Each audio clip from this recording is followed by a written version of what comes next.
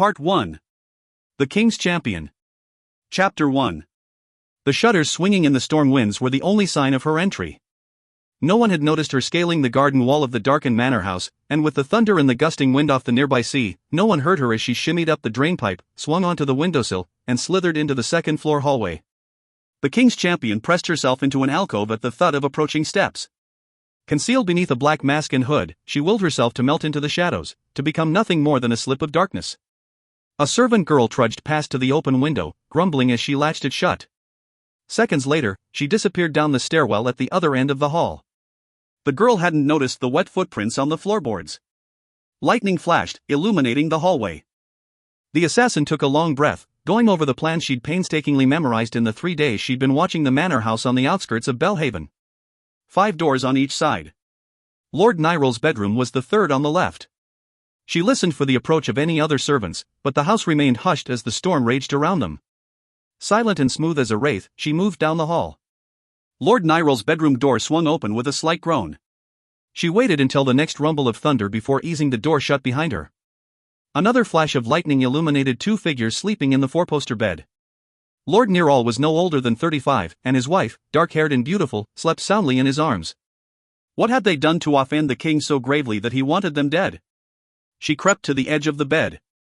It wasn't her place to ask questions. Her job was to obey. Her freedom depended on it. With each step toward Lord Nyrul, she ran through the plan again. Her sword slid out of its sheath with barely a whine. She took a shuddering breath, bracing herself for what would come next. Lord Nyrul's eyes flew open just as the King's Champion raised her sword over his head. Chapter 2.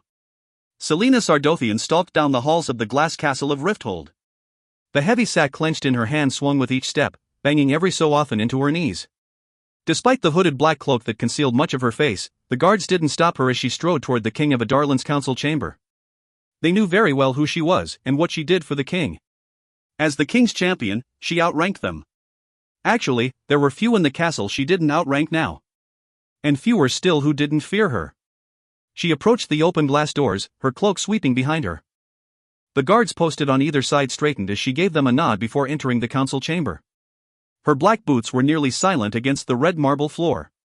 On the glass throne in the center of the room sat the King of Adarlan, his dark gaze locked on the sack dangling from her fingers. Just as she had the last 3 times, Selena dropped to one knee before his throne and bowed her head. Dorian Haviliard stood beside his father's throne, and she could feel his sapphire eyes fixed on her. At the foot of the dais, always between her and the royal family, stood Cale Westfall, captain of the guard. She looked up at him from the shadows of her hood, taking in the lines of his face. For all the expression he showed, she might as well have been a stranger. But that was expected, and it was just part of the game they'd become so skilled at playing these past few months. Cale might be her friend, might be someone she'd somehow come to trust, but he was still captain, still responsible for the royal lives in this room above all others. The king spoke. "Rise." Selena kept her chin high as she stood and pulled off her hood. The king waved a hand at her, the obsidian ring on his finger gleaming in the afternoon light. "Is it done?" Selena reached a gloved hand into the sack and tossed the severed head toward him. No one spoke as it bounced, a vulgar thudding of stiff and rotting flesh on marble. It rolled to a stop at the foot of the dais, milky eyes turned toward the ornate glass chandelier overhead. Dorian straightened, glancing away from the head. Cale just stared at her. "He put up a fight," Selena said. The king leaned forward, examining the mauled face and the jagged cuts in the neck. "I can barely recognize him." Selena gave him a crooked smile, though her throat tightened. "I'm afraid severed heads don't travel well." She fished in her sack again, pulling out a hand.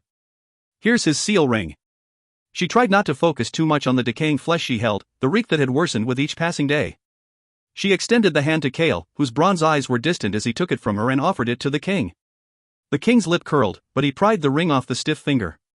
He tossed the hand at her feet as he examined the ring. Beside his father, Dorian shifted. When she'd been dueling in the competition, he hadn't seemed to mind her history. What did he expect would happen when she became the King's Champion? Though she supposed severed limbs and heads would turn the stomachs of most people even after living for a decade under Adarlan's rule. And Dorian, who had never seen battle, never witnessed the chained lines shuffling their way to the butchering blocks. Perhaps she should be impressed he hadn't vomited yet. What of his wife? The king demanded, turning the ring over in his fingers again and again. Chained to what's left of her husband at the bottom of the sea, Selina replied with a wicked grin, and removed the slender, pale hand from her sack. It bore a golden wedding band, engraved with the date of the marriage. She offered it to the king, but he shook his head. She didn't dare look at Dorian or Kale as she put the woman's hand back in the thick canvas sack. "Very well, then," the king murmured. She remained still as his eyes roved over her, the sack, the head. After a too long moment, he spoke again. "There is a growing rebel movement here in Rifthold, a group of individuals who are willing to do anything to get me off the throne and who are attempting to interfere with my plans. Your next assignment is to root out and dispatch them all before they become a true threat to my empire." Selina clenched the sack so tightly her fingers ached. Kale and Dorian were staring at the king now, as if this were the first they were hearing of this, too. She'd heard whispers of rebel forces before she'd gone to Endivir, she'd met fallen rebels in the salt mines. But to have an actual movement growing in the heart of the capital, to have her be the one to dispatch them one by one. And plans, what plans? What did the rebels know of the king's maneuverings? She shoved the questions down, until there was no possibility of his reading them on her face. The king drummed his fingers on the arm of the throne, still playing with Nirel's ring in his other hand. "There are several people on my list of suspected traitors, but I will only give you one name at a time. This castle is crawling with spies." Kale stiffened at that, but the king waved his hand and the captain approached her, his face still blank as he extended a piece of paper to Selina. She avoided the urge to stare at Kale's face as he gave her the letter, though his gloved fingers grazed hers before he let go. Keeping her features neutral, she looked at the paper. On it was a single name, Archer Finn. It took every ounce of will and sense of self-preservation to keep her shock from showing. She knew Archer, had known him since she was 13 and he'd come for lessons at the Assassin's Keep. He'd been several years older, already a highly sought-after courtesan, who was in need of some training on how to protect himself from his rather jealous clients. And their husbands. He'd never minded her ridiculous girlhood crush on him. In fact, he'd let her test out flirting with him, and had usually turned her into a complete giggling mess.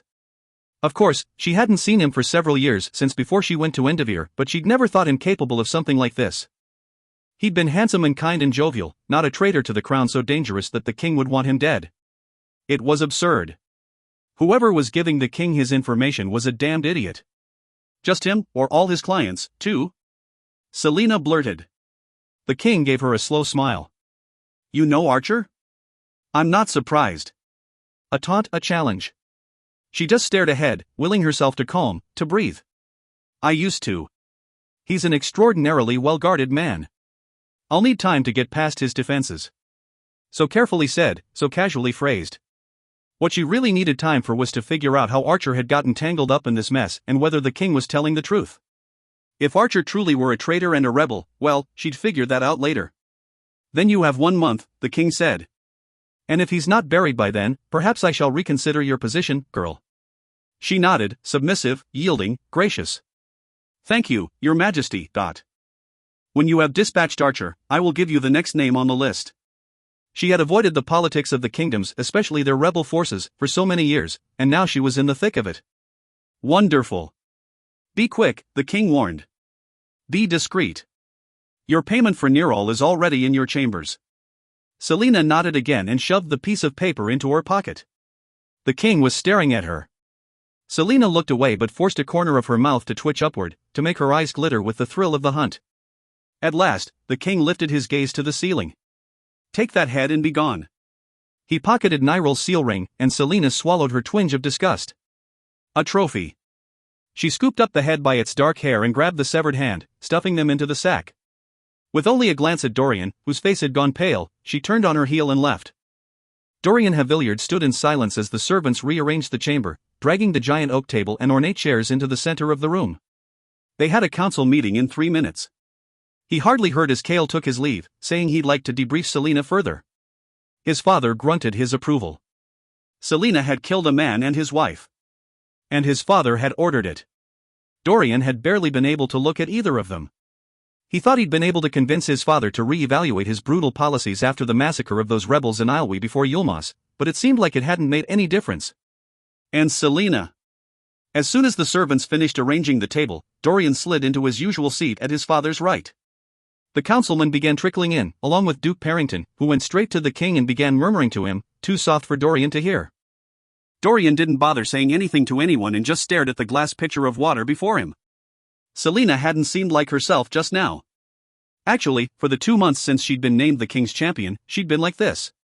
Her lovely dresses and ornate clothes were gone, replaced by an unforgiving, close-cut black tunic and pants, her hair pulled back in a long braid that fell into the folds of that dark cloak she was always wearing.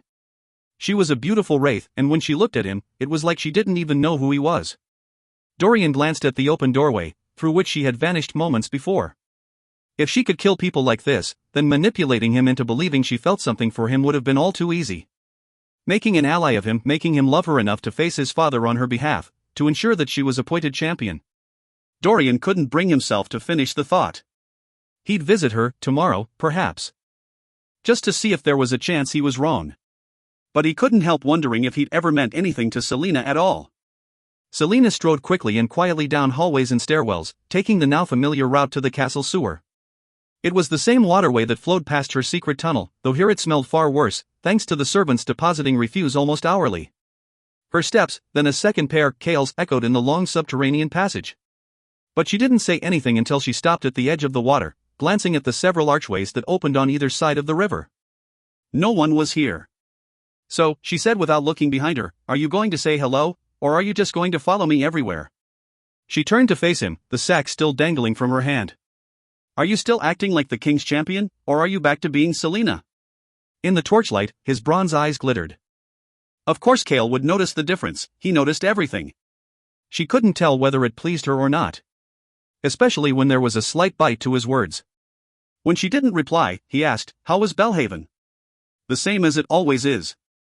She knew precisely what he meant, he wanted to know how her mission had gone. "He fought you?" He jerked his chin toward the sack in her hand. She shrugged and turned back to the dark river. "It was nothing I couldn't handle." She tossed the sack into the sewer. They watched in silence as it bobbed, then slowly sank. Kale cleared his throat. She knew he hated this. When she'd gone on her first mission, to an estate up the coast in Mia, he'd paced so much before she left that she honestly thought he would ask her not to go. And when she'd returned, severed head in tow and rumors flying about Sir Carlin's murder, it had taken a week for him to even look her in the eye. But what had he expected?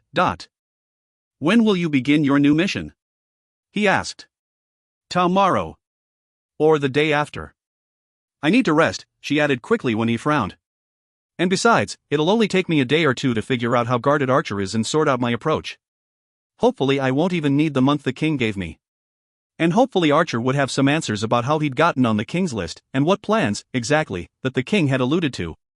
Then she would figure out what to do with him."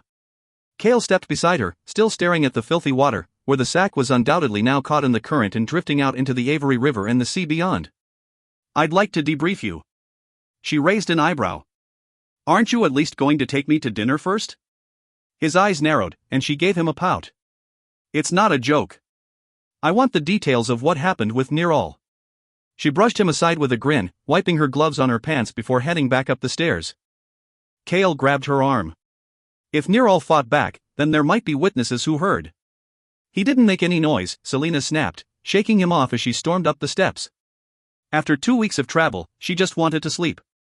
Even the walk up to her rooms felt like a trek. "You don't need to debrief me, Kale." He stopped her again at a shadowy landing with a firm hand on her shoulder. "When you go away," he said, the distant torchlight illuminating the rugged planes of his face, "I have no idea what's happening to you. I don't know if you're hurt or rotting in a gutter somewhere. Yesterday I heard a rumor that they caught the killer responsible for Nirol's death." He brought his face close to hers, his voice hoarse. "Until you arrived today, I thought they meant you. I was about to go down there myself to find you." Well, that would explain why she'd seen Kale's horse being saddled at the stables when she arrived. She loosed a breath, her face suddenly warm. "Have a little more faith in me than that. I am the king's champion, after all." She didn't have time to brace herself as he pulled her against him, his arms wrapping tightly around her. She didn't hesitate before twining her arms over his shoulders, breathing in the scent of him. He hadn't held her since the day she'd learned she had officially won the competition, though the memory of that embrace often drifted into her thoughts. And as she held him now, the craving for it never to stop roared through her. His nose grazed the nape of her neck. "Gods above, you smell horrible," he muttered. She hissed and shoved him, her face burning in earnest now. Carrying around dead body parts for weeks isn't exactly conducive to smelling nice. And maybe if I'd been given time for a bath instead of being ordered to report immediately to the king, I might have. She stopped herself at the sight of his grin and smacked his shoulder. "Idiot." Selina linked arms with him, tugging him up the stairs. "Come on. Let's go to my room so you can debrief me like a proper gentleman." Kale snorted and nudged her with his elbow but didn't let go. After a joyous Fleetfoot calmed down enough for Selina to speak without being licked, Kale squeezed every last detail from her and left her with the promise to return for dinner in a few hours. And after she let Philippa fuss over her in the bath and bemoan the state of her hair and nails, Selina collapsed onto her bed. Fleetfoot leapt up beside her, curling in close to her side. Stroking the dog's silky golden coat, Selina stared at the ceiling, the exhaustion seeping out of her sore muscles. The king had believed her. And Kale hadn't once doubted her story as he inquired about her mission. She couldn't quite decide if that made her feel smug, disappointed, or outright guilty. But the lies had rolled off her tongue. Neral awoke right before she killed him. She had to slit his wife's throat to keep her from screaming, and the fight was a tad messier than she would have liked. She'd thrown in real details, too: the second-floor hall window, the storm, the servant with the candle. The best lies were always mixed with truth. Selina clutched the amulet on her chest. The eye of Elena. She hadn't seen Elena since their last encounter in the tomb. Hopefully, now that she was the king's champion, the ancient queen's ghost would leave her alone. Still, in the months since Elena had given her the amulet for protection, Selina had come to find its presence reassuring. The metal was always warm, as though it had a life of its own. She squeezed it hard. If the king knew the truth about what she did, what she'd been doing these past 2 months. She had embarked on the first mission intending to quickly dispatch the target. She prepared herself for the kill, told herself that Sir Carlin was nothing but a stranger and his life meant nothing to her. But when she got to his estate and witnessed the unusual kindness with which he treated his servants, when she saw him playing the lyre with a traveling minstrel he sheltered in his hall, when she realized whose agenda she was aiding, she couldn't do it. She tried to bully and coax and bribe herself into doing it. But she couldn't. Still, she had to produce a murder scene and a body. She'd given Lord Neral the same choice she'd given Sir Carlin: die right then, or fake his own death and flee far, and never use his given name again. So far, of the 4 men she'd been assigned to dispatch, all had chosen escape. It wasn't hard to get them to part with their seal rings or other token items. And it was even easier to get them to hand over their nightclothes so she could slash them in accordance with the wounds she would claim to have given them. Bodies were easy to acquire, too. Sick houses were always dumping fresh corpses. It was never hard to find one that looked enough like her target, especially since the locations of the kills had been distant enough to give the flesh time to rot. She didn't know who the head of Lord Neral actually belonged to, only that he had similar hair, and when she inflicted a few slashes on his face and let the whole thing decompose a bit, it did the job. The hand had also come from that corpse. And the lady's hand, that had come from a young woman barely into her first bleeding, struck dead by a sickness that 10 years ago a gifted healer could easily have cured. But with magic gone and those wise healers hanged or burned, people were dying in droves.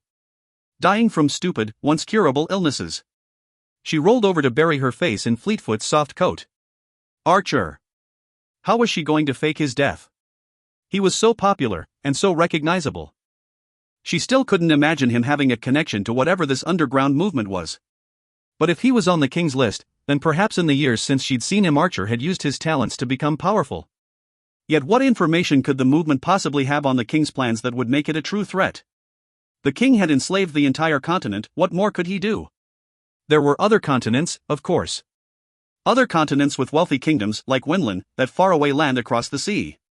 It had held out against his naval attacks so far, but she'd heard next to nothing about that war since before she'd gone to Endivere.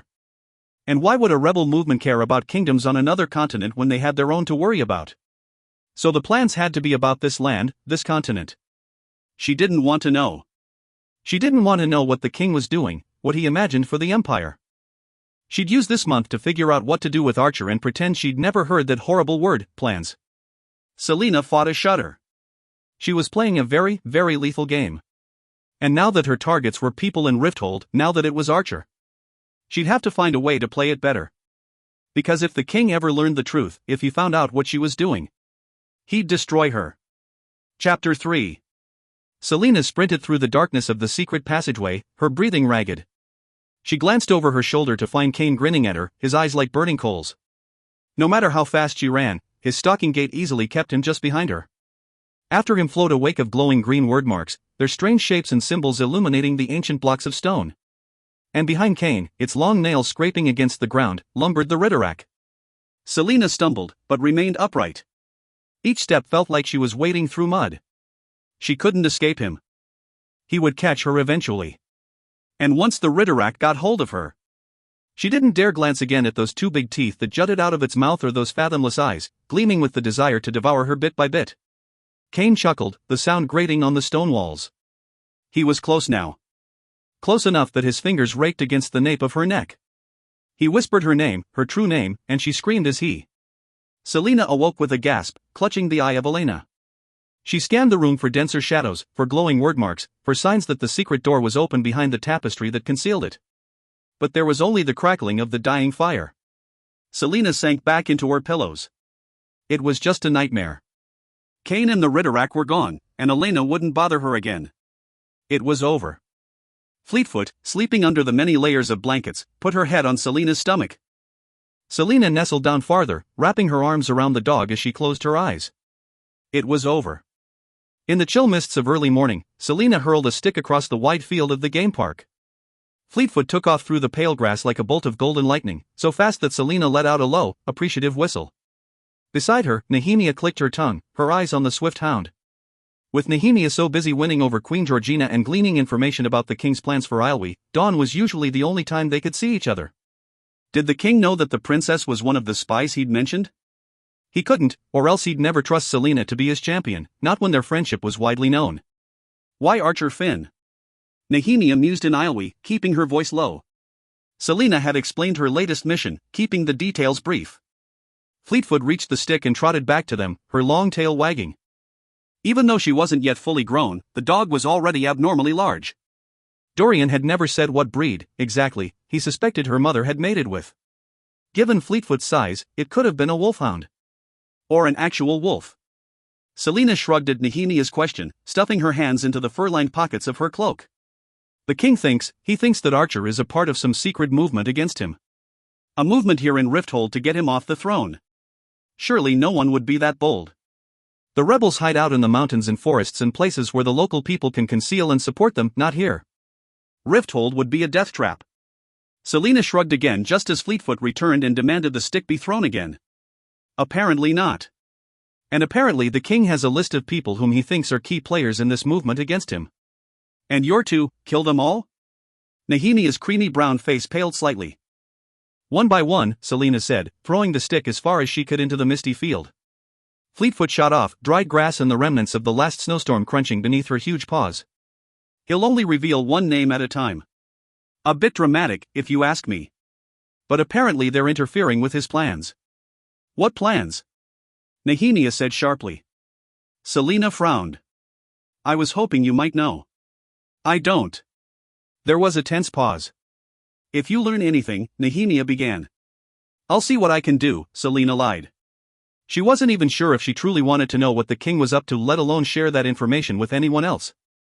It was selfish and stupid, perhaps, but she couldn't forget the warning the king had given the day he crowned her champion: if she stepped out of line, if she betrayed him, he'd kill Kale. And then Nehemia, and then the princess's family. And all of this, every death she faked, every lie she told, put them at risk. Nehemia shook her head but didn't reply. Whenever the princess or Kale or even Dorian looked at her like that, it was almost too much to bear. But they had to believe the lies, too. For their own safety. Nehemia began wringing her hands, and her eyes grew distant. Selina had seen that expression often in the past month. If you're fretting for my sake. I'm not, Nehemia said. You can take care of yourself. Then what is it? Selina's stomach clenched. If Nehemia talked more about the rebels, she didn't know how much of it she could take. Yes, she wanted to be free of the king, both as his champion and as a child of a conquered nation, but she wanted nothing to do with whatever plots were brewing in Rifthold, and whatever desperate hope the rebels still savored. To stand against the king would be nothing but folly. They'd all be destroyed. But Nehemia said, numbers in the Kalakala labor camp are swelling. Every day, more and more Islwi rebels arrive. Most consider it a miracle that they're alive. After the soldiers butchered those 500 rebels. My people are afraid. Fleetfoot again returned, and it was Nehemia who took the stick from the dog's mouth and chucked it into the grey dawn. But the conditions in Kalakala. She paused, probably recalling the 3 scars that raked down Selina's back. A permanent reminder of the cruelty of the salt mines of Endivir, and a reminder that even though she was free, thousands of people still toiled and died there. Kalakala, the sister camp to Endivir, was rumored to be even worse. The king will not meet with me, Nehemia said, now toying with one of her fine, slender braids. I have asked him 3 times to discuss the conditions in Kalakala, and each time he claims to be occupied. Apparently, he's too busy finding people for you to kill. Selena blushed at the harshness in Nehemiah's tone. Fleetfoot returned again, but when Nehemiah took the stick, the princess kept it in her hands. I must do something, Elentia, Nehemiah said, using the name she'd given her on the night Selena admitted that she was an assassin. I must find a way to help my people. When does gathering information become a stalemate? When do we act? Selena swallowed hard. That word act scared her more than she'd like to admit. Worse than the word plans. Fleetfoot sat at their feet, tail wagging as she waited for the stick to be thrown. But when Selena said nothing, when she promised nothing, just as she always did when Nehemiah spoke about these things, the princess dropped the stick on the ground and quietly walked back to the castle. Selena waited until Nehemiah's footsteps faded and let out a long breath. She was to meet Kale for their morning run in a few minutes, but after that, she was going into Rifthold. Let Archer wait until this afternoon. After all, the king had given her a month, and despite her own questions for Archer, she wanted to get off the castle grounds for a bit. She had blood money to burn. Chapter 4. Kale Westfall sprinted through the game park, Selena keeping pace beside him. The chill morning air was like shards of glass in his lungs, his breath clouded in front of him. They'd bundled up as best they could without weighing themselves down, mostly just layers of shirts and gloves, but even with sweat running down his body, Kale was freezing. Kale knew Selena was freezing, too. Her nose was tipped with pink, color stood high on her cheeks, and her ears shone bright red. Noticing his stare, she flashed him a grin, those stunning turquoise eyes full of light. Tired? She teased. I knew you weren't bothering to train while I was away. He let out a breathy chuckle. You certainly didn't train while you were on your mission. This is the second time this morning that I've had to slow my pace for you, but... A blatant lie. She kept up with him easily now, nimble as a stag bounding through the woods. Sometimes he found it immensely hard not to watch her, to watch the way she moved. Keep telling yourself that, she said, and ran a little faster. He increased his speed, not wanting her to leave him behind. Servants had cleared a path through the snow blanketing the game park, but the ground was still icy and treacherous underfoot. He'd been realizing it more and more recently, how much he hated it when she left him behind. How he hated her setting off on those cursed missions and not contacting him for days or weeks. He didn't know how or when it had happened, but he'd somehow started caring whether she came back or not. And after all that they'd already endured together. He'd killed Cain at the duel. Killed him to save her. Part of him didn't regret it, part of him would do it again in a heartbeat. But the other part still woke him up in the middle of the night, drenched in sweat that felt too much like Cain's blood. She looked over at him. What's wrong? He fought the rising guilt. Keep your eyes on the path or you'll slip. For once, she obeyed him. You want to talk about it? Yes. No. If there were anyone who could understand the guilt and rage he grappled with when he thought about how he'd killed Cain, it would be her. How often, he said in between breaths, do you think about the people you've killed? She whipped her gaze to him, then slowed. He didn't feel like stopping, and might have kept running, but she grabbed his elbow and forced him to pause. Her lips formed a thin line. If you think passing judgment on me before I've had breakfast is in any way a good idea. No, he interrupted, panting hard. No, I didn't mean it like, he swallowed a few breaths. I wasn't judging. If he could just get his damn breath back, he could explain what he'd meant. Her eyes were as frozen as the park around him, but then she tilted her head to the side. Is this about Cain? Hearing her speak the name made him clench his jaw, but he managed to nod. The ice in her eyes melted completely. He hated the sympathy in her face, the understanding. He was the captain of the guard, he was bound to have killed someone at some point. He'd already seen and done enough in the name of the king, he'd fought men, hurt them. So he shouldn't even be having these feelings, and especially shouldn't be telling her. There was a line between them, somewhere, and he was fairly certain that he'd been towing it more and more these days. I'll never forget the people I've killed, she said. Her breath curled in the air between them. Even the ones I killed to survive. I still see their faces, still remember the exact blow it took to kill them. She looked to the skeletal trees. Some days, it feels like another person did those things. And most of those lives I'm glad I ended. No matter the cause, though, it still takes away a little piece of you each time. So I don't think I'll ever forget them. Her gaze found his again, and he nodded. But, Kale, she said, and tightened her grip on his arm, a grip he hadn't realized she'd still been holding. What happened with Cain that wasn't an assassination, or even a cold-blooded murder? He tried to step back, but she held firm. What you did wasn't dishonorable, and I'm not just saying that because it was my life you were saving. She paused for a long moment. You will never forget killing Cain, she said at last, and when her eyes met his heart pounded so hard he could feel it across his whole body. But I will never forget what you did to save me, either. The urge to lean into her warmth was staggering. He made himself step back, away from the grip of her hand, made himself nod again. There was a line between them. The king might not think twice about their friendship, but crossing that final line could be deadly for both of them. It could make the king question his loyalty, his position, everything.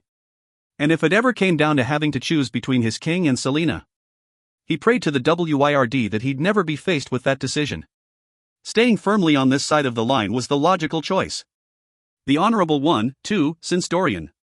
He'd seen the way Dorian still looked at her. He wouldn't betray his friend like that.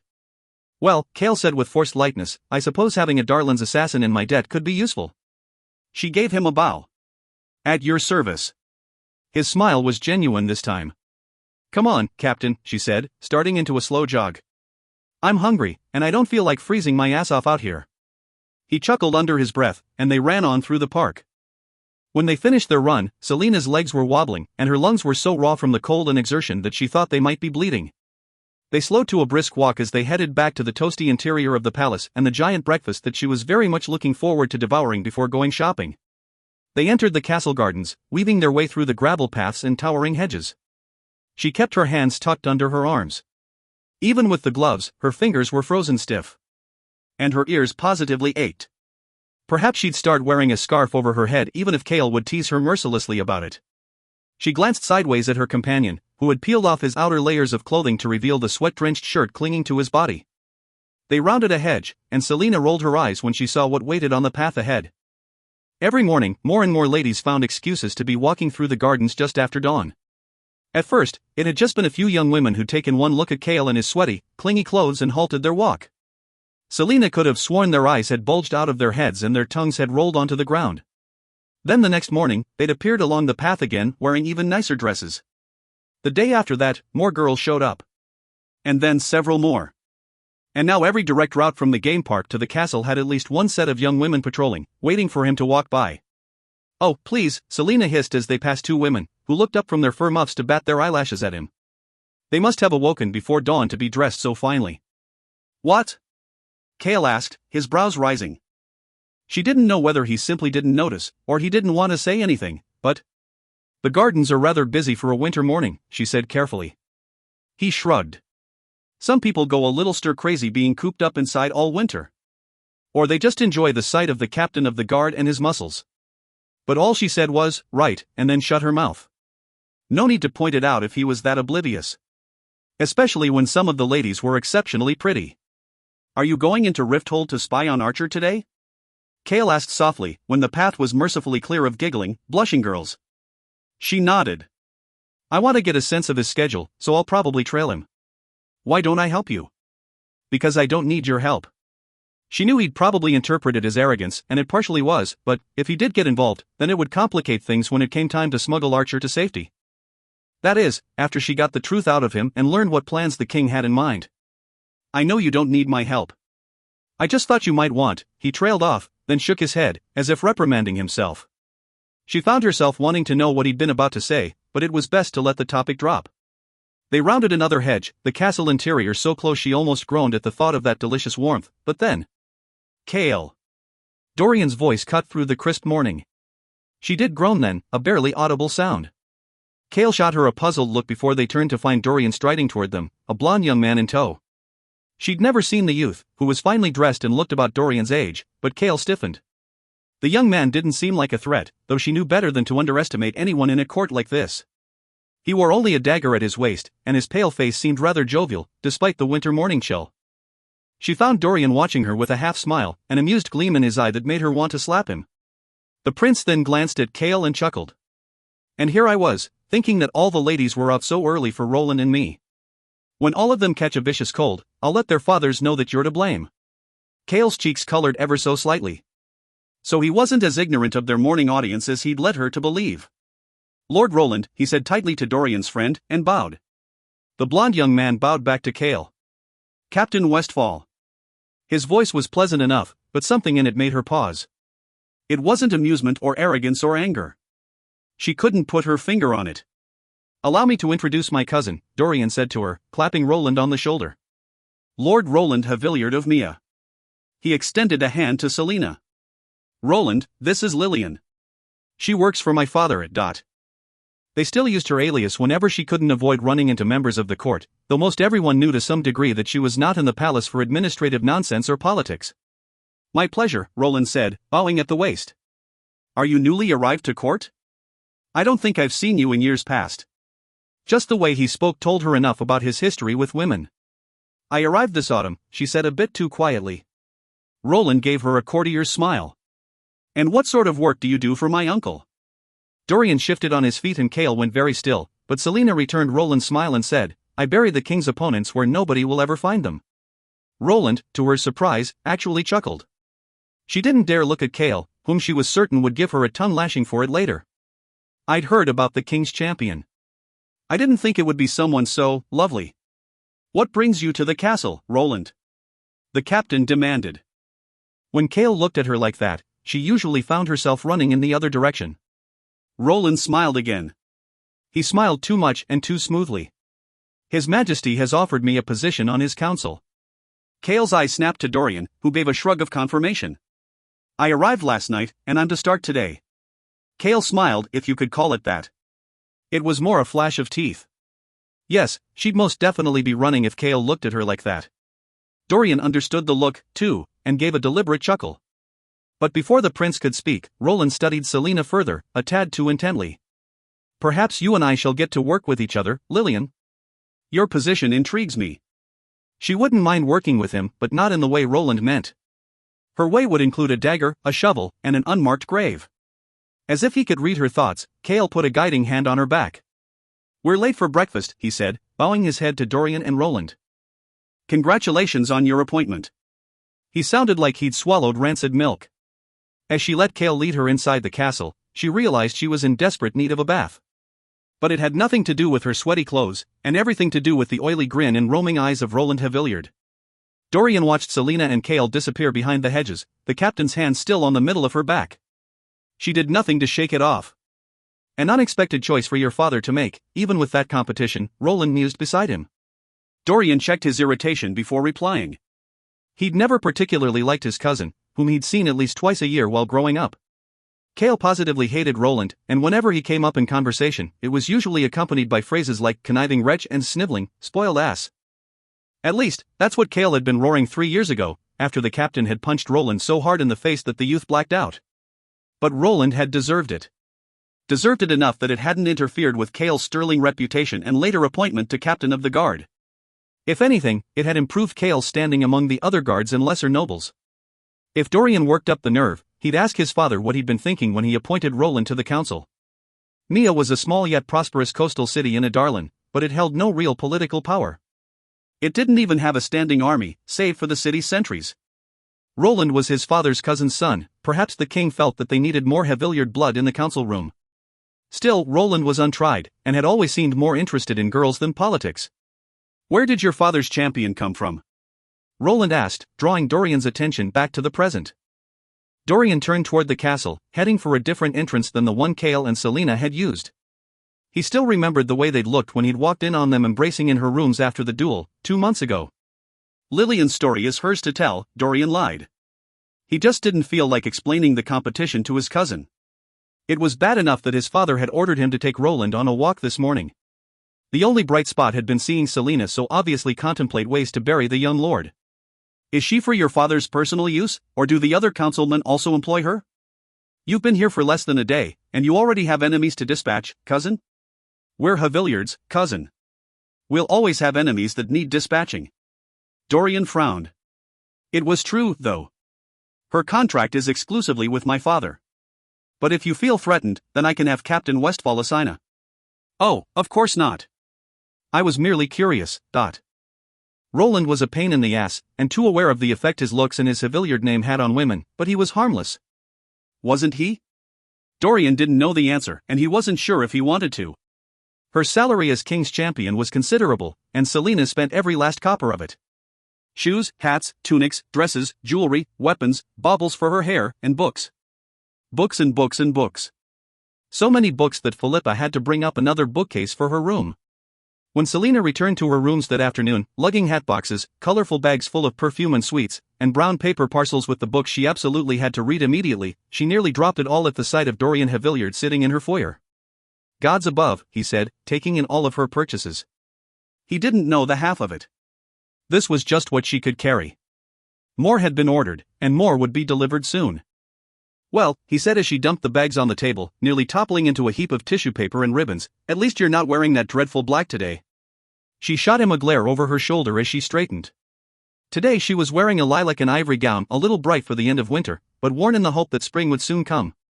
Plus, dressing nicely guaranteed her the best service in whatever store she visited. To her surprise, many of the shopkeepers remembered her from years ago and had bought her lie about a long journey to the southern continent. "And to what do I owe this pleasure?" She untied her white fur cloak, another gift to herself, and tossed it onto one of the chairs around the foyer table. "Didn't I already see you this morning in the garden?" Dorian remained seated, that familiar, boyish grin on his face. "Aren't friends allowed to visit each other more than once a day?" She stared down at him. Being friends with Dorian wasn't something she was certain she could actually do. Not when he would always have that gleam in his sapphire eyes, and not when he was the son of the man who gripped her fate in his hands. But in the 2 months since she'd ended whatever had been between them, she'd often found herself missing him. Not the kissing and flirting, but just him. "What do you want, Dorian?" A glimmer of ire flashed across his face, and he stood. She had to tip her head back to look at him. "You said you still wanted to be friends with me." His voice was low. She closed her eyes for a moment. "I meant it." "So be my friend," he said, his tone lifting. "Dine with me, play billiards with me.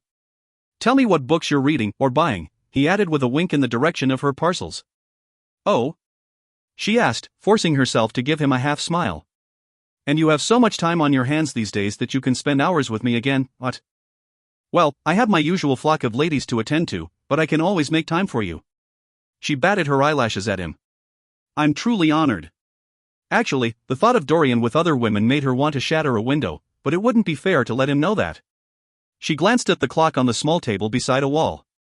"I actually need to go back into Rifthold right now," she said. It wasn't a lie. She still had a few hours of daylight left, enough time to survey Archer's elegant townhouse and start trailing him to get a sense of his usual whereabouts. Dorian nodded, his smile fading. Silence fell, interrupted only by the ticking of the clock on the table. She crossed her arms, remembering how he'd smelled, how his lips had tasted. But this distance between them, this horrible gap that spread every day, it was for the best. Dorian took a step closer, exposing his palms to her. "Do you want me to fight for you? Is that it?" "No," she said quietly. "I just want you to leave me alone." His eyes flickered with the words left unsaid. Selina stared at him, unmoving, until he silently left. Alone in the foyer, Selina clenched and unclenched her fists, suddenly disgusted with all of the pretty packages on the table. Chapter 5. On a rooftop in a very fashionable and respectable part of Rifthold, Selina crouched in the shadow of a chimney and frowned into the chill wind gusting off the Avery. She checked her pocket watch for the third time. Archer Finn's previous 2 appointments had only been an hour each. He'd been in the house across the street for almost 2. There was nothing interesting about the elegant, green-roofed townhouse, and she hadn't learned anything about who lived there, other than the client's name, some Lady Balanchine. She had used the same trick she'd employed at the other 2 houses to gain that bit of information. She pretended to be a courier with a package for Lord So-and-so.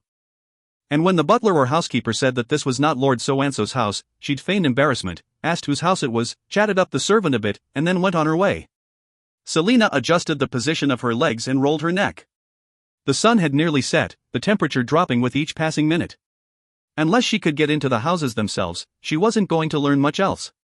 And given the likelihood that Archer might actually be doing what he was paid to do, she was in no rush to go inside. Better to learn where he went, who he saw, and then take the next step. It had been so long since she'd done something like this in Rifthold, since she'd crouched on the emerald rooftops and learned what she could about her prey. It was different than when the king had sent her off to Belhaven or to some lord's estate. Here, now, in Rifthold, it felt like she'd never left. As if she might look over her shoulder and find Sam Cortland crouching behind her. As if she might return at the end of the night not to the glass castle, but to the assassin's keep on the other side of the city. Selina sighed, tucking her hands under her arms to keep her fingers warm and agile. It had been over a year and a half since the night she'd lost her freedom, a year and a half since she'd lost Sam. And somewhere, in this city, were the answers to how it all had happened. If she dared to look, she knew she'd find them. And she knew it would destroy her again. The front door of the townhouse opened, and Archer swaggered down the steps, right into his waiting carriage. She barely caught a glimpse of his golden brown hair and fine clothes before he was whisked away. Groaning, Selina straightened from her crouch and hurried off the roof. Some harrowing climbing and a few jumps soon had her back on the cobbled streets. She trailed Archer's carriage, slipping in and out of shadows as they made their way across the city, a slow journey thanks to traffic. While she might be in no hurry to seek out the truth behind her own capture and Sam's death, and while she was fairly certain the king had to be wrong about Archer, part of her wondered whether whatever truth she uncovered about this rebel movement and the king's plans would destroy her, too.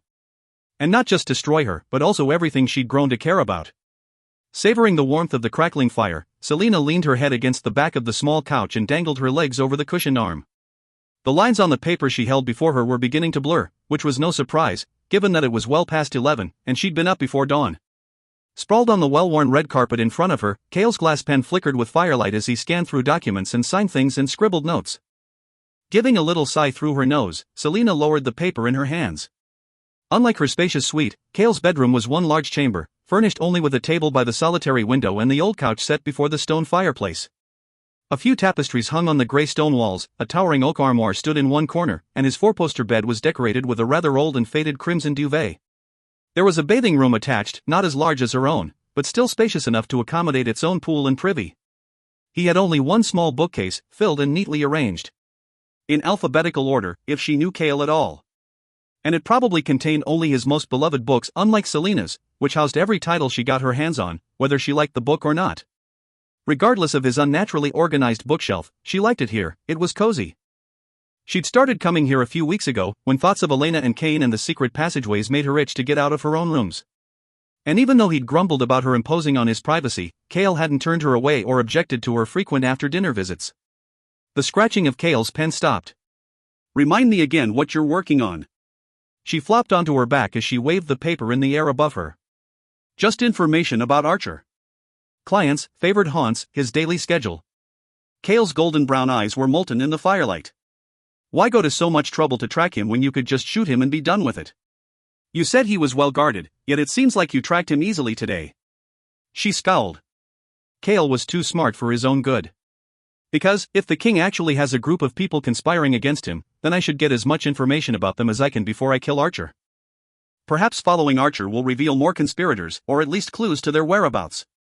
It was the truth, and she'd followed Archer's ornate carriage through the streets of the capital today for that very reason.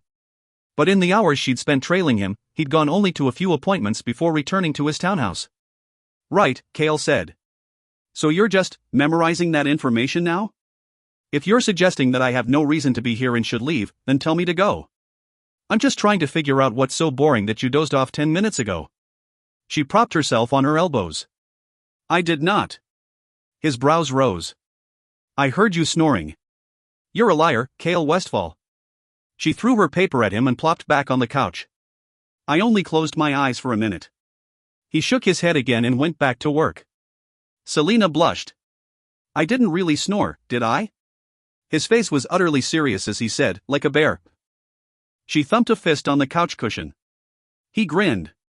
She huffed, then draped her arm off the sofa, picking at the threads of the ancient rug as she stared up at the stone ceiling. "Tell me why you hate Roland." Cale looked up. "I never said I hated him." She just waited. Cale sighed. "I think it's fairly easy for you to see why I hate him.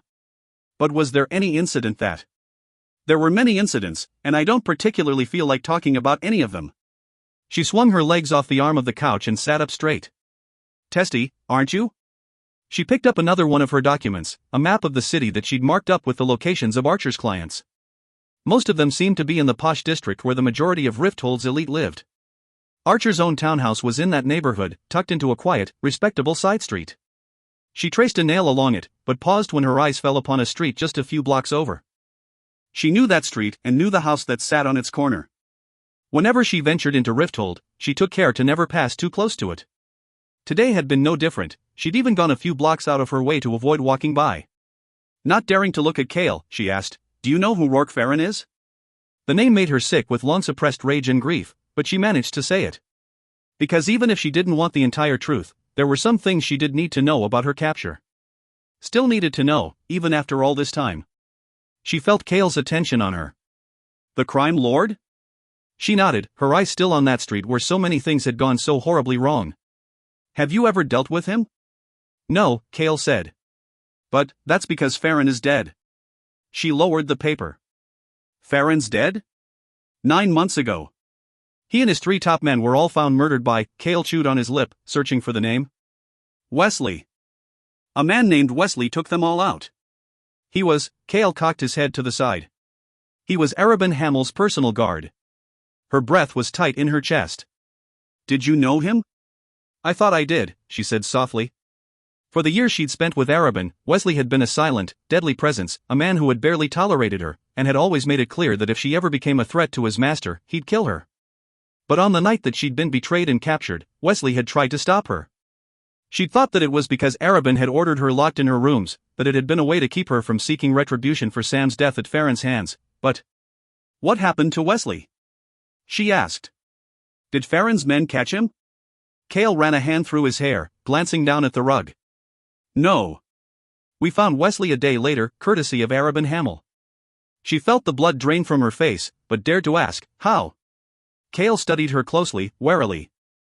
Wesley's body was impaled on the iron fence outside Rourke's house. There was enough blood to suggest that Wesley was alive when they did it. They never confessed, but we got the sense that the servants in the household had also been instructed to let him stay there until he died. We thought it was an attempt to balance the blood feud so that when the next crime lord ascended, they wouldn't view Arabin and his assassins as enemies. She stared at the carpet again. The night she'd broken out of the assassins' keep to hunt down Farron, Wesley had tried to stop her. He'd tried to tell her it was a trap. Selina shut down the thought before it reached its conclusion. That was a truth she'd have to take out and examine at another time, when she was alone, when she didn't have Archer and the rebel movement and all that nonsense to worry about. When she could try to understand why Arabin Hamel might have betrayed her and what she was going to do with that horrible knowledge. How much she'd make him suffer and bleed for it. After a few moments of silence, Kale asked, we never learned why Wesley went after Rourke Farron, though. Wesley was just a personal bodyguard. What did he have against Farron? Her eyes were burning, and she looked to the window, where the night sky was bathed in moonlight. It was an act of revenge. She could still see Sam's twisted corpse, lying on that table in the room beneath the assassin's keep, still see Farron crouched in front of her, his hands roaming over her paralyzed body. She swallowed down the tightness in her throat. Farron captured, tortured, and then murdered one of my companions. And then the next night, I went out to repay the favor. It didn't end so well for me.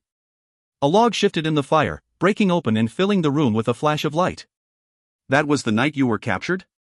Kale asked. But I thought you didn't know who had betrayed you. I still don't. Someone hired me and my companion to kill Farron, but it was all just a trap, and Farron was the bait. Silence, then what was his name? She pushed her lips together, shoving away the memory of how he'd looked the last time she'd seen him, broken on that table. Sam, she got out. His name was Sam.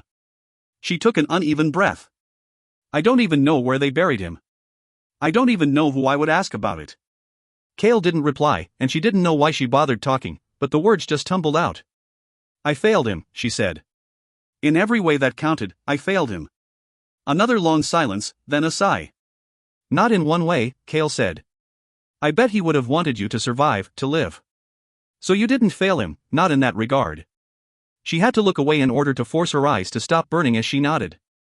After a moment, Kale spoke again. Her name was Lithian. 3 years ago, she worked for one of the ladies of the court. And Roland somehow found out and thought it would be amusing for me to discover him in bed with her. I know it's nothing like what you went through. She'd never known that he'd ever been interested in anyone, but why did she do it? He shrugged, though his face was still bleak with the memory. Because Roland is a Haviliard, and I'm just the captain of the guard. He even convinced her to go back to Mia with him, though I never learned what became of her. You loved her. I thought I did. And I thought she loved me. He shook his head, as if silently chiding himself. Did Sam love you? Yes. More than anyone had ever loved her. He'd loved her enough to risk everything, to give up everything. He'd loved her so much that she still felt the echoes of it, even now. Very much, she breathed. The clock chimed 11:30, and Kale shook his head, the tension falling from him. I'm exhausted, Dot. She stood, somehow having no clue how they'd wound up talking about the people who had meant so much to them. Then I should go. He got to his feet, his eyes so bright. I'll walk you back to your room. She lifted her chin. I thought I didn't need to be escorted everywhere now. You don't, he said, walking to the door. But it is something that friends tend to do. Would you walk Dorian back to his room? She batted her eyelashes at him, striding through the door as he opened it for her. Or is this a privilege that only your lady friends receive? If I had any lady friends, I'd certainly extend the offer. I'm not sure you qualify as a lady, though. So chivalrous. No wonder those girls find excuses to be in the gardens every morning. He snorted, and they fell silent as they walked through the quiet, dim halls of the castle, making their way back to her rooms on the other side. It was a trek, and often a cold one, since many of the halls were lined with windows that didn't keep out the winter chill. When they reached the door to her rooms, he bid her a quick good night and began to walk away. Her fingers were around the brass door handle when she turned to him. For what it's worth, Kale, she said. He faced her, his hands in his pockets. She gave him a slight smile. If she picked Roland over you, that makes her the greatest fool who ever lived. He stared at her for a long moment before he quietly said, "Thank you," and walked back to his room. Selina watched him go, watched those powerful muscles shifting in his back, visible even through his dark tunic, suddenly grateful that this Lithian had long ago left the castle. The midnight hour chimed through the castle, the off-kilter ringing of the wretched clock tower in the garden echoing through the dark, silent halls. Though Kale had escorted her to her door, 5 minutes of pacing in her bedroom had sent her wandering again, heading for the library. She had mountains of unread books sitting in her rooms but didn't feel like reading any of them. She needed something to do.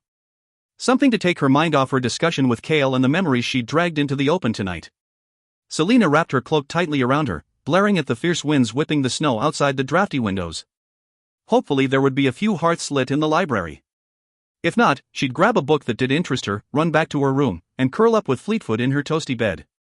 Selina turned a corner, entering the dark, window-lined hallway that ran past the towering doors of the library, and froze. With the chill tonight, it was no surprise to see someone completely concealed by a black cloak, hood drawn far over the face. But something about the figure standing between the open library doors made some ancient, primal part of her send a warning pulse so strong that she didn't take another step. The person swiveled its head toward her, pausing as well. Outside the hall windows, snow swirled, pressing against the glass. It was just a person, she told herself as the figure now turned to face her fully. A person wearing a cloak darker than night, a hood so heavy it concealed every feature of the face inside. It sniffed at her, a huffing, animal sound. She didn't dare move. It sniffed again, and took a step toward her. The way it moved, like smoke and shadow. A faint warmth bloomed against her chest, then a pulsing blue light. The eye of Elena was glowing. The thing halted, and Selina stopped breathing. It hissed, and then slithered a step back into the shadows beyond the library doors. The tiny blue gem in the center of her amulet glowed brighter, and Selina blinked against the light. When she opened her eyes, the amulet was dark, and the hooded creature was gone. Not a trace, not even a sound of footsteps. Selina didn't go into the library. Oh, no. She just walked quickly back to her rooms with as much dignity as she could muster. Though she kept telling herself that she'd imagined it all, that it was some hallucination from too many hours awake, Selina couldn't stop hearing that cursed word again and again. Plans. Chapter 6. The person outside the library probably had nothing to do with the king, Selina told herself as she walked, still not sprinting, down the hall to her room. There were plenty of strange people in a castle this large, and even though she rarely saw another soul in the library, perhaps some people just wished to go to the library alone. And unidentified. In a court where reading was so out of fashion, perhaps it was merely some courtier trying to hide a passionate love of books from his or her sneering friends. Some animalistic, eerie courtier who had caused her amulet to glow. Selina entered her bedroom just as the lunar eclipse was beginning, and groaned. Of course there's an eclipse, she grumbled, turning from the balcony doors and approaching the tapestry along the wall. And even though she didn't want to, even though she'd hoped to never see Elena again, she needed answers. Maybe the dead queen would laugh at her and tell her it was nothing. Gods above, she hoped Elena would say that. Because if she didn't. Selina shook her head and glanced at Fleetfoot. Care to join me? The dog, as if sensing what she was about to do, made a good show of turning circles on the bed and curling up with a huff. I thought so. In a matter of moments, Selina shoved the large chest of drawers from its spot in front of the tapestry that hid the secret door, grabbed a candle, and began walking down the forgotten stairs to the landing far below. The 3 stone archways greeted her. The one on the far left led to a passage that allowed for spying on the Great Hall. The one in the center led to the sewers and the concealed exit that might someday save her life. And the one on the right, that one led down to the ancient queen's forgotten tomb. As she walked to the tomb, she didn't dare look at the landing where she'd discovered Cain summoning the Ritterak from another world, even though the debris of the door the creature had shattered still littered the stairs. There were gouges in the stone wall where the Ritterak had come crashing through, chasing her down to the tomb, until she just barely reached Damaris, sort of the long-dead King Gavin, in time to slay the monster. Selena glanced at her hand, where a ring of white scars punctured her palm and encircled her thumb. If Nehemia hadn't found her that night, the poison from the Ritterak's bite would have killed her. At last, she reached the door at the bottom of the spiral staircase and found herself staring at the skull-shaped bronze knocker in its center. Perhaps this hadn't been a good idea. Perhaps the answers weren't worth it. She should go back upstairs. Come to think of it, this could only be bad. Elena had seemed satisfied that Selena had obeyed her command to become the king's champion, but if she showed up, then it would seem like she was willing to do another one of Elena's tasks. And the WIRD knew that she had enough on her hands right now. Even if that thing in the hall just now hadn't seemed friendly. The skull knocker seemed to smile at her, its hollow eyes boring into hers. Gods above, she should just leave. But her fingers were somehow reaching for the door handle, as if an invisible hand were guiding her. Aren't you going to knock? Selena leapt back, a dagger already in her hand and angled to spill blood as she pressed herself into the wall. It was impossible, she had to have imagined it. The skill knocker had spoken. Its mouth had moved up and down. Yes, this was certainly, absolutely, undeniably impossible. Far more unlikely and incomprehensible than anything Elena had ever said or done. Staring at her with gleaming metal eyes, the bronze skull clicked its tongue. It had a tongue. Maybe she'd slipped on the stairs and smacked her head into the stones. That would make more sense than this. An endless, filthy stream of curses began flowing through her head, each more vulgar than the next, as she gaped at the knocker. Oh, don't be so pathetic, the skull huffed, its eyes narrowing. I'm attached to this door. I cannot harm you. But she swallowed hard, magic. It was impossible, it should be impossible.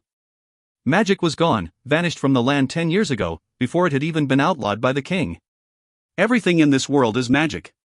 Thank you ever so kindly for stating the obvious.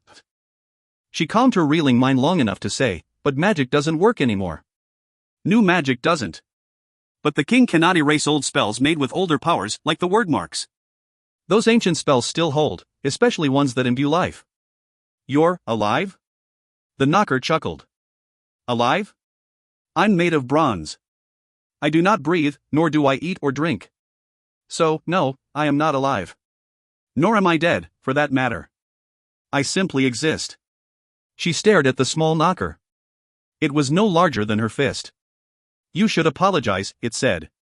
You have no idea how loud and tiresome you've been these past few months, with all your running down here and slaying foul beasties.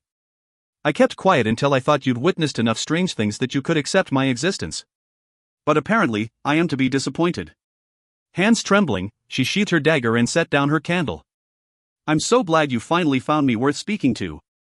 The bronze skull closed its eyes. The skull had eyelids. How had she not noticed it before? Why should I speak to someone who doesn't have the courtesy to greet me, or even to knock? Selena took a calming breath and looked at the door. The stones of the threshold still bore gouges from where the Ritterak had passed through. Is she in there?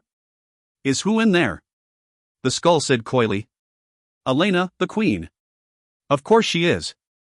She's been in there for 1,000 years. The skull's eyes seemed to glow. Don't mock me, or I'll peel you off this door and melt you down. Not even the strongest man in the world could peel me from this door. King Brannon himself put me here to watch over her tomb. You're that old? The skull huffed. How insensitive of you to insult me about my age. Selena crossed her arms. Nonsense, magic always led to nonsense like this. What's your name? What is your name?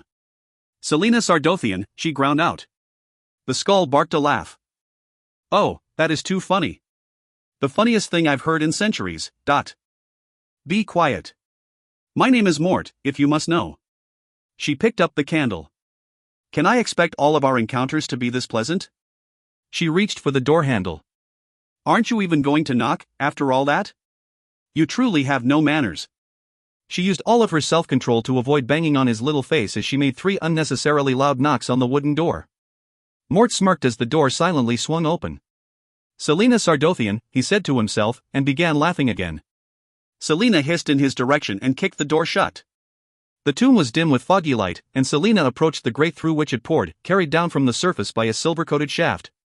It was normally brighter in here, but the eclipse made the tomb increasingly murky. She paused not too far from the threshold, set the candle on the floor, and found herself staring at nothing. Elena wasn't there. Hello? Mort chuckled from the other side of the door. Selina rolled her eyes and yanked the door back open. Of course Elena wouldn't actually be here when she had an important question. Of course she'd only have something like Mort to talk to. Of course. Is she coming tonight? Selina demanded. No, Mort said simply, as if she should have known already. She nearly burnt herself out helping you these past few months. What? So she's gone? For the time being, until she regains her strength. Selina crossed her arms, taking yet another long breath. The chamber seemed the same as it had been the last time she was here. 2 stone sarcophagi lay in the center, one depicting Gavin, Elena's husband and the first king of Adarlan, and the other Elena, both with eerily lifelike quality. Elena's silver hair spilled over the side of the coffin, disrupted only by the crown atop her head and the delicately pointed ears that marked her as half human, half fae. Selina's attention lingered on the words etched at Elena's feet, Time's Rift.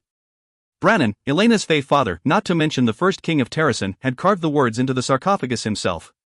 The whole tomb was strange, actually. Stars had been carved into the floor, and trees and flowers adorned the arched ceiling. The walls were all etched with word marks, the ancient symbols that could be used to access a power that still worked, a power that Nehemia and her family had long kept secret until Cain had somehow mastered it.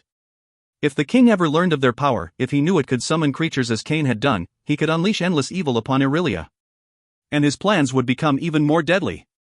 But Elena did tell me that if you deigned to come here again, Mort said, she had a message for you.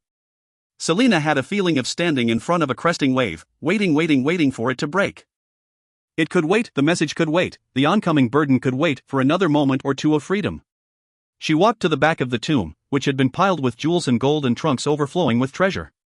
Before it all was displayed a suit of armor in Damaris, the legendary sword of Gavin. Its hilt was silvery gold and had little ornamentation save for a pommel in the shape of an eye. No jewel lay in the socket, it was only an empty ring of gold. Some legends claimed that when Galavin wielded Damaris, he would see only the truth, and that was why he had been crowned king. Or some nonsense like that. Damaris's scabbard was decorated by a few word marks. Everything seemed connected to those blasted symbols. Selina scowled and examined the king's armor. It still bore scratches and indentations upon its golden front. From battles, no doubt. Perhaps even the fight with Erawan, the Dark Lord who had led an army of demons and the dead against the continent when the kingdoms had been little more than warring territories. Elena had said that she was a warrior, too. But her armor was nowhere to be seen. Where had it gone? It was probably lying forgotten in a castle somewhere in the kingdoms. Forgotten. The same way legend had reduced the fierce warrior princess to nothing more than a damsel in a tower, whom Gavin had rescued. It's not over, is it? Selina asked Mort at last. No, Mort said, quieter than he'd been before. This was what Selina had been dreading for weeks, for months. The moonlight in the tomb was fading. Soon the eclipse would be complete, and the tomb would be dark, save for the candle. Let's hear her message, Selina said, sighing. Mort cleared his throat, and then said in a voice that sounded eerily like the Queen's, if I could leave you in peace, I would. But you have lived your life aware that you will never escape certain burdens. Whether you like it or not, you are bound to the fate of this world. As the king's champion, you are now in a position of power, and you can make a difference in the lives of many. Selina's stomach turned over. Cain and the Ridderak were just the beginning of the threat to Aurelia, Mort said, the words echoing around the tomb. There is a far deadlier power poised to devour the world. And I have to find it, I suppose? Yes. There will be clues to lead you to it. Signs you must follow. Refusing to kill the king's targets is only the first and smallest step. Selina looked toward the ceiling, as if she could see through the tree-carved surface to the library far above. I saw someone in the castle hallway tonight. Something. It made the amulet glow. Human? Mort asked, sounding reluctantly intrigued. I don't know, Selina admitted.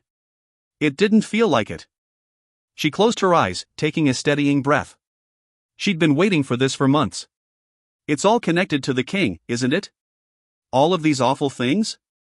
Even Elena's command, that's about finding whatever power he has, the threat he poses. You already know the answer to that. Her heart thundered, with fear, with anger, she didn't know.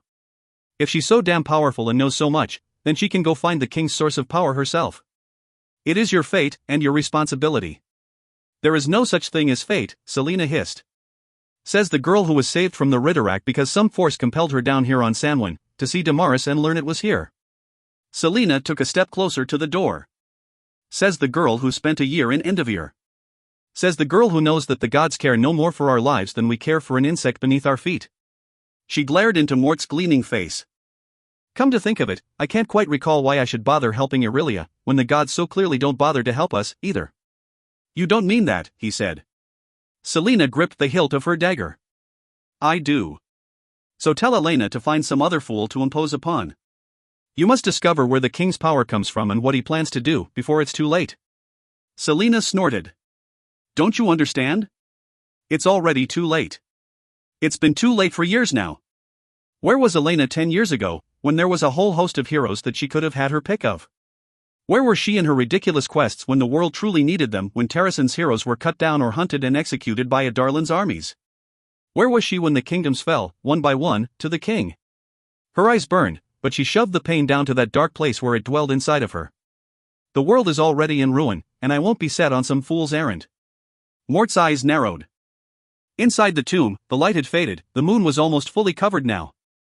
I am sorry for what you have lost, he said in a voice that was not quite his. And I am sorry about your parents' deaths that night. It was. Don't you ever talk about my parents, Selena snarled, pointing a finger at his face. I don't give a damn if you're magic or if you're Elena's lackey or if you're just some figment of my imagination. You talk about my parents again, and I'll hack this door to pieces. Understand? Mort just glowered at her. You're that selfish? That cowardly? Why did you come down here tonight, Selena? To help us all? Or just to help yourself? Elena told me about you, about your past. Shut your rutting face, she snapped, and stormed up the stairs. Chapter 7. Selena awoke before dawn with a pounding headache. It took one look at the mostly melted candle on her nightstand to know that her encounter in the tomb hadn't been some awful dream. Which meant that far beneath her room, there was a talking door knocker imbued with an ancient animation spell. And that Elena had yet again found a way to make her life infinitely more complicated. Selena groaned and buried her face in her pillow. She'd meant what she said last night. The world was beyond helping. Even if she'd seen firsthand just how dangerous things could become, how much worse it could be. And that person in the hall. She flipped onto her back, and Fleetfoot poked her cheek with a wet nose. Idly stroking the dog's head, Selena stared up at the ceiling and the pale gray light seeping through the curtains.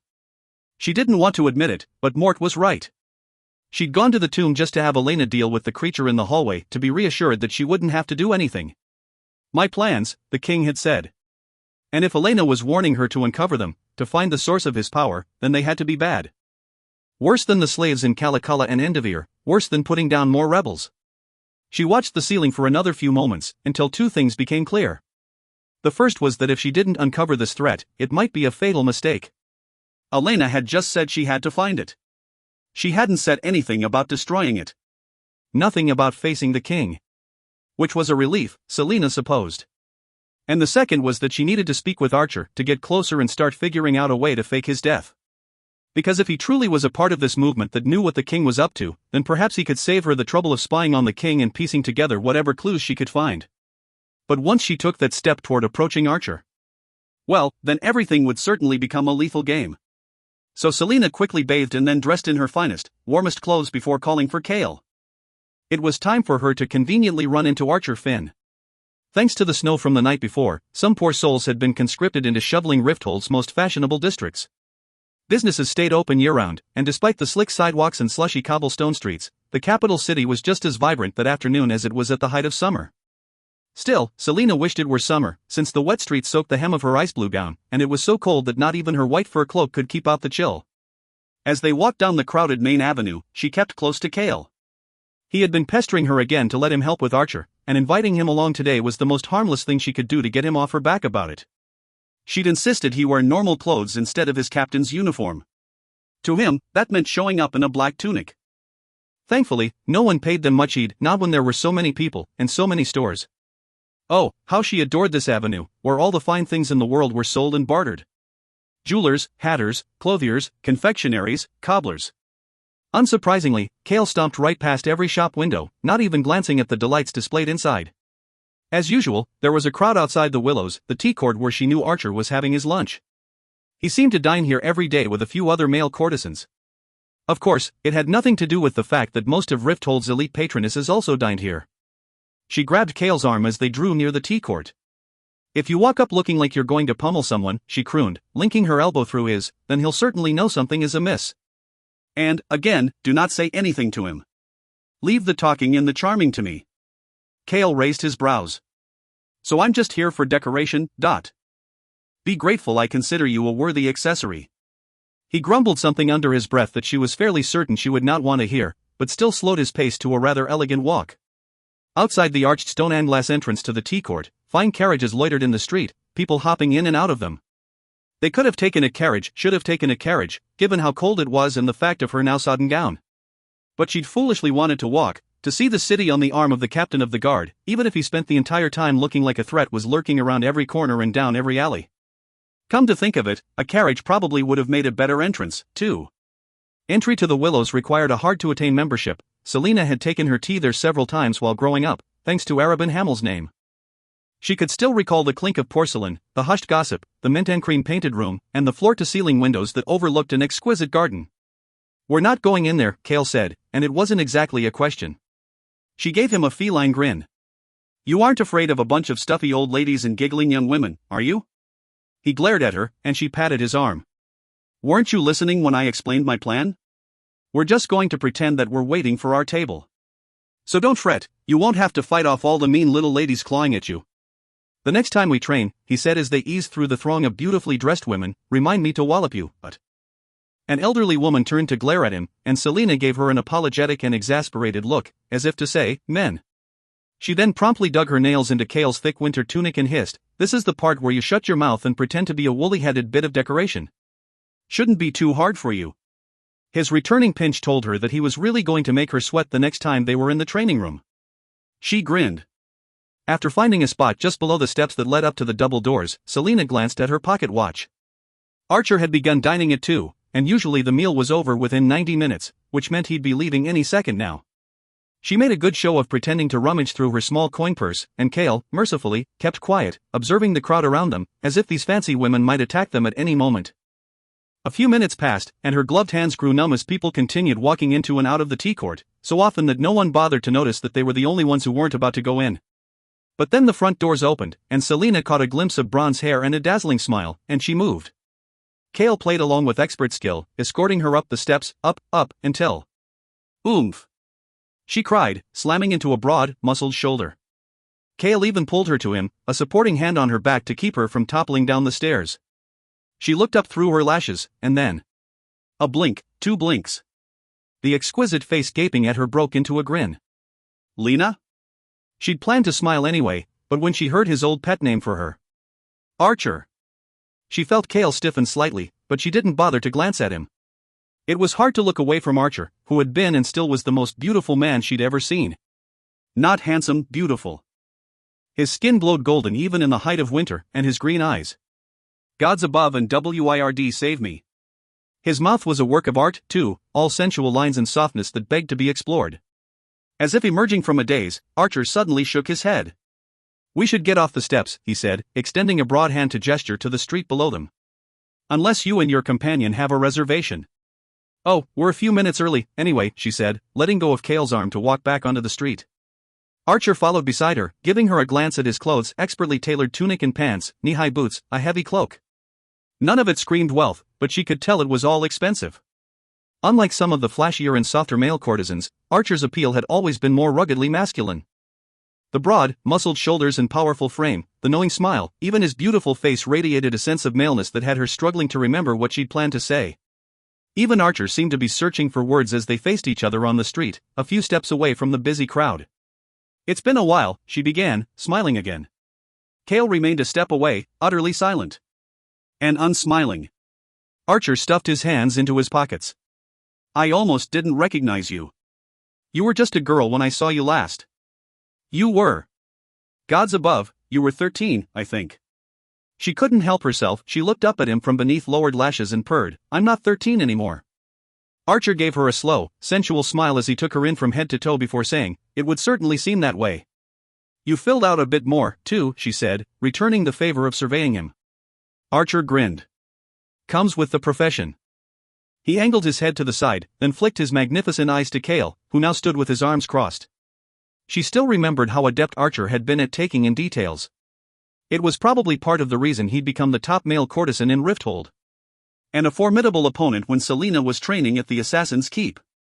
She glanced at Kale, who was too busy staring down Archer to notice her attention. He knows everything, she told Archer. Some tension flowed out of Archer's shoulders, but the surprise and amusement were also wearing off, replaced by hesitant pity. How'd you get out? Archer asked carefully, still not mentioning anything about her profession or endeavor, despite her reassurance that Kale knew. I was let out. By the king. I work for him now. Archer eyed Kale again, and she took a step toward the courtesan. He's a friend, she said softly. Was it suspicion or fear in his eyes? And was it merely because she worked for a tyrant that the world feared, or because he'd actually turned rebel and had something to hide? She kept herself as casual as possible, as unthreatening and relaxed as anyone might be upon encountering an old friend. Archer asked, Does Arabin know you're back? That was not a question she'd prepared for, or wanted to hear. She shrugged. He has eyes everywhere, I'd be surprised if he didn't know. Archer nodded solemnly. I'm sorry. I heard about Sam and about what happened at Farron's house that night. He shook his head, closing his eyes. I'm just sorry. Even though her heart twisted at his words, she nodded. Thank you. She put a hand on Kale's arm, suddenly needing just to touch him, to make sure he was still there. Needing to stop talking about this, too, she sighed and pretended to look interested in the glass doors at the top of the steps. We should go inside, she lied. She gave Archer a smile. I know I was a miserable little brat when you trained at the keep, but do you want to have dinner with me tomorrow? I have the night off. You certainly had your moments back then. Archer returned her smile and sketched a bow. I'll have to move some appointments around, but I'd be delighted. He reached into his cloak and pulled out a cream-colored card, engraved with his name and address. Just send word about where and when, and I'll be there. Selena had been quiet since Archer left, and Kale hadn't tried to initiate conversation with her, though he was near bursting to say something. He didn't even know where to start. During the whole exchange, all he'd really been able to think about was how much he wanted to slam Archer's pretty face against the stone building. Kale wasn't a fool. He knew some of her smiles and blushing hadn't been acted. And though he had no claim on her, though making a claim would be the stupidest thing he could ever do, the thought of her being susceptible to Archer's charms made him want to have a little chat with the courtesan. Rather than head back to the castle, she began walking through the wealthy district in the heart of the city, her steps unhurried. After nearly 30 minutes of silence, Kale figured he'd cooled his temper enough to be civil. Lena?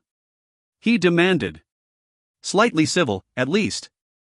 The gold streaks in her turquoise eyes were bright in the afternoon sun. Of all the things we said back there, that is what bothered you most? It did. WIRD keep him, it bothered the hell out of him. When you said you knew him, I didn't realize you meant that well. He fought the strange, sudden temper that was honing itself again. Even if she'd been charmed by his looks, she was going to kill Archer, he had to remind himself. My history with Archer will allow me to get him to provide information about whatever this rebel movement is, she said, looking up at the fine houses they passed. The residential streets were tranquil despite the bustling city center only a few blocks down. He's one of the few people who actually likes me, you know. Or he did years ago. It shouldn't be too hard to get some inkling of what this group might be planning against the king or who the other members might be. Part of him, he knew, should be ashamed for finding some relief in the fact that she was going to kill him. He was a better man than that, and he certainly wasn't the territorial type. And the gods knew he had no claim on her.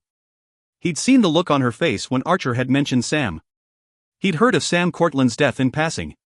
He'd never known that Selena and Sam had crossed paths, that Selena had ever loved that fiercely. On the night she was captured, she hadn't been out to collect cold coin for a contract, no, she'd gone into that house to get revenge for the sort of loss he couldn't begin to imagine. They walked down the street, her side nearly pressed against his. He fought against the urge to lean into her, to tuck her in closer. Kale? She said after a few minutes. You know I absolutely hate it when he calls me Lena, don't you? A smile tugged at his lips, along with a flicker of relief. So the next time I want to piss you off. Don't you even think about it. His smile spread, and the flicker of relief turned to something that punched him in the gut when she smiled back. Chapter 8. She had planned to spend the rest of the day following Archer from a distance, but as they walked from the tea court, Kale informed her that the king had ordered her to assist with guard duty at a state dinner that night. And though she could think of 1,000 excuses to get out of it, any suspicious behavior on her part could draw the wrong sort of attention. If she was actually going to listen to Elena this time, she needed the king, she needed his entire empire, to think she was his obedient servant. The state dinner was in the great hall, and it took all of Selena's self-control to keep from sprinting to the long table in the center of the room and horking down the food right off the plates of the gathered councilmen and preening nobility. Roasted lamb rubbed with thyme and lavender, duck glazed with orange sauce, pheasant swimming in green onion gravy. Truly, it wasn't fair. Kale had stationed her by a pillar near the glass patio doors. Though she wasn't wearing the Royal Guard's black uniform with the gold-embroidered wyvern across the chest, she blended in well enough in her dark clothes. At least she was so far away from it all that no one could hear her stomach grumbling. Other tables had been set up, too full of lesser nobility who had been invited to join, all impeccably dressed for the occasion. Most of the attention of the guards, of the nobility, remained on the center table, where the king and queen sat with their innermost court.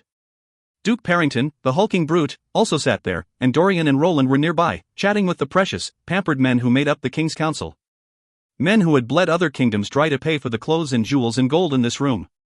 Not that she was much better, in some regards.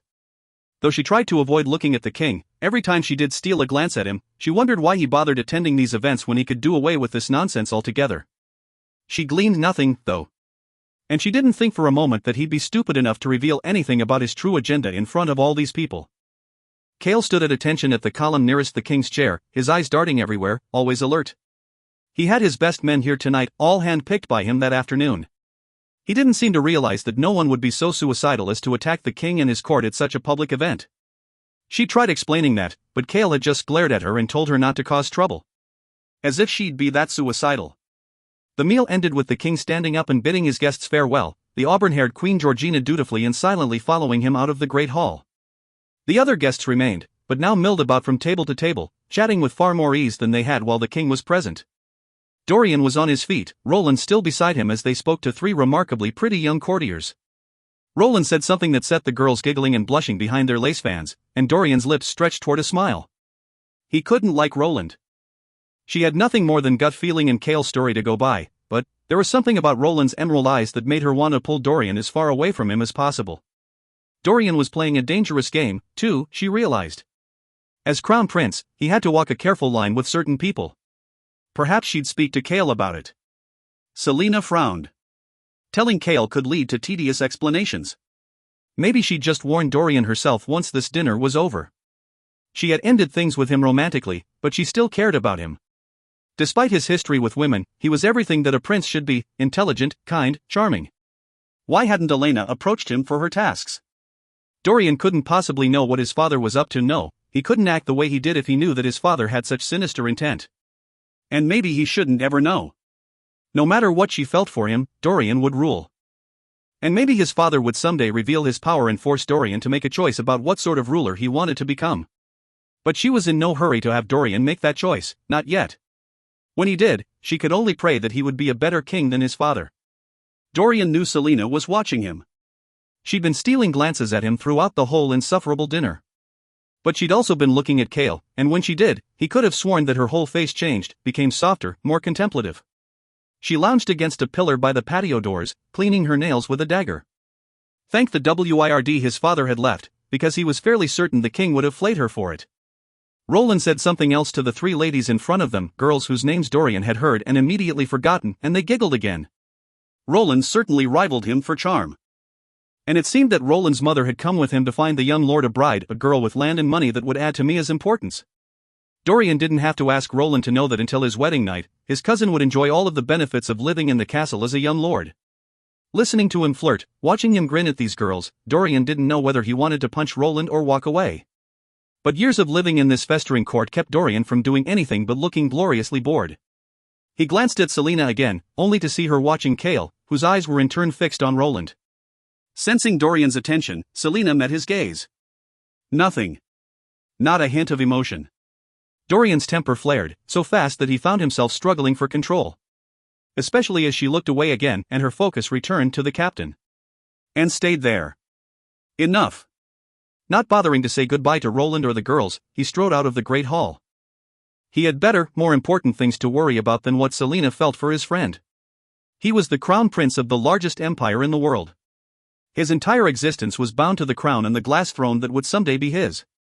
She'd ended things because of that crown and throne, because she wanted a freedom he could never give her. "Dorian," someone called as he entered the hallway.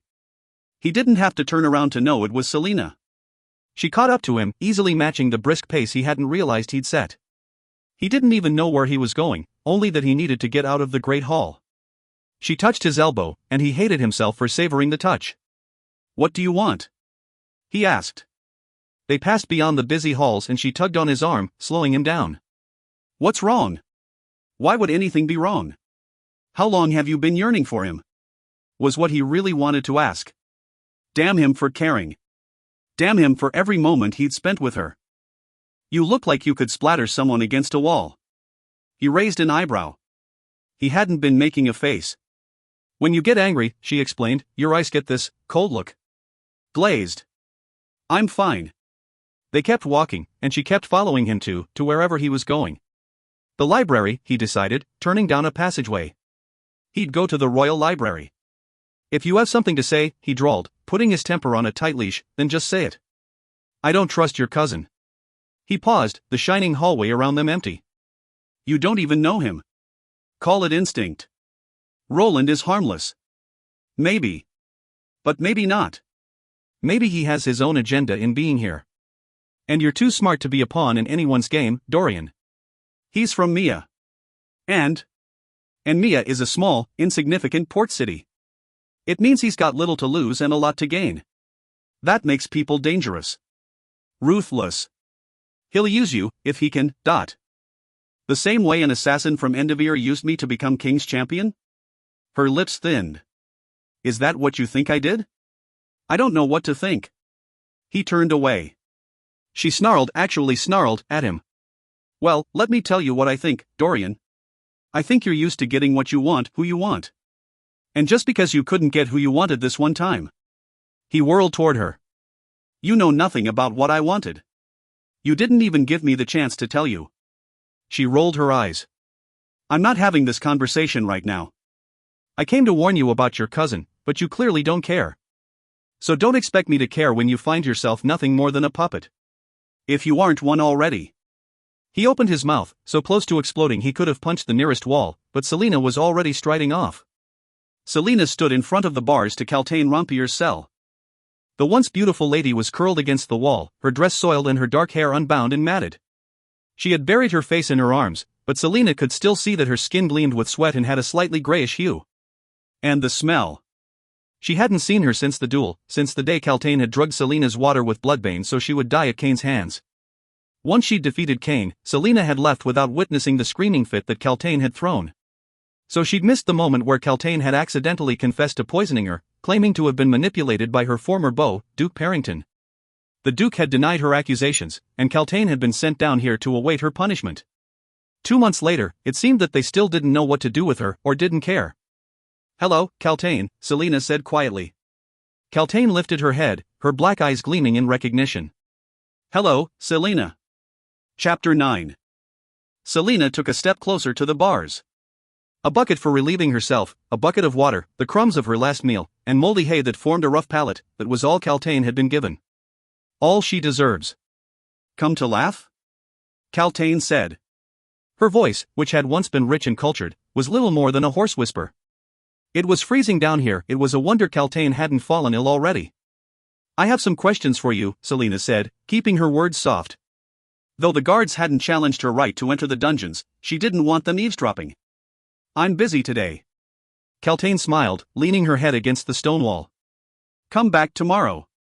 She looked so much younger with her ebony hair unbound. She couldn't be much older than Selina herself. Selina dropped into a crouch, one hand braced against the bars for balance. The metal was bitingly cold. "What do you know about Roland Havillard?" Caltaine looked toward the stone ceiling. "He's visiting?" "He's been appointed to the King's Council." Caltaine's night dark eyes met Selina's.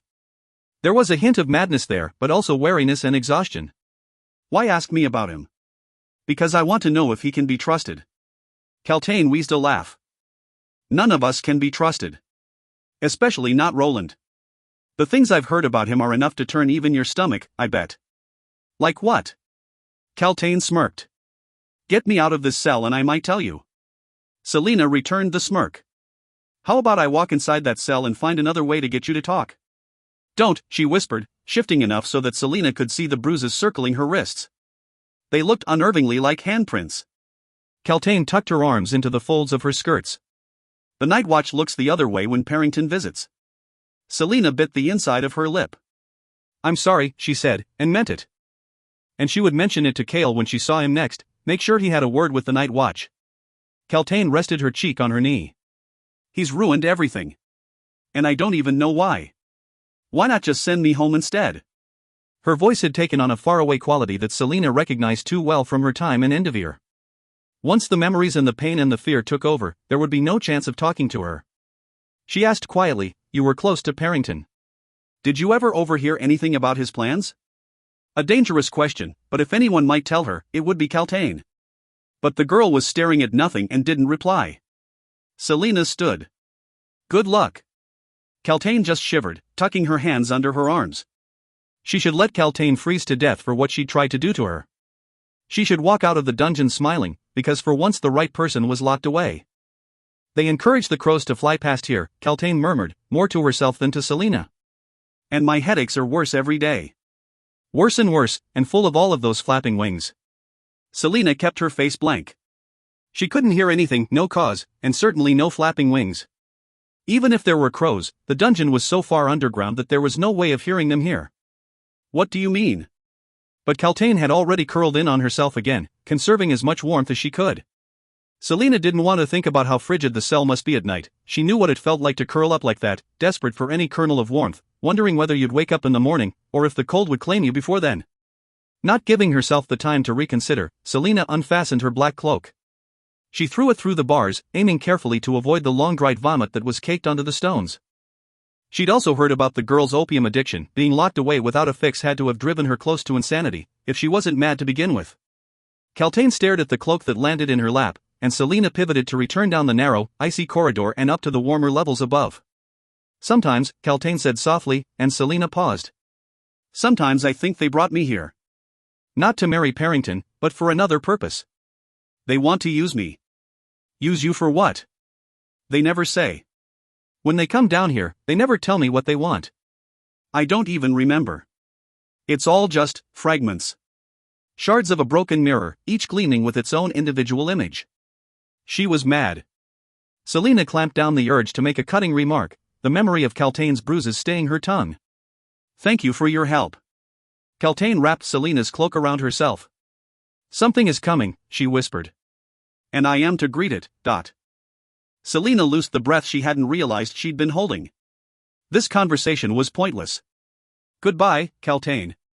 The girl only laughed softly, and the sound followed Selina long after she'd left the freezing dungeons behind. Those bastards, Nehemia spat, clenching her teacup so hard Selina thought the princess would shatter it. They sat together in her bed, a large breakfast tray spread between them. Fleetfoot watched their every bite, ready to devour any stray crumbs. How could the guards just turn their backs like that? How can they keep her in such conditions? Kaltain is a member of the court, and if they treat her like that, then I can't begin to imagine how they treat criminals from the other classes. Nehemia paused, glancing apologetically at Selina. Selina shrugged and shook her head. After seeing Kaltain, she'd gone out to stalk Archer, but a snowstorm had struck, so fierce that visibility was nearly impossible. After an hour of trying to track him through the snow-swept city, she'd given up and come back to the castle. The storm had continued all night, leaving a blanket of snow too deep for Selina to take her usual morning run with Kale. So she'd invited Nehemia to join her for breakfast in bed, and the princess, who was now thoroughly sick of snow, was more than happy to dash to Selina's rooms and hop under the warm covers. Nehemia set down her tea. You have to tell Captain Westfall about how she's being treated. Selina finished her scone and leaned back in her fluffed-up pillows. I already did. He dealt with it. No need to mention that after Kale had returned to his bedroom, where Selina had been reading, his tunic was rumpled, his knuckles were raw, and there was a deadly sort of gleam in his chestnut eyes that told Selina the dungeon guard was going to have some serious changes and new members. You know, Nehemia mused, using her foot to gently shove Fleetfoot away as the dog tried to snatch some food off their tray. The courts weren't always like this. There was a time when people valued honor and loyalty, when serving a ruler wasn't about obedience and fear. She shook her head, her gold-tipped braids tinkling.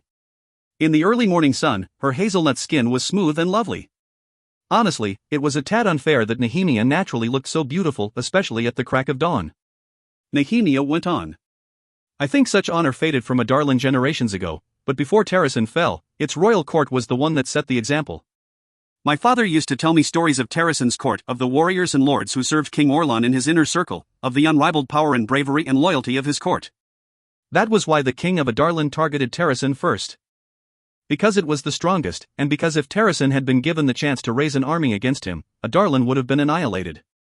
My father still says that if Terrasen were to rise again, it might stand a chance. It would be a genuine threat to Adarlan. Selena looked toward the hearth. I know, she managed to get out. Nehemia turned to look at her. Do you think another court like that could ever rise again? Not just in Terrasen, but anywhere? I've heard the court in Wendland still follows the old ways, but they're across the ocean, and do us no good. They looked in the other direction while the king enslaved our lands, and they still refuse all calls for aid. Selena forced herself to snort, to wave her hand in dismissal. This is an awfully heavy discussion for breakfast. She filled her mouth with toast. When she dared a glance at the princess, Nehemia's expression remained contemplative. Any news about the king? Nehemia clicked her tongue. Only that he's added that little grub, Roland, to his council, and Roland seems to have been given the task of handling me.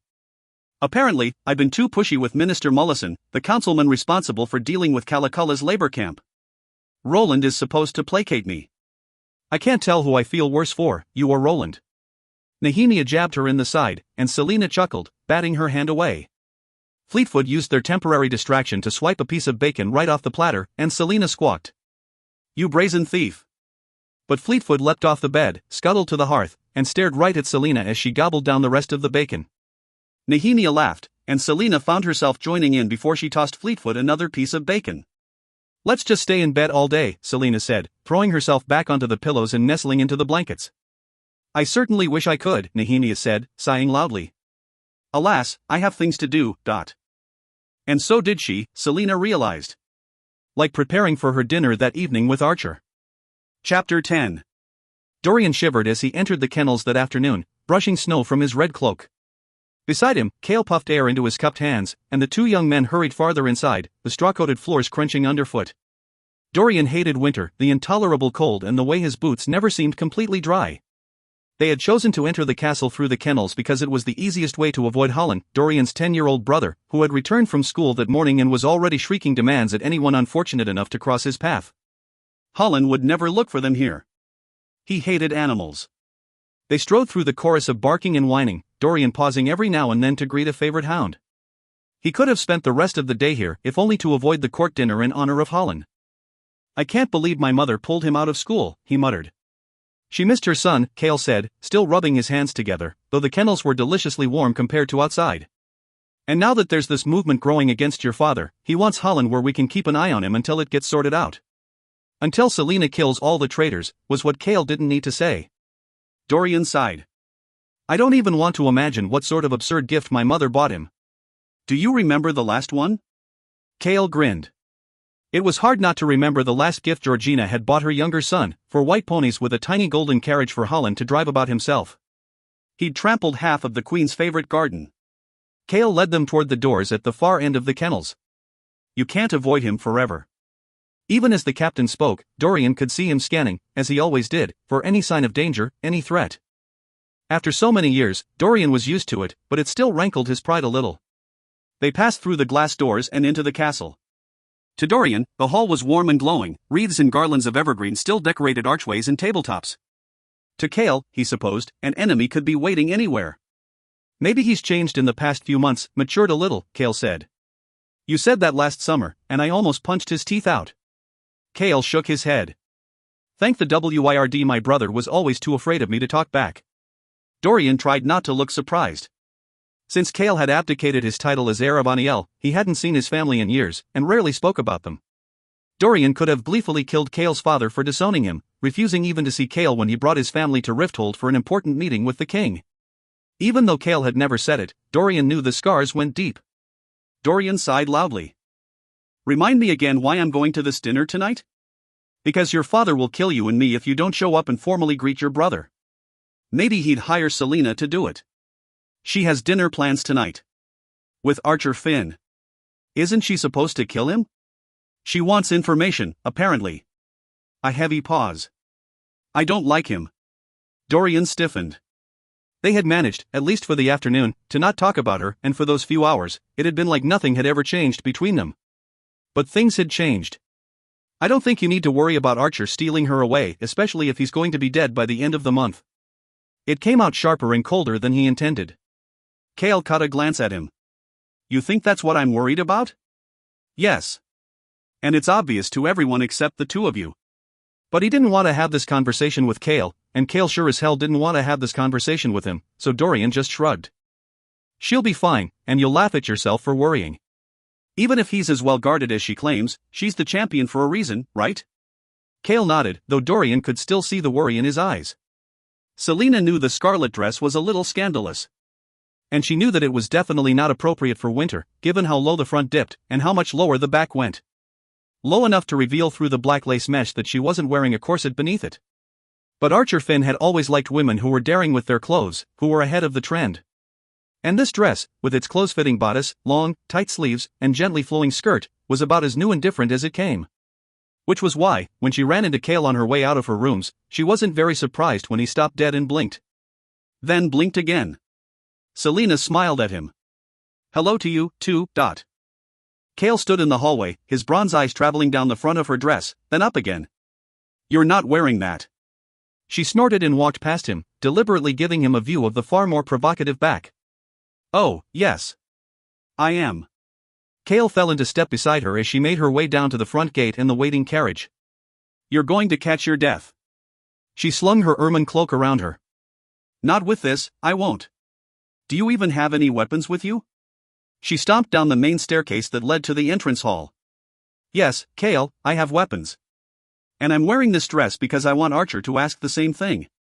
To think I don't have any on me. There were indeed knives strapped to her legs, and the pins sweeping her hair into a curling cascade down one shoulder were long and razor-sharp, commissioned, to her delight, by Philippa, so she didn't need to go traipsing around with cold metal jammed between your breasts. Oh, was all Kale said. They reached the main entrance in silence, and Selena slipped on her kid gloves as they neared the towering double doors that opened onto the courtyard. She was just about to walk down the front steps when Kale touched her shoulder. Be careful, he said, examining the carriage, the driver, the footman. They seemed to pass inspection. Don't put yourself at risk. I do this for a living, you know. She never should have told him about her capture, never should have let him see her as vulnerable, because now he'd just worry about her and doubt her and irritate her to no end. She didn't know why she did it, but she shook off his touch and hissed, I'll see you tomorrow. He stiffened as if he'd been struck, his teeth flashing. What do you mean, tomorrow? Again, that stupid, bright anger took over, and she gave him a slow smile. You're a smart boy, she said, stalking down the steps to the carriage. Figure it out yourself. Kale kept staring as though he didn't know her, his body so very still. She wouldn't have him thinking her vulnerable, or foolish, or inexperienced, not when she'd worked so hard and sacrificed so much to get to this point. Maybe it had been a mistake to let him in, because the idea of him thinking that she was weak, that she needed to be protected, made her want to shatter someone's bones. Good night, she said, and before she could reconsider all that she'd just implied, she got into the carriage and drove away. She'd worry about Kale later. Tonight, her focus was on Archer and on getting the truth out of him. Archer was waiting inside an exclusive dining room, frequented by the elite of Rifthold. Most of the tables were already occupied, the patrons' fine clothes and jewels glimmering in the dim light.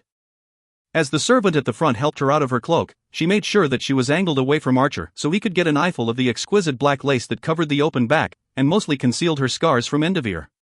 She felt the eyes of the servant on her, too, but pretended not to notice. Archer let out a breath, and she turned to find him grinning, slowly shaking his head.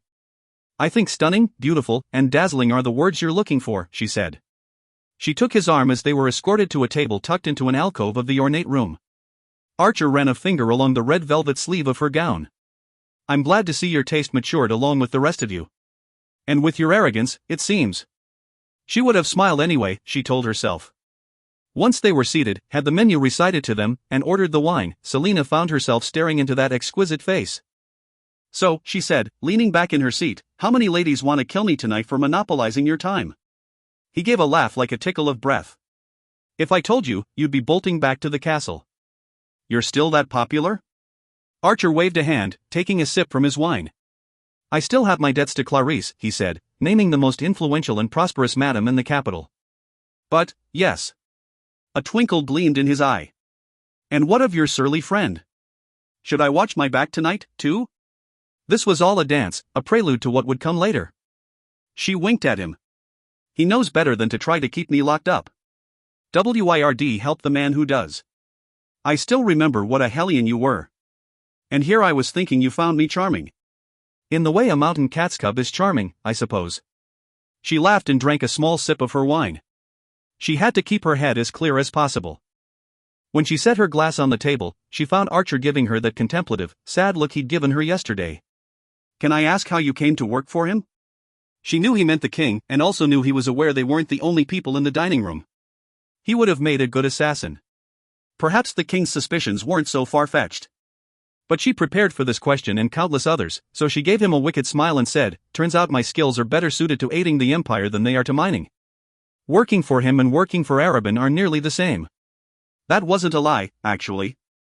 Archer gave a slow, considering nod. Our professions have always been similar, yours and mine. I can't tell which is worse, training us for the bedroom or the battlefield. If she recalled correctly, he'd been 12 when Clarice had discovered him as an orphan running wild in the capital streets and invited him to train with her. And when he turned 17 and had the bidding party for his virginity, there had been rumors of actual brawls breaking out among would-be patronesses. I can't tell, either. They're equally horrible, I suppose. She lifted her wineglass in a toast. To our esteemed owners. His eyes lingered on her for a moment before he lifted his glass and murmured, to us. The sound of his voice was enough to make her skin heat, but the look in his eyes as he said it, the curve of that divine mouth. He was a weapon, too. A beautiful, deadly weapon. He leaned over the edge of the table, pinning her to the spot with his stare. A challenge and an intimate invitation. Gods above and WIRD save me. She actually needed to take a long sip from her wine this time. It's going to take more than a few sultry glances to make me your willing slave, Archer. You should know better than to try the tricks of your trade on me. He let out a low, rumbling laugh that she felt in her core. And I think you know well enough to realize when I'm not actually using them. If I were, then we would have left the restaurant already. That's a bold, bold claim. I don't think you'd want to go head-to-head with me when it comes to tricks of the trade. Oh, I want to do a lot of things with you. She'd never been so grateful to see a servant in her life, and never realized that a bowl of soup could be so immensely interesting. Since she'd dismissed her carriage just to spite Kale and back up her insinuation, Selina wound up in Archer's carriage after dinner. The meal itself had been pleasant enough, talk of old acquaintances, the theater, books, the miserable weather. All comfortable, safe topics, though he'd kept looking at her like she was his prey and this was one long hunt. They sat beside each other on the bench of the carriage, close enough that she could smell whatever fine cologne he wore, an elegant, tantalizing blend that made her think of silk sheets and candlelight. So she turned her mind to what she was about to do. The carriage rolled to a stop, and Selina glanced out the small window to see a familiar, beautiful townhouse. Archer looked at her and gently twined her fingers with his before raising her hand to his lips. It was a soft, slow kiss that burned through her. He murmured onto her skin. Do you want to come inside? She swallowed hard.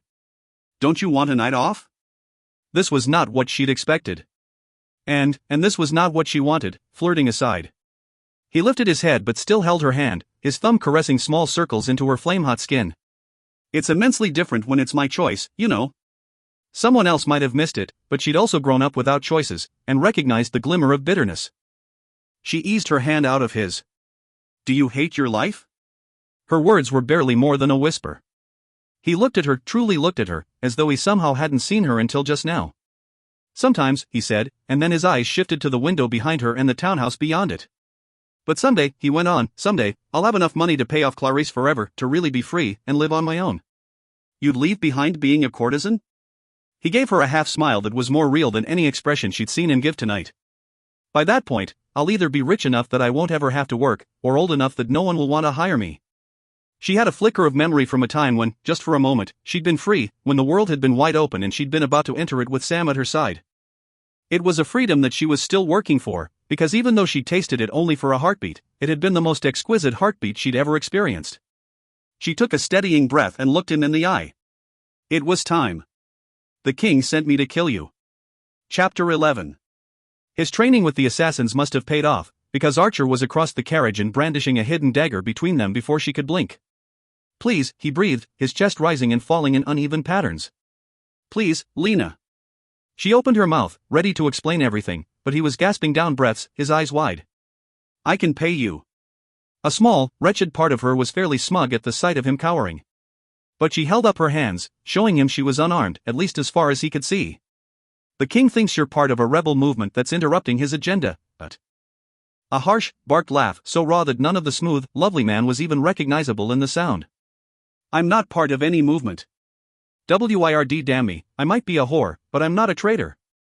She kept her hands where he could see them, and opened her mouth to tell him to shut up, sit down, and listen. But he went on. "I don't know anything about a movement like that. I haven't even heard of anyone who'd dare try to get in the way of the king. But, his panting evened out. "If you spare me, I can feed you information about a group that I know is starting to gather power in Rifthold."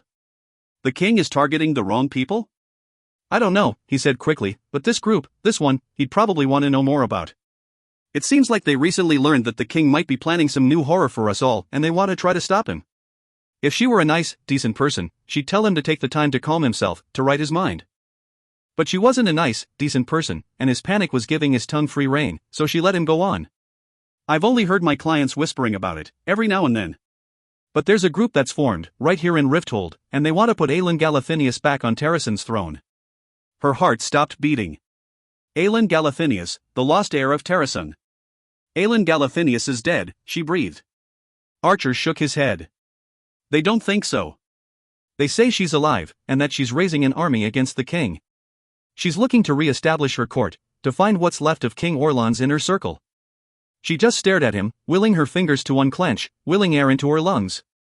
If it were true. No, it wasn't true. If these people actually claimed to have met the heir to the throne, then she had to be an imposter. Was it mere coincidence that Nehemia had mentioned Terrason's court that morning? That Terrason was the one force capable of standing against the king if it could get to its feet again, with or without the true heir? But Nehemia had sworn to never lie to her. If she'd known anything, she would have said it. Selena closed her eyes, though she was aware of Archer's every movement. In the darkness, she pulled herself together, shoved down that desperate, foolish hope until nothing but an ageless fear blanketed it again. She opened her eyes. Archer was gaping at her, his face white as death. "I have no intention of killing you, Archer," she said. He sagged against the bench, releasing his grip on the dagger. "I'm going to give you a choice. You can fake your own death right now and flee the city before dawn. Or I can give you until the end of the month, 4 weeks. 4 weeks to discreetly get your affairs in order. I assume you have money tied up in Rifthold. But the time comes at a cost. I'll keep you alive only if you can get me information about whatever this Terrason rebel movement is, and whatever they know about the king's plans. At the end of the month, you will fake your death, and you will leave this city, go someplace far away, and never use the name Archer Finn again." He stared carefully, warily, at her. "I'll need the rest of the month to untangle my money." He loosed a breath, then rubbed his face with his hands. After a long moment, he said, "Perhaps this is a blessing in disguise. I'll get to be free of Clarice and start my life anew elsewhere." Though he gave her a wobbly smile, his eyes were still haunted. Why did the king even suspect me? She hated herself for feeling such pity for him. "I don't know. He just handed me a piece of paper with your name on it, and said you were a part of some movement to upset his plans, whatever those may be." Archer snorted. "I only wish I could be that sort of man, but..." She studied him, the strong jaw, the broad frame, all suggested strength. But what she'd seen just now, that was not strength. Cale had known right away what sort of man Archer was. Cale had seen through the illusion of strength, and she hadn't. Shame heated her cheeks, but she made herself speak again. "You truly think you can uncover information about this movement from Terrason?" Even though the heir had to be an imposter, the movement itself was worth looking into. Elena had said to look for clues. She might find some here. Archer nodded. "There's a ball tomorrow night at a client's house. I've heard him and his friends murmuring about the movement. If I sneak you into the party, it might give you a chance to look around his office. Maybe you'll even find real traitors at the party, not just suspects. And some ideas about what the king might be up to. Oh, this information could be very useful. Send along the details to the castle tomorrow morning, care of Lillian Gordaina," she told him. "But if this party turns out to be a load of nonsense, I'll reconsider my offer. Don't make me look the fool, Archer." Your Arabin's protege, he said quietly, opening the carriage door and keeping his distance as best he could while he exited. I wouldn't dare. Good, she said. And Archer? He paused, a hand on the carriage door. She leaned forward, letting a bit of that wicked darkness shine through her eyes. If I find out that you aren't being discreet, if you draw too much attention to yourself or attempt to flee, I will end you. Is that clear? He gave her a low bow. I am your eternal servant, milady. And then he gave her a smile that made her wonder whether she'd regret her decision to let him live. Leaning into the carriage bench, she thumped on the ceiling, and the driver headed to the castle. Though she was exhausted, she had one last thing to do before bed. She knocked once, then opened the door to Cale's bedroom just wide enough to peer in. He was standing frozen before the fireplace, as if he'd been in the middle of pacing. I thought you'd be asleep, she said, slipping inside. It's past 12. He folded his arms across his chest, his captain's uniform rumpled and unbuttoned at the collar. Then why bother stopping by? I thought you weren't coming home tonight, anyway. She pulled her cloak tighter around her, her fingers digging into the soft fur. She lifted her chin. Turns out Archer wasn't as dashing as I remembered. Funny how a year in Endeavor can change the way you see people. His lips tugged upward, but his face remained solemn. Did you get the information you wanted? Yes, and then some, she said. She explained what Archer had told her, pretending that he'd accidentally given her the information, of course. She explained the rumors surrounding the lost heir of Terrason, but left out the bits about Aelin Galathinius seeking to re-establish her court and raise an army. And about Archer not really being in the movement. Oh, and about wanting to uncover the king's true plans. When she finished telling Cale about the upcoming ball, he walked up to the mantel and braced his hands against it, staring at the tapestry hanging on the wall above. Though it was faded and worn, she instantly recognized the ancient city nestled into the side of a mountain above a silver lake, Aniel, Cale's home. When are you going to tell the king? He asked, turning his head to look at her. Not until I know if this is actually real or until I use Archer to get as much information as I can before I kill him. He nodded, pushing off the mantle. Just be careful. You keep saying that. Is there something wrong with saying it, Dot? Yes, there is. I'm not some silly fool who can't protect herself or use her head. Did I ever imply that? No, but you keep saying be careful and telling me how you worry, and insisting you help me with things, and... Because I do worry. Well, you shouldn't. I'm just as capable of looking after myself as you are. He took a step toward her, but she held her ground. Believe me, Selena, he snarled, his eyes flashing, I know you can look after yourself. But I worry because I care. God's help me, I know I shouldn't, but I do. So I will always tell you to be careful, because I will always care what happens. She blinked. Oh, was all she managed. He pinched the bridge of his nose and squeezed his eyes shut, then took a long, deep breath. Selena gave him a sheepish smile. Chapter 12. The mask was held in a riverfront estate along the Avery, and was so packed that Selena had no trouble slipping in with Archer. Philippa had managed to find her a delicate white gown, made up of layers of chiffon and silk patterned like overlapping feathers. A matching mask obscured the upper half of her face, and ivory feathers and pearls had been woven into her hair. It was fortunate it was a masquerade and not a normal party, since she certainly recognized a few faces in the crowd. They were mostly other courtesans she'd once known, along with Madame Clarice. During the carriage ride here, Archer had promised that Arabin Hamel wasn't attending, and neither was Lysandra, a courtesan with whom Selena had a long, violent history, and someone she was fairly certain she'd kill if she ever saw again. As it was, just seeing Clarice floating through the party, arranging liaisons between her courtesans and the guests, was enough to set Selena on edge. While she had come as a swan, Archer had dressed as a wolf, his tunic pewter, his slender pants dove gray, and his boots shining black. His wolf mask covered all but his sensual lips, which were currently parted in a rather wolfish smile as he squeezed the hand she had on his arm. Not the grandest party we've ever been to, he said, but Davis has the best pastry chef in Rifthold. Indeed, throughout the room, tables were overflowing with the most beautiful, decadent-looking pastries she'd ever seen. Pastries stuffed with cream, cookies dusted with sugar, and chocolate beckoning to her everywhere. Perhaps she'd swipe a few before she left. It was an effort to return her gaze to Archer. How long has he been your client? That wolfish smile flickered. A few years now. Which is how I noticed the change in his behavior. His voice dropped to a whisper, the words tickling her ear as he leaned in. He's more paranoid, eats less, and holes up in his office any chance he gets. At the other end of the domed ballroom, massive windows faced a patio overlooking a glittering stretch of the Avery. She could imagine those doors thrown wide in summer, and how lovely it would be to dance alongside the riverbank under the stars and city lights. I have about 5 minutes before I need to make my rounds, Archer said, his eyes following Clarice as she patrolled the room. She'll expect an auction for me on a night like this. Selina's stomach turned over, and she found herself reaching for his hand. But he just gave her a bemused smile. Just a few more weeks, right? There was still enough bitterness that she squeezed his fingers reassuringly. Right, she swore. Archer jerked his chin toward a stocky, middle-aged man holding court with a group of well-dressed people. That's Davis, he said under his breath. I haven't seen much during my visits, but I think he might be a key leader in this group. You're assuming that based on glimpsing some papers in the house? Archer slid his hands into his pockets.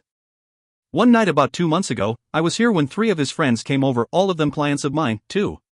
It was urgent, they said, and when Davis slipped out of the bedroom. She gave him a half-smile. You somehow accidentally overheard everything? Archer smiled back, but it faded as he again looked at Davis, who was pouring wine for the people assembled around him, including some young women who looked a year or two shy of 16. Selina's own smile vanished as well. This was a side of Rifthold that she hadn't missed in the least. They spent more time ranting about the king than making plans. And regardless of what they might claim, I don't think they truly care about Aelin Galathinius. I think they just want to find a ruler who best serves their interests, and maybe they only want her to raise an army so their businesses can thrive during the war that would ensue. If they aid her, give her badly needed supplies. Then she'd owe them. They want a puppet queen, not a true ruler. Of course they would want something like that. Are they even from Terrasun? No. Davis's family was, years ago, but he spent his whole life in Rifthold. If he claims loyalty to Terrasun, it's only a half-truth. She ground her teeth. Self-serving bastards. Archer shrugged. That may be true. But they've also rescued a good number of would-be victims from the king's gallows, apparently. The night his friends burst into the house, it was because they'd managed to save one of their informants from being interrogated by the king. They smuggled him out of Rifthold before dawn broke the next day. Did Cale know about this? Given how he'd reacted to killing Cain, she didn't think torturing and hanging traitors were a part of his duties or were even mentioned to him. Or Dorian, for that matter. But if Cale wasn't in charge of interrogating possible traitors, then who was? Was this person the source who had given the king his latest list of traitors to the crown? Oh, there were too many things to consider, too many secrets and tangled webs. Selina asked, "Do you think you can get me into Davis's office right now? I want to look around." Archer smirked. "My darling, why do you think I brought you over here?" He smoothly led her to a nearby side door, a servant's entrance. No one noticed as they slipped through, and if they had, Archer's hands roaming over her bodice, her arms, her shoulders, her neck, would suggest that they were going through the door for some privacy. A seductive smile on his face, Archer tugged her down the small hallway, then up the stairs, always taking care to keep his hands moving on her lest anyone see them. But all the servants were preoccupied, and the upstairs hall was clear and quiet, its wood-paneled walls and red carpeting immaculate. The paintings here, several from artists she recognized, were worth a small fortune. Archer moved with a stealth that probably came from years of slipping in and out of bedrooms. He led her to a set of locked double doors. Before she could pull one of Philippa's pins from her hair to unlock it, a pick appeared in Archer's hand. He gave her a conspirator's grin. A heartbeat after that, the office door swung open, revealing a room lined with bookshelves over an ornate blue carpet, with potted ferns scattered throughout. A large desk sat in the center, 2 armchairs before it, and a chaise sprawled near a darkened fireplace. Selina paused in the doorway, pressing on her bodice just to feel the slender dagger tucked inside. She brushed her legs together, checking the 2 daggers strapped to her thighs. "I should go downstairs," Archer said, glancing at the hallway behind them. The sounds of a waltz floated up from the ballroom. "Try to be quick, Dot." She raised an eyebrow, even though the mask covered her features. "Are you telling me how to do my job?" He leaned in, brushing his lips against her neck. "I wouldn't dream of it," he said onto her skin. Then he turned and was gone. Selina quickly shut the door, then strode to the windows at the other side of the room and closed the curtains. The dim light shining beneath the door was enough to see by as she moved to the ironwood desk and lit a candle. The evening papers, a stack of response cards from tonight's mask, a personal expenses ledger. Normal. Completely normal. She searched the rest of the desk, rifling through the drawers and knocking on every surface to check for trick compartments. When that yielded nothing, she walked to one of the bookcases, tapping the books to see whether any were hollowed out. She was about to turn away when a title caught her eye. A book with a single word mark written on the spine in blood red ink. She pulled it out and rushed to the desk, setting down the candle as she opened the book. It was full of word marks, every page covered with them, and with words in a language she didn't recognize. Nehemia had said it was secret knowledge that the word marks were so old they'd been forgotten for centuries. Titles like this had been burned with the rest of the books on magic. She had found one in the palace library, The Walking Dead, but that had been a fluke. The art of using the word marks was lost, only Nehemia's family knew how to properly use their power. But here, in her hands. She flipped through the book. Someone had written a sentence on the inside of the back cover, and Selina brought the candle closer as she peered at what had been scribbled. It was a riddle or some strange turn of phrase. It is only with the eye that one can see rightly. But what in hell did it mean? And what was Davis, some half-corrupt businessman, doing with a book on word marks, of all things? If he was trying to interfere with the king's plans. For the sake of Aurelia, she prayed the king had never even heard of word marks. She memorized the riddle. She would write it down when she returned to the castle, maybe ask Nehemia if she knew what it meant. Or if she'd heard of Davis. Archer might have given her vital information, but he obviously didn't know everything. Fortunes had been broken upon the loss of magic. People who had made their living for years by harnessing its power were suddenly left with nothing. It seemed natural for them to seek out another source of power, even though the king had outlawed it. But what? Footsteps sounded down the hall. Selina swiftly put the book back on the shelf, then looked to the window. Her dress was too big, and the window too small and high, for her to easily make it out that way. And with no other exit. The lock in the double doors clicked. Selina leaned against the desk, whipping out her handkerchief, bowing her shoulders, and starting a miserable sniffle sob as Davis entered his study. The short, solid man paused at the sight of her, the smile that had been on his face fading. Thankfully, he was alone. She popped up, doing her best to look embarrassed. "Oh," she said, dabbing at her eyes with her kerchief through the holes in her mask. "Oh, I'm sorry, I needed a place to be alone for a moment and the SS said I could come in here." Davis's eyes narrowed, then shifted to the key in the lock. "How did you get in?" A smooth, slippery voice, dripping with calculation and a hint of fear. She let out a shuddering sniffle. "The housekeeper." Hopefully, the poor woman wouldn't be flayed alive after this. Selina hitched her voice, stumbling and rushing through the words. My betrothed LL left mean. Honestly, she sometimes wondered if there was something a bit wrong with her for being able to cry so easily. Davis took her in again, his lip curling, not out of sympathy, she realized, but from disgust at this silly, weepy woman sniffling about her fiancé. As if it would be a colossal waste of his precious time to comfort a person in pain. The thought of Archer having to serve these people who looked at him like he was a toy to be used until he was broken. She focused on her breathing. She just had to get out of here without raising Davis's suspicions. One word to the guards down the hall, and she'd be in more trouble than she wanted and might possibly drag Archer down with her. She let out another shudder sniffle. "There is a ladies' powder room on the first floor," Davis said, stepping toward her to escort her out. "Perfect." As he approached, he pulled off the bird mask he wore, revealing a face that had probably been handsome in its youth. Age and too much drinking had pummeled it into saggy cheeks, thinning strawblonde hair, and a dull complexion. Capillaries had burst on the tip of his nose, staining it a purplish red that offset his watery gray eyes. He stopped close enough to touch her and held out a hand. She dabbed at her eyes one more time, then slipped her handkerchief back into her dress pocket. "Thank you," she whispered, looking at the floor as she took his hand. I am sorry for intruding." She heard his sudden intake of breath before she caught the flash of metal. She had him disabled and on the floor in a heartbeat, but not fast enough to avoid the sting of Davis's dagger slicing into her forearm. The yards of fabric that made up her dress were cumbersome as she pinned him to the carpet, a thin line of blood welling up and trickling down her bare arm. "No one has the keys to this study," Davis hissed, despite his prone position. "Brave, or foolish?" "Not even my housekeeper." Selina shifted her hand, going for the points in his neck that would render him unconscious. If she could hide her forearm, then she could still slip out of here unnoticed. "What were you looking for?" Davis demanded, his breath reeking of wine as he wriggled against her hold. She didn't bother to answer, and he surged up, trying to dislodge her. She slammed her weight into him, lifting her hand to deliver the blow. Then he chuckled softly. "Don't you want to know what was on that blade?"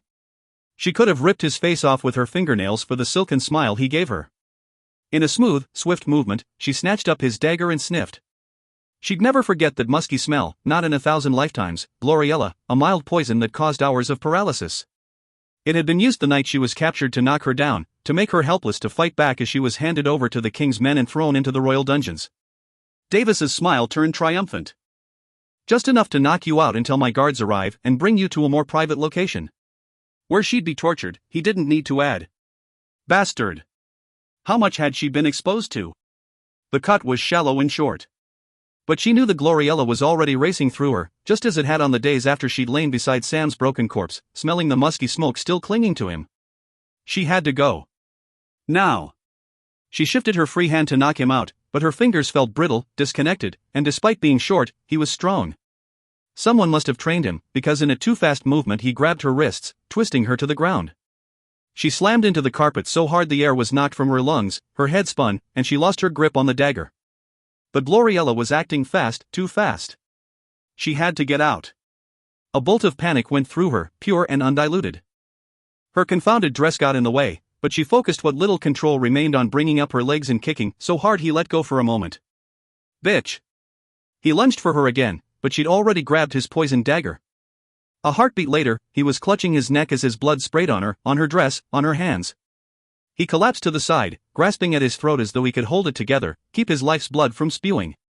He was making a familiar gurgling noise, but Selena didn't give him the mercy of ending it as she staggered to her feet. No, she didn't even give him a parting glance as she took the dagger and ripped the skirts of her gown up to her knees. A moment after that she was at his office window, studying the guards and parked carriages below, each thought fuzzier than the last as she climbed onto the ledge. She didn't know how she made it, or how long it took, but suddenly she was on the ground and sprinting toward the open front gate. The guards or footmen or servants started shouting. She was running as fast as she could, losing control of her body with each heartbeat that pumped the Gloriella through her. They were in the wealthy part of the city near the Royal Theatre, and she scanned the skyline, searching for the glass castle. There! The glowing towers had never seemed more beautiful, more welcoming. She had to get back. Her vision blurring, Selena gritted her teeth and ran. She had enough awareness to snatch a cloak off a drunk dozing on a corner and wipe the blood from her face, even though it took several tries to keep her hands steady as she ran. Once the cloak concealed her ruined dress, she made for the main gates of the castle grounds, where the guards recognized her, though the lights were too dim for them to look closely. The wound had been short and shallow, she could make it. She just had to get inside, get to safety. But she stumbled on the winding road leading up to the castle, and her run turned into a staggering walk before she even got to the castle itself. She couldn't go in the front like this, not unless she wanted everyone to see, not unless she wanted everyone to know who was responsible for Davis's death. She swayed with every step as she made for a side entrance, where studded iron doors were left partially open to the night, the barracks. Not the best place to enter, but good enough. Maybe the guards would be discreet. 1 foot in front of the other. Just a little farther. She didn't remember getting to the barracks doors, only the bite of the metal studs as she pushed them open. The light of the hall burned her eyes, but at least she was inside. The door to the mess hall was open, and the sounds of laughter and clinking mugs floated toward her. Was she numb from the cold, or was it the Gloriella taking over? She had to tell someone what antidote to give her, just tell someone. One hand braced against the wall, the other holding her cloak tightly around her, she slipped past the mess hall, every breath lasting a lifetime. No one stopped her, no one even looked her way. There was one door down this hall that she had to reach, one room where she'd be safe. She kept her hand on the stone wall, counting the doors she passed. So close. Her cloak caught on the handle of a door as she passed by and ripped away. But she made it to that door, to the room where she'd be safe. Her fingers didn't quite feel the grain of the wood as she pushed against the door and swayed on the threshold. Bright light, a blur of wood and stone and paper, and through the haze, a face she knew, gaping at her from behind a desk. A choked noise came out of her throat, and she looked down at herself long enough to see the blood covering her white dress, her arms, her hands. In the blood, she could see Davis, and the open gash across his throat. Cale, she moaned, seeking that familiar face again. But he was already running, smashing through his office. He bellowed her name as her knees buckled and she fell. She saw only the golden brown of his eyes and held on long enough to whisper, "Gloriella," before everything tilted and went black. Chapter 13. It was one of the longest nights of Cale's life. Every second had passed by with horrific clarity, every agonizing second as Selena lay there on the floor of his office, her bodice covered in so much blood that he couldn't tell where she was bleeding. And with all the stupid layers of frills and pleats, he couldn't see the entry wounds. So he'd lost it. Utterly lost it. There was no thought in his head beyond a roaring panic as he shut the door, took out his hunting knife, and ripped open her dress right there. But there were no wounds, only a sheathed stiletto that clattered to the floor and a scratch on her forearm. With the dress ripped away, there was hardly any blood on her. And that's when the panic cleared enough for him to remember what she'd whispered, Gloriella. A poison used to temporarily paralyze victims.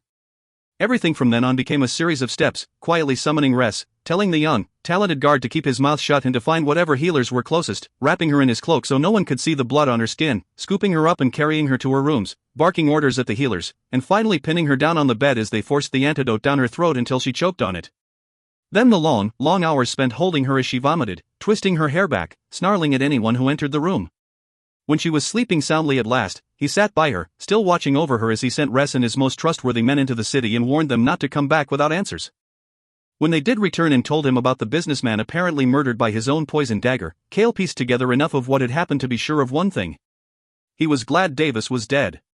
Because if Davis had survived, Cale would have gone back to finish the job himself. Selena awoke.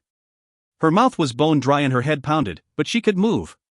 She could wiggle her toes and her fingers, and she recognized the smell of the sheets well enough to know that she was in her bed, in her room, and that she was safe.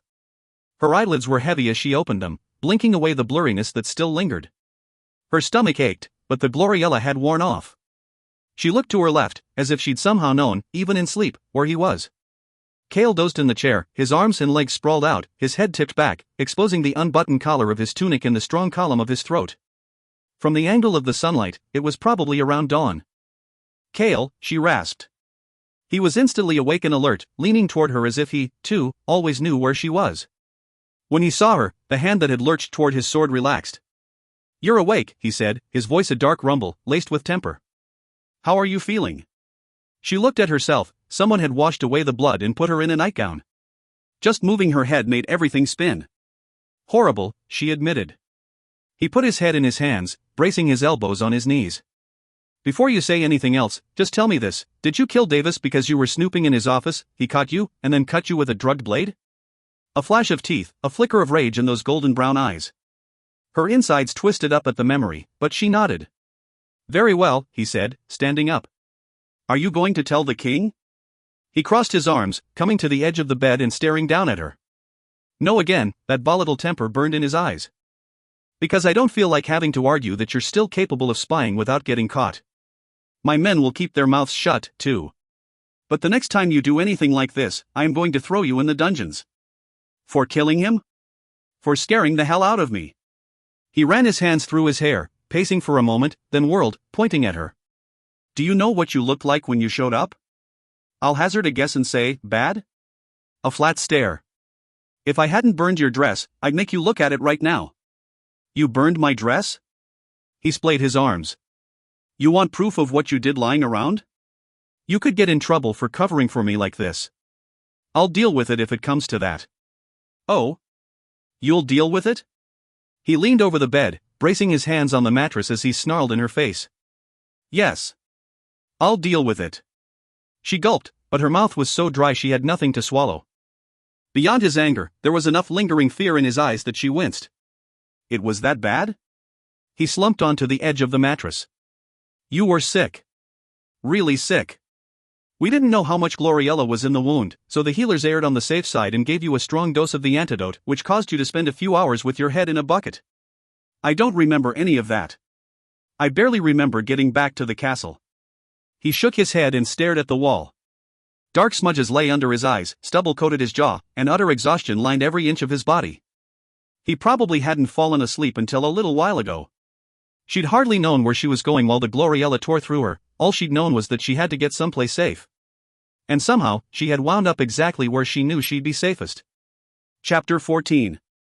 Selena absolutely hated that it took a fair amount of courage to enter the royal library after coming upon that thing a few nights ago.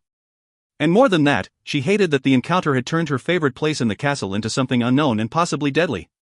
She felt a little foolish as she shoved open the towering oak doors to the library, armed to the teeth, most of her weapons concealed from sight. No need to have someone start asking why the king's champion was going into the library looking like she was walking onto a killing field. Not feeling at all inclined to go into Rifthold after last night, she'd opted to spend the day digesting what she'd learned in Davis's office and searching for any connection between that book of word marks and the king's plans. And since she'd only seen one hint of something being amiss in the castle, well, she'd steeled her nerve to try to learn what that thing had been looking for in the library. Or if there was any hint of where it had gone. The library looked as it had always had, dim, cavernous, achingly beautiful in its ancient stone architecture and endless corridors lined with books. And totally silent. She knew there were a few scholars and librarians about, but they mostly kept to their private studies. The size of the place was overwhelming, it was a castle in itself. What had that thing been doing here? She craned her head back to take in the two upper levels, both bordered with ornate railings. Iron chandeliers cast light and shadow throughout the main chamber in which she stood. She loved this room, loved the scattering of heavy tables and red velvet chairs, and the worn couches sprawled before massive hearths. Selina paused beside the table she had always used when researching the word marks, a table at which she'd spent hours with Kale. 3 levels that she could see. Plenty of places to hide on all of them, rooms and alcoves and half-crumbling staircases. What about beneath this level?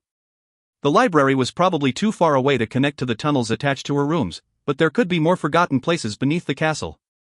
The polished marble floor gleamed under her feet. Kale had said something once about a legend regarding a second library underground, in catacombs and tunnels. If she were doing something that she didn't want others to find out about, if she were some foul creature who needed a place to hide. Maybe she was a fool for looking into it, but she had to know. Maybe this thing would be able to give her some clues as to what was going on in this castle. She headed for the nearest wall and was soon swallowed up in the gloom of the stacks. It took her a few minutes to reach the perimeter wall, which was interspersed with bookcases and chipped writing desks. She pulled a piece of chalk from her pocket and drew an X on one of the desks. Most of the library would probably look the same after a while. It would be helpful to know when she'd made a full sweep of the perimeter. Even if it took her hours to cover it all. She passed stack after stack of books, some of the cases plain, some of them ornately carved. Sconces were few and far enough apart that she often had to take several steps in near darkness. The floor had turned from gleaming marble to ancient gray blocks, and the scrape of her boots against stone was the only sound. It felt as if it had been the only sound for 1,000 years. But someone must have come down this passageway to light the sconces. So if she became lost, she might not stay that way forever. Not that getting lost was a possibility, she reassured herself as the silence of the library became a living thing. She'd been trained to mark and remember pathways and exits and turns. She'd be fine. Odds were that she had to go as far back into the library as possible, to a place where even the scholars didn't bother going. There had been a day, she recalled a day when she'd been poring over The Walking Dead, and she'd felt something under her boots. Kale had later revealed that he'd been dragging his dagger along the floor to spook her, but the initial vibration had been different. Like someone drawing a claw along stone. Stop it, she told herself. Stop it now. Your imagination is absurd. It was just Kale teasing you. She didn't know how long she'd been walking when she finally hit another wall, a corner. The bookcases here were all carved from ancient wood, their ends shaped into sentries, guards forever protecting the books held between them. It was here that the sconces ran out, and a glance down the back wall of the library revealed utter darkness. Thankfully, one of the scholars had left a torch beside the last sconce. It was small enough that it wouldn't burn the whole damn library down, but also too small to last long. She could end it now, and go back to her rooms to contemplate ways to pry information from Archer's clients. One wall had been explored, one wall that revealed nothing. She could do the back wall tomorrow. But she was here already. Selina picked up the torch. Dorian jerked awake at the sound of a clock chiming, and found himself sweating despite the fierce cold in his bedroom. It was odd enough that he'd fallen asleep, but the frigid temperature was what struck him as most unusual. His windows were all sealed, his door shut. And yet his shallow breaths clouded in front of him. He sat up, his head aching. A nightmare of teeth and shadows and glinting daggers. Just a nightmare. Dorian shook his head, the temperature in the room already increasing. Perhaps it had only been a rogue draft. The nap was just the product of staying up too late last night, the nightmare probably triggered by hearing from Kale about Selina's encounter. He gritted his teeth. Her job wasn't without risk, and though he was furious about what had happened, he had a feeling she'd only push him away further if he yelled at her about it.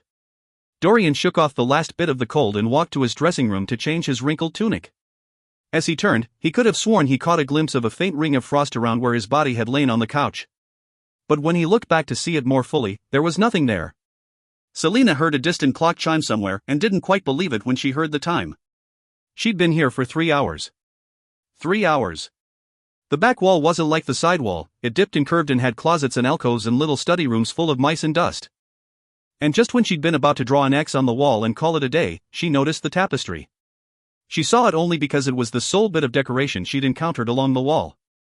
Considering how the last 6 months of her life had gone, part of her just knew that it had to mean something. There was no depiction of Elena, or a stag, or anything lovely in green. No, this tapestry, woven from red thread so dark it looked black, depicted nothing. She touched the ancient strands, marveling at the hue, so deep that it seemed to swallow her fingers in its darkness. The hair on the back of her neck rose, and Selina put a hand on her dagger as she pulled the tapestry aside. She swore. And swore again. Another secret door greeted her. Glancing around the stacks, listening for any footsteps or rustle of clothing, Selina pushed it open. A breeze, musty and thick, floated past her from the depths of the spiral stairwell revealed by the open door. The light of her torch reached only a few feet inside, illuminating ornately carved walls depicting a battle. There was a thin groove in the marble wall, a channel barely 3 inches deep. It curved along the entire length of the wall, extending beyond the limits of her sight. She swiped her finger in the groove. It was smooth as glass and held a faint residue of something slimy. A small silver lamp hung from the wall, and she put her torch in its place as she took down the lamp, liquid splashing inside. Clever, she murmured. Smiling to herself, making sure her torch was far enough away, Selina placed the slender nozzle of the lamp into the groove and tipped. Oil poured out and traveled down the chute. Selina grabbed her torch and touched it to the wall. Instantly, the groove glowed with fire, providing a thin line of light all the way down the dark and cobwebbed stairwell. A hand on her hip, she stared down, admiring the engraved surface of the walls. She doubted anyone would come looking for her, but she still put the tapestry back into its original position and took out one of her long daggers. As she descended, the images of battle shifted and moved in the firelight, and she could have sworn that the stone faces turned to watch her go. She stopped looking at the walls.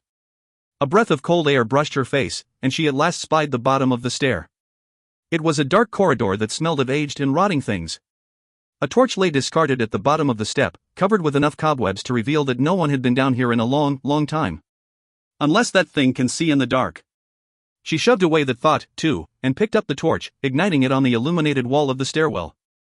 Cobwebs hung from the arched ceiling, grazing over the cobblestone floor. Rickety bookcases lined the halfway, the shelves crammed full of books so worn that Selina couldn't read the titles. Scrolls and pieces of parchment were stuffed into every nook and cranny or lay unrolled on the sagging wood, as if someone had just walked away from reading them.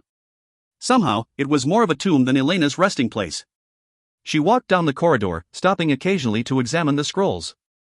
They were maps and receipts from kings long since turned to dust. Castle records. All this walking and fretting, and all you've discovered is useless castle records. That's probably what that creature was after, an ancient king's grocery bill. Beginning a chant of truly despicable curses, Selina waved her torch before her and walked on until a hallway appeared on the left. It had to lead even lower than Elena's tomb, but how deep? There was a lantern and a groove in the wall, so Selina once again lit the spiraling passage.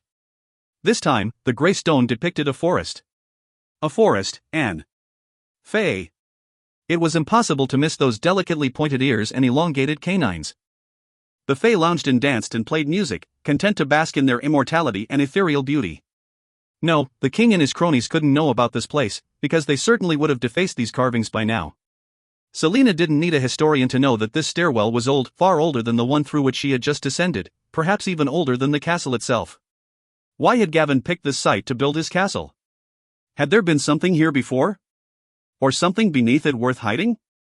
A cold sweat slithered down her spine as she peered into the stairwell. Against all odds, another breeze wafted up from below. Iron. It smelled like iron. The images on the walls flickered as she descended the spiral staircase. When she at last reached the bottom, she took a shallow breath and ignited a torch from a nearby bracket. She was in a long hallway paved in gray stones. There was only one door in the center of the left-hand wall, and no exit save for the stairs behind her. She scanned the hall.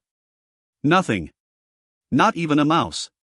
After observing for another moment, she stepped down it, igniting the few torches on the wall as she went. The iron door was unremarkable, though undeniably impenetrable. Its studded surface was like a slab of starless sky. Selina stretched out a hand, but stopped before her fingers could graze the metal.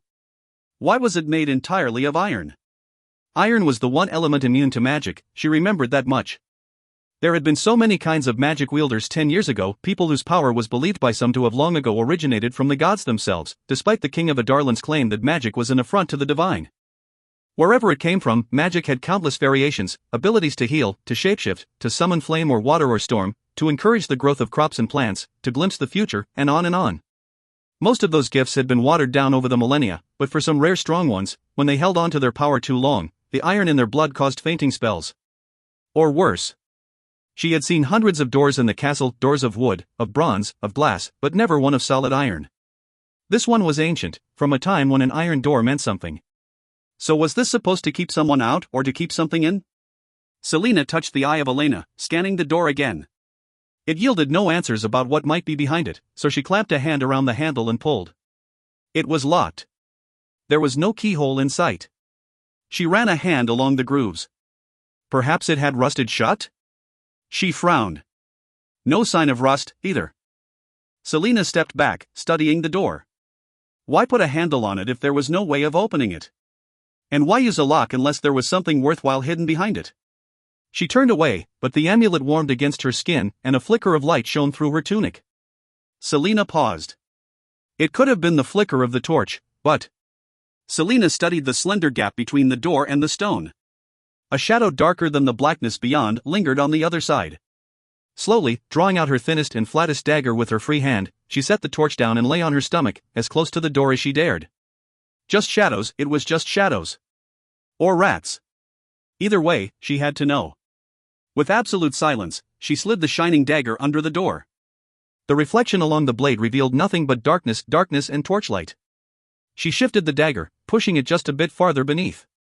Two gleaming, green gold orbs flashed in the shadows beyond. She lunged back, swiping the dagger with her, biting down on her lip to keep from cursing aloud. Eyes. Eyes gleaming in the dark, eyes like an. She sighed through her nose, relaxing slightly. Eyes like an animal. Like a rat. Or a mouse. Or some feral cat. Still, she crept forward again, holding her breath as she angled the blade under the door to scan the darkness. Nothing. Absolutely nothing. She watched the dagger's blade for a full minute, waiting for those eyes to reappear. But whatever it was had scuttled off. A rat. It was probably a rat. Still, Selina couldn't shake the chill that had wrapped around her, or ignore the warmth of the amulet at her neck. Even if there wasn't a creature behind that door, answers lay behind it. And she'd find them, just not today. Not until she was ready. Because there might be ways to get through that door. And considering how old this place was, she had a feeling that the power that had sealed it was connected to the word marks. But if there was something behind the door... She shifted the fingers of her right hand as she picked up her torch, studying the arc of scars left by the Ritterach's bite. It was just a rat. And she had no interest, none, in being proven wrong right now. Chapter 15. The Great Hall was packed at dinner that night. Though Selina usually preferred to eat in her rooms, when she heard that Rena Goldsmith would be performing during the meal to honor Prince Holland's return, she crammed herself into one of the long tables in the back. It was the only place where the lesser nobility, some of Kale's higher-born men, and any others who wanted to brave the viper's nest of the court were allowed to sit. The royal family dined at their table atop the dais in the front of the hall with Parrington, Roland, and a woman who looked like she might be Roland's mother. From the other side of the room, Selina could hardly see little Prince Holland, but he seemed to be pale, rotund, and blessed with a head full of ebony curls.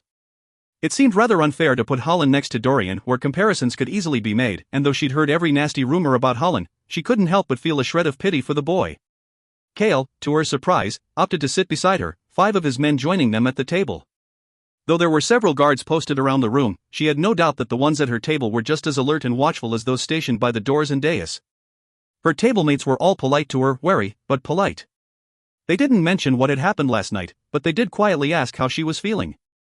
Ress, who had guarded her during the competition, seemed genuinely relieved that she was better, and was the chattiest of them all, gossiping as much as any old court hen. And then, Ress was saying, his boyish face set with fiendish delight, just as he got into her bed, stark naked as the day he was born, her father walked in, winces and groans came from the guards, even Kale himself, and he dragged him out of bed by his feet, took him down the hall, and dumped him down the stairs. He was shrieking like a pig the whole time. Kale leaned back in his seat, crossing his arms. You would be, too, if someone were dragging your naked carcass across the ice-cold floor. He smirked as Ress tried to deny it. Kale seemed so comfortable with the men, his body relaxed, eyes alight. And they respected him, too, always glancing at him for approval, for confirmation, for support. As Selina's chuckle faded, Kale looked at her, his brows high. You're one to laugh. You moan about the cold floors more than anyone I know. She straightened as the guards gave hesitant smiles. If I recall correctly, you complain about them every time I wipe the floor with you when we spar. Oh ho! Ress cried, and Kale's brows rose higher. Selina gave him a grin. Dangerous words, Kale said. Do we need to go to the training hall to see if you can back them up? Well, as long as your men don't object to seeing you knocked on your ass. We certainly do not object to that, Res crowed. Kale shot him a look, more amused than warning. Res quickly added, Captain. Kale opened his mouth to reply, but then a tall, slim woman walked onto the small stage erected along one side of the room. Selina craned her neck as Rena Goldsmith floated across the wooden platform to where a massive harp and a man with a violin waited.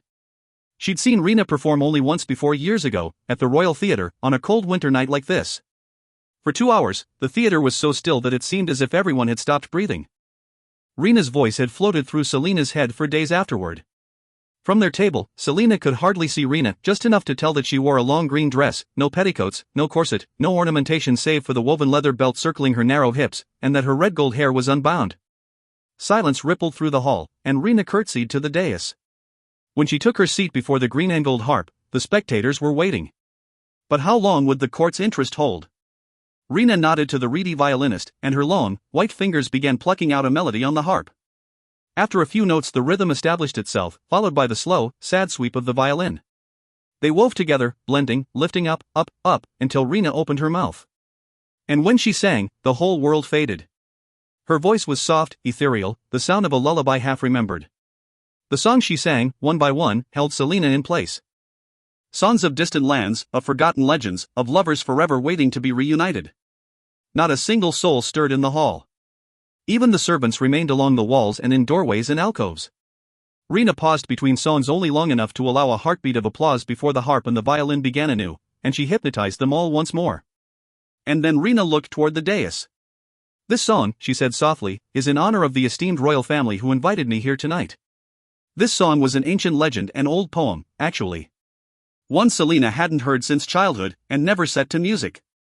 She heard it now as if for the first time, the story of a fey woman blessed with a horrible, profound power that was sought by kings and lords in every kingdom.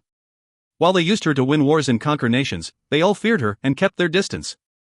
It was a bold song to sing, dedicating it to the king's family was even bolder. But the royals made no outcry. Even the king just stared blankly at Rena as though she weren't singing about the very power he'd outlawed 10 years ago. Perhaps her voice could conquer even a tyrant's heart. Perhaps there was an unstoppable magic inherent in music and art. Rena went on, spinning the ageless story of the years that the Fey woman served those kings and lords, and the loneliness that consumed her bit by bit. And then, one day, a knight came, seeking her power on behalf of his king. As they traveled to his kingdom, his fear turned to love, and he saw her not for the power she wielded, but for the woman beneath. Of all the kings and emperors who had come courting her with promises of wealth beyond imagining, it was the knight's gift, of seeing her for who she was, not what she was, that won her heart. Selina didn't know when she began crying. Somehow she skipped a breath, and it set her lips wobbling. She shouldn't cry, not here, not with these people around her. But then a warm, calloused hand grasped hers beneath the table, and she turned her head to find Kale looking at her. He smiled slightly, and she knew he understood. So Selina looked at her captain of the guard and smiled back. Holland was squirming beside him, hissing and grousing about how bored he was and what a stupid performance this was, but Dorian's attention was on the long table in the back of the hall. Rena Goldsmith's unearthly music wove through the cavernous space, wrapping them in a spell that he would have called magic had he not known better. But Selina and Kale just sat there, staring at each other. And not just staring, but something more than that. Dorian stopped hearing the music. She had never looked at him like that. Not once. Not even for a heartbeat. Rena was finishing her song, and Dorian tore his eyes away from them. He didn't think anything had happened between them, not yet. Kale was stubborn and loyal enough to never make his move or to even realize that he looked at Selina the same way she looked at him. Holland's complaining grew louder, and Dorian took a long, long breath. He would move on. Because he would not be like the ancient kings in the song and keep her for himself. She deserved a loyal, brave knight who saw her for what she was and did not fear her. And he deserved someone who would look at him like that, even if the love wouldn't be the same, even if the girl wouldn't be her. So Dorian closed his eyes, and took another long breath. And when he opened his eyes, he let her go. Hours later, the king of Adarlan stood at the back of the dungeon chamber as his secret guards dragged Rena Goldsmith forward. The butcher's block at the center of the room was already soaked with blood. Her companion's headless corpse lay a few feet away, his blood trickling toward the drain in the floor. Parrington and Roland stood silent beside the king, watching, waiting. The guards shoved the singer to her knees before the stained stone. One of them grabbed a fistful of her red gold hair and yanked, forcing her to look at the king as he stepped forward. It is punishable by death to speak of or to encourage magic. It is an affront to the gods, and an affront to me that you sang such a song in my hall." Rena Goldsmith just stared at him, her eyes bright. She hadn't struggled when his men grabbed her after the performance or even screamed when they beheaded her companion. As if she'd been expecting this. "Any last words?" A queer, calm rage settled over her lined face, and she lifted her chin. "I have worked for 10 years to become famous enough to gain an invitation to this castle. 10 years, so I could come here to sing the songs of magic that you tried to wipe out. So I could sing those songs, and you would know that we are still here, that you may outlaw magic, that you may slaughter thousands, but we who keep the old ways still remember." Behind him, Roland snorted. "Enough," the king said, and snapped his fingers. The guard shoved her head down on the block. "My daughter was 16, she went on." Tears ran over the bridge of her nose and onto the block, but her voice remained strong and loud. 16, when you burned her. Her name was Kayleen, and she had eyes like thunderclouds. I still hear her voice in my dreams." The king jerked his chin to the executioner, who stepped forward. "My sister was 36. Her name was Liesa, and she had 2 boys who were her joy." The executioner raised his axe. "My neighbor and his wife were 70. Their names were John and Estrell. They were killed because they dared try to protect my daughter when your men came for her." Rena Goldsmith was still reciting her list of the dead when the axe fell. Chapter 16. Selina dipped her spoon into her porridge, tasted it, then dumped in a mountain of sugar. "I much prefer eating breakfast together than going out in the freezing cold." Fleetfoot, her head on Selina's lap, huffed loudly. "I think she does, too," she added with a grin. Nehemia laughed softly before taking a bite of her bread. "It seems like this is the only time of day either of us get to see you," she said in Ailwi. "I've been busy." "Busy hunting down the conspirators on the king's list?" A pointed glance in her direction, another bite of toast. "What do you want me to say?" Selina stirred the sugar into her porridge, focusing on that instead of the look on her friend's face. "I want you to look me in the eye and tell me that you think your freedom is worth this price. Is this why you've been so on edge lately?" Nehemia set down her toast. "How can I tell my parents about you? What excuses can I make that will convince them that my friendship with the king's champion," she used the common tongue language for the 2 words, spitting them out like poison, "is in any way an honorable thing? How can I convince them that your soul isn't rotted? I didn't realize that I needed parental approval. You are in a position of power and knowledge, and yet you just obey. You obey and you do not question, and you work only toward one goal, your freedom." Selina shook her head and looked away. "You turn from me because you know it's true. And what is so wrong with wanting my freedom? Haven't I suffered enough to deserve it? So what if the means are unpleasant? I won't deny that you have suffered, Elentia, but there are thousands more who have also suffered, and suffered more. And they do not sell themselves to the king to get what they, too, deserve. With each person you kill, I am finding fewer and fewer excuses for remaining your friend." Selina flung her spoon down on the table and stalked to the fireplace. She wanted to rip down the tapestries and the paintings and smash all the silly little baubles and ornaments she'd bought to decorate her room. Mostly she just wanted to make Nehemia stop looking at her like that, like she was just as bad as the monster who sat on that glass throne. She took a breath, then another, listening for signs of anyone else in her chambers, then turned. "I haven't killed anyone," she said softly. Nehemia went still. "What? I haven't killed anyone." She remained where she was standing, needing the distance between them to get the words out right. "I faked all of their deaths and helped them flee." Nehemia ran her hands over her face, smearing the powdered gold she'd dusted on her eyelids. After a moment, she lowered her fingers. Her dark, lovely eyes were wide. "You haven't killed a single person he's ordered you to kill? Not a single one.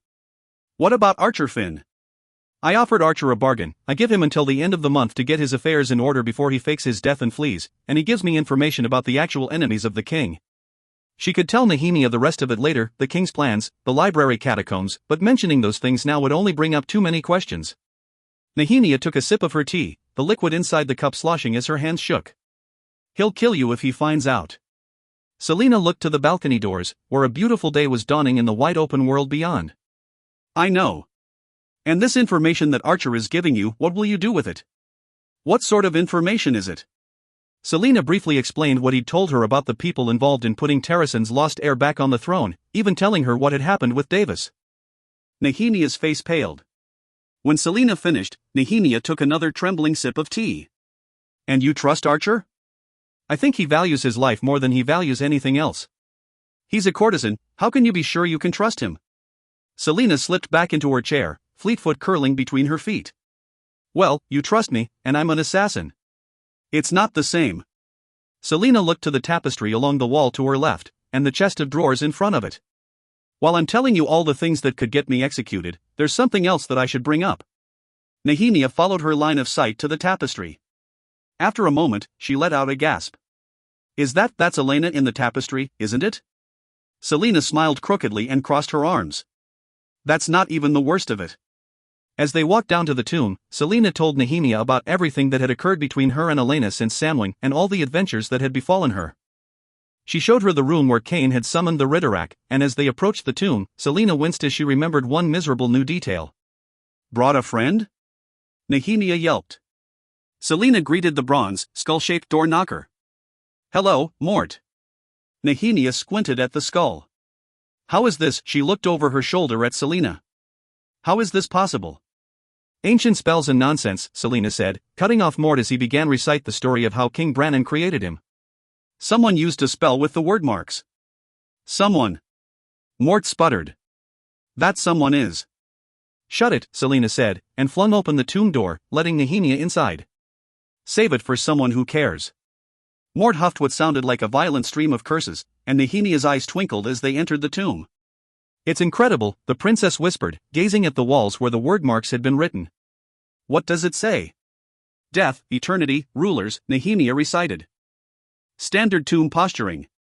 She continued moving through the room. As Nehemia strode about, Selina leaned against a wall and slumped to the ground. Sighing, she rubbed her heel against one of the raised stars on the floor, examining the curve that they made across the room. Do they make a constellation? Selina rose to her feet and stared down.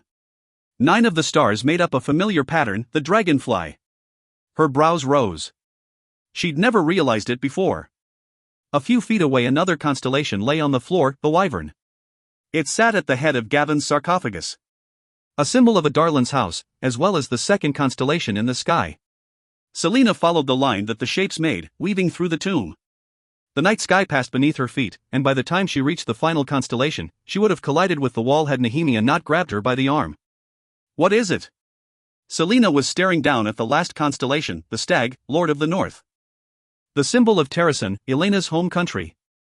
The constellation faced the wall, and its head seemed to be pointed upward, as though it were looking at something. Selina followed the stag's stare, up through the dozens of word marks that covered the wall, until. By the WIRD. Look at this, she said, pointing. An eye, no larger than her palm, was etched into the wall. A hole was bored in its center, a perfectly crafted puncture that had been carefully concealed within the eye.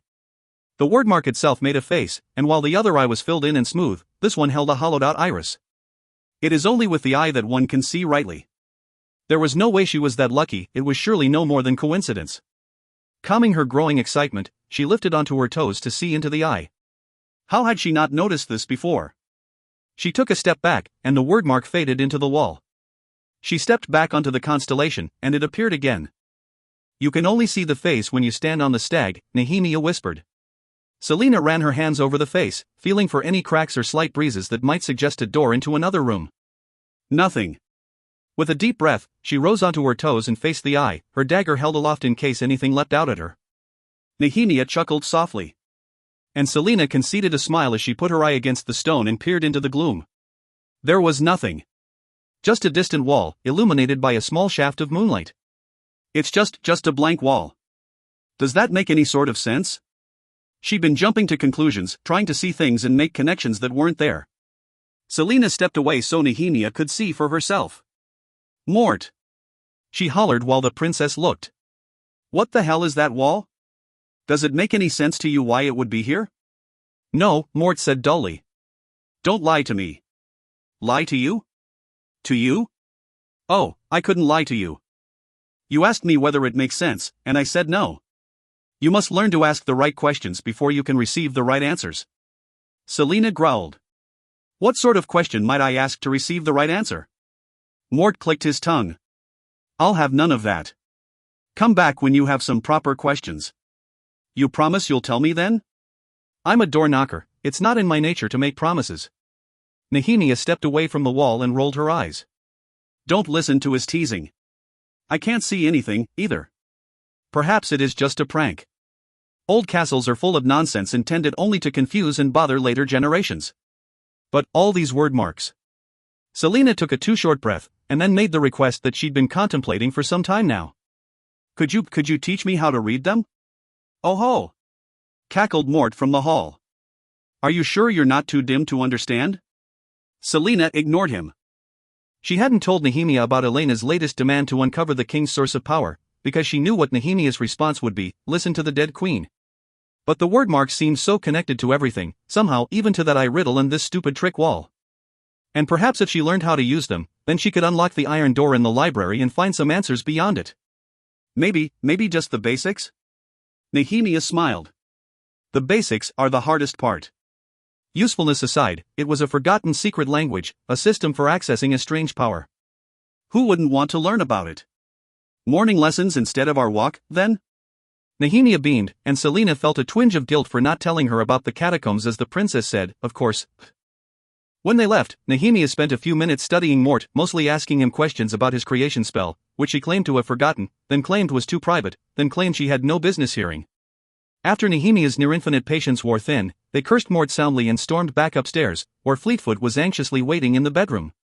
The dog refused to set foot in the secret passage, probably because of some foul stench left over from Cain and his creature. Even Nehemia hadn't been able to coax her downstairs with them. Once the door was closed and hidden, Selina leaned against her desk. The eye in the tomb hadn't been the solution to the riddle. Now she wondered if Nehemia might have a better sense of what it was about. I found a book on word marks in Davis's office, she told Nehemia. I can't tell if it's a riddle or a proverb, but someone wrote this on the inside back cover. It is only with the eye that one can see rightly. Nehemia frowned. Sounds like an idle lord's nonsense to me. But do you think it's just coincidence that he was a part of this movement against the king and had a book on word marks? What if this is some sort of riddle about them? Nehemia snorted.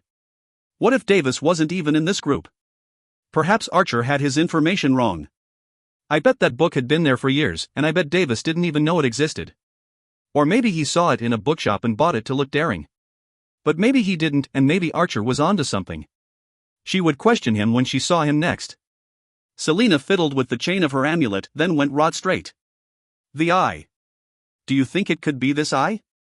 No, Nehemia said. It wouldn't be that easy. But Selina pushed off the desk. Trust me, Nehemia said.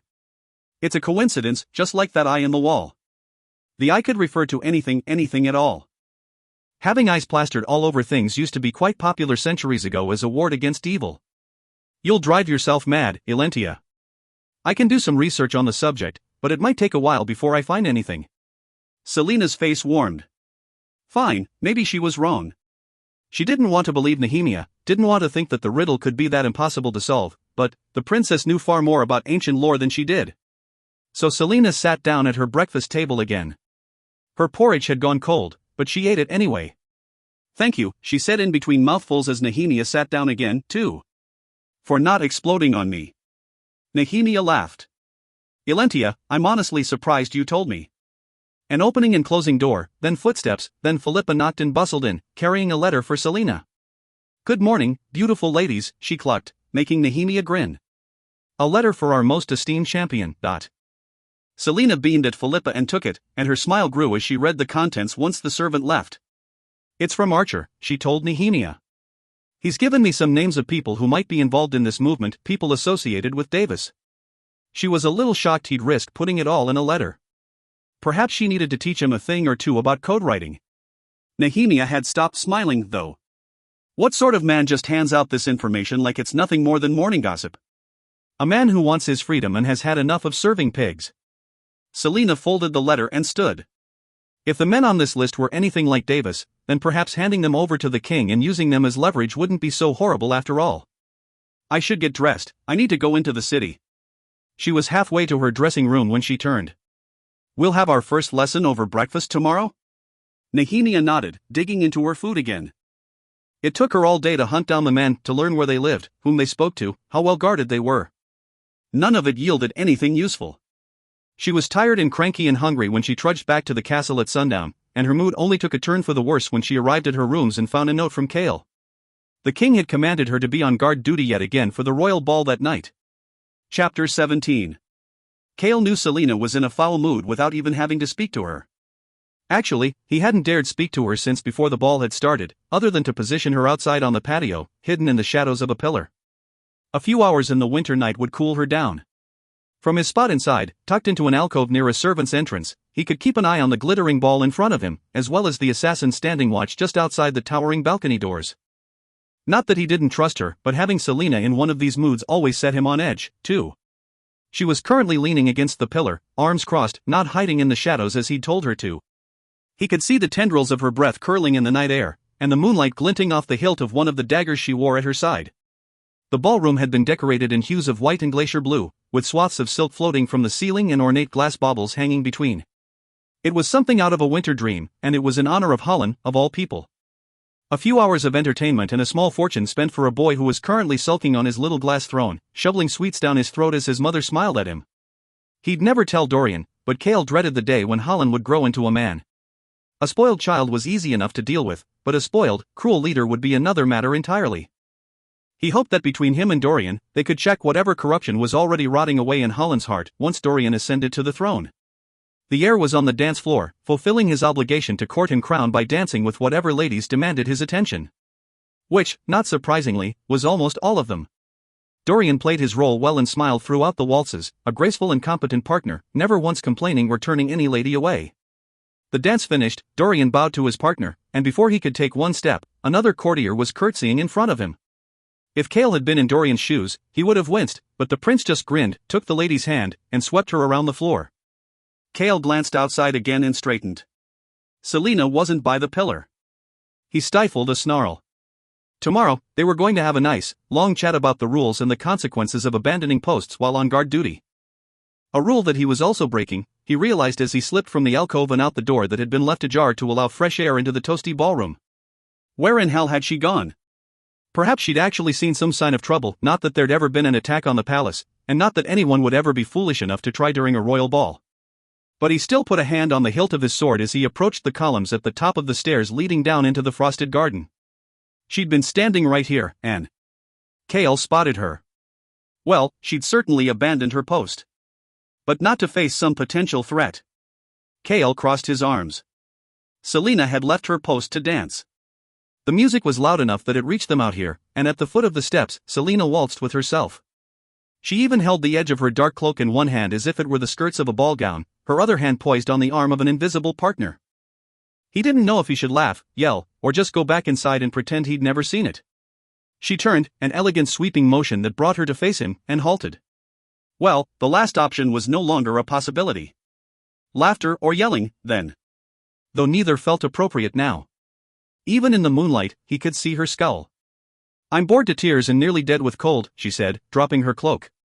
He remained atop the stairs, watching her. "And it's your fault," she went on, stuffing her hands into her pockets. "You made me come out here, and someone left the balcony door open so I could hear all that lovely music." The waltz was still playing, filling the frozen air around them with sound. "So you should really reconsider who's to blame." It was like putting a starving man in front of a feast and telling him not to eat. "Which, by the way, you actually did when you made me go to that state dinner, but..." She was babbling, and her face was dark enough for him to know she was beyond mortified that he'd caught her. He bit his lip to keep from smiling and walked down the 4 steps to the gravel path of the garden. "You're the greatest assassin in Aurelia, and yet you can't stand watch for a few hours? What's there to watch?" She hissed. "Couples sneaking out to fondle each other between the hedges? Or His Royal Highness, dancing with every eligible maiden? You're jealous?" She barked a laugh. "No. Gods, no. But I can't say it's particularly fun to watch him. Or watch any of them enjoying themselves. I think I'm more jealous of that giant buffet no one is even touching." He chuckled and glanced up the stairs, to the patio and the ballroom doors beyond. He should be back inside already. But here he was, towing that line he couldn't stay away from. He'd managed to stay on this side of it last night, even though seeing her cry during Rena Goldsmith's song had stirred him so bone deep it was like he'd found a part of him he hadn't even realized was missing. He'd made them run an extra mile this morning, not to punish her for it, but because he couldn't stop thinking about the way she'd looked at him. She sighed loudly and studied the moon. It was so bright it drowned out the stars. I heard the music and I just wanted to dance for a few minutes. To just forget everything for one waltz and pretend to be a normal girl. So she glared at him. Now, go ahead and snarl and snap at me about it. What will my punishment be? 3 extra miles tomorrow? An hour of drills? The rack? There was a sort of bleak bitterness in her words that didn't sit well with him. And yes, they would have a conversation about abandoning posts, but right now. Kale stepped up to the line. Dance with me, he said, and held out his hand to her. Selena stared at Kale's outstretched hand. What? The moonlight caught in his golden eyes, setting them shining. What didn't you understand? Nothing. Everything. Because when he'd said it, it hadn't been the way Dorian had asked her to dance at the Yulmas ball. That had merely been an invitation. But this? His hand remained reaching toward her. As far as I recall, she said, lifting her chin, at Yulmas, I asked you to dance, and you flat out refused me. You said it was too dangerous for us to be seen dancing together. Things are different now. Again, another layered statement she couldn't begin to sort through now. Her throat tightened, and she looked at his extended hand, flecked with calluses and scars. Dance with me, Selena, he said again, his voice rough. When her eyes found his, she forgot about the cold, and the moon, and the glass palace looming above them. The secret library and the king's plans in Mort and Elena faded into nothing. She took his hand, and there was only the music and Kale. His fingers were warm, even through his gloves. He slid his other hand around her waist as she braced one of hers on his arm. She looked up at him when he began to move a slow step, then another, and another, easing into the steady rhythm of the waltz. He stared back at her, neither of them smiling, somehow beyond smiling at that moment. The waltz built, louder, faster, and Kale steered her into it, never stumbling. Her breathing turned uneven, but she couldn't look away from him, couldn't stop dancing. The moonlight in the garden and the golden glow from the ballroom blurred together, now miles away. We'll never be a normal boy and girl, will we? She managed to say. No, he breathed, eyes blazing. We won't. And then the music exploded around them, and Kale took her with it, spinning her so that her cloak fanned out around her. Each step was flawless, lethal, like that first time they'd sparred together so many months ago. She knew his every move and he knew hers, as though they'd been dancing this waltz together all their lives. Faster, never faltering, never breaking her stare. The rest of the world quieted into nothing. In that moment, after 10 long years, Selena looked at Kale and realized she was home. Dorian Havillard stood at the ballroom window, watching Selena and Kale dance in the garden beyond, their dark cloaks flowing around them like they were no more than 2 wraiths spinning through the wind. After hours of dancing, he'd finally managed to get free of the ladies demanding his attention, and had come to the window to get some much-needed fresh air. He'd intended to go outside, but then he'd seen them. That had been enough to still his steps, but not enough to make him walk away. He knew he should. He should walk away and pretend he hadn't seen it, because even though it was just a dance.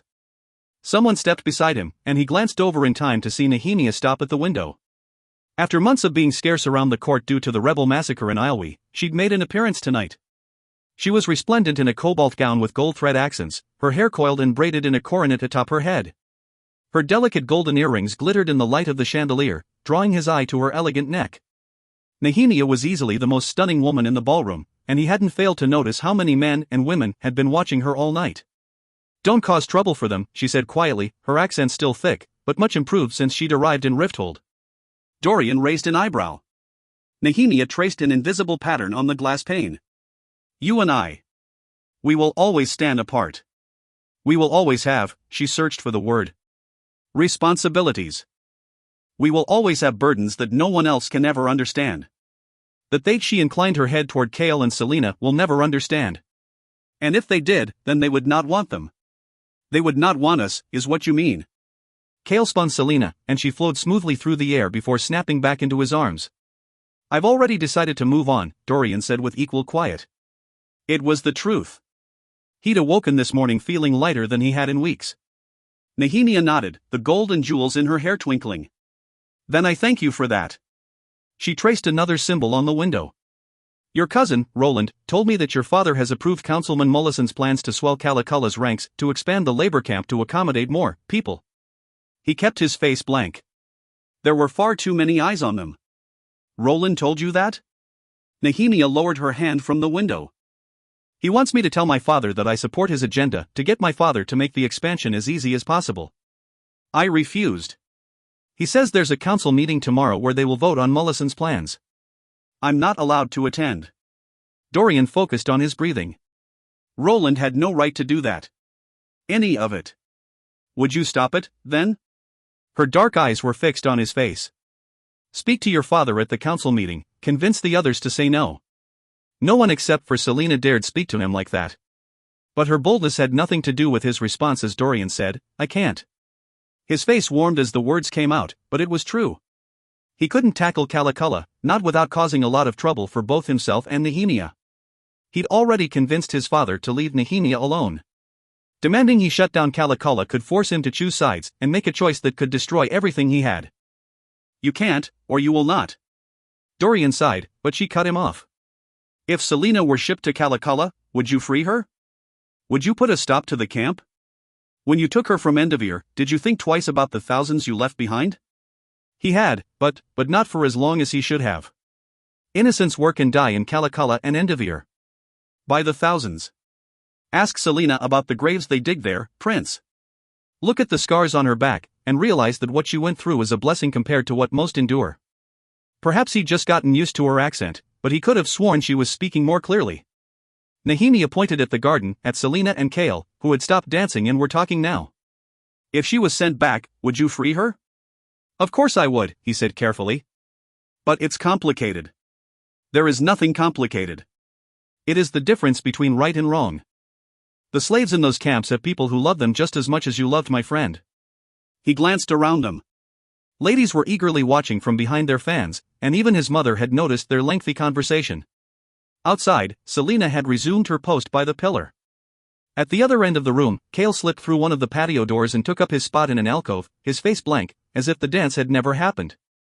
This isn't the place for this conversation. Nehemia stared at him for a long moment before nodding. You have power in you, Prince. More power than you realize. She touched his chest, tracing a symbol there, too, and some of the court ladies gasped. But Nehemia's eyes were locked on his. It sleeps, she whispered, tapping his heart. In here.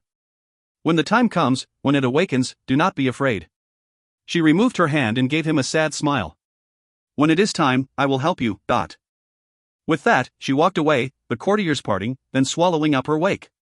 He stared after the princess, wondering what her last words had meant. And why, when she had said them, something ancient and slumbering deep inside of him had opened an eye. Chapter 18. Selena sat in the parlor of Archer's townhouse, frowning at the crackling fireplace. She hadn't touched the tea the butler had laid out for her on the low-lying marble table, though she'd certainly indulged in 2 cream puffs and 1 chocolate torte while waiting for Archer to return. She could have come back later, but it was freezing outside, and after standing on guard duty last night, she was exhausted. And in need of anything to distract her from reliving that dance with Kale.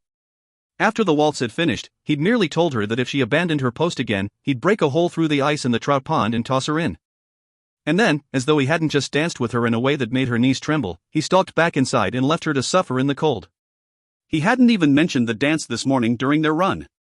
Maybe she'd just imagined the whole thing. Maybe the frigid night air had made her stupid. She'd been distracted during her first wordmarks lesson with Nehemia that morning and had earned a fair amount of scolding as a result. She blamed the complex, near-nonsensical language. She'd learned a few languages before, enough to get by in places where a Darlin's language laws hadn't taken root, but wordmarks were completely different. Trying to learn them while also trying to unravel the labyrinth that was Kale Westfall was impossible. Selena heard the front door open. Muffled words, hurried footsteps, and then Archer's beautiful face popped in. Just give me a moment to freshen up. She stood. That won't be necessary. This won't take long, Dot. Archer's green eyes glimmered, but he slipped into the parlor, shutting the mahogany door behind him. Sit, she told him, not particularly caring that this was his house. Archer obeyed, taking his seat in the armchair across from the couch. His face was flushed from the cold, making his lovely eyes seem even greener. She crossed her legs. If your butler doesn't stop listening at the keyhole, I'm going to cut off his ears and shove them down his throat. There was a muffled cough, followed by retreating footsteps. Once she was sure no one else was listening, she leaned back into the couch cushions. I need more than a list of names. I need to know what, exactly, they're planning and how much they know about the king. Archer's face paled. I need more time, Selena. You have little more than 3 weeks left. Give me 5. The king only gave me a month to kill you. I already have a hard time convincing everyone you're a difficult target. I can't give you more time, But I needed to wrap up things here in Rifthold and to get you more information. With Davis dead, they're all being extra careful. No one is talking. No one dares whisper anything. Do they know Davis was a mistake? Mistakes happen often enough in Rifthold for us to know that most of them are anything but mistakes. He ran his hands through his hair. Please. Just a little more time.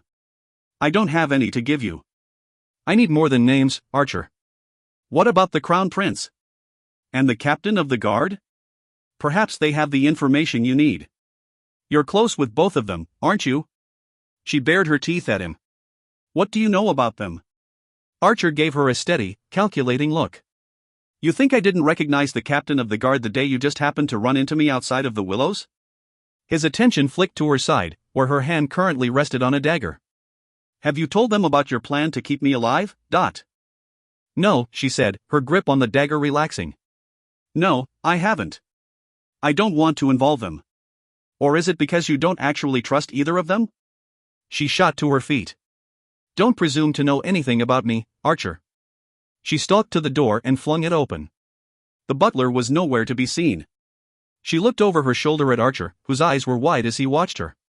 You have until the end of the week, 6 days, to get me more information.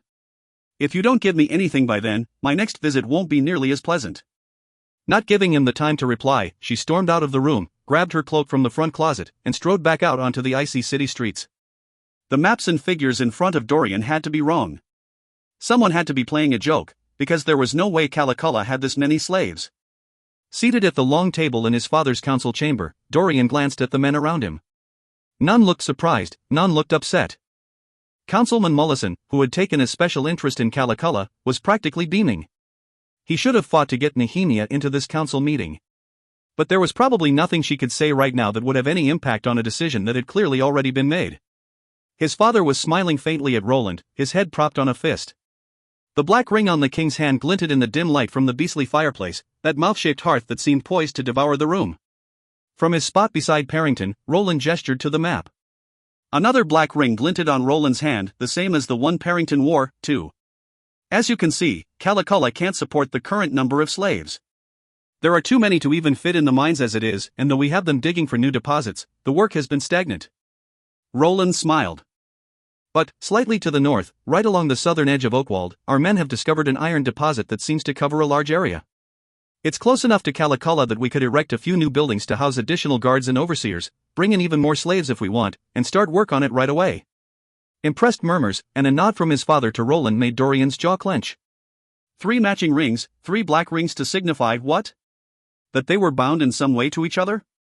How had Roland gotten past his father's and Parrington's defenses so quickly? Because of his support of a place like Calaculla? Nehemia's words from the night before kept ringing in his head. He'd seen the scars on Selena's back up close, a brutal mess of flesh that made him sick with rage to look at. How many like her were rotting away in these labor camps? And where will the slaves sleep? Dorian suddenly asked. Will you build shelter for them, too? Everyone, including his father, turned to look at him. But Roland just shrugged. They're slaves.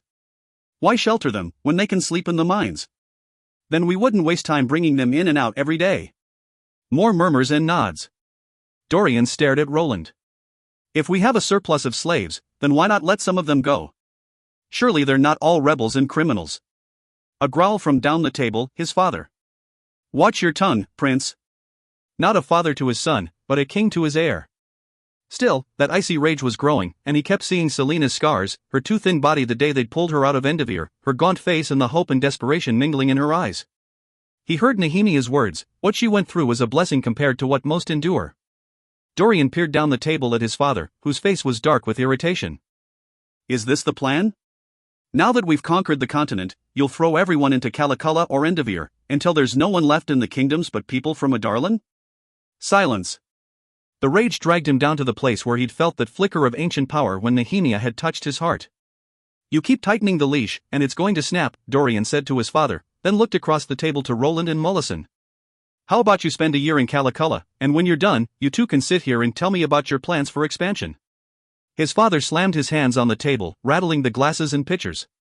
You will mind your mouth, Prince, or you will be thrown out of this room before the vote. Dorian shot out of his seat. Nehemiah had been right. He hadn't looked at the others in Endeavour. He hadn't let himself. "I've heard enough," he snarled at his father, at Roland and Mullison, at Parrington, and at all the lords and men in the room. "You want my vote? Then here it is, no. Not in 1,000 years. His father growled, but Dorian was already walking across the red marble floor, past that horrible fireplace, out the doors, and into the bright halls of the glass castle. He didn't know where he was going, only that he felt freezing cold, a cold that fueled the calm, glittering rage. He took flight after flight of stairs down into the stone castle, then long hallways and narrow staircases until he found a forgotten hall where there were no eyes to see him as he drew back his fist and punched the wall. The stone cracked under his hand. Not a small crack, but a spider web that kept growing and growing toward the window on the right, until the window exploded, glass showering everywhere as Dorian dropped into a crouch and covered his head.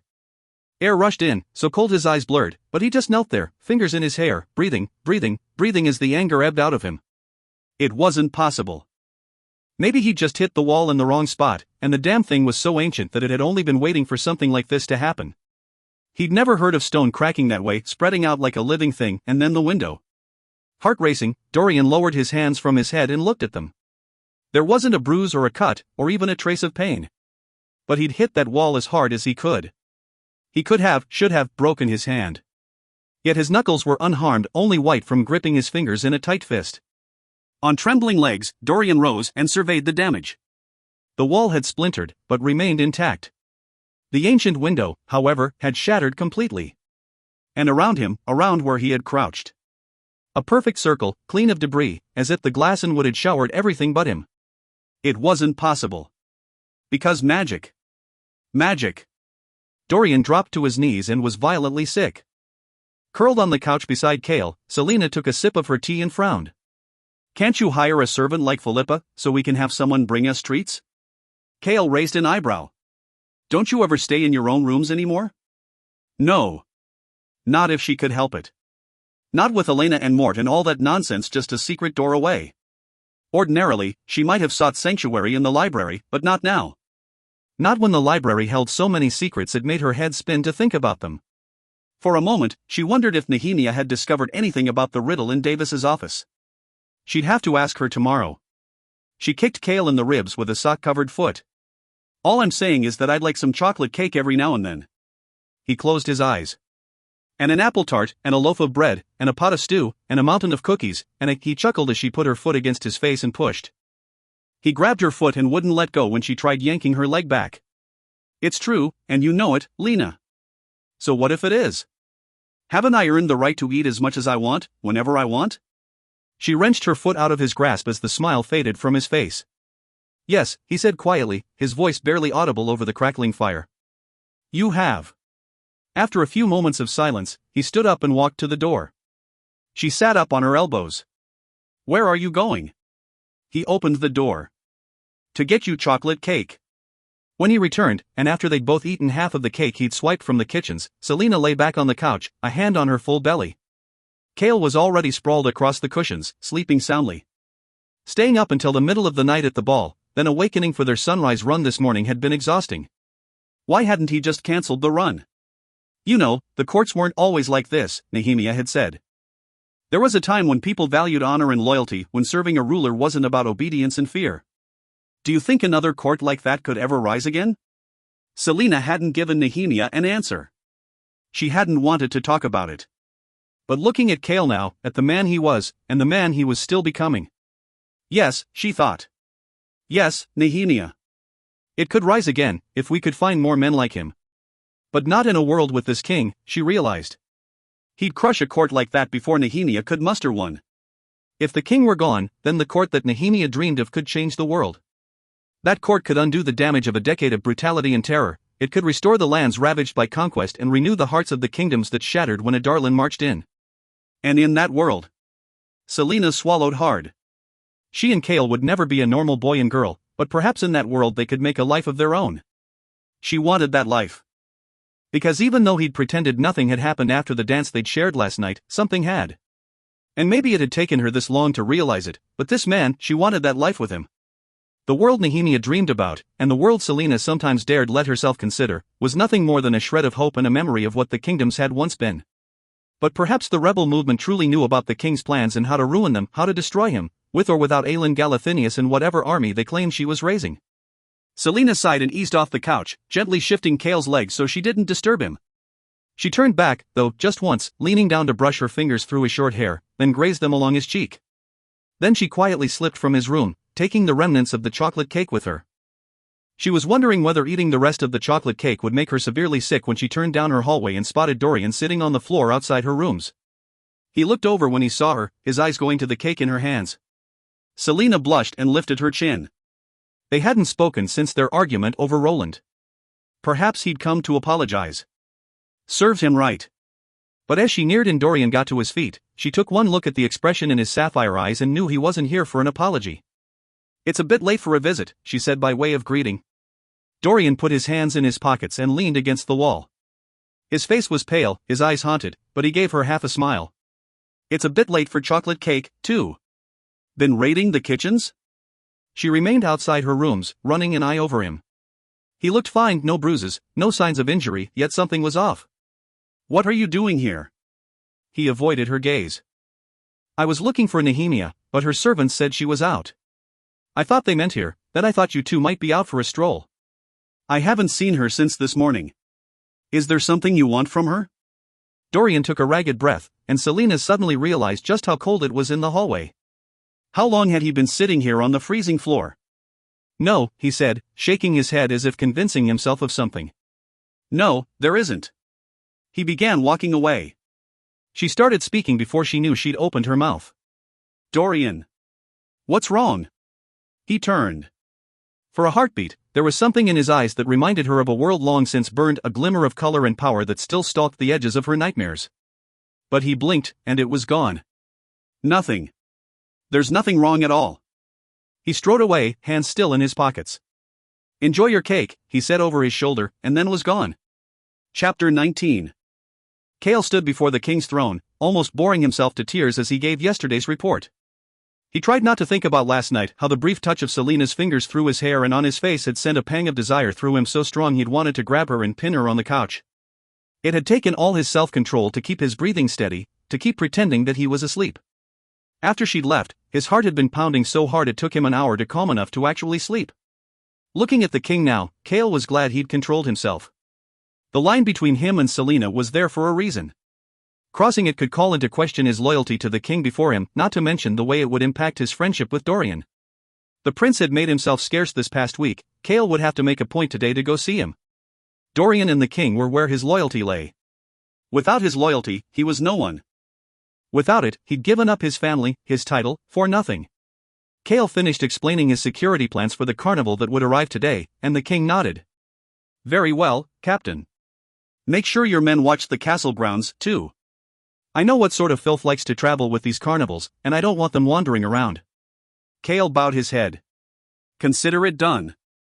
Normally, the king would dismiss him with a grunt and a wave, but today, the man merely studied him, an elbow propped on the arm of his glass throne. After a moment of silence, during which Cale wondered if a castle spy had somehow been looking through the keyhole when Selena touched him, the king spoke. "Princess Nehemia needs to be watched."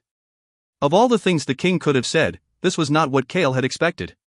But he kept his face blank and did not question the words that implied so much. "Her influence is starting to be felt in these halls. And I am beginning to wonder if perhaps the time has come to remove her back to Islay. I know that we already have some men watching her, but I also received word that there was an anonymous threat on her life." Questions roared through him, along with a rising sense of dread. Who had threatened her? What had Nehemia said or done to warrant the threat? Cale stiffened. "I haven't heard anything about that." The king smiled. "No one has. Not even the princess herself. It seems she's made some enemies outside the palace as well. I'll have extra guards watch her rooms and patrol her wing of the castle. I'll alert her immediately of." "There is no need to alert her. Or anyone." The king gave him a pointed look. "She might try to use the fact that someone wants her dead as a bargaining chip, might try to make herself into a martyr of sorts. So tell your men to stay quiet." He didn't think Nehemia would do that, but Cale kept his mouth shut. He'd tell his men to be discreet. And he wouldn't tell the princess or Selena. Just because he was friendly with Nehemia, just because she was Selena's friend, it didn't change anything. While he knew that Selena would be furious that he didn't tell her, he was the captain of the guard. He had fought and sacrificed nearly as much as Selena had to get to this position. He'd let her get too close by asking her to dance, he'd let himself get too close. Captain? Kale blinked, then bowed low. You have my word, Your Majesty. Dorian panted, swinging the sword through the air in a precise parry that sent the guard scrambling. His third match, and his third opponent about to go down. He hadn't slept last night, nor had he been able to sit still this morning. So he'd come to the barracks, hoping to have someone wear him down enough for exhaustion to take over. He parried and deflected the guard's assault. It had to be a mistake. Maybe he'd dreamed it all up. Maybe it had just been a combination of the right elements at the wrong time. Magic was gone, and there was no reason that he should have that power, when not even his father had been gifted with magic. Magic had been dormant in the Haviliard bloodline for generations.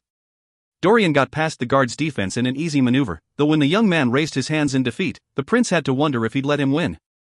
The thought sent a growl rippling through him. He was about to demand another match when someone sauntered over to them. Mind if I join? Dorian stared at Roland, whose rapier looked like it had hardly ever been used. The guard took one look at Dorian's face, bowed, and found someplace else to be. Dorian watched his cousin, the black ring on Roland's finger. I don't think you want to dance with me today, cousin. Ah, Roland said, frowning. About yesterday. I'm sorry for that. Had I known the labor camps were such a sensitive matter for you, I never would have broached the subject or worked with Counselor Mullison. I called off the vote after you left. Mullison was furious. Dorian raised his brows. Oh? Roland shrugged. You were right. I don't know anything about what it's like in those camps. I only took up the cause because Parrington suggested that I work with Mullison, who stood to gain a lot from the expansion because of his ties to the iron industry. And I'm supposed to believe you? Roland gave him a winning smile. We are family, after all. Family. Dorian had never really considered himself to be in an actual family. And certainly not now. If anyone found out about what had happened in that hallway yesterday, about the magic he might have, his father would kill him. He had a second son, after all. Families weren't exactly supposed to think like that, were they? Dorian had gone looking for Nehemia last night out of desperation, but in the light of morning, he was grateful he hadn't seen her. If the princess had that sort of information about him, she could use it to her advantage, blackmail him all she wanted. And Roland. Dorian began walking away. Why don't you save your maneuvering for someone who cares? Roland kept pace beside him. Ah, but who else is more worthy than my own cousin? What greater challenge than winning you over to my schemes? Dorian shot him a warning glare and found the young man grinning. If only you'd seen the chaos that erupted after you left, Roland went on. As long as I live, I'll never forget the look on your father's face when you growled at them all. Roland laughed, and, despite himself, Dorian found a smile tugging on his lips. I thought the old bastard would combust right there. Dorian shook his head. He's hanged men for calling him such names, you know, Yes, but when you're as handsome as I am, dear cousin, you'd be surprised by how much more you can get away with. Dorian rolled his eyes, but considered his cousin for a few moments. Roland might be close with Parrington and his father, but perhaps he'd just been pulled into Parrington's schemes and needed someone to steer him right. And if his father and the other councilmen thought that they could use Roland to win support for their dark dealings, well, then it was time for Dorian to play the game, too. He could turn his father's pawn against him. Between the two of them, surely they could sway enough of the council to oppose more unsavory proposals. You really called off the vote? Roland waved a hand. I think you're right that we're pushing our luck with the other kingdoms. If we want to keep control, we need to find a balance. Shoving them into slavery won't help, it might just turn more people toward rebellion. Dorian nodded slowly, and paused. I have somewhere to be, he lied, sheathing his sword, but perhaps I'll see you in the hall for dinner. Roland gave him an easy smile. I'll try to muster up a few lovely ladies to keep us company. Dorian waited until Roland was around the corner before heading outside, where the chaos of the courtyard sucked him up. The carnival his mother had commissioned for Holland, her belated Yulmas present to him, had finally arrived. It was not a massive carnival, only a few black tents, a dozen cage wagons, and 5 covered wagons had been set up in the open courtyard. The whole thing felt rather somber, despite the fiddler sawing away and the merry shouts of the workers scrambling to finish setting up the tents in time to surprise Holland that evening. People hardly looked Dorian's way as he meandered through the throng. Then again, he was dressed in sweaty, old clothes and had his cloak wrapped tightly around him. Only the guards, highly trained and aware of everything, noticed him, but they understood his need for anonymity without being told. A stunningly beautiful woman walked out of one of the tents, blonde, slender, tall, and dressed in fine riding clothes. A mountain-sized man also emerged, carrying long poles of iron that Dorian doubted most men could even lift. Dorian passed by one of the large covered wagons, pausing at the words written in white paint on its side. The Carnival of Mirrors. See illusions and reality collide. He frowned. Had his mother even put a moment's consideration into the gift, into how it might appear, the message it would send? Carnivals, with their illusions and tricks, always pushed the limit of outright treason. Dorian snorted. Perhaps he belonged in one of these cages. A hand landed on his shoulder, and Dorian whirled to find Kale smiling at him. I thought I'd find you here. He wasn't surprised in the least that Kale had recognized him. Dorian was about to smile back when he noticed who was with the captain. Selina was standing at one of the covered cages, listening through the black velvet curtains to whatever was inside. What are you two doing here so early? The unveiling's not until nightfall. Nearby, the gargantuan man began hammering foot-long spikes into the frozen earth. She wanted to walk, and Kale suddenly gave a violent curse. Dorian didn't particularly want to, but he followed after Kale as he stalked to Selina and yanked her arm away from the black curtain. You'll lose your hand like that, the captain warned her, and she glared at him. Then she gave Dorian a close-lipped smile that felt more like a wince. He hadn't lied to her last night about wanting to see Nehemia. But he'd also found himself wanting to see her until she appeared with that ridiculous half-eaten cake, which she clearly had plans to devour in private. He couldn't begin to imagine how she'd look at him if she found out he might, he kept telling himself, have some trace of magic within him. Nearby, the beautiful blonde woman perched on a stool and began playing the lute. He knew that the men and guards starting to flock to her weren't just there for the lovely music. Kale shifted on his feet, and Dorian realized that they'd been standing there silently, not saying anything. Selina crossed her arms. Did you find Nehemia last night? He had a feeling she already knew the answer, but he said, no. I went back to my room after I saw you. Kale looked at Selina, who merely shrugged. What did that mean? So, Selina said, surveying the carnival, do we really have to wait for your brother before we can see what's inside all these cages? Looks like the performers are already starting. And they were. All sorts of jugglers and sword swallowers and fire breathers milled about, while tumblers balanced on impossible things, chair backs, poles, a bed of nails. I think this is just practice, Dorian said, and he hoped he was right, because if Holland learned that anyone had started without his approval, Dorian would make sure he was far away from the castle when that tantrum occurred. Selina said, and walked deeper into the teeming carnival. Kale was watching the prince warily. There were questions in Kale's eyes, questions that Dorian had no intention of answering, so he strode after Selina, because leaving the carnival would feel too much like drawing a line. They made their way to the last and largest wagon in the rough semicircle of tents and cages. Welcome! Welcome! Shouted an old woman, bent and gnarled with age, from a podium at the foot of its stairs. A crown of stars adorned her silver hair, and though her tanned face was saggy and speckled, there was a spark in her brown eyes. Look into my mirrors and see the future. Let me examine your palm so I might tell you myself. The old woman pointed with a knotted cane at Selina. Care to have your fortune told, girl? Dorian blinked, then blinked again at the sight of the woman's teeth. They were razor-sharp, like a fish's, and made of metal. Of iron. Selina pulled her green cloak tightly around her, but remained staring at the crone. Dorian had heard the legends of the fallen witch kingdom, where bloodthirsty witches had overthrown the peaceful Crochan dynasty and then ripped apart the kingdom stone by stone. 500 years later, songs were still sung of the deadly wars that had left the Iron Teeth clans the only ones standing on a killing field, dead Crochan queens all around them. But the last Crochan queen had cast a spell to ensure that as long as Iron Teeth banners flew, no bit of soil would yield life to them. Come into my wagon, dear heart, the old woman crooned at Selina, and let old Baba Yellowlegs take a look into your future. Sure enough, peeking out from beneath her brown robe were saffron-colored ankles. Selina's face had drained of color, and Kale went to her side and took her elbow. Despite the way the protective gesture made Dorian's gut twist, he was glad Kale had done it. But this was all just a sham. That woman had probably put on a fake set of iron teeth and sheer yellow stockings, and called herself Baba Yellowlegs to make carnival patrons hand over good coin. You're a witch, Selina said, her voice strangled. She didn't think it was a sham, apparently. No, her face was still white as death. Gods, was she actually scared? Baba Yellowlegs laughed, a crow's cackle, and bowed. The last-born witch in the witch kingdom. To Dorian's shock, Selina took a step back, closer to Kale now, a hand going to the necklace she always wore. Care to have your fortune read now? No, Selina said, almost leaning into Kale. Then get out of my way and let me go about my business. I've never seen such a cheap crowd. Baba Yellowlegs snarled, and lifted her head to look over them. Fortunes. Fortunes. Kale took a step toward her, a hand on his sword. Don't be so rude to your customers. The crone smiled, her teeth glinting in the afternoon light as she sniffed at him. And what would a man who smells of the Silver Lake do to an innocent old witch like me?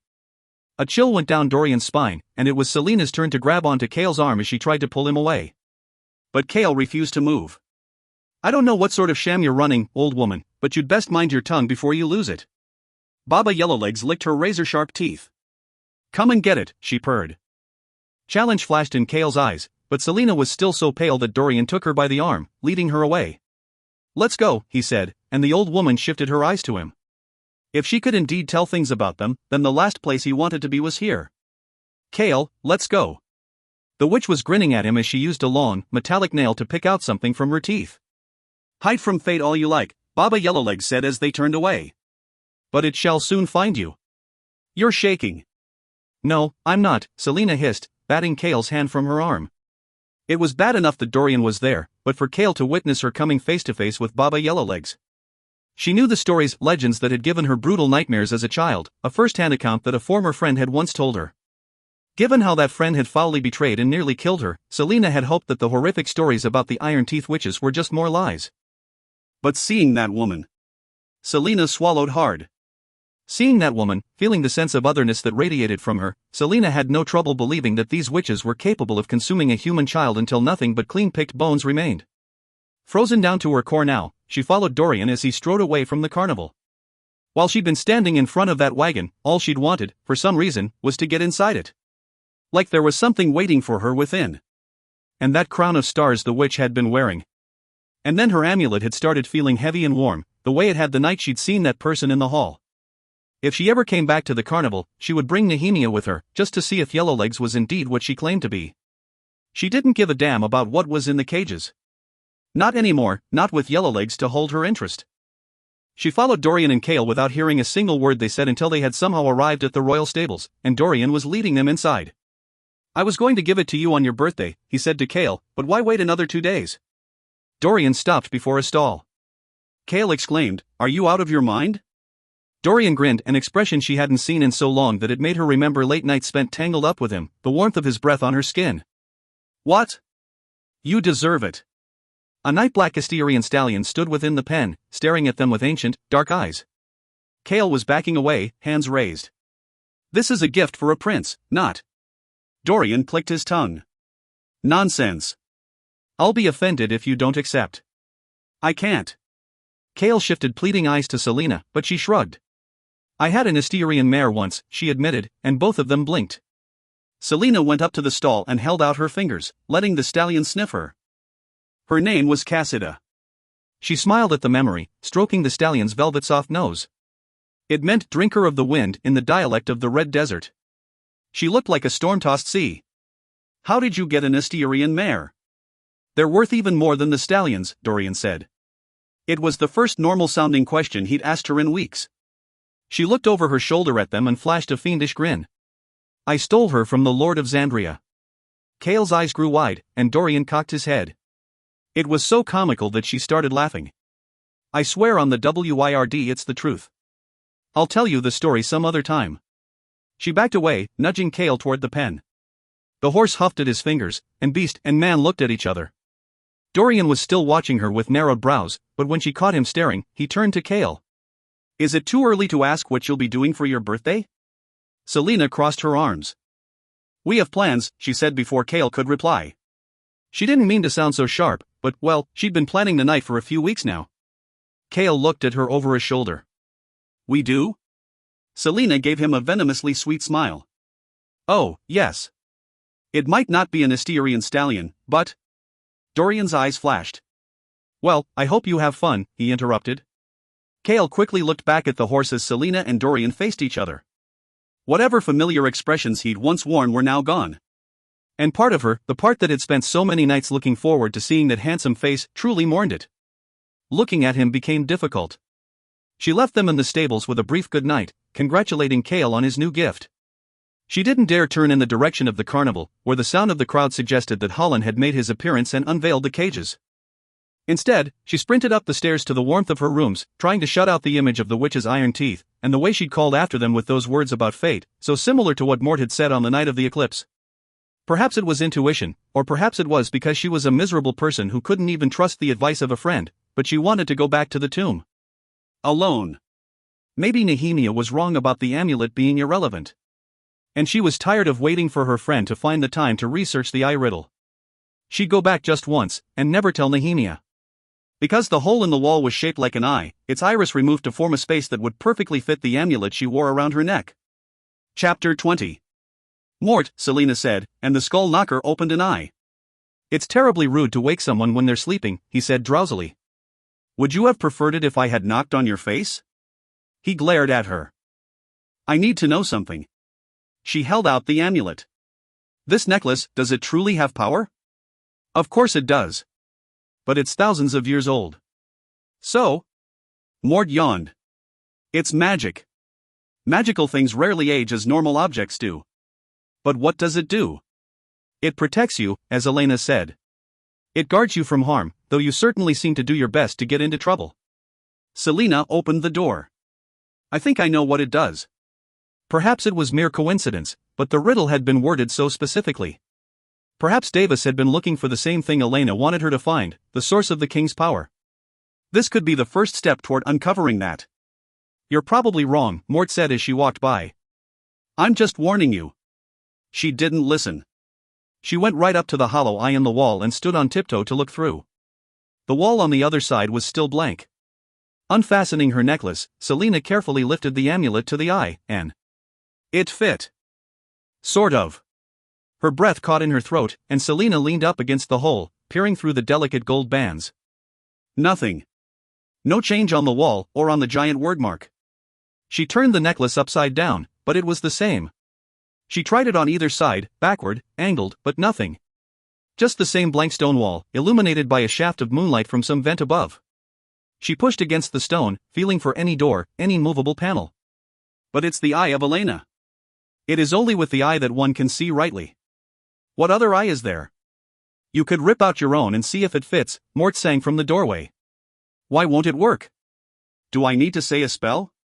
She glanced at the sarcophagus of the queen. Perhaps the spell would be triggered by ancient words hiding right under her nose. Wasn't that always how these things happened? She refitted the amulet into the stone. Ah!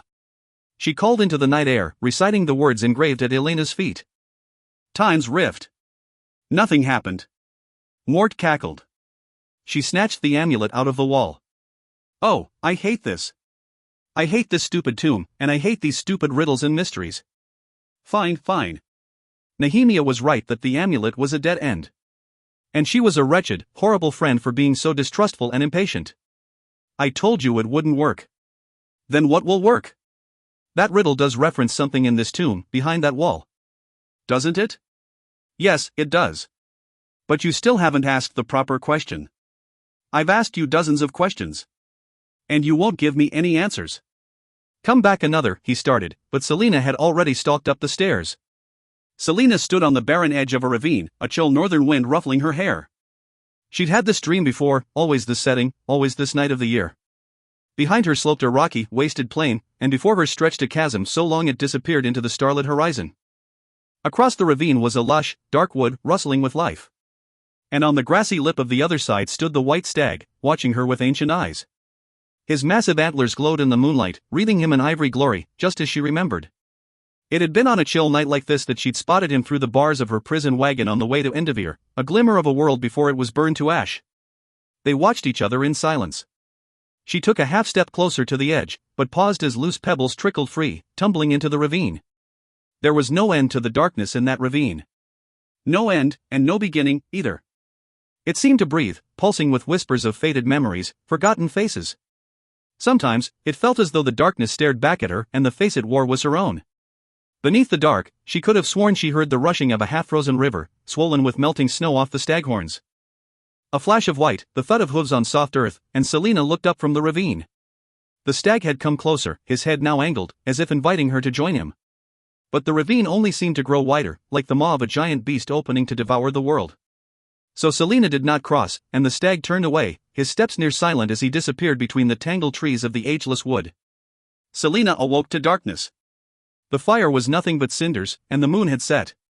She studied the ceiling, the faint shadows cast by the city lights in the distance. It was always the same dream, always this one night. As if she could ever forget the day when everything she had loved had been wrenched from her, and she'd awoken covered in blood that was not her own. She got out of bed, Fleetfoot leaping down beside her. She walked a few steps, then paused in the center of the room, staring into the dark, into the endless ravine still beckoning to her. Fleetfoot nuzzled her bare legs, and Selina reached down to stroke the hound's head. They remained there for a moment, gazing into that blackness without end. Selina left the castle long before dawn broke. When Selina didn't meet Kale at the barracks door that dawn, he gave her 10 minutes before stalking up to her rooms. Just because she didn't feel like going out in the cold wasn't an excuse to be lax with her training. Not to mention he was particularly interested in hearing the story about how she'd stolen an Asterian mare from the Lord of Xandria. He smiled at the thought, shaking his head. Only Selina would have the nerve to do something like that. His smile faded when he reached her chambers and found Nehemia sitting at the small table in the foyer, a cup of steaming tea before her. There were some books piled in front of the princess, and she looked up from one of them as he entered. Kale bowed. The princess just said, "She is not here," but Selina's bedroom door was open wide enough to reveal that the bed was empty and already made. "Where is she?" Nehemia's eyes softened, and she picked up a note that was lying among the books. "She has taken today off," she said, reading from the note before setting it down. "If I were to guess, I'd say that she is as far away from the city as she can get in half a day's ride." "Why?" Nehemia smiled sadly. "Because today is the 10th anniversary of her parents' death." Chapter 21. Kale's breath caught. He remembered her screaming at the duel with Cain, when Cain had taunted her about the brutal murder of her parents when she'd awoken covered in their blood. She'd never told him anything else, and he hadn't dared ask. He knew she'd been young, but he hadn't realized she'd been only 8. 8. 10 years ago, Terrasen had been in upheaval, and anyone who had defied Adarlan's invading forces had been slaughtered. Entire families had been dragged out of their homes and murdered. His stomach clenched. What horrors had she witnessed that day? Kale ran a hand over his face. "She told you about her parents in her note?" Maybe it held a shred more information, anything for him to better understand what sort of woman he'd be facing when she returned, what sort of memories he'd have to contend with. "No," Nehemia said. "She didn't tell me. But I know."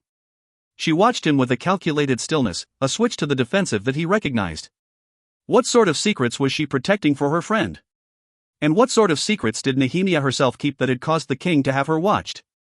The fact that he didn't know anything about it, about how much the king knew, enraged him to no end. And then there was the other question, who had threatened the princess's life? He'd ordered more guards to look after her, but so far, there had been no sign of anyone wanting to harm her. "How do you know about her parents?" he asked. "Some things you hear with your ears. Others, you hear with your heart." He looked away from the intensity in her eyes. "When is she coming back?" Nehemia returned to the book in front of her. It looked like it was filled with strange symbols, vaguely familiar markings that tickled at his memory. "She said she won't be back until after nightfall. If I were to guess, I'd say she didn't want to spend one moment of daylight in this city, especially in this castle. In the home of the man whose soldiers had probably butchered her family." Kale took the morning training run alone. He ran through the mist-shrouded game park until his very bones were exhausted. In the misty foothills above Rifthold, Selina strode between the trees of the small forest, barely more than a sliver of darkness winding through the woods. She had been walking since before dawn, letting Fleetfoot follow as she would. Today, even the forest seemed silent. Good. Today was not a day for the sounds of life. Today was for the hollow wind rustling branches, for the rushing of a half-frozen river, for the crunch of snow under her boots. On this day last year, she'd known what she had to do, had seen every step with such brutal clarity that it had been easy when the time came. She'd once told Dorian and Kale that she'd snapped that day in the salt mines of Endivere, but it was a lie. Snapped implied too human a feeling, nothing like the cold, hopeless rage that had taken hold and shut everything down when she'd awoken from the dream of the stag in the ravine. She found a large boulder nestled between the bumps and hollows and sank down on its smooth, ice-cold top, Fleetfoot soon sitting beside her. Wrapping her arms around the dog, Selina looked out into the still forest and remembered the day she'd unleashed herself upon Endivere. Selina panted through her bared teeth as she yanked the pickaxe out of the overseer's stomach. The man gurgled blood, clutching at his gut as he looked to the slaves in supplication. But one glance from Selina, one flash of eyes that showed she had gone beyond the edge, kept the slaves at bay. She merely smiled down at the overseer as she swung the axe into his face. His blood sprayed her legs. The slaves still stayed far away when she brought down the axe upon the shackles that bound her ankles to the rest of them. She didn't offer to free them, and they didn't ask, they knew how useless it would be. The woman at the end of the chain gang was unconscious. Her back poured blood, split open by the iron-tipped whip of the dead overseer. She would die by tomorrow if her wounds were not treated. Even if they were, she'd probably die from infection. Endeavor amused itself like that. Selina turned from the woman. She had work to do, and 4 overseers had to pay a debt before she was done. She stalked from the mine shaft, pickaxe dangling from her hand. The 2 guards at the end of the tunnel were dead before they realized what was happening. Blood soaked her clothes and her bare arms, and Selina wiped it from her face as she stormed down to the chamber where she knew the 4 overseers worked. She had marked their faces the day they dragged that young Aoi woman behind the building, marked every detail about them as they used her, then slit her throat from ear to ear. Selina could have taken the swords from the fallen guards, but for these 4 men, it had to be the axe. She wanted them to know what Endeavor felt like. She reached the entrance to their section of the mines. The first 2 overseers died when she heaved the axe into their necks, slashing back and forth between them. Their slaves screamed, backing against the walls as she raged past them. When she reached the other 2 overseers, she let them see her, let them try to draw their blades. She knew it wasn't the weapon in her hands that made them stupid with panic, but rather her eyes that told them they had been tricked these past few months, that cutting her hair and whipping her hadn't been enough, that she had been baiting them into forgetting that a Darlin's assassin was in their midst. But she had not forgotten a second of pain, nor what she had seen them do to the others, to that young woman from Aoi, who had begged to gods who did not save her. The men died too quickly, but Selina had one more task to complete before she would meet her end. She prowled back up the main tunnel that led out of the mines. Guards foolishly came rushing out of tunnel mouths to meet her. She surged upward, hacking and swinging. 2 more guards went down, and she took up their swords, leaving the axe behind. The slaves didn't cheer as their oppressors fell, they just watched in silence, understanding. This was not a fight for escape. The light of the surface made her blink, but she was ready. Her eyes having to adjust to the sun would be her greatest weakness. That was why she had waited until the softer light of afternoon. Twilight would have been better, but that time of day was too heavily guarded, and there were too many slaves about then that could be caught in the crossfire. This last hour of full daylight, when the warm sun lulled many to sleep, was when the sentries went lax on watch before the evening inspection. The 3 sentries at the entrance to the mines didn't know what was happening below. Everyone was always screaming in Endeavor. Everyone sounded the same when they died. And the 3 sentries screamed just like the others. And then she was running, sprinting for the death that beckoned to her, making for the towering stone wall at the other end of the compound. Arrows whizzed past, and she zigzagged. They wouldn't kill her, by order of the king. An arrow through the shoulder or leg, maybe. But she'd make them reconsider their orders once the carnage was too massive to ignore. Other sentries came rushing from everywhere, and her blades were a song of steel fury as she cut through them. Silence settled over Endeavor. She took a gash in her leg, deep, but not deep enough to cut the tendon. They still wanted her able to work. But she wouldn't work, not again, not for them. When the body count was high enough, they'd have no choice but to put that arrow through her throat. But then she neared the gate, and the arrow stopped. She started laughing when she found herself surrounded by 40 guards, and laughed even more when they called for irons. She was laughing when she lashed out one last time, one final attempt to touch the wall. 4 more went down in her wake. She was still laughing when the world went black and her fingers hit the rocky ground, barely an inch away from the wall. Kale stood from his seat at her foyer table as the door quietly opened. The outside hall was dark, the lights burned out, most of the castle asleep and tucked into their beds. He'd heard the clock chime midnight some time ago, but he knew it wasn't exhaustion weighing down Selina's shoulders when she slipped into her rooms. Her eyes were purple beneath, her face wan, lips colorless. Fleetfoot rushed to him, tail wagging, and licked him a few times on the hand before she trotted into the bedroom, leaving them alone. Selina glanced once at him, her turquoise and gold eyes weary and haunted, and began unfastening her cloak as she walked past him into the bedroom. Wordlessly, he followed her, if only because she hadn't had a hint of warning or reproach in her expression, rather a bleakness that suggested she wouldn't have cared if she'd found the king of a Darlin himself in her rooms. She removed her coat and then her boots, leaving them wherever she happened to discard them. He looked away as she unbuttoned her tunic and walked into the dressing room. A moment later, she walked back out, wearing a nightgown that was far more modest than her usual lacy attire. Fleetfoot had already hopped into bed, sprawling against the pillows. Kale swallowed hard. He should have given her privacy instead of waiting here. If she'd wanted him to be here, she would have written him a note. Selena stopped before the dim fireplace and used the poker to stir the coals before tossing another 2 logs on. She stared down at the flames. Her back was still to him when she spoke. If you're trying to figure out what to say to me, don't bother. There's nothing that can be said, or done. Then let me keep you company. If she realized how much he knew, she didn't care to ask how. I don't want company. Want and need are different things. Nehemia, probably, should have been here, another child of a conquered kingdom. But he didn't want Nehemia to be the one she turned to. And despite his loyalty to the king, he couldn't turn away from her, not today. So you're just going to stay here all night? She flicked her eyes to the couch between them. I've slept in worse places. I think my experience with worse places is a lot more horrible than yours. Again, that twisting in his gut. But then she looked through the open bedroom door to the foyer table, and her brows rose. Is that chocolate cake? I thought you might need some. Need, not want? A ghost of a smile was on her lips, and he almost sagged in relief as he said, For you, I'd say that chocolate cake is most definitely a need. She crossed from the fireplace to where he stood, stopping a hand's breadth away and staring up at him. Some of the color had returned to her face. He should step back, put more distance between them. But instead, he found himself reaching for her, a hand slipping around her waist and the other twining itself through her hair as he held her tightly to him. His heart thundered through him so hard he knew she could feel it. After a second, her arms came up around him, her fingers digging into his back in a way that made him realize how close they stood. He shoved that feeling down, even as the silken texture of her hair against his fingers made him want to bury his face in it, and the smell of her, laced with mist and night, had him grazing his nose against her neck. There were other kinds of comfort that he could give her than mere words, and if she needed that kind of distraction. He shoved down that thought, too, swallowing it until he nearly choked on it. Her fingers were moving down his back, still digging into his muscles with a fierce kind of possession. If she kept touching him like that, his control was going to slip completely. And then she pulled back, just far enough to look up at him again, still so close their breath mingled. He found himself gauging the distance between their lips, his eyes flicking between her mouth and her eyes, the hand he had entwined in her hair stilling. Desire roared through him, burning down every defense he'd put up, erasing every line he'd convinced himself he had to maintain.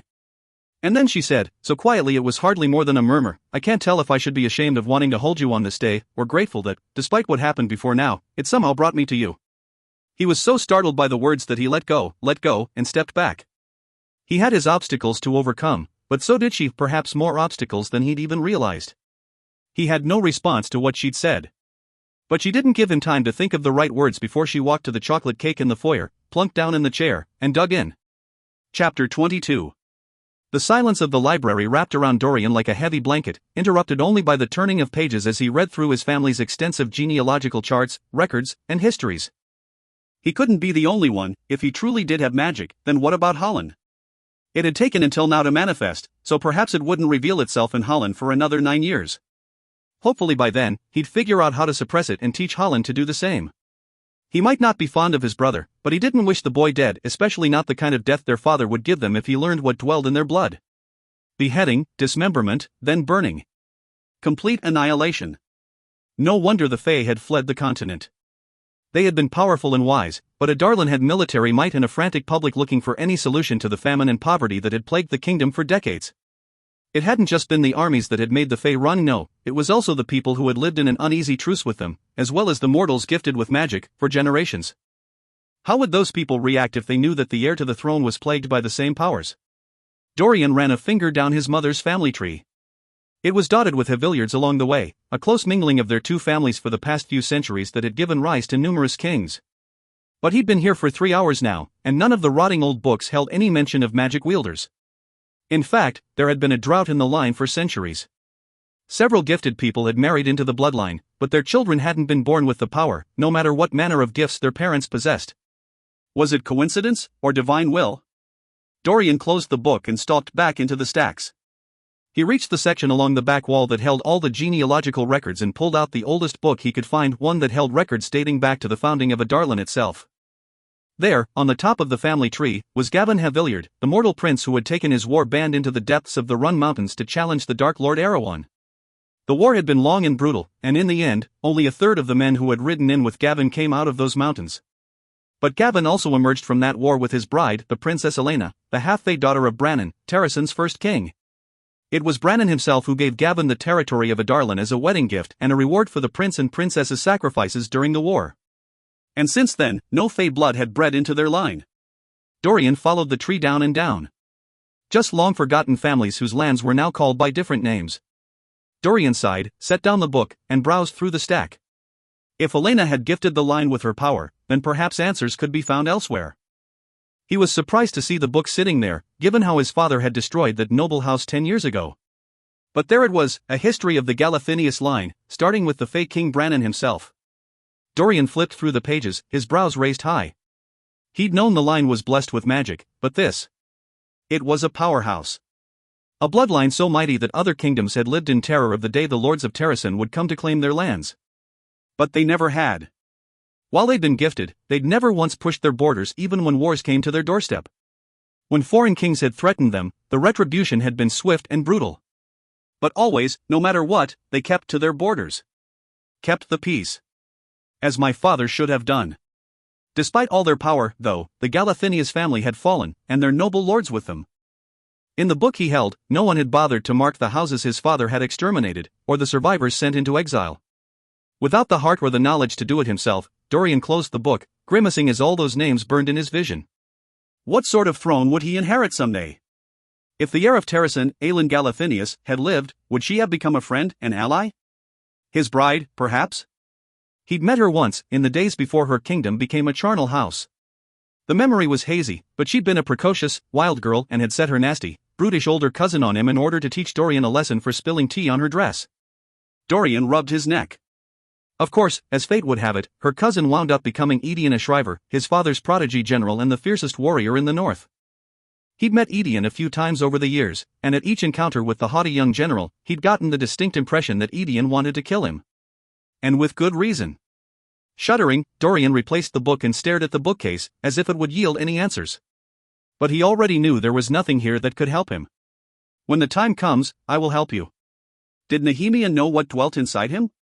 She had acted so strangely that day at the duel, drawing symbols in the air and then fainting. And then there had been the moment when that mark had burned on Selena's brow. A clock chimed somewhere in the library, and he glanced down the aisle. He should go. It was Cale's birthday, and he should at least say hello to his friend before Selena whisked him off. Of course he hadn't been invited. And Cale hadn't tried to suggest that Dorian was welcome either. What did she plan to do, exactly? The temperature in the library dropped, a frozen draft blowing in from a distant corridor. Not that he cared. He'd meant it when he swore to Nehemia that he was done with Selena. And maybe he should have told Cale that he could have her. Not that she'd ever belonged to him or that she'd even tried to suggest that he belonged to her. He could let go. He had let go. He'd let go. Let go. Let. Books flew from their shelves, dozens upon dozens bursting into flight, and this time, they slammed into him as he staggered back toward the end of the row. He shielded his face, and when the sound of leather and paper stopped, Dorian braced a hand on the stone wall behind him and gaped. Half of the books in the row had been tossed off their shelves and scattered about, as if thrown by some invisible force. He rushed to them, shoving volumes back onto their shelves in no order whatsoever, working as fast as he could before one of the crotchety royal librarians came hobbling over to see what the noise was about. It took him a few minutes to put them all back, his heart pounding so hard he thought he'd be sick again. His hands trembled, and not just with fear. No, there was some force still running through him, begging him to unleash it again, to open himself up. Dorian crammed the last book back onto the shelf and took off at a run. He could tell no one. Trust no one. When he reached the main hall of the library, he slowed to a walk, feigning a lazy carelessness. He even managed to smile at the old, withered librarian who bowed to him as he passed. Dorian gave him a friendly wave before striding out the towering oak doors. He could trust no one. That witch at the carnival, she hadn't recognized him as the prince. Still, her gift had rung true, at least when talking to Cale. It was a risk, but perhaps Baba Yellowlegs had the answers he needed. Selena wasn't nervous. She had nothing, absolutely nothing, to be worried about. It was just a dinner. A dinner she'd spent weeks arranging whenever she had a spare moment while spying on those men in Rifthold. A dinner at which she'd be alone. With Cale. And after last night. Selena took a surprisingly shaky breath and checked herself in the mirror one last time. The dress was pale blue, almost white, and encrusted with crystal beading that made the fabric look like the shimmering surface of the sea. Perhaps it was a bit much, but she'd told Kale to dress well, so hopefully he'd be wearing something nice enough to make her feel less self-conscious. Selena huffed. Gods above, she was feeling self-conscious, wasn't she? It was ridiculous, really. It was just a dinner. Fleetfoot was with Nehemia for the night, and if she didn't leave now, she'd be late. Refusing to let herself sweat another second longer, Selena grabbed her ermine cloak from where Philippa had left it on the ottoman in the center of her dressing room. When she reached the entrance hall, Kale was already waiting for her by the doors. Even from across the massive space, she could tell his eyes were on her as she descended the stairs. Not surprisingly, he wore black, but at least it wasn't his uniform. No, his tunic and pants looked to be of fine make, and it seemed like he'd even run a comb through his short hair. He watched her every step across the hall, his face unreadable. At last she stopped in front of him, the cold air from the open doors biting into her face. She hadn't gone for their run this morning, and he hadn't come to drag her outside. "Happy birthday," she said before he could object to her clothes. His eyes rose to her face, and he gave her a half-smile, that unreadable, closed-off expression vanishing. "Do I even want to know where you're taking me?" She grinned at him, her nerves melting away. Somewhere utterly inappropriate for the captain of the guard to be seen. She inclined her head toward the carriage that waited outside the castle doors. Good. She'd threatened to flay the driver and footmen alive if they were late.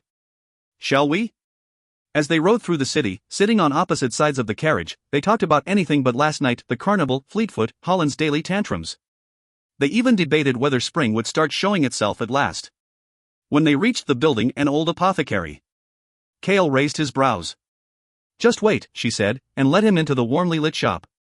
The owners smiled at her, beckoning them up the narrow stone staircase. Kale said nothing as they went up and up the stairs, past the second level, and the third, until they reached a door at the uppermost landing. The landing was small enough that he brushed against the skirts of her gown, and when she turned to him, one hand on the doorknob, she gave him a small smile. It might not be an Asterian stallion, but... She opened the door, stepping aside so he could enter. Wordlessly, he walked in.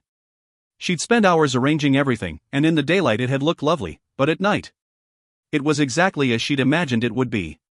The roof of the apothecary was an enclosed glass greenhouse, filled with flowers and potted plants and fruit trees that had been hung with little glittering lights. The whole place had been transformed into a garden out of an ancient legend. The air was warm and sweet, and by the windows overlooking the expanse of the Avery River stood a small table set for two.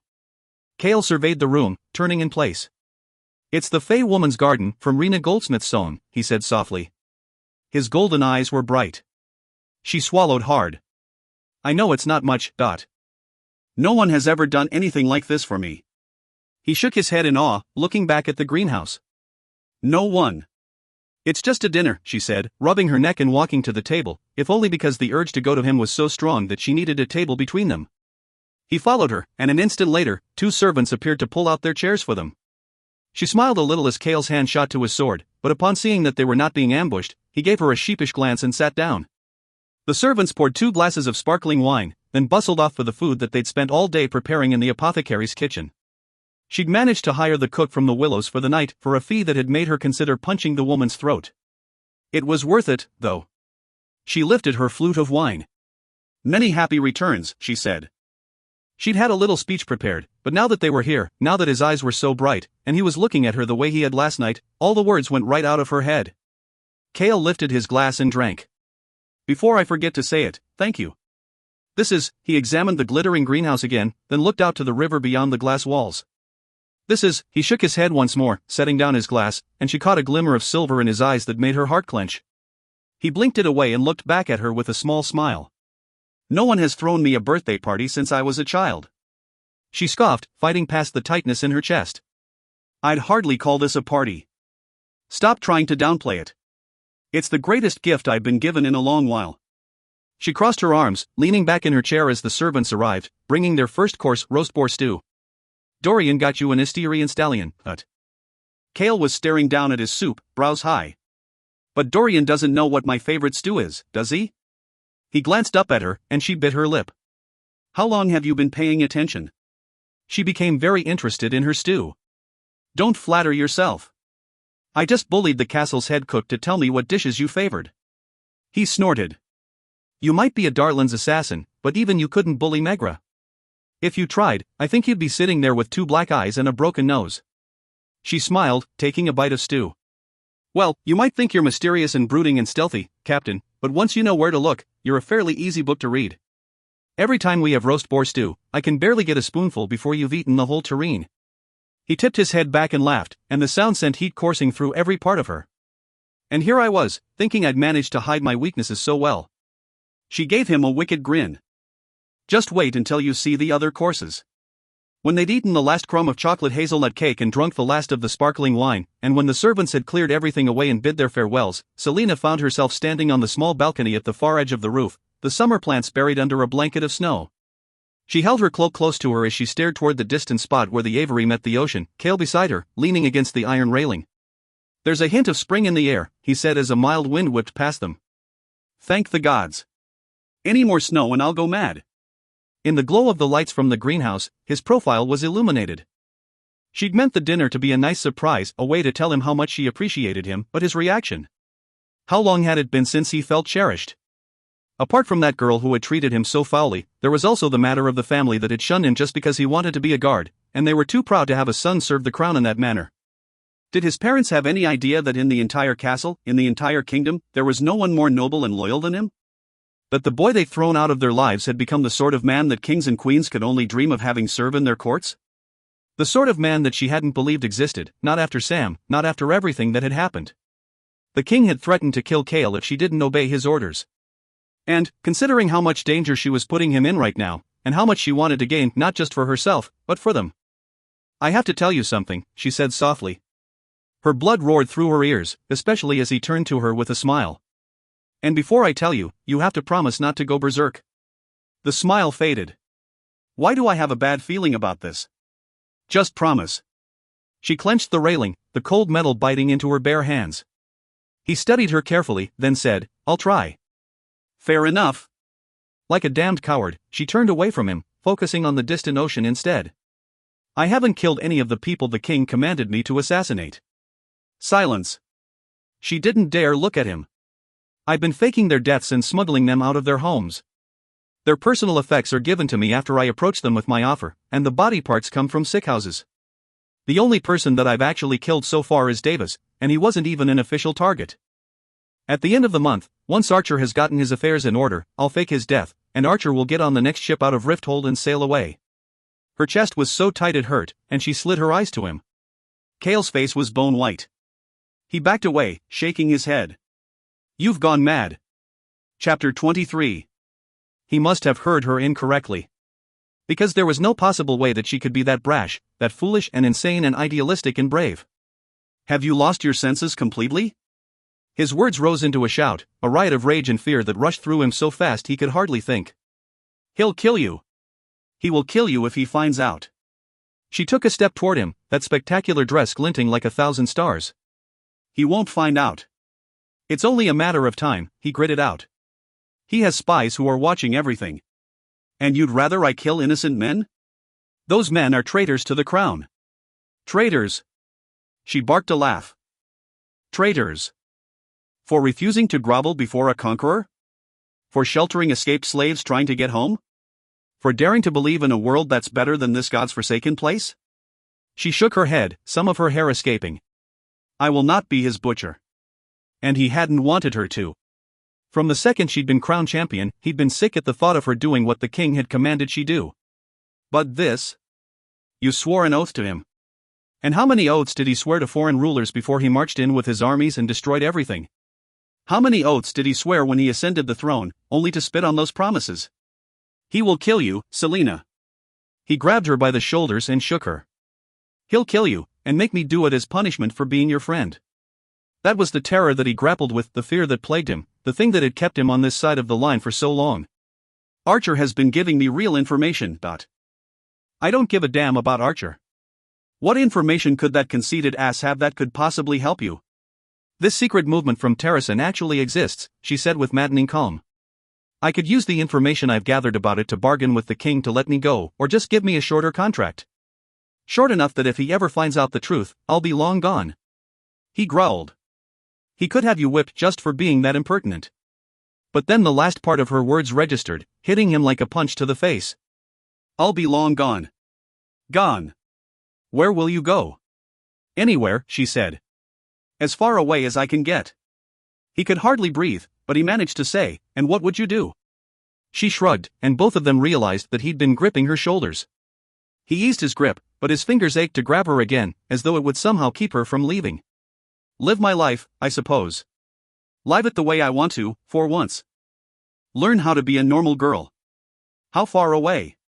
Her blue and gold eyes flickered.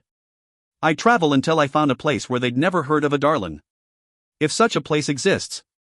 And she would never come back.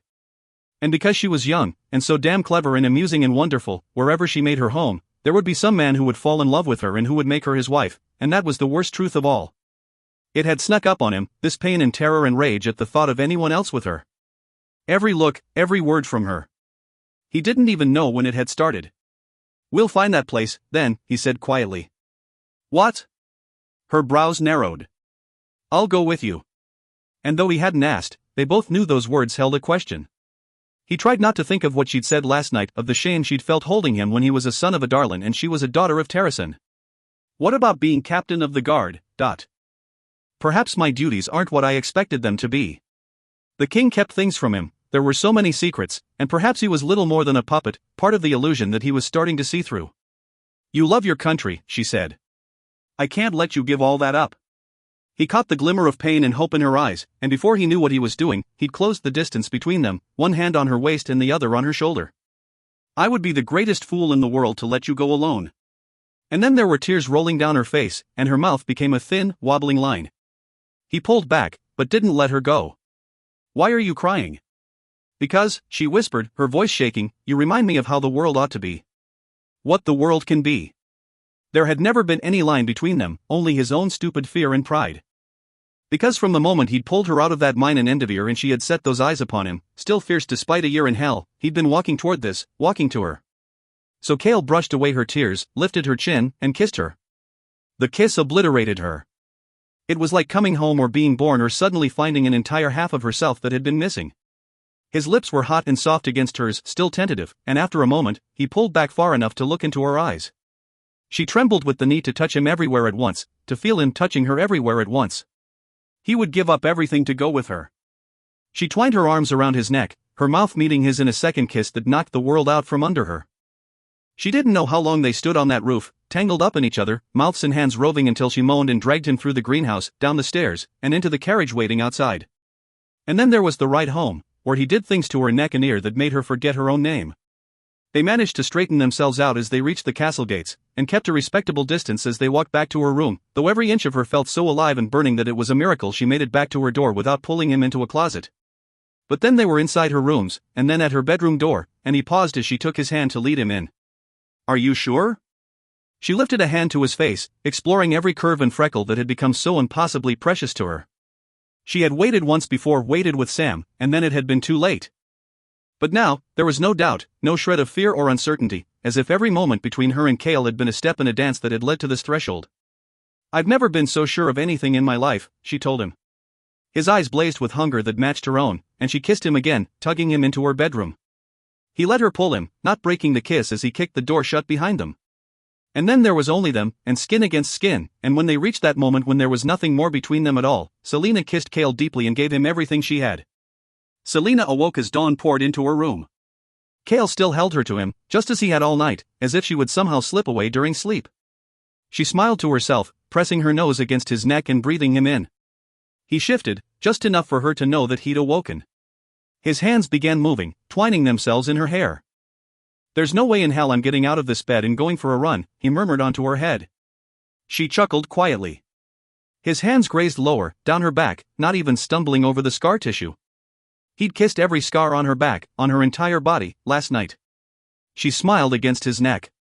How are you feeling? Like she was everywhere and nowhere all at once. Like she'd somehow been half-blind all her life and could now see everything clearly. Like she could stay here forever and be content. Tired, she admitted. He tensed.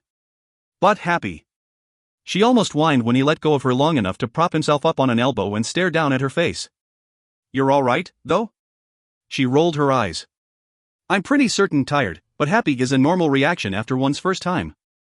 And she was pretty certain she'd have to talk to Philippa about a contraceptive tonic as soon as she dragged herself out of bed. Because God's above, a baby. She snorted. What, Dot? She just shook her head, smiling. Nothing. She ran her fingers through his hair. A thought hit her, and her smile faded. How much trouble will you get in for this? She watched his muscled chest expand as he took a deep breath, dipping his head to rest his brow on her shoulder. I don't know. Maybe the king won't care. Maybe he'll dismiss me. Maybe worse. It's hard to tell, he's unpredictable like that. She chewed her lip and ran her hands down his powerful back. She'd longed to touch him like this for so long, longer than she'd realized. Then we'll keep it secret. We spend enough time together that no one should notice the change. He lifted himself again, peering into her eyes. I don't want you to think I'm agreeing to keep it secret because I'm ashamed in any way. Who said anything about shame? She gestured down to her naked body, even though it was covered by the blanket. Honestly, I'm surprised you're not strutting about, boasting to everyone. I certainly would be if I'd tumbled me. Does your love for yourself know no bounds? Absolutely none. He leaned down to nip at her ear, and her toes curled. We can't tell Dorian, she said quietly. He'll figure it out, I bet, but I don't think we should tell him outright. He paused his nibbling. I know. But then he pulled back, and she winced inwardly as he studied her again. Do you still? No. Not for a long while. The relief in his eyes made her kiss him. But he'd be another complication if he knew. And there was no telling how he'd react, given how tense things had been between them. He was important enough in Cale's life that she didn't want to ruin that relationship. So, he said, flicking her nose, how long have you wanted? I don't see how that's any of your business, Captain Westfall. And I won't tell you until you tell me. He flicked her nose again, and she batted away his fingers. He caught her hand in his, holding it up so he could look at her amethyst ring, the ring she never took off, not even to bathe. The Yulmas ball. Maybe earlier. Maybe even Samhain, when I brought you this ring. But Yulmas was the first time I realized I didn't like the idea of you with someone else. He kissed the tips of her fingers. Your turn.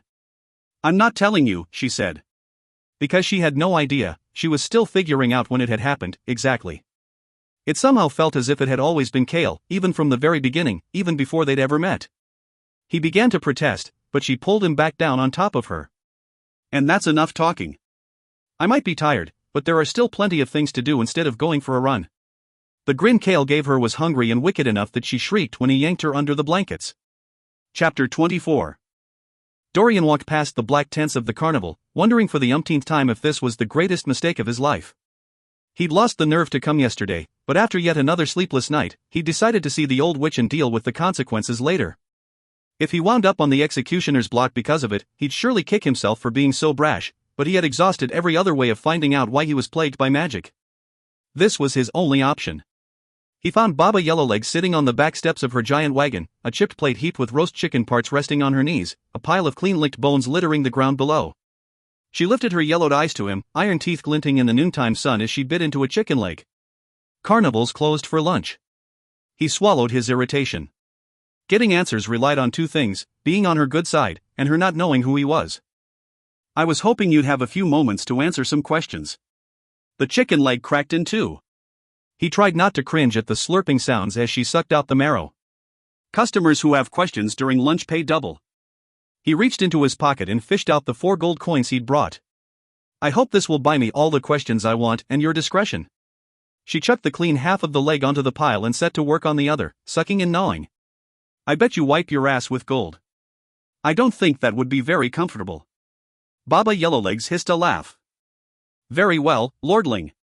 Let's hear your questions. He leaned in close enough to set his gold on the top step beside her, keeping well away from her withered form. She smelled atrocious, like mildew and rotted blood. But he kept his face blank and bored as he pulled back. The gold vanished with a swipe of a gnarled hand. Dorian glanced around. Workers were scattered throughout the carnival, all of them settled down for the midday meal wherever they could find seats. None of them, he noticed, sat anywhere near the black-painted wagon. They didn't even look this way. You're truly a witch. She picked up a chicken wing. Crack. Crunch. The last-born witch of the Witch Kingdom. That would make you over 500 years old. She gave him a smile. It's a marvel I've stayed so young, isn't it? So it's true, witches really are blessed with the long lifespans of the Fae. She tossed another bone at the foot of the wooden steps. Fae or Valg? We never learned which one. Valg. He knew that name. The demons who stole Fae to breed with them, which made the witches, right? And, if he recalled correctly, the beautiful Crochan witches had taken after their Fae ancestors, while the 3 clans of Iron Teeth witches took after the race of demons that had invaded Irelia at the dawn of time. Why would a lordling as pretty as you bother yourself with such wicked stories? She peeled the skin off the breast of the chicken and guzzled it down, smacking her withered lips together. When we're not wiping our asses with gold, we need to find some way to amuse ourselves. Why not learn a little history? Indeed, the witch said. So, are you going to dance around it all day while I bake in this miserable sun, or are you going to ask what you really came here to learn? Is magic truly gone? She didn't even look up from her plate. Your kind of magic is gone, yes. But there are other, forgotten powers that work. What sort of powers? Powers that lordlings have no business knowing. Now ask your next question. He gave her a playful, wounded face that had the old woman rolling her eyes. She made him want to run in the other direction, but he had to get through this, had to keep up the charade for as long as he could. Could one person somehow have magic? Boy, I've traveled from one shore of this continent to the other, across every mountain, and into the dark, shadowy places where men still fear to tread. There is no magic left anymore, even the surviving Fae can't access their powers. Some of them remain trapped in their animal forms. Miserable wretches. Taste like animals, too. She laughed, a crow's caw that made the hair on the back of his neck rise. So, no, one person could not be the exception to the rule. He kept up his careful mask of idle boredom. And if someone discovered that they suddenly had magic, then they'd be a damn fool, and asking for a hanging. He already knew that. That wasn't what he was asking. But if it were true, hypothetically, how would that even be possible? She paused her eating, cocking her head. Her silver hair gleamed like fresh snow, offsetting her tanned face. We don't know how or why magic vanished. I hear rumors every now and then that the power still exists on other continents, but not here. So that's the real question, why did magic vanish only here, and not across the whole of Irelia? What crimes did we commit to make the gods curse us like that, to take away what they had once given us? She tossed the rib cage of the chicken onto the ground. Hypothetically, if someone had magic and I wanted to learn why, I'd start by figuring out why magic left in the first place. Maybe that would explain how there could be an exception to the rule. She licked the grease off her deadly fingers. Strange questions from a lordling dwelling in the glass castle. Strange questions. He gave her a half grin. Stranger still that the last-born witch of the Witch Kingdom would stoop low enough to spend her life doing carnival tricks. The gods that cursed these lands 10 years ago damned the witches centuries before that, but it might have been the clouds that passed over the sun, but he could have sworn that he saw a darkness gleaming in her eyes, a darkness that made him wonder if she was even older than she let on. Perhaps her last-born witch title was a lie. A fabrication to conceal a history so violent that he couldn't imagine the horrors she committed during those long-ago witch wars. Against his will, he found himself reaching for the ancient force slumbering inside him, wondering if it would somehow shield him from Yellowlegs the way it had from the shattering window. The thought made him queasy. Any other questions? She said, licking her iron nails. No. Thank you for your time. Bah, she spat and waved him off. He walked away, and got no farther than the nearest tent when he saw the sun glinting off a golden head, and Roland walked toward him, away from the table where he'd been talking to that stunning blonde musician who'd played the lute the other night. Had he followed him here? Dorian frowned, but gave his cousin a nod in greeting as Roland fell into step beside him. Getting your fortune read? Dorian shrugged. I was bored. Roland looked over his shoulder to where Baba Yellowlegs' caravan wagon was parked. That woman makes my blood run cold. Dorian snorted. I think that's one of her talents. Roland glanced at him sidelong. Did she tell you anything interesting? Just the normal nonsense. I'll soon meet my true love, a glorious destiny awaits me, and I'll be rich beyond imagining. I don't think she knew who she was talking to. He surveyed the Lord of Mia. And what are you doing here? I saw you heading out and thought you might want company. But then I saw where you were going and decided to keep well away. Either Roland was spying on him, or he was telling the truth, Dorian honestly couldn't tell. But he'd made a point to be pleasant to his cousin during the past few days, and at every council meeting, Roland had backed whatever decision Dorian made without hesitation. The irritation on Parrington and his father's faces was an unexpected delight, too. So Dorian didn't question Roland about why he'd followed him, but when he glanced back at Baba Yellowlegs, he could have sworn the old woman was grinning at him. It had been a few days since Selina had tracked her targets. Cloaked in darkness, she stood in the shadows of the docks, not quite believing what she was seeing. All the men on her list, all the ones she'd been following, the ones who might know what the king was up to, were leaving. She'd seen one of them sneak into an unmarked carriage and had followed him here, where he'd boarded a ship set to depart at the midnight tide. And then, to her dismay, the other three had shown up, too, their families in tow, before they were quickly ushered below decks. All those men, all that information she'd been gathering, just... "I'm sorry," a familiar voice said behind her, and she whirled to find Archer approaching. How was he so stealthy? She hadn't even heard him getting close. "I had to warn them," he said, his eyes on the ship getting ready to depart. "I couldn't live with their blood on my hands. They have children. What would become of them if you handed over their parents to the king?" She hissed, "Did you organize this?" "No," he said softly, the words barely audible above the shouts of the sailors untying the ropes and readying the oars. "A member of the organization did. I mentioned that their lives might be in jeopardy, and he had his men get them on the next ship out of Rifthold." She put a hand on her dagger. "Part of this bargain relies on you giving me useful information." "I know. I'm sorry, Dot. Would you rather I just faked your death now and put you on that ship as well?" Perhaps she'd find another way to convince the king to release her earlier. "No. This won't happen again." She highly doubted that, but she leaned back against the wall of the building and crossed her arms, watching Archer observe the ship. After a moment, he turned to her. "Say something." "I don't have anything to say. I'm too busy debating whether I should just kill you and drag your carcass before the king." She wasn't bluffing. After last night with Kale, she was starting to wonder whether simplicity would be best. Anything to keep Kale from getting ensnared in a potential mess. "I'm sorry," Archer said again, but she waved him off and watched the readying ship. It was impressive that they'd organized an escape so quickly. Perhaps they weren't all fools like Davis. "The person you mentioned this to," she said after a while. "He's a leader of the group?" "I think so," Archer said quietly.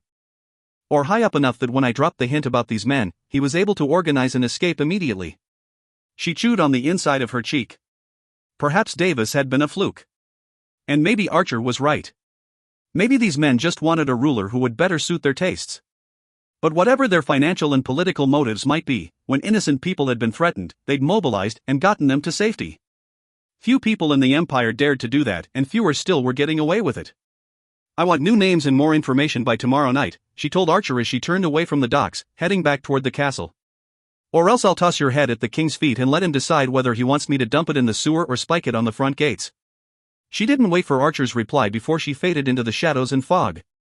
She took her time going back to the castle, thinking about what she'd seen. There was never absolute good or absolute evil, though the king was definitely the exception. And even if these men were corrupt in some ways, they were also saving lives.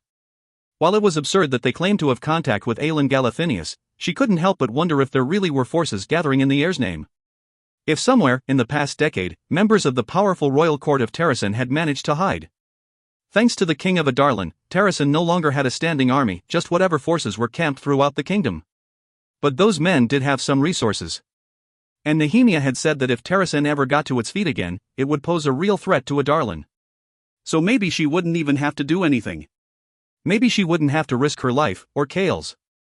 Maybe, just maybe, whatever their motives, these people could find a way to stop the king and free all of Aurelia as well. A slow, reluctant smile spread across her face, and it only grew wider as she walked to the glowing glass castle, and to the captain of the guard who awaited her there. It had been 4 days since Kale's birthday, and he'd spent every night since then with Selina. And afternoons, and mornings. And every moment they could spare from their individual obligations. Unfortunately, this meeting with his chief guards wasn't optional, but as he listened to the men's reports, his thoughts kept drifting back to her. He'd barely breathed during that first time, and he'd done his best to be gentle, to make it as painless for her as possible. She'd still winced, and her eyes had gleamed with tears, but when he'd asked if she needed to stop, she'd just kissed him. Again and again. All through that first night he'd held her and allowed himself to imagine that this was how every night for the rest of his life would be. And every night since then, he'd traced the scars down her back, silently swearing oath after oath that someday, he'd go back to Indivir and rip that place down stone by stone. "Captain?" Kale blinked, realizing someone had asked him a question, and shifted in his chair. "Say that again," he ordered, refusing to let himself blush. "Do we need extra guards at the carnival?" Hell, he didn't even know why they were asking that. Had there been some incident? If he asked, then they'd definitely know he hadn't been listening. He was spared from looking like a fool when someone knocked on the door to the small meeting room in the barracks, and then a golden head popped in. Just seeing her made him forget the world around them. Everyone in the room shifted to look at the door, and as she smiled, he fought the urge to smash in the faces of the guards who looked at her so appreciatively. These were his men, he told himself. And she was beautiful, and she scared them half to death. Of course they would look and appreciate. "Captain," she said, remaining on the threshold. There was color high on her cheeks that set her eyes sparkling, making him think of how she looked when they were tangled up with each other. She inclined her head toward the hall. "The king wants to see you." He would have felt a jolt of nerves, would have started to think the worst, had he not caught that glimmer of mischief in her eyes. He stood from his seat, bowing his head to his men. "Decide among yourselves about the carnival, and report back to me later," he said, and quickly left the room. He kept a respectable distance until they rounded a corner into an empty hallway and he stepped closer, needing to touch her. "Philippa and the servants are gone until dinner," she said huskily. He ground his teeth at the effect her voice had on him, like someone dragging an invisible finger down his spine. "I've got meetings for the rest of the day," he managed to say. It was true. "I've got another one in 20 minutes. Which he'd surely be late for if he followed her, considering how long it would take to walk to her rooms. She paused, frowning at him. But his eyes drifted to the small wooden door just a few feet away. A broom closet. She followed his attention, and a slow smile spread across her face. She turned toward it, but he grabbed her hand, bringing his face close to hers. "You're going to have to be very quiet." She reached the knob and opened the door, tugging him inside. "I have a feeling that I'm going to be telling you that in a few moments," she purred, eyes gleaming with the challenge. Kale's blood roared through him, and he followed her into the closet and wedged a broom beneath the handle. "A broom closet?" Nehemia said, grinning like a fiend. "Really?" Selina lay sprawled on Nehemia's bed and tossed a chocolate-covered raisin into her mouth. "I swear it on my life." Nehemia leapt onto the mattress. Fleetfoot jumped up beside her and practically sat on Selina's face as she wagged her tail at the princess. Selina gently shoved the dog aside, and smiled so broadly that her face hurt. "Who knew I'd been missing out on such fun?" And gods above, Kale was, well, she blushed to think about just how much she enjoyed him after her body had adjusted. Just the touch of his fingers on her skin could turn her into a feral beast. "I could have told you that," Nehemia said, reaching over Selina to grab a chocolate from the dish on the nightstand. "Though I think the real question is, who would have guessed that the solemn captain of the guard could be so passionate?" She lay down beside Selina, also smiling. "I'm happy for you, my friend." Selina smiled back. I think I'm happy for me, too." And she was. For the first time in years, she was truly happy. The feeling curled around every thought, a tendril of hope that grew with each breath. She was afraid to look at it for too long, as though acknowledging it would somehow cause it to disappear. Perhaps the world would never be perfect, perhaps some things would never be right, but maybe she stood a chance of finding her own sort of peace and freedom. She felt the shift in Nehemia before the princess even said a word, like a current in the air somehow chilled. Selina looked over to find Nehemia staring up at the ceiling. "What's wrong?" Nehemia ran a hand over her face, letting out a deep breath. "The king has asked me to speak to the rebel forces. To convince them to back down. Or else he'll butcher them all." "He threatened to do that?" "Not directly, but it was implied. At the end of the month, he's sending Parrington to the Duke's Keep in Morith. I don't doubt for 1 minute that he wants Parrington at the southern border so he can monitor things. Parrington is his right hand. So if the Duke decides the rebels need to be dealt with, he has permission to use whatever force is necessary to put them down." Selina sat up, folding her legs beneath her. "So you're going back to Islay?" Nehemia shook her head. "I don't know. I need to be here. There are things that I need to do here. In this castle and in this city. But I cannot abandon my people to another massacre." "Can your parents or your brothers deal with the rebels?" "My brothers are too young and untried, and my parents have enough on their hands in Banjali." The princess sat up, and Fleetfoot rested her head on Nehemia's lap, stretching out between them and giving Selina a few kicks with her hind legs in the process. "I have grown up knowing the weight of my crown. When the king invaded Islay all those years ago, I knew that I would someday have to make choices that would haunt me." She cupped her forehead in a palm. "I didn't think it would be this hard. I cannot be in 2 places at once." Selina's chest tightened, and she put a hand on Nehemia's back. No wonder Nehemia had been so slow about looking into the eye riddle. Shame colored her cheeks. What will I do, Elentia, if he kills another 500 people? What will I do if he decides to set an example by butchering everyone in Kalakala? How can I turn my back on them? Selena had no answer. She'd spent the week lost in thoughts of Kale. Nehemia had spent her week trying to balance the fate of her kingdom. And Selena had clues littering the ground at her feet, clues that might help Nehemia in her cause against the king, and a command from Elena that she'd practically ignored. Nehemia took her hand. Promise me, she said, her dark eyes shining. Promise me that you'll help me free Ailwe from him. Ice shot through Selena's veins. Free Ailwe? Promise me that you'll see my father's crown restored to him. That you'll see my people returned from Endavir and Kalakala. I'm just an assassin. Selena pulled her hand out of Nehemia's. And the kind of thing you're talking about, Nehemia, she got off the bed, trying to control her rapid heartbeat. That would be madness. There is no other way. Ailwe must be freed. And with you helping me, we could start to gather a host too. No, Nehemia blinked, but Selena shook her head. No, she repeated. Not for all the world would I help you muster an army against him. Ailwe has been hit hard by the king, but you barely got a taste of the kind of brutality he unleashed elsewhere. You raise a force against him, and he'll butcher you. I won't be a part of that. So what will you be a part of, Selena? Nehemia stood, jostling Fleetfoot from her lap. What will you stand for? Or will you only stand for yourself? Her throat ached, but Selena forced the words out. You have no idea what sort of things he can do to you, Nehemia. To your people. He massacred 500 rebels and their families. And he destroyed my entire kingdom. You daydream about the power and honor of Terrasen's royal court, yet you don't realize what it means that the king was able to destroy them. They were the strongest court on the continent, they were the strongest court on any continent, and he killed them all. He had the element of surprise, Nehemia countered. And now he has an army that numbers in the millions. There is nothing that can be done. When will you say enough, Selena? What will make you stop running and face what is before you? If Endavir and the plight of my people cannot move you, what will? I am one person. One person chosen by Queen Elena, one person whose brow burned with a sacred mark on the day of that duel. One person who, despite the odds, is still breathing. Our paths crossed for a reason. If you are not God's blessed, then who is? This is ridiculous. This is folly. Folly? Folly to fight for what is right, for people who cannot stand up for themselves. You think soldiers are the worst he can send? Nehemia's tone softened. There are far darker things gathering on the horizon. My dreams have been filled with shadows and wings, the booming of wings soaring between mountain passes. And every scout and spy we send into the White-Fanned Mountains, into the Firian Gap, does not come back. Do you know what the people say in the valleys below? They say they can hear wings, too, riding the winds through the gap. I don't understand a word you're saying. But Selena had seen that thing outside the library. Nehemia stalked to her, grabbing her by the wrists. You do understand. When you look at him, you sense that there is a greater, twisted power around him. How did such a man conquer so much of the continent so quickly?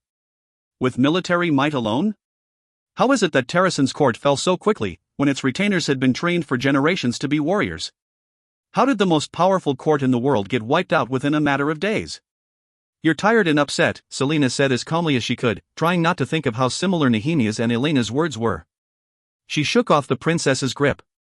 Maybe we should talk about this later. I don't want to talk about this later. Fleetfoot whined, wedging herself between them. If we do not strike now, Nehemia went on, then whatever he is brewing will only grow more powerful. And then we will be beyond any chance of hope. There is no hope, Selena said. There is no hope in standing against him. Not now, not ever. That was a truth she'd slowly been realizing. If Nehemia and Elena were right about this mysterious power source, then how could they ever overthrow him? And I will not be a part of whatever plan you have. I will not help you get yourself killed, and bring down even more innocent people in the process. You will not help because all you care about is yourself. And so what if I do? Selena splayed her arms. So what if I want to spend the rest of my life in peace? There can never be any peace, not while he reigns. When you said you weren't killing the men on his list, I thought you were finally taking a step toward making a stand. I thought that when the time came, I could count on you to help me start planning. I didn't realize that you were doing it just to keep your own conscience clean. Selena began storming toward the door. Nehemia clicked her tongue. I didn't realize that you're just a coward. Selina looked over her shoulder. Say that again. Nehemia didn't flinch. You're a coward. You are nothing more than a coward. Selina's fingers clenched into fists. When your people are lying dead around you, she hissed, don't come crying to me. She didn't give the princess the chance to reply before she stalked out of the room, Fleetfoot close on her heels. Chapter 25. One of them has to break, the queen said to the princess. Only then can it begin.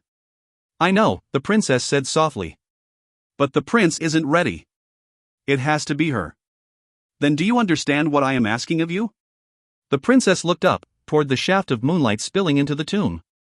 When she looked back at the ancient queen, her eyes were bright. Yes. Then do what needs to be done. The princess nodded and walked out of the tomb. She paused on the threshold, the darkness beyond beckoning to her, and turned back to the queen. She won't understand.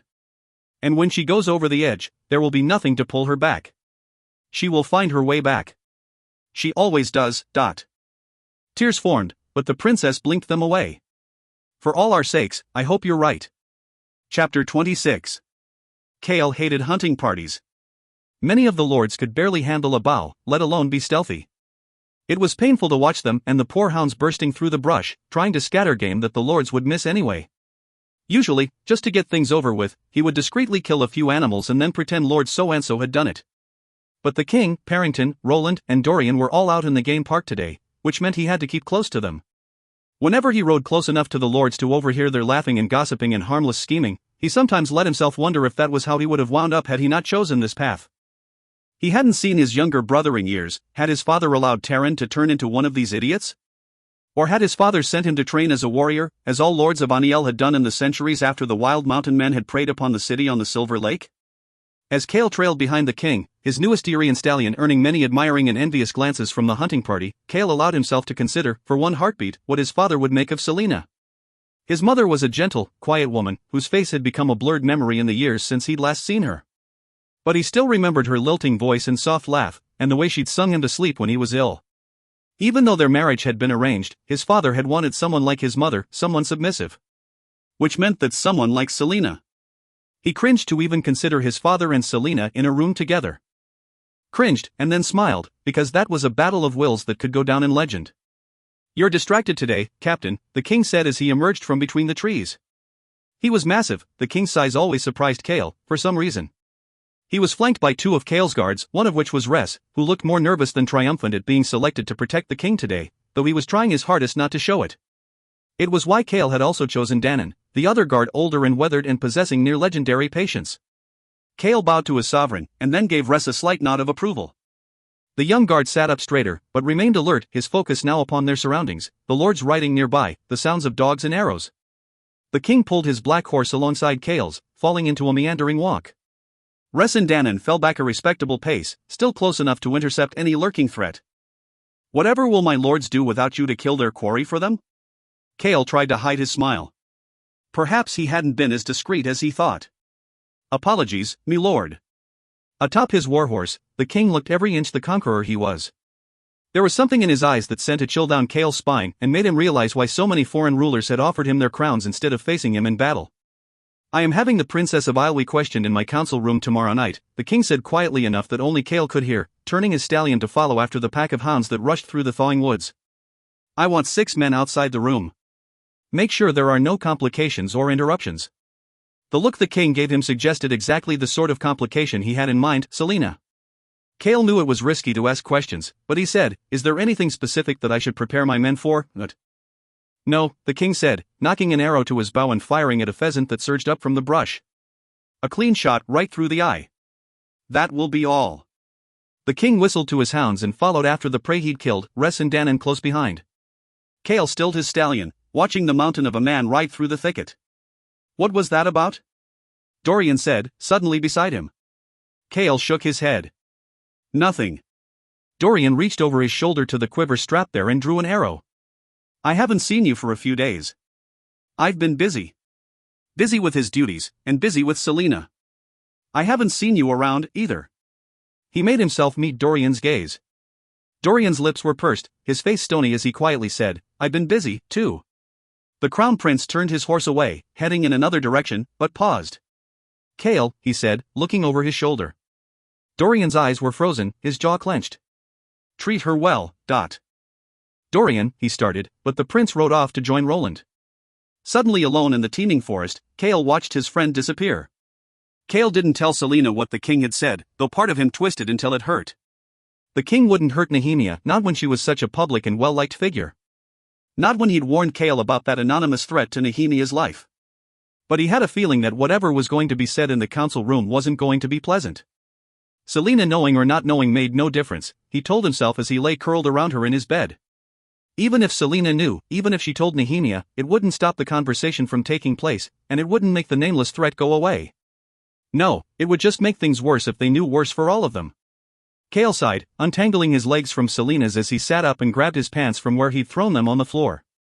She stirred, but didn't move. That was a miracle in itself. He realized that she felt safe enough to sleep soundly with him. He paused to gently kiss her head, then picked up the rest of his clothes from around the room and dressed, even though the clock had chimed only 3 not long ago. Perhaps it was a test, he thought as he slipped out the door of his chambers.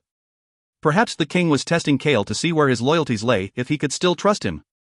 And if he learned that Selena and Nehemia were aware of the interrogation tomorrow, then there would be only one way for them to have learned. He just needed some fresh air, to feel the briny breeze off the Avery on his face. He'd meant it when he told Selena about someday leaving Rifthold with her.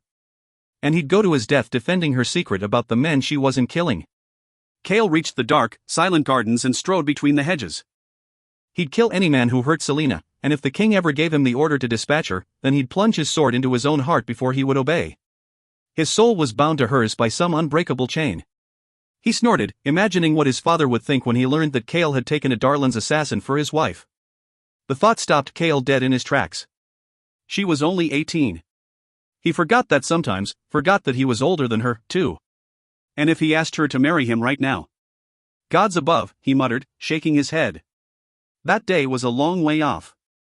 But he couldn't help imagining it, the glimmer of the future and how it would be to forge a life together, to call her his wife, to hear her call him husband, to raise a brood of children who would probably be far too clever and talented for their own good, and for Kale's sanity. He was still envisioning that impossibly beautiful future when someone grabbed him from behind and pressed something cold and reeking against his nose and mouth, and the world went black. Chapter 27. Kale wasn't in his bed when she awoke, and Selena thanked the gods for their small mercies, because she was certainly too worn out to bother running. His side of the bed was cold enough that she knew he'd left hours before, probably to fulfill his duties as captain of the guard. She lay there for a while, content to daydream, to imagine a time when they could have whole, uninterrupted days with each other. When her stomach started growling, she decided it was a sign that she should drag herself out of bed. She'd taken to leaving some clothes in his room, so she bathed and dressed before returning to her own chambers. Over breakfast, a list of names arrived from Archer written in code, as she'd asked, with more men to hunt down. She just hoped he wouldn't squeal on her again. Nehemia didn't show up for their daily lesson on the word marks, though Selena wasn't surprised by that, either. She didn't particularly feel like talking to her friend, and if the princess was foolish enough to think of starting a rebellion, she'd stay well enough away from Nehemia until she came to her senses.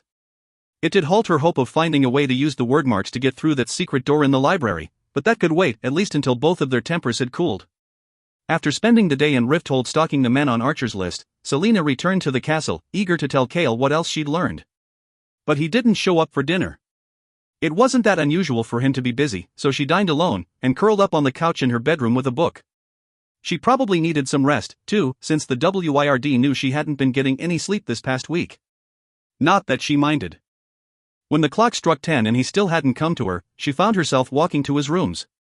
Perhaps he was waiting for her there. Perhaps he'd just fallen asleep without meaning to. But she hurried down the halls and stairs, her palms turning slicker with each step. Kale was the captain of the guard. He held his own against her every day. He'd bested her in their first sparring match. Yet Sam had been her equal in many ways, too. And he'd still been caught and tortured by Rourke Farron, still died the most brutal death she'd ever seen. And if Kale... She was running now. Like Sam, Kale was admired by almost everyone. And when they'd taken Sam from her, it hadn't been because of anything Sam had done. No, they'd done it to get at her. She reached his rooms, part of her still praying that she was just being paranoid, that he'd be sleeping in the bed, that she could curl up with him and make love to him and hold him through the night. But then she opened the door to his bedroom and saw a sealed note addressed to her on the table beside the door, placed atop his sword, which hadn't been there this morning. It was placed casually enough that the servants might have just assumed it was a note from Kale himself and that nothing was wrong. She ripped open the red seal and unfolded the paper. "We have the captain. When you're tired of stalking US, come find US here." It listed the address for a warehouse in the slums of the city. "Bring no one, or the captain will die before you set foot in the building. If you fail to arrive by tomorrow morning, we'll leave what's left of him on the banks of the Avery." She stared at the letter. Every one of the restraints she'd locked into place after she'd rampaged through Endeavor snapped free. An icy, endless rage swept through her, wiping away everything except the plan that she could see with brutal clarity. The killing calm, Arabin Hamel had once called it. Even he had never realized just how calm she could get when she went over the edge. If they wanted a Darlin's assassin, they'd get her. And WIRD helped them when she arrived. Kale didn't know why they chained him up, only that he was thirsty and had a pounding headache, and that the irons holding him against the stone wall weren't going to budge. They threatened to beat him every time he tried pulling against them. They'd already knocked him about enough to convince him they weren't bluffing. He didn't even know who they were. They all wore long robes and hoods that concealed their masked faces. Some of them were armed to the teeth. They spoke in murmurs, all of them growing increasingly on edge as the day passed. From what he could tell, he had a split lip and would have some bruises on his face and ribs. They hadn't asked questions before unleashing two of their men on him, though he hadn't been entirely cooperative once he'd awoken and found himself here.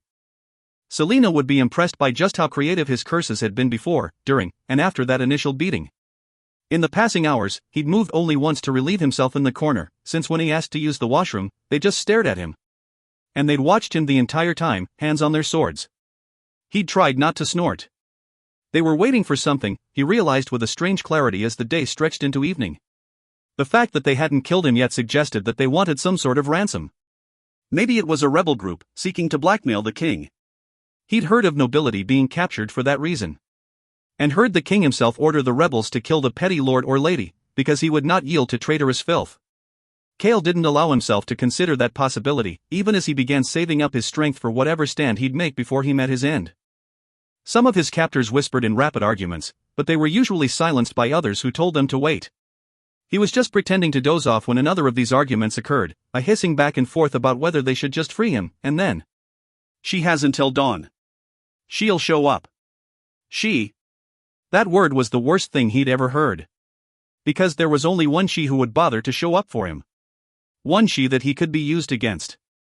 "You heard her," he said, his voice hoarse from a day without water, "and I'll rip you apart with my bare hands." There were 30 of them, half fully armed, and they all turned to him.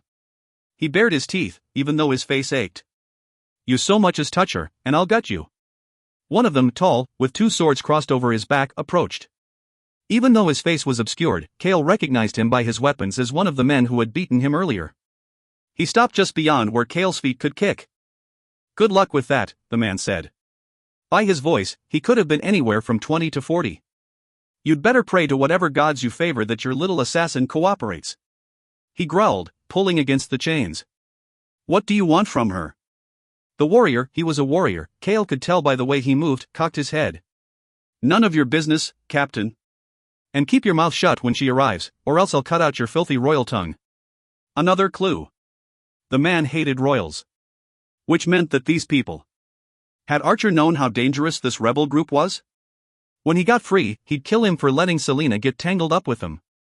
And then he'd make sure that the king and his secret guards got their hands on all of these bastards. Kale yanked on the chains, and the man shook his head. "Do that, and I'll knock you out again. For the captain of the royal guard, you were far too easy to capture." Kale's eyes flashed. "Only a coward captures men the way you did." A coward? Or a pragmatist? Not an uneducated warrior, then. Someone with schooling, if he could use vocabulary like that. How about a damned fool? Kale said. "I don't think you realize who you're dealing with." The man clicked his tongue. "If you were that good, you would be more than the captain of the guard." Kale let out a low, breathy laugh. "I wasn't talking about me. She's just one girl." Though his guts were twisting at the thought of her in this place, with these people, though he was considering every possible way to get himself and Selina out of here alive, he gave the man a grin. "Then you're really in for a surprise." Chapter 28. Her rage took her to a place where she only knew three things: that Kale had been taken from her, that she was a weapon forged to end lives, and that if Kale was hurt, no one was going to walk out of that warehouse. She made it across the city quickly and efficiently, a predator's stealth keeping her steps quiet on the cobblestone streets. They'd told her to arrive alone, and she'd obeyed. But they hadn't said anything about arriving unarmed. So she'd taken every weapon she could fit onto her, including Kale's sword, which was strapped across her back with a second sword of her own, the two hilts within easy reach over her shoulders. From there down, she was a living armory. When she neared the slums, her features concealed with a dark cloak and heavy hood, she scaled the side of a ramshackle building until she reached the roof. They hadn't said anything about using the front door of the warehouse, either. She stalked across the roofs, her supple boots finding easy purchase on the crumbling emerald shingles, listening, watching, feeling the night around her. The usual sounds of the slums greeted her as she approached the enormous two-story warehouse: half-feral orphans screeching to each other, the splatter of drunks pissing against buildings, harlots calling out to prospective hires.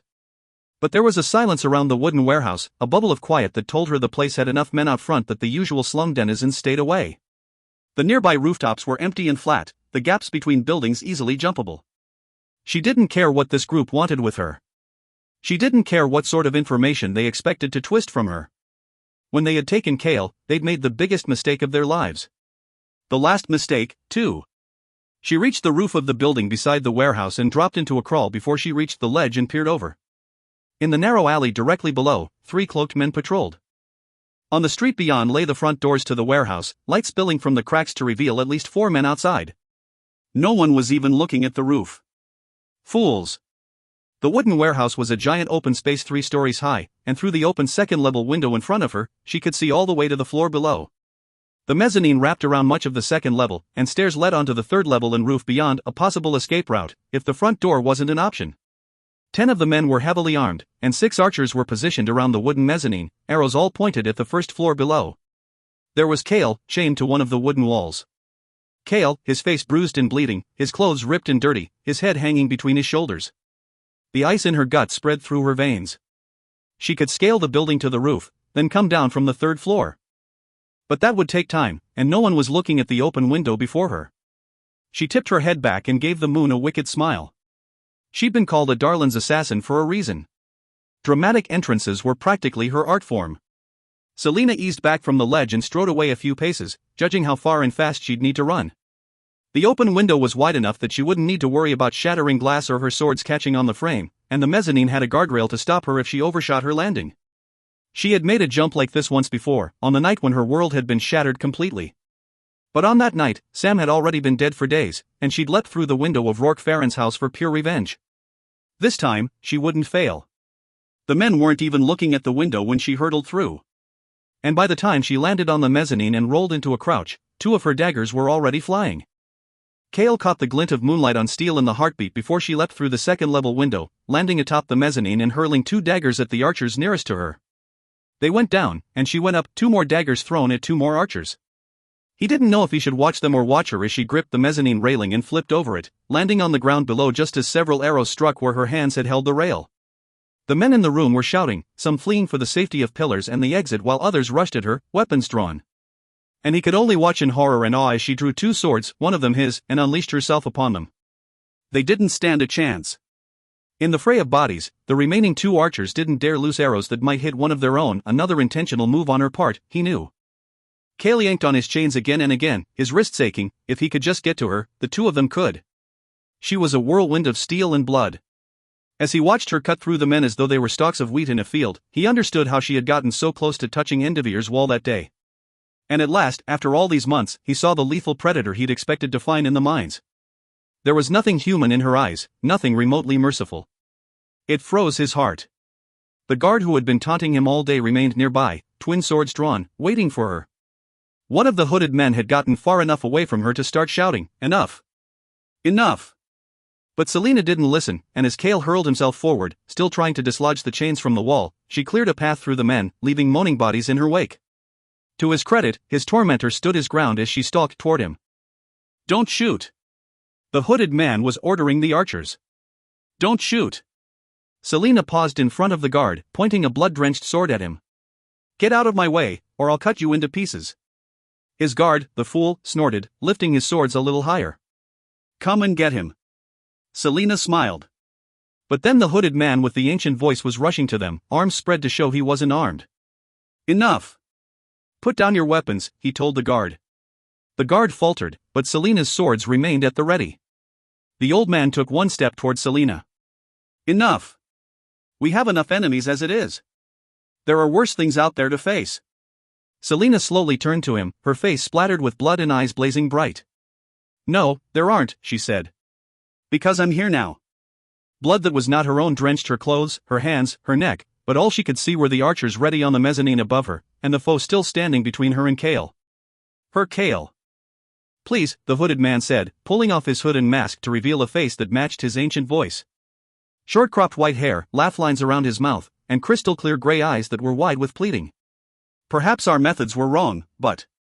She pointed a sword at him, and the masked guard between her and Kale straightened. I don't care who you are and what you want. I'm taking him now. Please listen, the old man said softly. She could feel the ire and aggression rolling off the hooded guard in front of her, see how tightly, eagerly, he clutched the hilts of his twin swords. She wasn't ready for the bloodletting to end either. She wasn't ready to give in at all. So she knew exactly what would happen when she turned to the guard and gave him a lazy grin. He charged. As she met his swords, the men who were outside burst in, steel flashing. And then there was nothing but metal ringing and the shouts of the injured going down around her, and she was soaring through them, delighting in the feral song that sang through her blood and bones. Someone was shouting her name, though, a familiar voice that wasn't Kale's, and as she turned, she saw the flash of a steel-tipped arrow shooting for her, then a glint of golden brown hair, and then... Archer hit the ground, the arrow that was meant for her in his shoulder. It took all of 2 movements to drop one sword and draw the dagger from her boot, hurling it at the guard who had fired. By the time she looked at Archer, he was getting to his feet, putting himself between her and the wall of men, one arm splayed in front of her facing her. Protecting the men. This is a misunderstanding, he said to her, panting. Blood from the wound in his shoulder leaked down his black robes. Robes. The same robes that these men wore. Archer was a part of this group, Archer had set her up. And then that rage, the rage that blurred the events of the night she'd been captured with the events of this night, that made Kale's and Sam's faces bleed together, seized her so fiercely that she reached for another dagger strapped to her waist. Please, Archer said, taking a step toward her, wincing as the movement made the arrow shift. Let me explain. As she saw the blood trickle down his robes, saw the agony and fear and desperation in his eyes, her rage flickered. Unchain him, she said, her voice filled with deadly calm. Now. Archer refused to break her stare. Hear me out first. Unchain him now. Archer jerked his chin to the guard who had foolishly launched the last attack against her. Limping, but surprisingly still in one piece, and, still possessing his twin blades, the guard slowly unshackled the captain of the guard. Kale was on his feet in an instant, but she noted the way he swayed, the wince he tried to hide.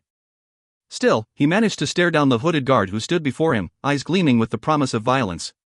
The guard just stepped back, reaching for his swords again. You have 1 sentence to convince me not to kill you all, she said to Archer as Kale came to her side. 1 sentence. Archer began shaking his head, looking between her and Kale, his eyes filled not with fear or anger or pleading, but sorrow. I have been working with Nehemia to lead these people for the past 6 months. Kale stiffened, but Selena blinked. It was enough for Archer to know he'd passed the test. He jerked his head to the men around him. Leave us, he said, his voice thundering with an authority she hadn't heard him use before.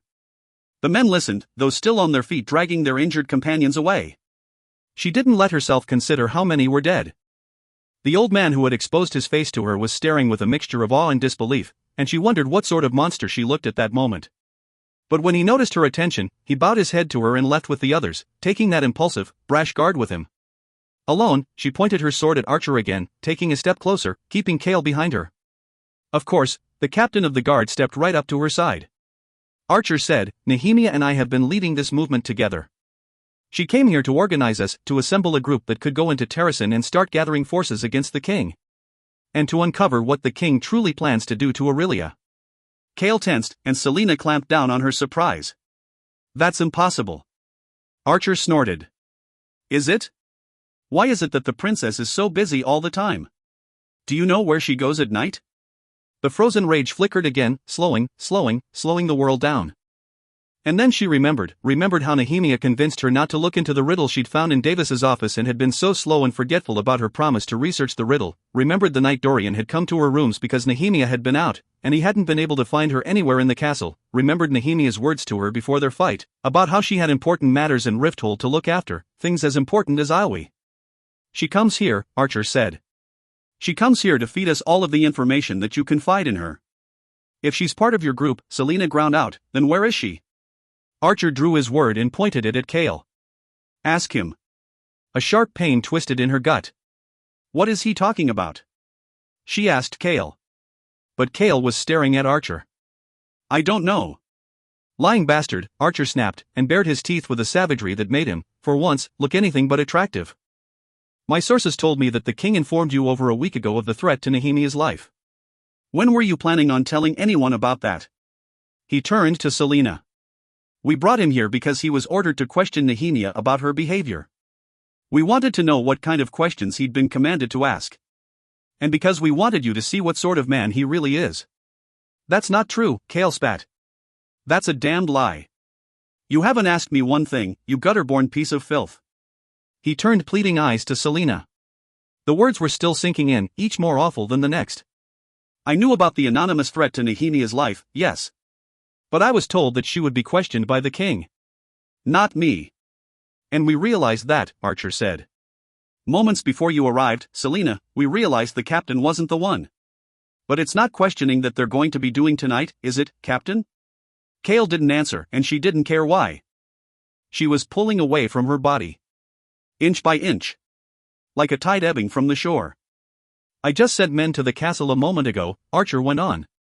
Perhaps they can stop it. Where is Nehemia? She heard herself asking, from lips that felt far away. That's what my spy discovered tonight. Nehemia insisted on staying in the castle, to see what kind of questions they wanted to ask her, to see how much they suspected and knew. Where is Nehemia? But Archer just shook his head, his eyes bright with tears. They aren't going to question her, Selena. And by the time my men get there, I think it will be too late. Too late. Selena turned to Kale. His face was stricken and pale. Archer shook his head again. I'm sorry. Chapter 29. Selena hurtled through the city streets, discarding her cloak and heavier weapons as she went, anything to give her additional speed, anything to get her back to the castle before Nehemia. Before Nehemia. A clock began sounding somewhere in the capital, and a lifetime passed between each booming peal. It was late enough that the streets were mostly deserted, but the people who saw her kept well out of her way as she sprinted past, her lungs nearly shattering. She pushed that pain away, willing strength into her legs, praying to whatever god still cared to give her swiftness and strength. Who would the king use? If not Kale, then who? She didn't care if it was the king himself. She'd destroy them. And that anonymous threat to Nehemia, she'd sort that out, too. The glass castle loomed closer, its crystalline towers glowing with a pale greenish light. Not again. Not again, she told herself with each step, each pound of her heart. Please. She couldn't take the front gate. The guards there would surely stop her or cause a ruckus that might prompt the unknown assassin to act faster. There was a high stone wall bordering one of the gardens, it was closer, and far less monitored. She could have sworn she heard hooves thundering after her, but there was nothing in the world except her and the distance to Nehemia. She neared the stone wall surrounding the garden, her blood roaring in her ears as she made a running jump for it. She hit the side as silently as she could, her fingers and feet immediately finding purchase, digging in so hard her fingernails cracked. She scrambled up and over the wall before the guards even looked her way. She landed on the gravel path of the garden, falling onto her hands. Somewhere in the back of her mind she registered pain in her palms, but she was already running again, careening toward the glass doors that led to the castle. Patches of snow glowed blue in the moonlight. She'd go to Nehemia's room first, go there and lock Nehemia up safely, and then take down the bastard who was coming for her. Archer's men could go to hell. She dispatched them in a matter of heartbeats. Whoever had been sent to hurt Nehemia, that person was hers. Hers to take apart bit by bit, until she ended them. She would throw their remnants at the feet of the king. She flung open one of the glass doors. There were guards loitering about, but she'd picked this entrance because they knew her and knew her face. She didn't expect to glimpse Dorian, though, chatting with them. His sapphire eyes were nothing more than a glimmer of color as she sprinted by. She could hear shouts from behind her, but she wouldn't stop, couldn't stop. Not again. Never again. She hit the stairs, taking them by twos and threes, her legs trembling. Just a bit farther, Nehemiah's rooms were only one level up, and 2 hallways over. She was a Darlin's assassin, she was Selena Sardothian. She would not fail. The gods owed her. The WYRD owed her. She would not fail Nehemiah. Not when there were so many awful words left between them. Selena hit the top of the stairs. The shouts behind her grew, people were calling her name. She would stop for no one. She turned down the familiar hallway, nearly sobbing with relief at the sight of the wooden door. It was shut, there were no signs of forced entry. She drew her 2 remaining daggers, summoning the words she'd need to quickly explain to Nehemiah how and where to hide. When her assailant arrived, Nehemiah's only task would be to keep quiet and concealed. Selena would deal with the rest. And she'd enjoy the hell out of it.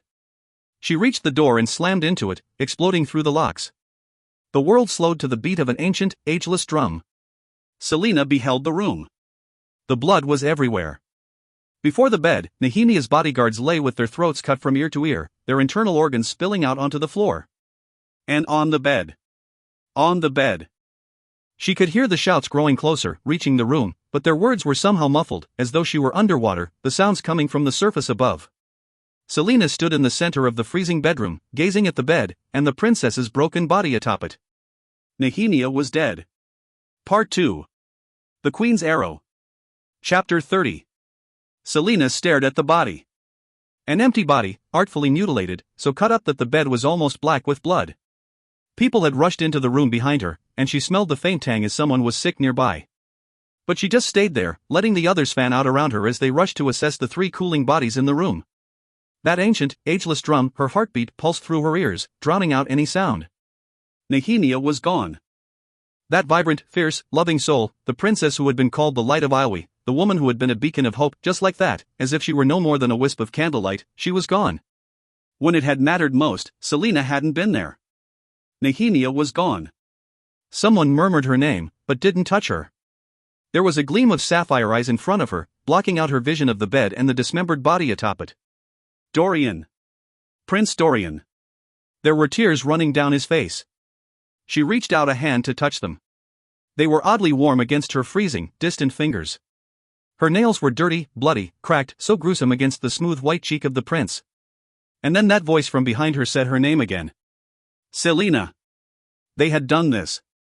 Her bloody fingers slid down Dorian's face, to his neck. He just stared at her, suddenly still. Selena, that familiar voice said. A warning. They had done this. They had betrayed her. Betrayed Nehemiah. They had taken her away. Her nails brushed Dorian's exposed throat. Selena, the voice said. Selena slowly turned. Cale stared at her, a hand on his sword. The sword she'd brought to the warehouse, the sword she'd left there. Archer had told her that Cale had known they were going to do this. He had known. She shattered completely, and launched herself at him. Cale had only enough time to release his sword as she lunged, swiping for his face with a hand. She slammed him into the wall, and stinging pain burst from the 4 lines she gouged across his cheek with her nails. She reached for the dagger at her waist, but he grasped her wrist. Blood slid down his cheek, down his neck. His guards shouted, rushing closer, but he hooked a foot behind hers, twisting as he shoved, and threw her to the ground.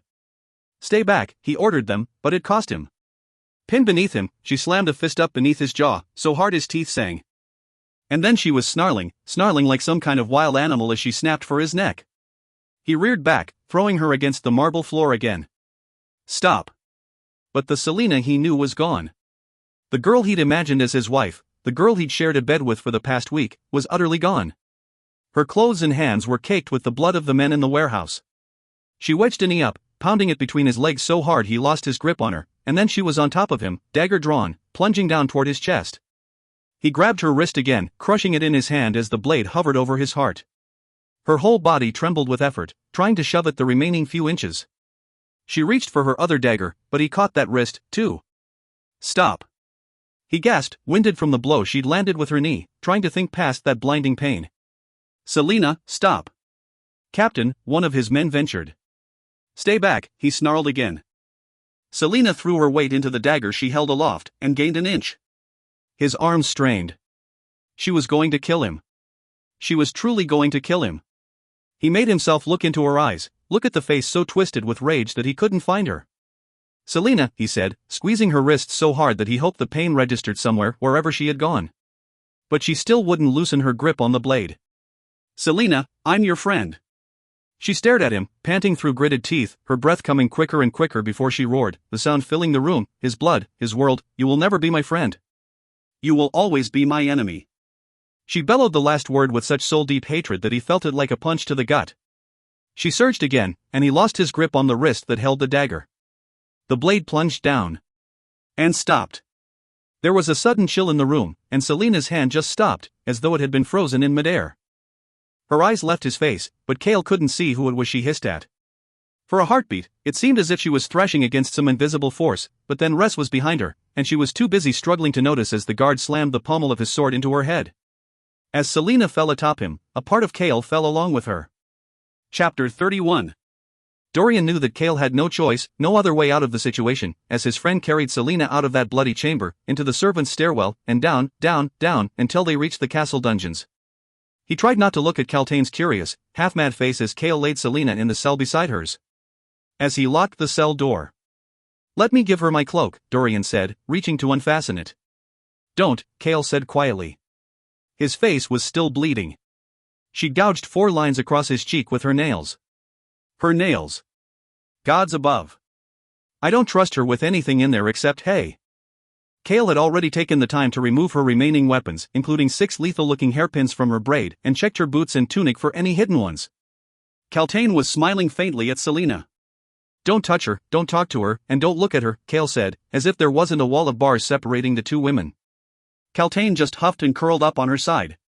Cale barked orders to the guards about food and water rations, and how often the watch was to be changed, and then stalked from the dungeon. Dorian silently followed. He didn't know where to begin. There was grief sweeping down on him in waves as he realized again and again that Nehemia was dead. There was the sickness and terror of what he'd seen in that bedroom, and there was the horror and relief that he'd somehow used his power to stop Selina's hand before she stabbed Cale, and that no one except Selina had noticed. And when she'd hissed at him, he'd seen something so savage in her eyes that he shuddered. They were halfway up the winding stone stairs out of the dungeons when Cale suddenly slumped onto a step, putting his head in his hands. What have I done? Cale whispered. And despite whatever was changing between them, he couldn't walk away from Cale. Not tonight. Not when he, too, needed someone to sit next to. Tell me what happened, Dorian said quietly, taking his seat on the stair beside him and staring into the gloom of the stairwell. So Cale did. Dorian listened to his tale of kidnapping, of some rebel group trying to use him to get Selina to trust them, of Selina breaking into the warehouse and cutting down men like they were nothing. How the king had told Cale of an anonymous threat to Nehemia a week ago and ordered him to keep an eye on Nehemia. How the king wanted the princess questioned and told Cale to keep Selina away tonight. And then Archer, the man she'd been dispatched to kill weeks ago, explaining that it had been code for Nehemia being assassinated. And then how Selina ran from the slums all the way back here, to find that she'd been too late to save her friend. There were things Cale still wasn't telling him, but Dorian understood it well enough. His friend was trembling, which was a horror in itself, another foundation slipping out from beneath their feet. I've never seen anyone move like she did, Cale breathed. I've never seen anyone run that fast. Dorian, it was like, Cale shook his head. I found a horse within seconds of her taking off, and she still outran me. Who can do that? Dorian might have dismissed it as a warped sense of time due to fear and grief, but he'd had magic coursing through his veins only moments ago. I didn't know this would happen, Cale said, resting his forehead against his knees. If your father. It wasn't my father, Dorian said. I dined with my parents tonight. He'd just come from that dinner when Selina went flying past, hell burning in her eyes. That look had been enough for him to run after her, guards in tow, until Cale nearly collided with them in the halls. My father said he was going to talk to Nehemia later on, after dinner. From what I saw, this happened hours before that. But if your father didn't want her dead, who did? I had extra patrols on alert for any threat. I picked those men myself. Whoever did this got through them like they were nothing. Whoever did this. Dorian tried not to think of the murder scene. One of Cale's guards had taken a look at the 3 bodies and vomited all over the floor. And Selina had just stood there, staring at Nehemia, as if she'd been sucked out of herself. Whoever did this got some kind of sick delight out of it, Cale finished. The bodies flashed through Dorian's mind again, carefully, artfully arranged. What does it mean, though?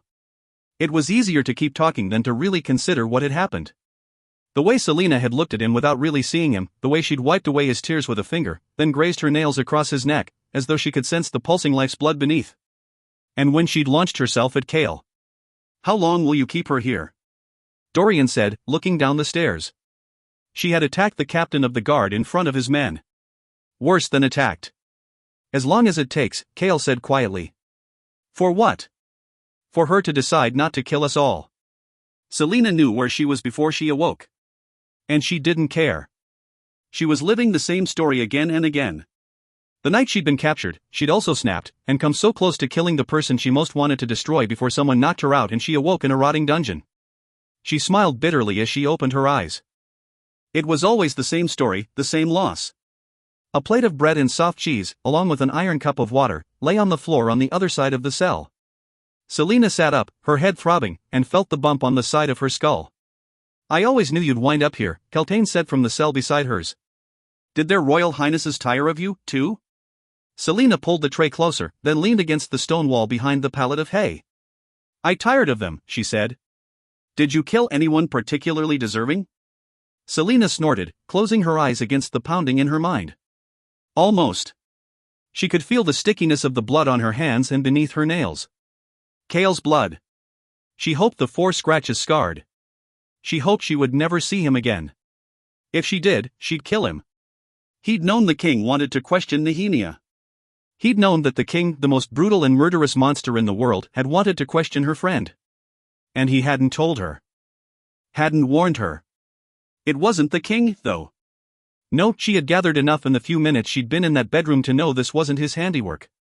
But Kale had still been warned about the anonymous threat, had been aware that someone wanted to hurt Nehemia. And he hadn't told her. He was so stupidly honorable and loyal to the king that he didn't even think that she could have done something to prevent this. She had nothing left to give. After she'd lost Sam and been sent to Endovir, she'd pieced herself back together in the bleakness of the mines. And when she'd come here, she'd been foolish enough to think that Kale had put the final piece into place. Foolish enough to think, just for a moment, that she could get away with being happy. But death was her curse and her gift, and death had been her good friend these long, long years. They killed Nehemia, she whispered into the dark, needing someone, anyone, to hear that the once bright soul had been extinguished. To know that Nehemia had been here, on this earth, and she had been all that was good and brave and wonderful. Keltane was silent for a long moment. Then she said quietly, as if she were trading one piece of misery for another, "Duke Parrington is going to Moreth in 5 days, and I am to go with him. The king told me I can either marry him, or rot down here for the rest of my life." Selina turned her head, opening her eyes to find Keltane sitting against the wall, grasping her knees. She was even dirtier and more haggard than she'd been a few weeks ago. She still clutched Selina's cloak around her. Selina said, "You betrayed the Duke. Why would he want you for his wife?" Keltane laughed quietly. "Who knows what games these people play, and what ends they have in mind?" She rubbed her dirty hands on her face. "My headaches are worse," she mumbled. "And those wings, they never stop. My dreams have been filled with shadows and wings," Nehemia had said. "Keltane, too." "What has one to do with the other?" Selina demanded, the words sharp and hollow. Keltane blinked, raising her brows as though she had no idea what she'd said. "How long will they keep you here?" she asked. "For trying to kill the captain of the guard? Forever, perhaps. She wouldn't care. Let them execute her. Let them put an end to her, too." Nehemia had been the hope of a kingdom, of many kingdoms. The court Nehemia had dreamed of would never be. Alwi would never be free. Selina would never get the chance to tell her that she was sorry for the things she'd said. All that would remain were the last words Nehemia had spoken to her. The last thing her friend had thought of her. "You are nothing more than a coward. If they let you out," Keltane said, both of them staring into the blackness of their prisons, "make sure that they're punished someday. Every last one of them." Selina listened to her own breathing, felt Kale's blood under her nails, and the blood of all those men she'd hacked down, and the coldness of Nehemia's room, where all that gore had soaked the bed. "They will be," Selina swore to the darkness. She had nothing left to give, except that. It would have been better if she'd stayed in Endovir. Better to have died there. Her body didn't feel quite like hers when she pulled the tray of food toward her, the metal scraping against the old, damp stones. She wasn't even hungry. "They drugged the water with a sedative," Keltane said as Selina reached for the iron cup. "That's what they do for me, too." "Good," Selina said, and drank the entire thing. 3 days passed. And every meal they brought her was drugged with that sedative. Selina stared into the abyss that now filled her dreams, both sleeping and awake. The forest on the other side was gone, and there was no stag, only barren terrain all around, crumbling rocks and a vicious wind that whispered the words again and again. You are nothing more than a coward. So Selina drank the drugged water every time they offered it, and let it sweep her away. She drank the water about an hour ago, Ress said to Kale on the morning of the fourth day. Kale nodded. She was unconscious on the floor, her face gaunt. Has she been eating? A bite or two. She hasn't tried to escape. And she hasn't said one word to us, either. Kale unlocked the cell door, and Ress and the other guards tensed. But he couldn't bear another moment without seeing her. Kaltain was asleep next door and didn't stir as he strode across Selina's cell. He knelt by Selina. She reeked of old blood, and her clothes were stiff with it. His throat tightened. In the castle above, it had been sheer pandemonium for the past several days. He had men combing the castle and city for Nehemiah's assassin. He had gone before the king multiple times already to try to explain what happened, how he'd gotten himself kidnapped, and how, even with extra men watching Nehemiah, someone had slipped past them all. He was stunned the king hadn't dismissed him, or worse. The worst part was that the king seemed smug. He hadn't had to dirty his hands to get rid of a problem. His main annoyance was dealing with the uproar that was sure to happen in Islwi. He hadn't spared one moment to mourn Nehemiah, or shown one flicker of remorse. It had taken a surprising amount of self-control for Kale not to throttle his own sovereign. But more than just his fate relied on his submission and good behavior. When Kale had explained Selina's situation to the king, he had barely looked surprised. He just said to get her in line, and left it at that. Get her in line. Kale gently picked up Selina, trying not to grunt at the weight, and carried her out of the cell. He'd never forgive himself for throwing her in this rotting dungeon, even though he hadn't had a choice. He hadn't even let himself sleep in his own bed, the bed that still smelled like her. He'd laid down on it that first night and realized what she was lying on, and opted for his couch instead. The least he could do right now was get her back to her own rooms. But he didn't know how to get her in line. He didn't know how to fix what had been broken. Both inside of her, and between them. His men flanked him as he brought her up to her rooms. Nehemiah's death hung around him, followed his every step. It had been days since he'd dared look in the mirror. Even if it hadn't been the king who had ordered Nehemiah dead, if Kale had warned Selina about the unknown threat, at least she would have been looking out. If he'd warned Nehemiah, her men would have been on alert, too.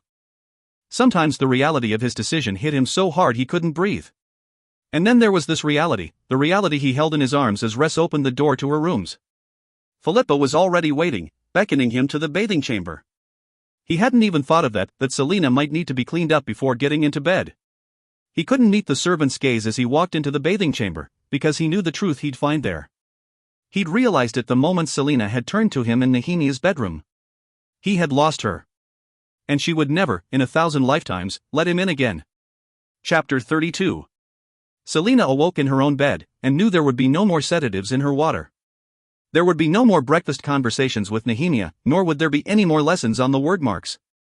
There would be no more friends like her. She knew without looking that someone had scrubbed her clean. Blinking against the brightness of the sunlight in her room, her head instantly pounding after days in the darkness of the dungeon, she found Fleetfoot sleeping pressed against her. The dog lifted her head to lick Selina's arm a few times before going back to sleep, her nose nestled between Selina's elbow and torso. She wondered if Fleetfoot could sense the loss, too. She'd often wondered if Fleetfoot loved the princess more than her. You are nothing more than a coward. She couldn't blame Fleetfoot. Outside of this rotten, festering court and kingdom, the rest of the world had loved Nehemiah. It was hard not to. Selina had adored Nehemiah from the moment she'd laid eyes on her, like they were twin souls who had at last found each other. A soul friend. And now she was gone. Selina put a hand against her chest. How absurd, how utterly absurd and useless, that her heart still beat and Nehemiah's didn't. The eye of Elena was warm, as if trying to offer some comfort. Selina let her hand drop back to her mattress. She didn't even try to get out of bed that day, after Philippa coaxed her into eating and let slip that she'd missed Nehemiah's funeral. She'd been too busy guzzling down sedatives and hiding from her grief in the dungeons to be present when they put her friend in the cold earth, so far from the sun-warmed soil of Islwi. You are nothing more than a coward. So Selina didn't get out of bed that day. And she didn't get out of it the next. Or the next. Or the next. Chapter 33. The mines in Kalakala were stifling, and the slave girl could only imagine how much worse they would become when the summer sun was overhead. She had been in the mines for 6 months, longer than anyone else had ever survived, she'd been told. Her mother, her grandmother, and her little brother hadn't lasted a month. Her father hadn't even made it to the mines before a Darlin's butchers had cut him down, along with the other known rebels in their village. Everyone else had been rounded up and sent here. She'd been alone for 5.5 months now, alone, yet surrounded by thousands. She couldn't remember the last time she'd seen the sky, or the grasslands of Ilwe undulating in a cool breeze. She would see them both again, though, the sky and the grasslands. She knew she would, because she'd stayed awake on nights she was supposed to have been sleeping, listening through the cracks in the floorboards as her father and his fellow rebels talked of ways to bring down a Darlin, and of Princess Nehemia, who was in the capital at that very moment, working for their freedom. If she could just hold on, if she could just keep drawing breath, she might make it until Nehemia accomplished her goal. She would make it, and then bury her dead, and when the mourning months were over, she would find the nearest rebel group and join them. With every Adarlanian life she took, she would say the names of her dead again, so that they would hear her in the afterlife and know they were not forgotten. She swung her pickaxe into the unforgiving wall of stone, her breath ragged in her parched throat. The overseer lounged against a nearby wall, sloshing water in his canteen, waiting for the moment when one of them would collapse, just so he could unfurl that whip of his. She kept her head down, kept working, kept breathing. She would make it. She didn't know how much time passed, but she felt the ripple go through the mines like a shudder in the earth. A ripple of stillness, followed by wails. She felt it coming, swelling up toward her, closer and closer with each turned head and murmured words. And then she heard it, the words that changed everything. Princess Nehemia is dead. Assassinated by a Darlin. The words were past her before she had time to swallow them. There was a scrape of leather against rock. The overseer would tolerate the pause for only a few seconds longer before he started swinging. Nehemia is dead. She stared down at the pickaxe in her hands. She turned, slowly, to look into the face of her overseer, the face of a Darlin. He cocked his wrist, pronged whip ready. She felt her tears before she realized they were falling, sliding through 6 months' worth of filth. Enough! The word screamed through her, so loudly she began to shake. Silently, she began to recite the names of her dead. And as the overseer raised his whip, she added her name to the end of that list and swung her axe into his gut. Chapter 34. Any changes in her behavior? She got out of bed. And, standing in the sunlit hall of the upper levels of the glass castle, Ressa's usually jovial face was grim. And now she's sitting in a chair in front of the fire. It's the same as yesterday. She got out of bed, sat in the chair all day, then got back into bed at sundown. Is she still not speaking? Ress shook his head, keeping his voice low as a courtier passed by. Philippa says she just sits there and stares at the fire. Won't speak. Still barely touches her food. Ressa's eyes grew warier as they took in the healing cuts that ran down Kale's cheek. 2 had already scabbed and would fade, but there was a long, surprisingly deep one that was still tender. Kale wondered whether it would scar. He'd deserve it if it did. I'm probably overstepping my bounds. Then don't say it, Kale growled. He knew exactly what Ress would say, the same thing Philippa said, and anyone who saw him and gave him that pitying glance. You should try talking to her. He didn't know how word had gotten out so quickly that she tried to kill him, but it seemed they all knew how deep the break between him and Selena went. He'd thought the 2 of them had been discreet, and he knew Philippa wasn't a gossip. But perhaps what he felt for her had been written all over him. And what she now felt for him. He resisted the urge to touch the cuts on his face. I still want the watch posted outside her door and windows, he ordered Ress. He was on his way to another meeting, another shouting match about how they should deal with the fallout in Ilwe over the princess's death. Don't stop her if she leaves, but try to slow her down a bit. Long enough for word to get to him that she'd finally left her rooms. If anyone was going to intercept Selena, if anyone would confront her about what happened to Nehemia, it would be him. Until then, he'd give her the space she needed, even if it killed him not to speak to her. She'd become entwined in his life, from the morning runs to the lunches to the kisses she stole from him when no one was looking, and now, without her, he felt hollow. But he still didn't know how he'd ever look her in the eye. You will always be my enemy. She'd meant it. Ress nodded. Consider it done. The young guard saluted as Kale headed for the meeting room. There would be other meetings today, lots of meetings, since the debate was still raging over how a Darlin should react to Nehemia's death. And though he hated to admit it, he had other things to worry about than Selena's unending grief. The king had summoned his southern lords and retainers to Rifthold, including Kale's father. Dorian usually didn't mind Kale's men. But he did mind being followed around, day and night, by guards who were on the lookout for any threat. Nehemia's death had proved that the castle was not impregnable. His mother and Holland were sequestered in her chambers, and many of the nobility had either left the city or were lying low, too. Except Roland. Though Roland's mother had fled back to Mia the morning after the princess was assassinated, Roland stayed, insisting that Dorian would need his support now more than ever. And he was right. At the council meetings, which grew more and more crowded as the southern lords arrived, Roland backed every point and objection that Dorian made. Together they argued against sending more troops into Islewy in case of revolt, and Roland seconded Dorian's proposal that they should publicly apologize to Nehemia's parents for her death. His father had exploded when Dorian suggested that, but Dorian had still written her parents a message, expressing his deepest condolences. His father could go to hell for all he cared. And that was starting to be a problem, he realized as he sat in his tower room and flipped through all the documents he had to read before tomorrow's meeting with the southern lords. He had spent so long being careful to avoid defying his father, but what sort of man could he call himself if he blindly obeyed? A smart man, a part of him whispered, flickering with that cold, ancient power. At least his 4 guards stayed outside his rooms. His private tower was high enough that no one could reach the balcony, and only one stair led up and down. Easily defensible. But it also made for an easy cage. Dorian stared at the glass pen on his desk. The night Nehemia had died, he hadn't intended to stop Selena's wrist in midair. He'd just known that the woman he'd loved was about to kill his oldest friend over a misunderstanding. He'd been too far away to grab her as she plunged the blade down, but then, it was like a phantom arm reached out from within him and wrapped around her wrist. He could feel her blood-crusted skin, as if he himself were touching her. But he hadn't known what he was doing. He'd just acted on gut feeling in desperation and need. He had to learn to control this power, whatever it was.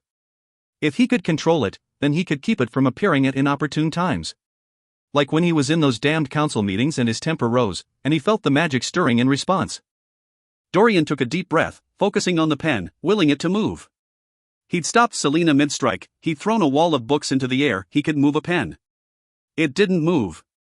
After staring at it until his eyes nearly crossed, Dorian groaned and leaned back in his chair, covering his eyes with his hands. Maybe he'd gone insane. Maybe he'd just imagined the whole thing.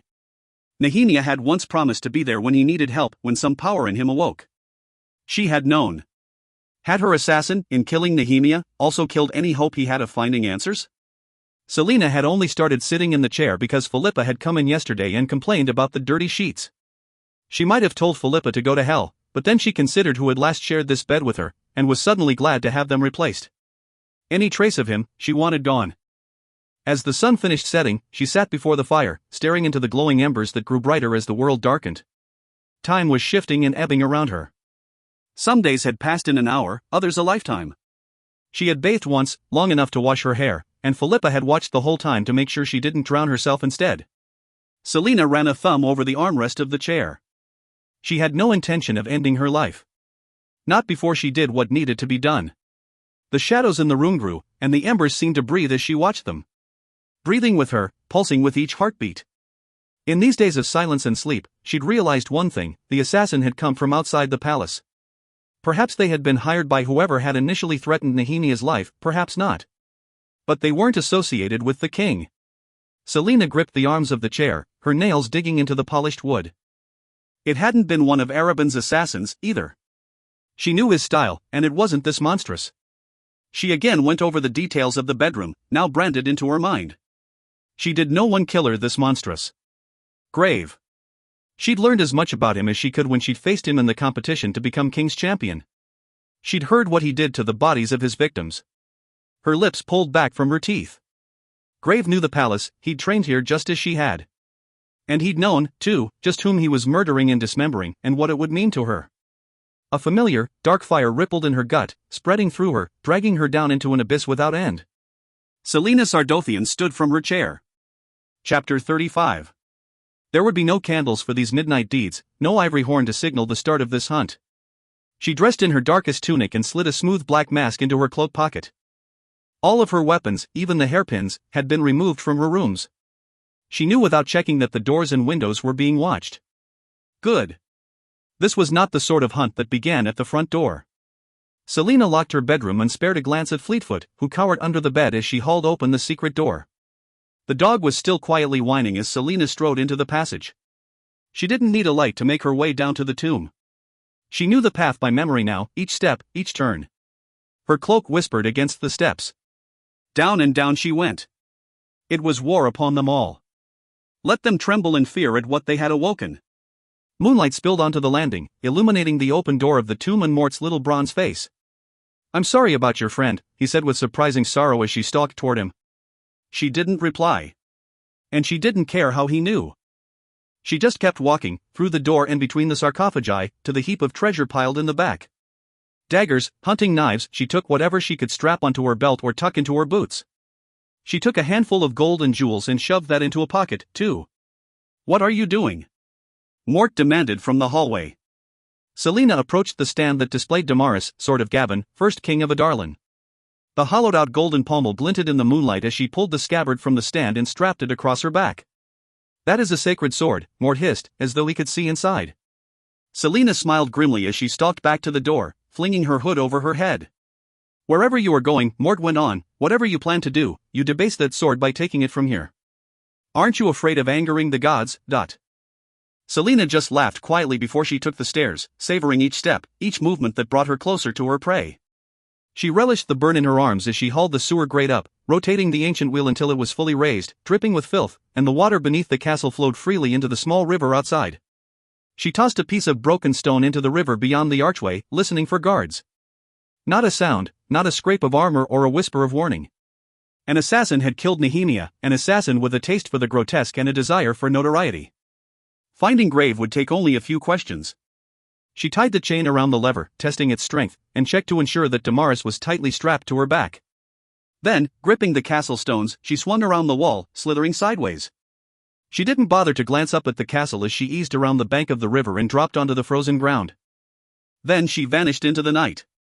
Cloaked in darkness, Selina stalked through the streets of Rifthold. She made no sound as she passed through dim alleys. Only one place could provide the answers she wanted. Sewage and puddles of excrement lay beneath every window of the slums, and the cobblestone streets were cracked and misshapen after many hard winters. The buildings leaned against each other, some so ramshackle that even the poorest citizens had abandoned them. On most streets, the taverns overflowed with drunks and whores and everyone else who sought temporary relief from their miserable lives. It made no difference how many saw her. None would bother her tonight. The cape billowed behind her, her face remaining expressionless beneath her obsidian mask as she moved through the streets. The vaults was just a few blocks away. Selina's gloved hands clenched. Once she found out where Grave was hiding, she'd turn his skin inside out. Worse than that, actually. She stopped before a nondescript iron door in a quiet alley. Hired thugs stood watch outside. She flashed them the silver entrance fee, and they opened the door for her. In the subterranean warren below, one could find the cutthroats, the monsters, and the damned of Adarlan. The filth came here to exchange stories and make deals, and it was here that any whisper of Nehemia's assassin would be found. Grave had undoubtedly received a large fee for his services, and could be counted on to now be recklessly spending his blood money, a spree that would not go unnoticed. He wouldn't have left Rifthold, oh, no. He wanted people to know he killed the princess. He wanted to hear himself named the new Adarlan's assassin. He wanted Selina to know, too. As she headed down the steps into the vaults, the reek of ale and unwashed bodies hit her like a stone to the face. She hadn't been in this sort of festering den for a long while. The main chamber was strategically lit, a chandelier hung in the center of the room, but there was little light to be found along the walls for those who sought not to be seen. All laughter halted as she strode between the tables. Red-rimmed eyes followed her every step. She didn't know the identity of the new crime lord who ruled over this place, and didn't care. Her business wasn't with him, not tonight. She didn't allow herself to look at the many fighting pits that occupied the distant end of the chamber, pits where crowds were still gathered, cheering for whoever fought with fists and feet within. She'd been to the vaults before, many times in those final days before her capture. Now that Joan Jane and Rourke Farron were dead, the place seemed to have passed into new ownership without losing any of its depravity. Selina walked right up to the barkeep. He didn't recognize her, but she didn't expect him to, not when she'd been so careful to hide her identity all those years. The barkeep was already pale, and his sparse hair had become even sparser over the past year and a half. He tried to peer beneath her cowl as she halted at the bar, but the mask and hood kept her features hidden. "Drink?" he asked, wiping sweat from his brow. Everyone in the bar was still watching her, either discreetly or outright. "No," she said, her voice contorted and deep beneath the mask. The barkeep gripped the edge of the counter. You're back," he said quietly, as more heads turned. "You escaped." So he did recognize her, then. She wondered if the new owners held a grudge against her for killing Yo and Jane, and how many bodies she'd have to leave in her wake if they decided to start a fight right here, right now.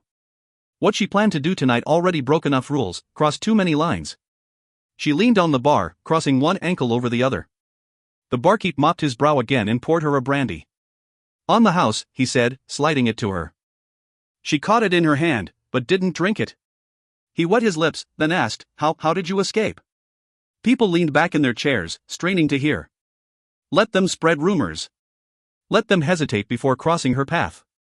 She hoped Arabin heard, too. She hoped he heard and stayed the hell away from her. "You'll soon discover that," she said. "But I have need of you." His brows lifted. "Me? I have come to inquire after a man." Her voice was scratchy and hollow. "A man who recently earned a large sum of gold. For the assassination of the Ailwi princess. He goes by the name of Grave. I need to know where he is." "I don't know anything." The barkeep's face turned even paler. She reached into a pocket and pulled out a glittering fistful of ancient jewels and gold. All eyes watched them now. "Allow me to repeat my question, barkeep." The assassin who called himself Grave ran.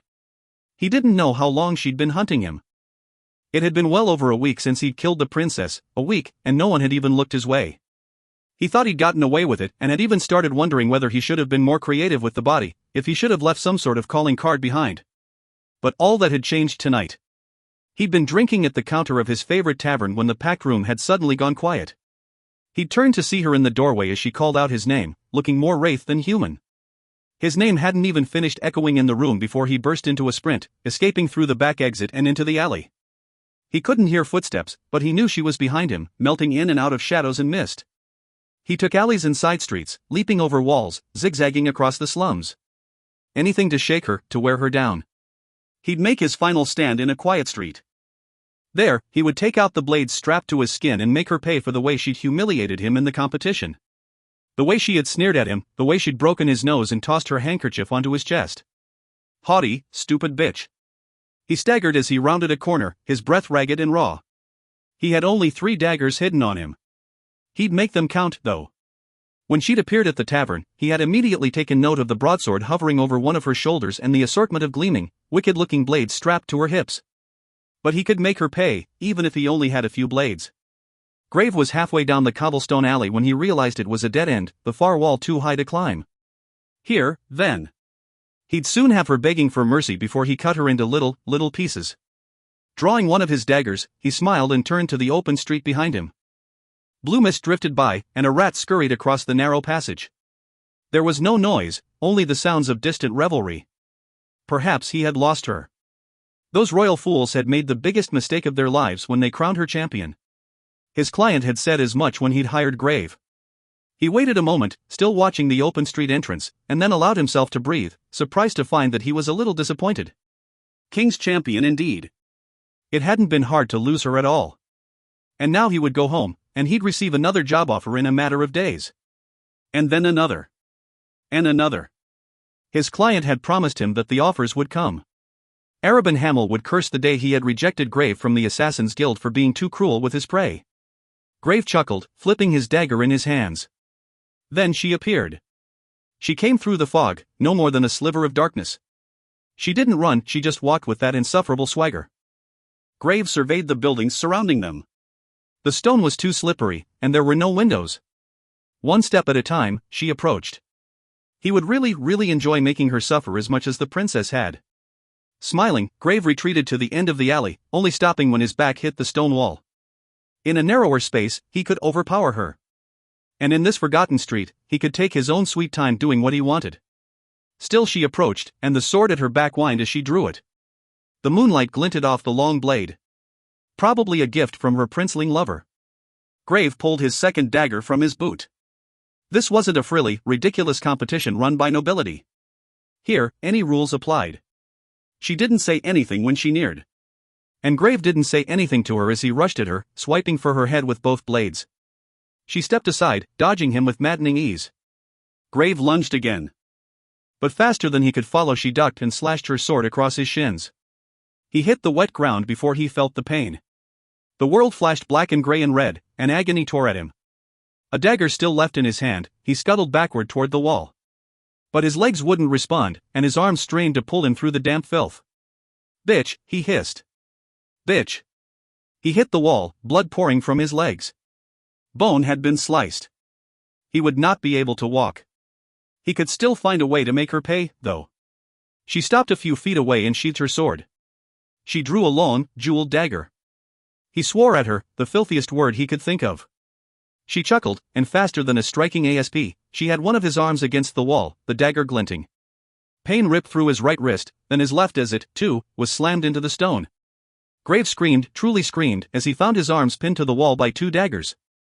His blood was nearly black in the moonlight. He thrashed, cursing her again and again. He would bleed to death unless he pulled his arms from the wall.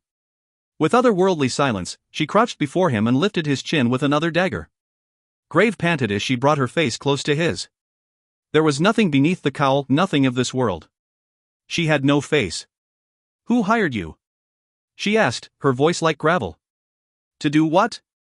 he asked, almost sobbing. Maybe he could feign innocence. He could talk his way out, convince this arrogant whore he had nothing to do with it. She turned the dagger, pressing it into his neck. "To kill Princess Nehemia. No one. I don't know what you're talking about." And then, without even an intake of breath, she buried another dagger he hadn't realized she'd been holding into his thigh. So deep he felt the reverberation as it hit the cobblestones beneath. His scream shattered out of him, and Grave writhed, his wrists rising farther on the blades. "Who hired you?" she asked again. Calm, so calm. "Gold," Grave moaned. "I have gold." She drew yet another dagger and shoved it into his other thigh, piercing again to the stone. Grave shrieked to gods who did not save him. "Who hired you?" "I don't know what you're talking about." After a heartbeat, she withdrew the daggers from his thighs. He almost soiled himself at the pain, at the relief. "Thank you." He wept, even as he thought of how he would punish her. She sat back on her heels and stared at him. "Thank you." But then she brought up another dagger, its edge serrated and glinting, and hovered it close to his hand. "Pick a finger," she said. He trembled and shook his head. "Pick a finger." Please." A wet warmth filled the seat of his pants. "Thumb it is." "And no." I'll tell you everything." Still, she brought the blade closer, until it rested against the base of his thumb. "Don't." "I'll tell you everything." Chapter 36. Dorian was just starting to feel his temper fray after hours of debate when the doors to his father's council room were thrown open and Selina prowled in, her dark cape billowing behind her. All 20 men at the table fell silent, including his father, whose eyes went straight to the thing dangling from Selina's hand. Cale was already striding across the room from his post by the door. But he, too, stopped when he beheld the object she carried. A head. The man's face was still set in a scream, and there was something vaguely familiar about the grotesque features and mousy brown hair that she gripped. It was hard to be certain as it swung from her gloved fingers. Cale put a hand on his sword, his face pale as death. The other guards in the room drew their blades, but wouldn't move, until Cale or the king commanded them. "What is this?" the king demanded. The councilmen and assembled lords were gaping. But Selina was smiling as her eyes locked onto one of the ministers at the table, and she walked right toward him. And no one, not even Dorian's father, said anything as she set the severed head atop the minister's stack of papers. "I believe this belongs to you," she said, releasing her grip on the hair. The head lolled to the side with a thud. Then she patted the minister's shoulder before rounding the table and plopping into an empty chair at one end, sprawling across it. "Explain yourself," the king growled at her. She crossed her arms, smiling at the minister, whose face had turned green as he stared at the head before him. "I had a little chat with Grave about Princess Nehemia last night," she said. "Grave, the assassin from the competition and Minister Mullison's champion. He sends his regards, Minister. He also sends this."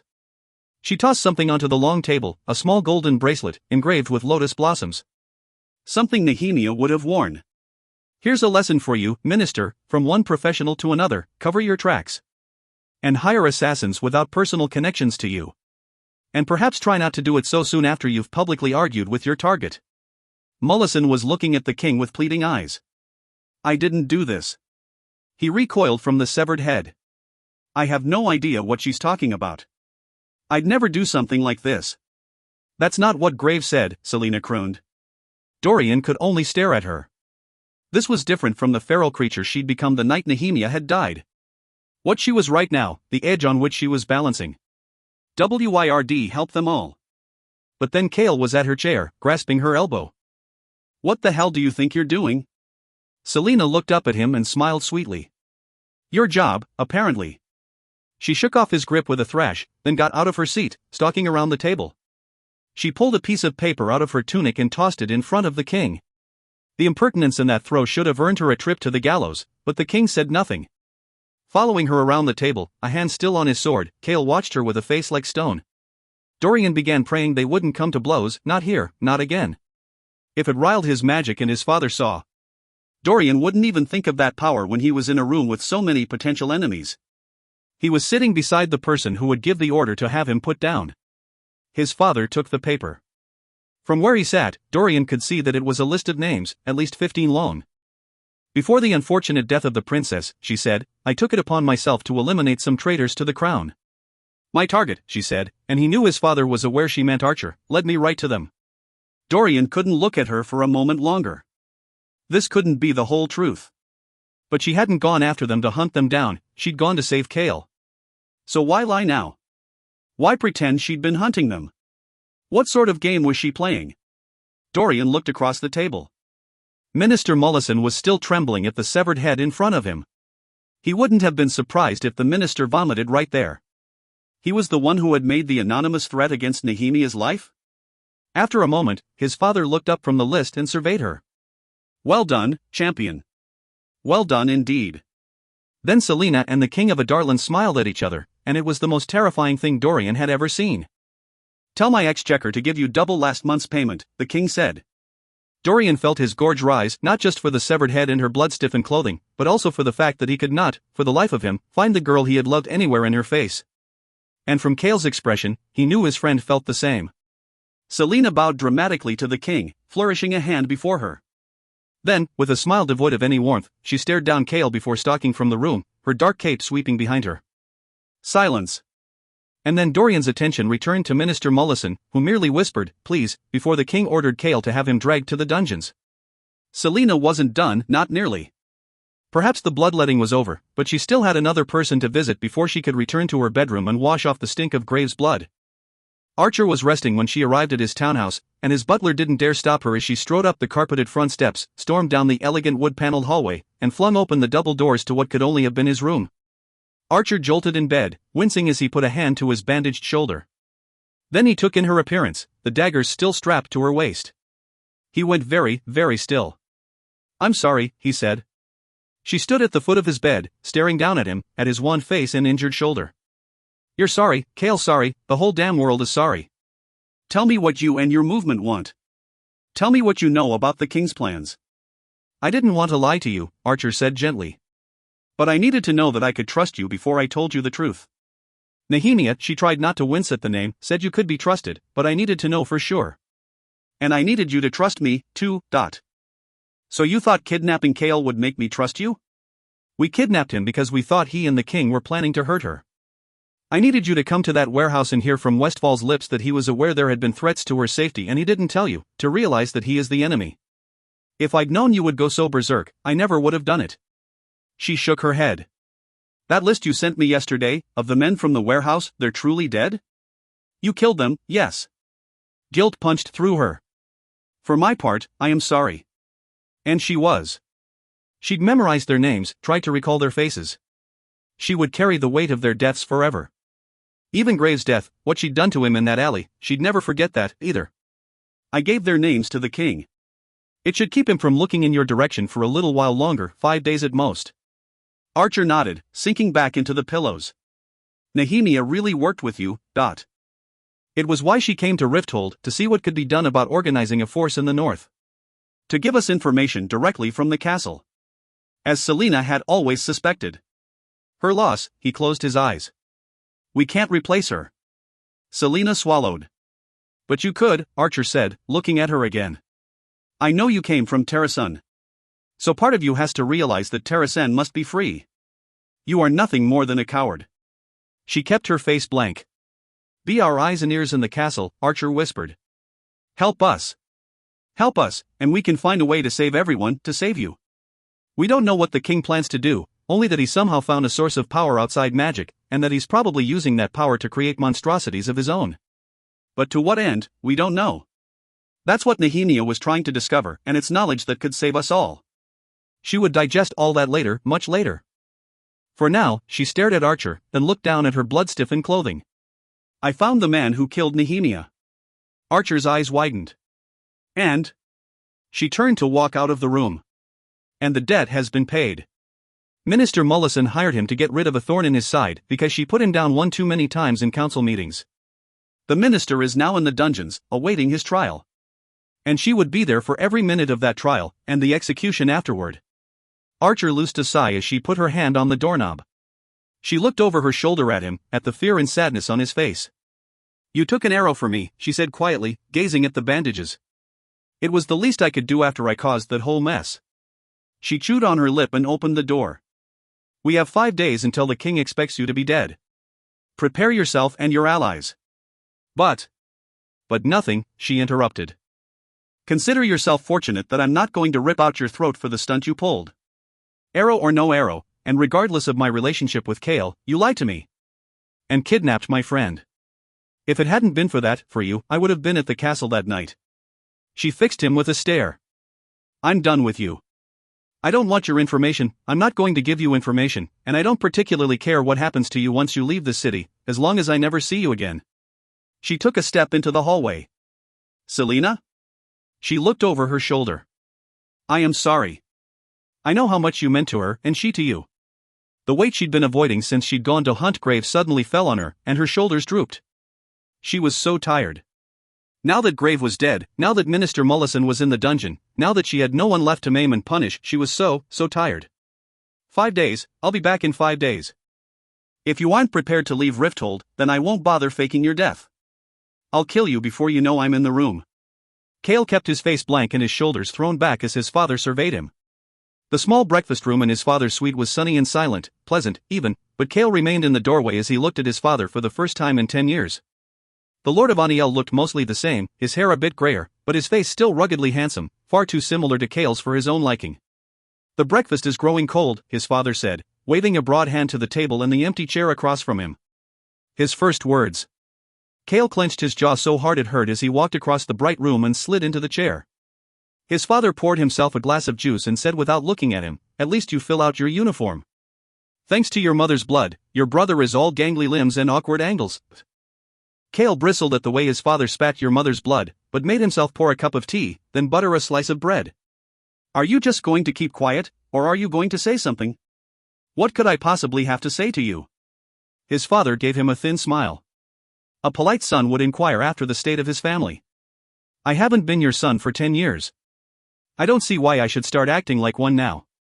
His father's eyes flicked to the sword at Kale's side, examining, judging, weighing. Kale reined in the urge to walk out. It had been a mistake to accept his father's invitation. He should have burned the note he received last night. But after he'd ensured that Minister Mullison was locked up, the king's lecture about Selina making a fool out of him and his guards had somehow worn through his better judgment. And Selina. He had no idea how she'd gotten out of her rooms. None. The guards had been alert and had reported no noise. The windows hadn't been opened, and neither had her front door. And when he asked Philippa, she only said that the bedroom door had been locked all night. Selina was keeping secrets again. She'd lied to the king about the men she'd killed in the warehouse to rescue him. And there were other mysteries lurking around her, mysteries that he'd better start figuring out if he was to stand a chance of surviving her wrath. What his men had reported about the body that had been found in that alley. Tell me what you've been up to. What do you wish to know? Kale said flatly, not touching his food or drink. His father leaned back in his seat, a movement that had once made Kale start sweating. It usually meant that his father was about to focus all of his attention on him, that he would judge and consider and dole out punishment for any weakness, any missteps. But Kale was a grown man now, and he answered only to his king. Are you enjoying the position you sacrificed your lineage to attain? Yes. I suppose I have you to thank for being dragged to Rifthold. And if Alwi rises up, then I suppose we can all thank you as well. It took every ounce of will he had, but Kale just took a bite from his bread and stared at his father. Something like approval flickered in the man's eyes, and he took a bite of his own bread before he said, Do you have a woman, at least? The effort it took to keep his face blank was considerable. No. His father smiled slowly. You were always a horrible liar. Kale looked toward the window, toward the cloudless day that was revealing the first hint of spring. For your sake, I hope she's at least of noble blood. For my sake? You might have spat on your lineage, but you are still a Westfall, and we do not marry scullery maids. Cale snorted, shaking his head. I'll marry whomever I please, whether she's a scullery maid or a princess or a slave. And it'll be none of your damn business. His father folded his hands in front of him. After a long silence, he said quietly, Your mother misses you. She wants you home. The breath was knocked out of him. But he kept his face blank, his tone steady, as he said, And do you, father? His father stared right at him, through him. If Alwi rises up in retaliation, if we find ourselves facing a war, then Aniel will need a strong heir. If you've groomed Taran to be your heir, then I'm sure he'll do just fine. Taran is a scholar, not a warrior. He was born that way. If Alwi rebels, there is a good chance that the wild men in the Fangs will rise up, too. Aniel will be the first place they sack. They've been dreaming of revenge for too long. Cale wondered just how much this was grating on his father's pride, and part of him truly wanted to make him suffer for it. But he'd had enough of suffering, and enough of hatred. And he hardly had any fight left in him now that Selena had made it clear she'd sooner eat hot coals than look at him with affection in her eyes. Now that Selena was gone. So he just said, My position is here. My life is here. Your people need you. They will need you. Would you be so selfish as to turn your back on them? The way my father turned his back on me? His father smiled again, a cruel, cold thing. You disgraced your family when you gave up your title. You disgraced me. But you have made yourself useful these years, made the crown prince rely upon you. And when Dorian is king, he'll reward you for it, won't he? He could make Aniel a duchy and bless you with lands large enough to rival Parrington's territory around Morith. What is it that you really want, father? To protect your people, or to use my friendship with Dorian to your gain? Would you throw me in the dungeons if I said both? I hear you like to do that to the people who dare provoke you these days. And then there was that gleam in his eyes that told Cale just how much his father already knew. Perhaps if you do, your woman and I can exchange notes about the conditions. If you want me back in Aniel, you're not doing a very good job of convincing me. Do I need to convince you?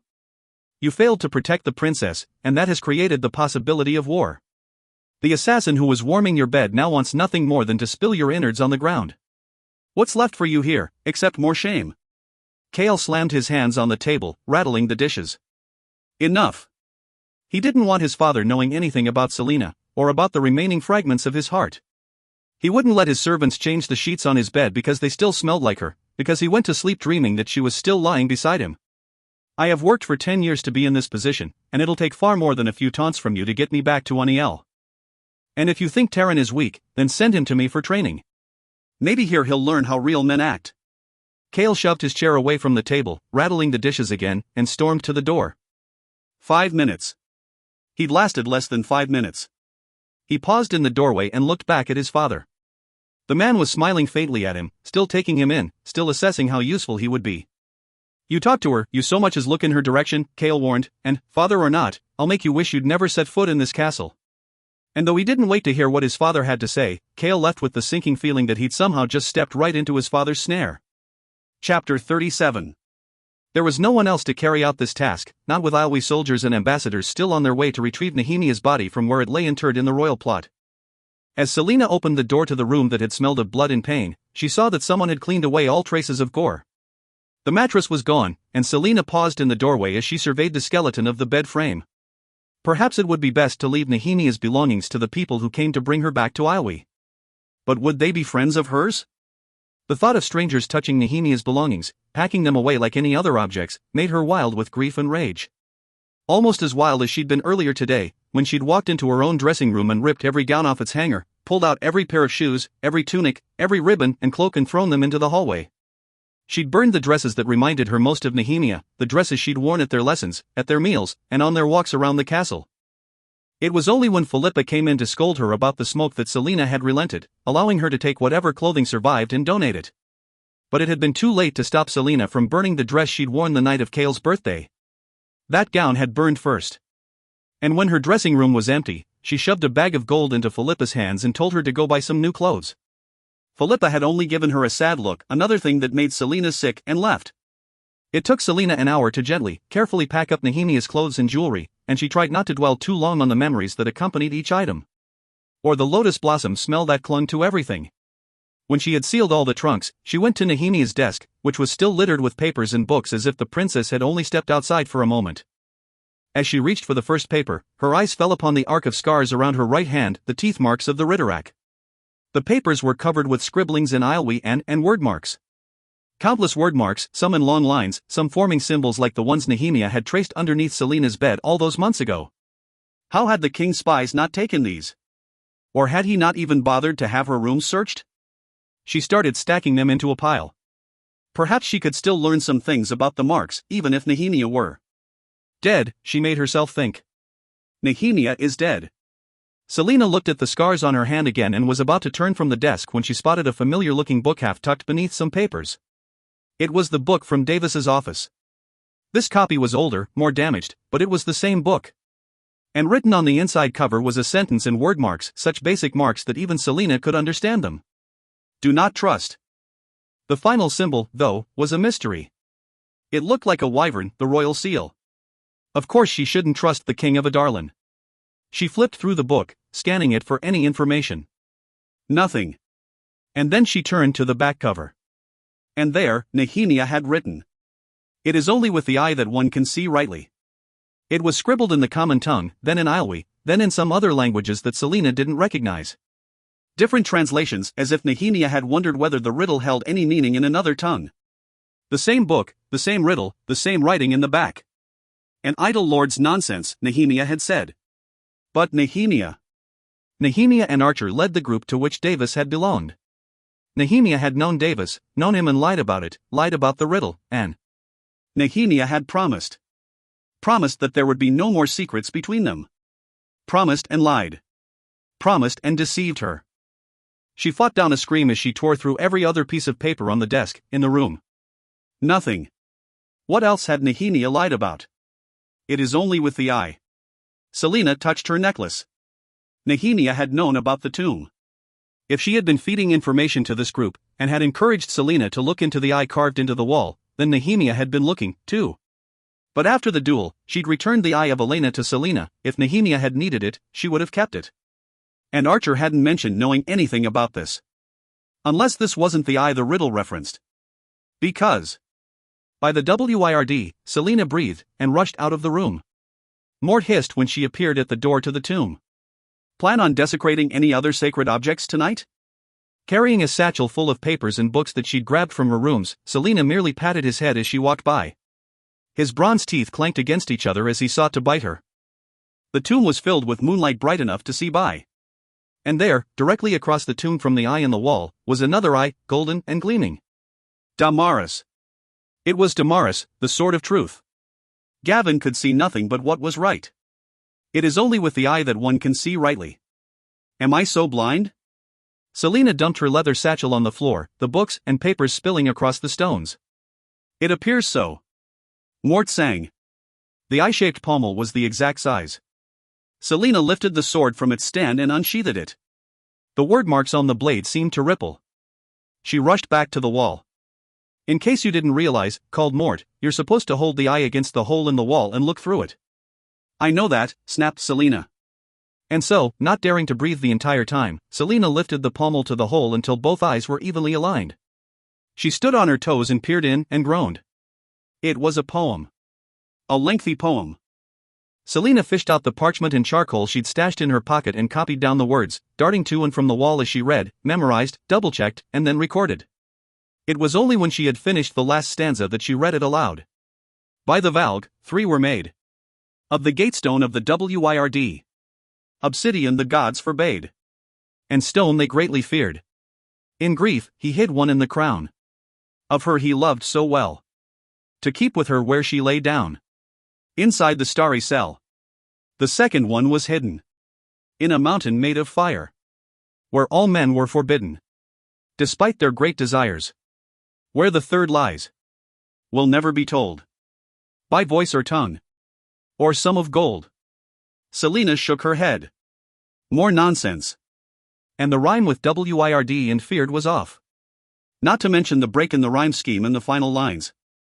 Since you clearly knew that the sword could be used to read the riddle, she said to Mort, then why don't you save me some trouble and tell me what the hell this one's about? Mort sniffed. It sounds to me like it's a riddle giving the location of 3 very powerful items. She read through the poem again. But 3 what?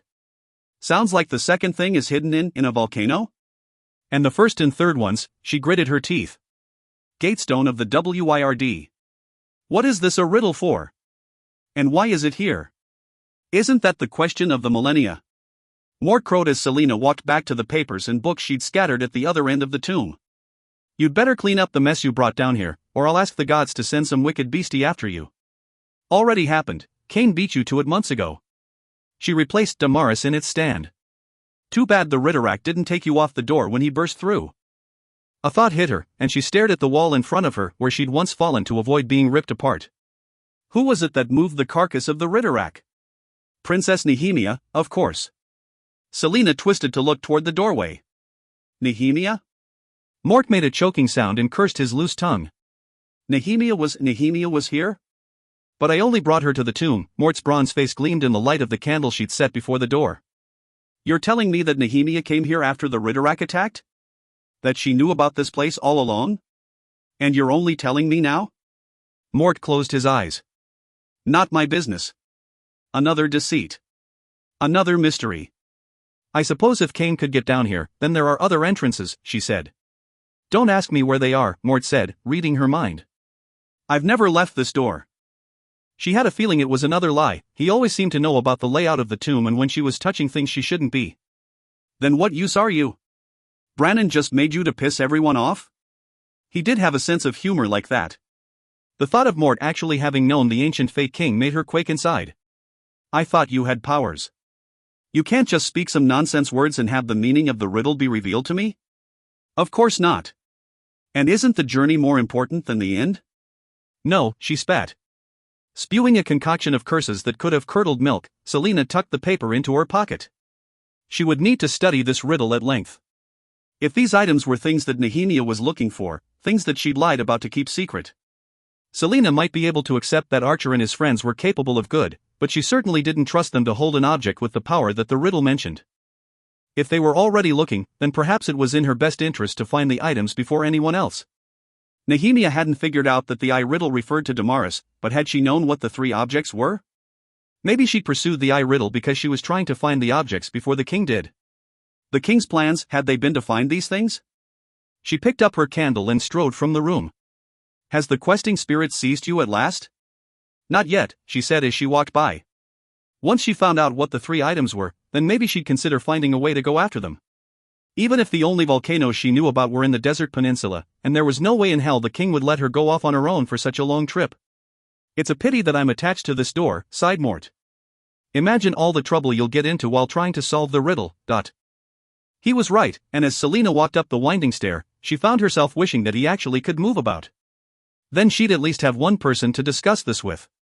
If she did have to go hunt these things down, whatever they were, then she'd have no one to go with her. There was no one who knew the truth. The truth. She snorted. What truth was there now? That she had no one left to talk to? That Nehemia had lied through her teeth about so many things? That the king might be searching for an earth-shattering source of power? That he might already have something like this?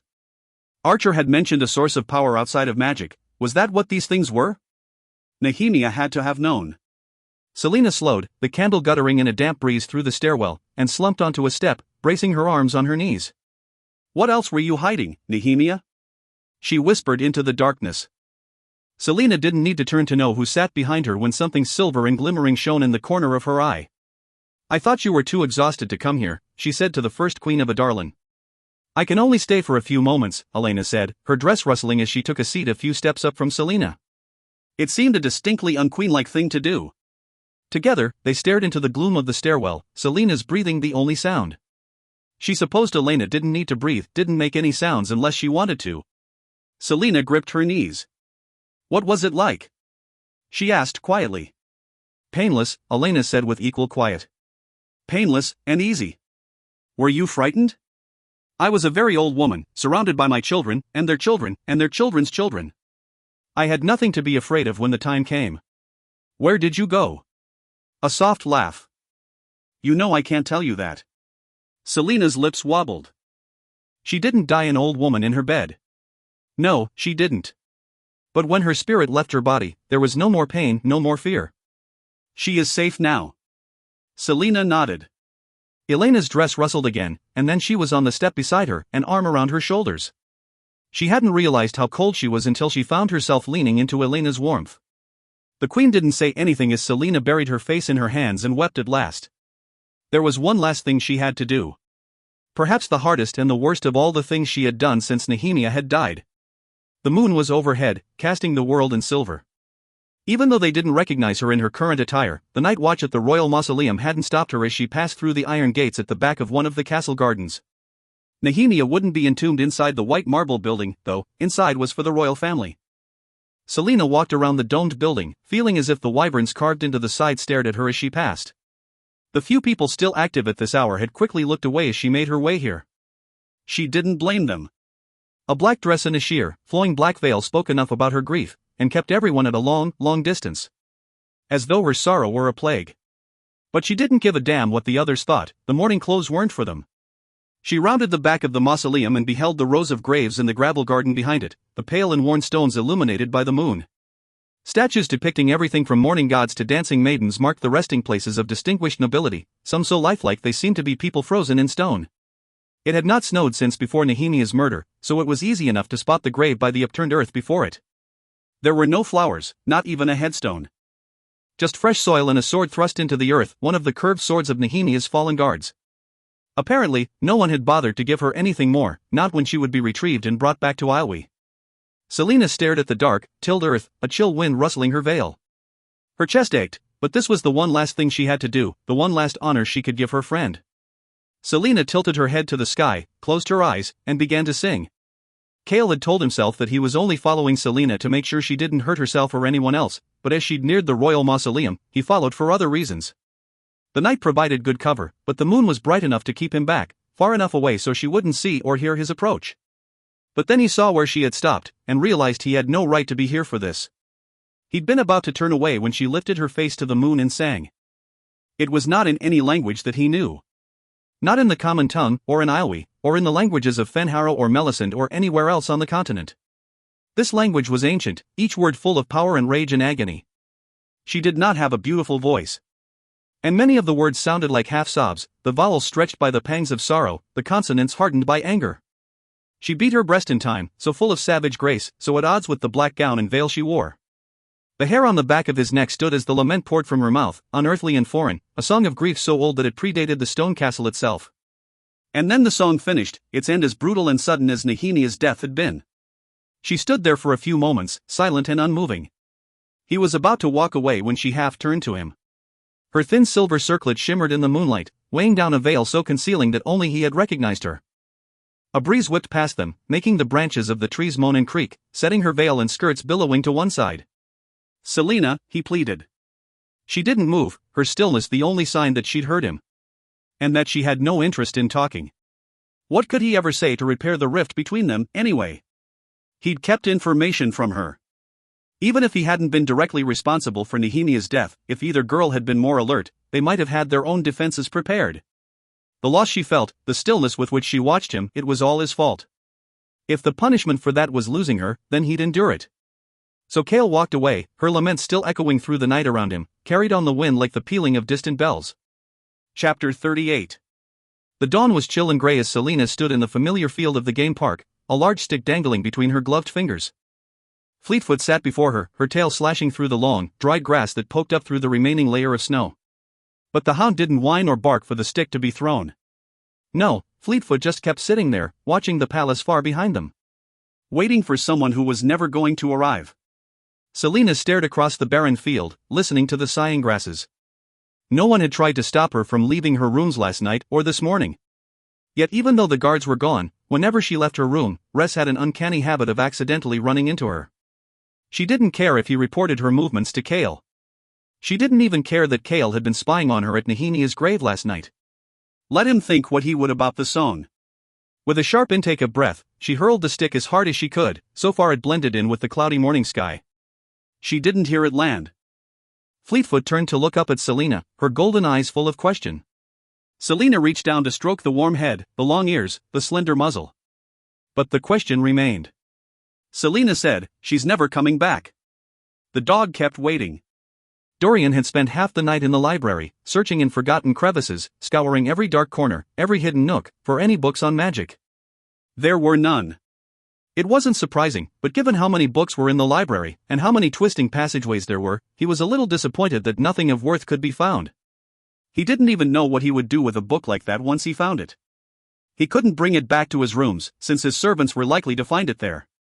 He would probably have to put it back in its hiding place and return to it whenever he could. He was scanning a bookshelf built into a stone alcove when he heard footsteps. Immediately, just as he'd rehearsed, he took out the book he'd tucked into his jacket and leaned against the wall, opening to a random page. "It's a little dark for reading," a female voice said. She sounded so normal, so like herself that Dorian nearly dropped the book. Selina was standing a few feet away, arms crossed. Pitter-pattering feet echoed against the floors, and a moment later Dorian braced himself against the wall as Fleetfoot flung herself at him, all wagging tail and bountiful kisses. "Gods, you're huge," he told the dog. She licked his cheek one last time and sprinted off down the hall. Dorian watched her go, brows raised. "I'm fairly certain that whatever she's about to do, it won't make the librarians happy. She knows to stick to the poetry and mathematics books." Selina's face was grave and pale, but her eyes shone with faint amusement. She wore a dark blue tunic he'd never seen before, with golden embroidery that glinted in the dim light. In fact, her whole outfit looked new. The silence that settled between them made him shift on his feet. What could he possibly say to her? The last time they'd been this close, she'd grazed her nails across his neck. He'd had nightmares about that moment. "Can I help you find anything?" he asked her. "Keep it normal, keep it simple." "Crown Prince and Royal Librarian?" "Unofficial Royal Librarian," he said. "A title hard one after many years of hiding here to avoid stuffy meetings, my mother, and, well, everything else. And here I was, thinking you just hid in your little tower." Dorian laughed softly, but the sound somehow killed the amusement in her eyes. As if the sound of merriment was too raw against the wound of Nehemiah's death. "Keep it simple," he reminded himself. "So? Is there a book I can help you find? If that's a list of titles in your hand, then I could look them up in the catalog." "No," she said, folding the papers in half. "No, there's no book. I just wanted a walk." And he'd just come to a dark corner of the library to read. But he didn't push it, if only because she could easily start asking him questions, too. If she remembered what had happened when she attacked Kale, that is. He hoped she didn't. There was a muffled shriek from somewhere in the library, followed by a string of howled curses and the familiar pitter-patter of paws on stone. Then Fleetfoot came sprinting down the row, a scroll of paper in her jaws. "Wicked beast!" a man was shouting. "Come back here at once!" Fleetfoot just zoomed on by, a blur of gold. A moment later, when the little librarian came waddling into view and asked if they'd seen a dog, Selina only shook her head and said that she had heard something from the opposite direction. And then she told him to keep his voice down, because this was a library. His eyes shooting daggers at her, the man huffed and scuttled away, his shouting a bit softer. When he was gone, Dorian turned to her, brows high on his head. That scroll could have been invaluable. She shrugged. He looked like he could use the exercise. And then she was smiling. Hesitantly at first, then she shook her head, and the smile bloomed wide enough to show her teeth. It was only when she looked at him again that he realized he'd been staring, trying to sort out the difference between this smile and the smile she'd given his father the day she'd put Graves' head on the council table. As if she could read his thoughts, she said, "I apologize for my behavior lately. I haven't been myself." Or she'd just been a part of herself that she usually kept on a tight leash, he thought. But he said, "I understand."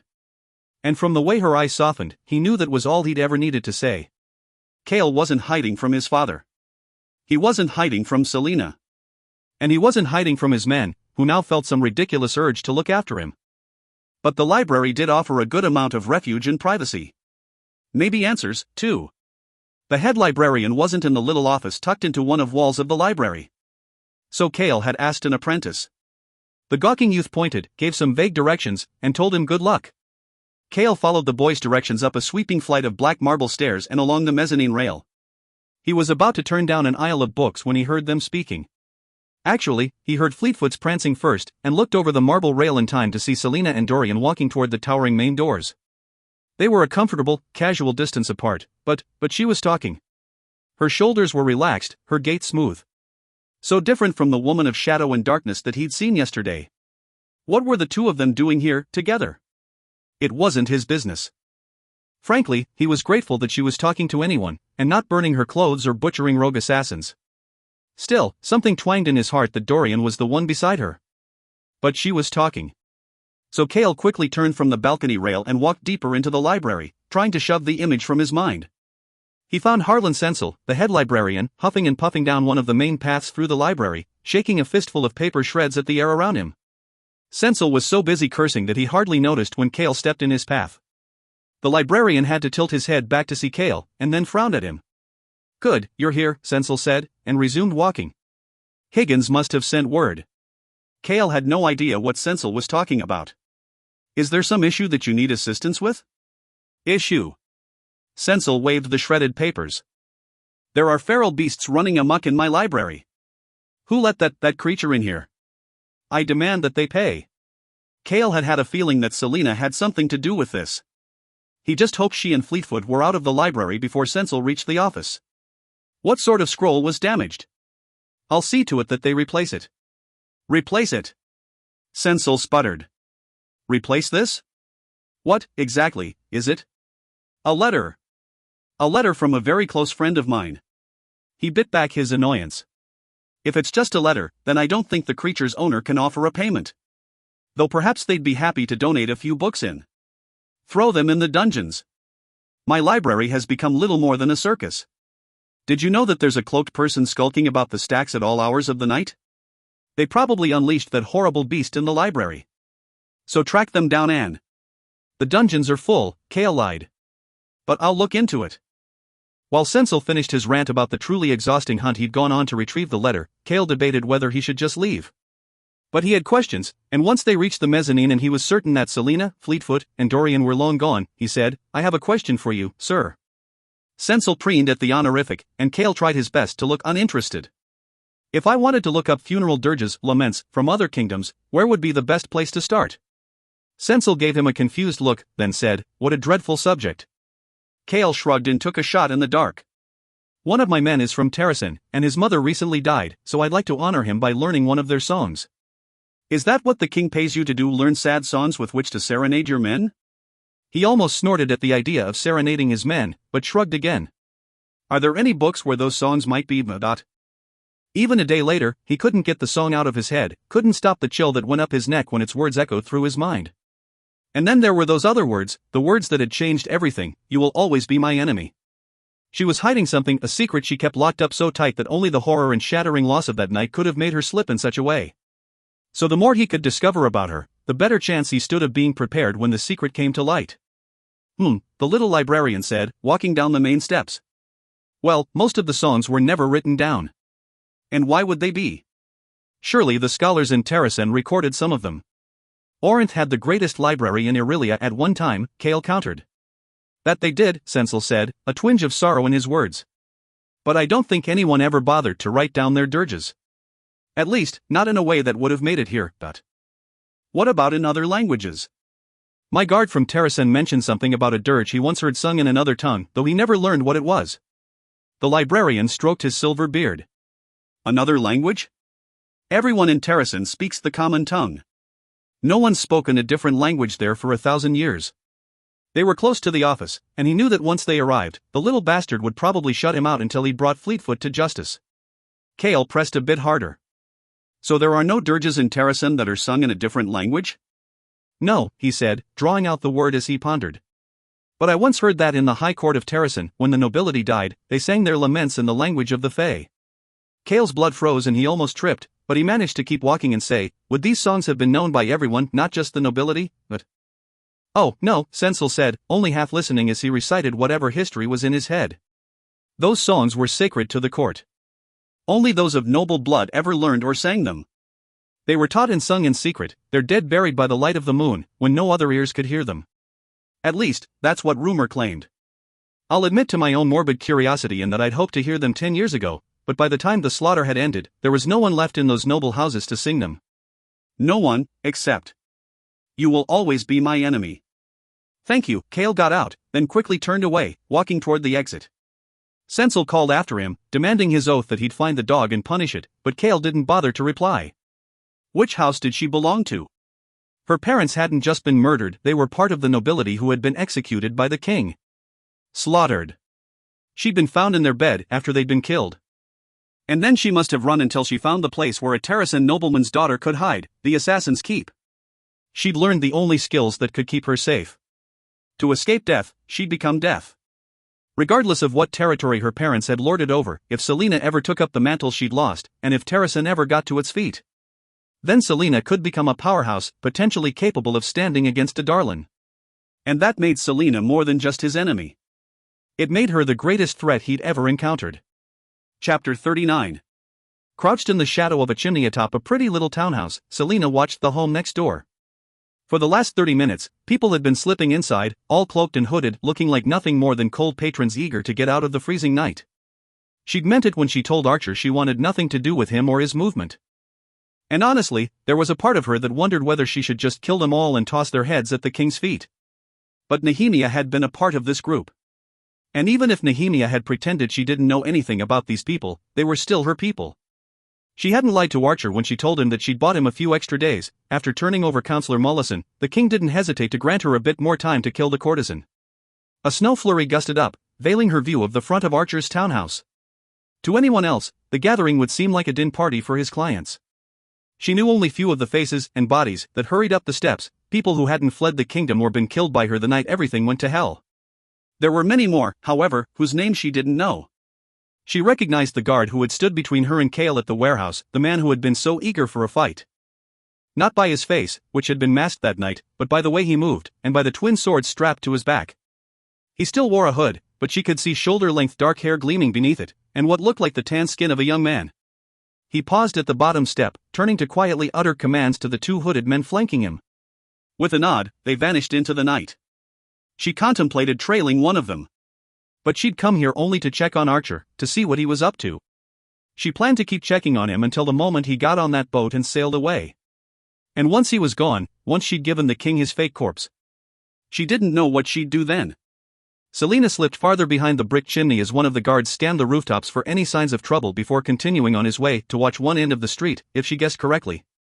She stayed in the shadows for a few hours, moving to the rooftop across the street to better watch the front of the house, until the guests started leaving, one by one, looking for all the world like drunken revelers.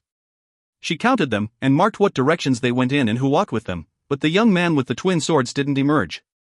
She might have convinced herself that he was another client of Archer's, even his lover, had the stranger's two guards not returned and slipped inside. As the front door opened, she caught a glimpse of a tall, broad-shouldered young man arguing with Archer in the foyer. His back was to the door, but his hood was off, confirming that he did indeed have night-black shoulder-length hair and was armed to the teeth. She could see nothing else. His guards immediately flanked him, keeping her from getting a closer look before the door shut again. Not very careful, not very inconspicuous. A moment later, the young man stormed out, hooded once more, his two men at his side.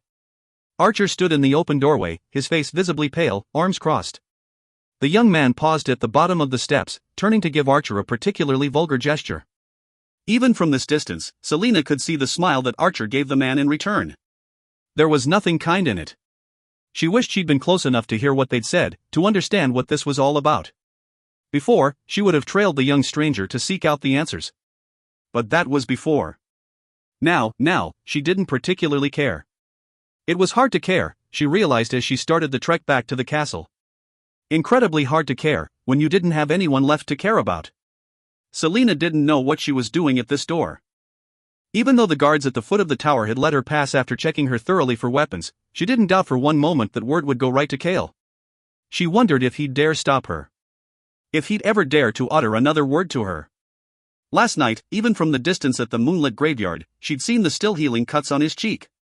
She didn't know whether they filled her with satisfaction or guilt.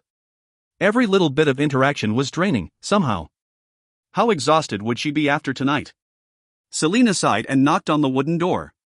She was 5 minutes late, minutes she'd spent debating whether she truly wanted to accept Dorian's offer to dine with him in his rooms.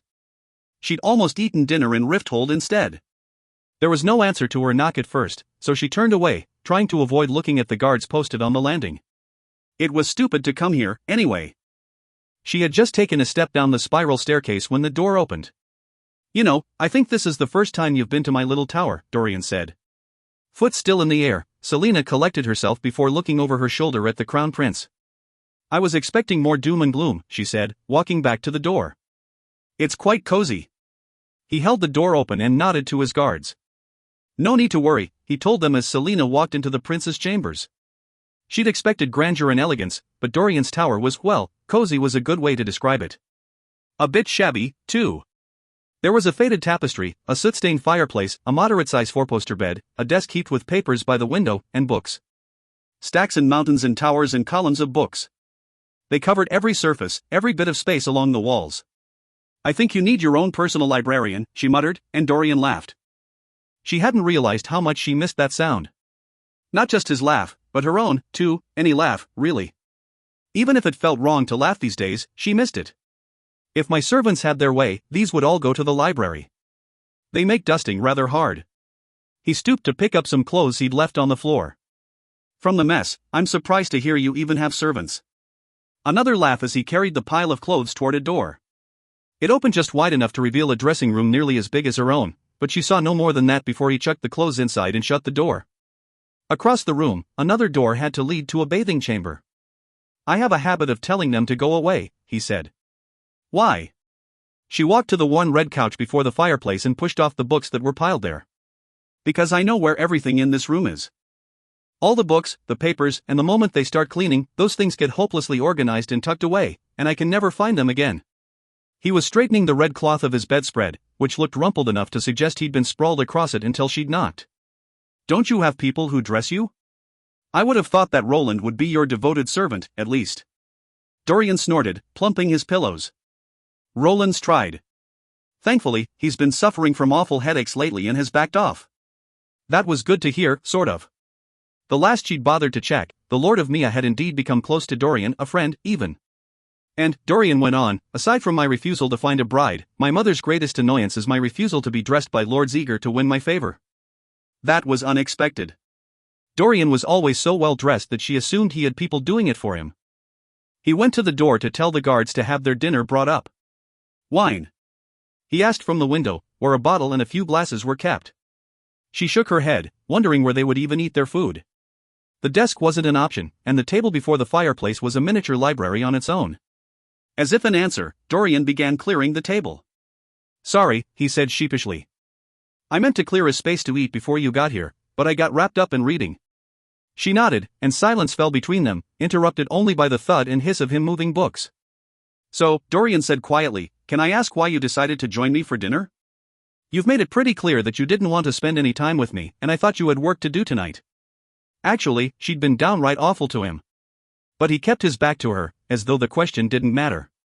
And she didn't quite know why the words came out, but she spoke the truth anyway. Because I have nowhere else to go. Sitting in her rooms in silence made the pain worse, going to the tomb only frustrated her, and the thought of Kale still hurt so badly she couldn't breathe. Every morning, she walked fleetfoot by herself, then ran alone in the game park. Even the girls who had once lined the garden pathways, waiting for Kale, had stopped showing up. Dorian nodded, looking at her with kindness she couldn't stand. Then you will always have a place here. While their dinner was quiet, it wasn't lachrymose. But Dorian could still see the change in her, the hesitation and consideration behind her words, the moments when she thought he wasn't looking and an endless sorrow filled her eyes. She kept talking to him, though, and answered all his questions.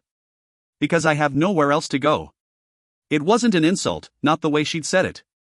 And now that she was dozing on his couch, the clock having recently chimed 2, he wondered what was keeping her from going back to her own rooms. Clearly, she didn't want to be alone, and maybe she needed to be in a place that didn't remind her of Nehemia. Her body was a patchwork of scars, he'd seen it with his own eyes. But these new scars might go deeper, the pain of losing Nehemia, and the different, but perhaps just as agonizing, loss of Kale. An awful part of him was glad she'd cut out Kale.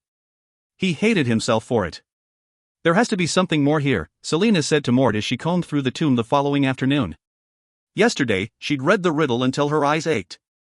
Still it offered no hint about what the objects might be, where precisely they were concealed, or why the riddle had been hidden so elaborately in the tomb. Some sort of clue. Something that connects the riddle to the rebel movement and Nehemia and Elena and all the rest. She paused between the two sarcophagi. Sunlight spilled in, setting the dust motes shimmering. It's staring me in the face, I know it. I'm afraid I can't be of service, Mort sniffed. If you want an instant answer, you should find yourself a seer or an oracle.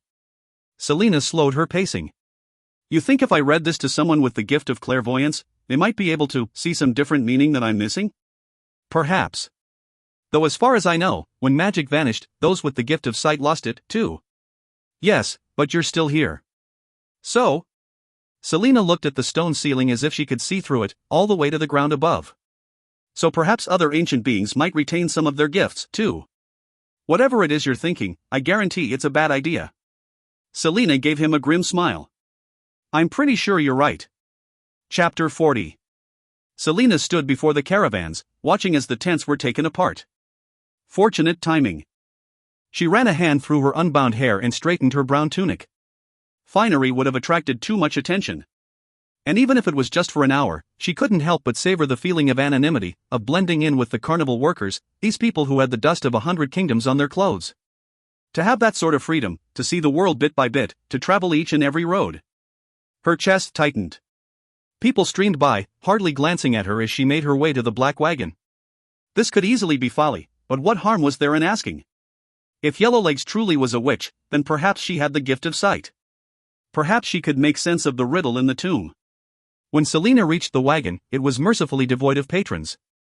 Baba Yellowlegs sat on the top stair, smoking a long bone pipe whose bowl was shaped like a screaming mouth. Pleasant. Come to look into the mirrors? She said, smoke spilling from her withered lips. Done running from fate at last? I have some questions for you. The witch sniffed her, and Selina fought the urge to step back. You do indeed stink of questions and the Staghorn Mountains. From Terrason, are you? What's your name? Selina stuck her hands deep in her pockets. Lillian Gordoina. The witch spat on the ground. What's your real name, Lillian? Selina stiffened. Yellowlegs crowed with laughter. Come, she cawed, want to have your fortune told? I can tell you who you'll marry, how many children you'll have, when you'll die. If you're indeed as good as you claim, you know I'm not interested in those things. I'd like to talk to you instead, Selina said, flashing the 3 gold coins in her palm. Cheap goat, Yellowlegs said, taking another long drag from the pipe. That's all my gifts are worth to you? Perhaps this would be a waste of time.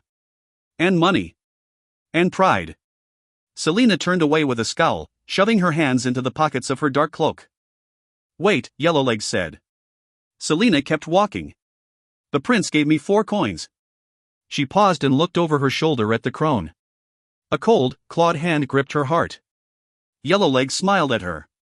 He had such interesting questions, too. He thought I didn't recognize him, but I can smell Haviliard blood a mile off. 7 gold pieces, and I'll answer your questions and tell you his. She'd sell Dorian's questions to her, to anyone? That familiar calm went through her. How do I know you're not lying? Yellowlegs' iron teeth glinted in the light of the torches. It would be bad for business if I were branded a liar. Would it make you more comfortable if I swore on one of your soft-hearted gods?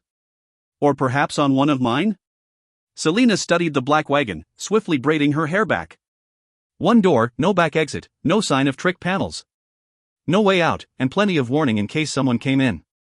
She checked her weapons, 2 long daggers, a knife in her boot, and 3 of Philippa's deadly hairpins. More than enough. Make it 6 coins, Selina said softly, and I won't report you to the guard for trying to sell the prince's secrets. Who says the guard won't be interested in them, too? You'd be surprised how many people want to know what truly interests the prince of the realm. Selina slammed 6 gold coins onto the step beside the tiny crone. 3 pieces for my questions, she said, bringing her face as close to Yellowlegs' as she dared. The reek from the woman's mouth was like carrion and stale smoke. And 3 for your silence about the prince. Yellowlegs' eyes gleamed, her iron nails clinking together as she stretched out a hand to grab the coins. Get in the caravan. The door behind her swung open soundlessly. A dark interior lay beyond, speckled with patches of glimmering light. Yellowlegs snuffed out her bone pipe.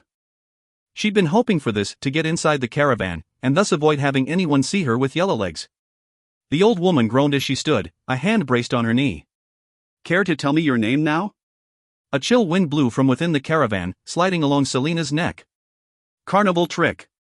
I'll ask the questions, Selina said, and stalked up the steps into the caravan. Inside, there were a few measly candles, whose light flickered along row after row, stack after stack, of mirrors.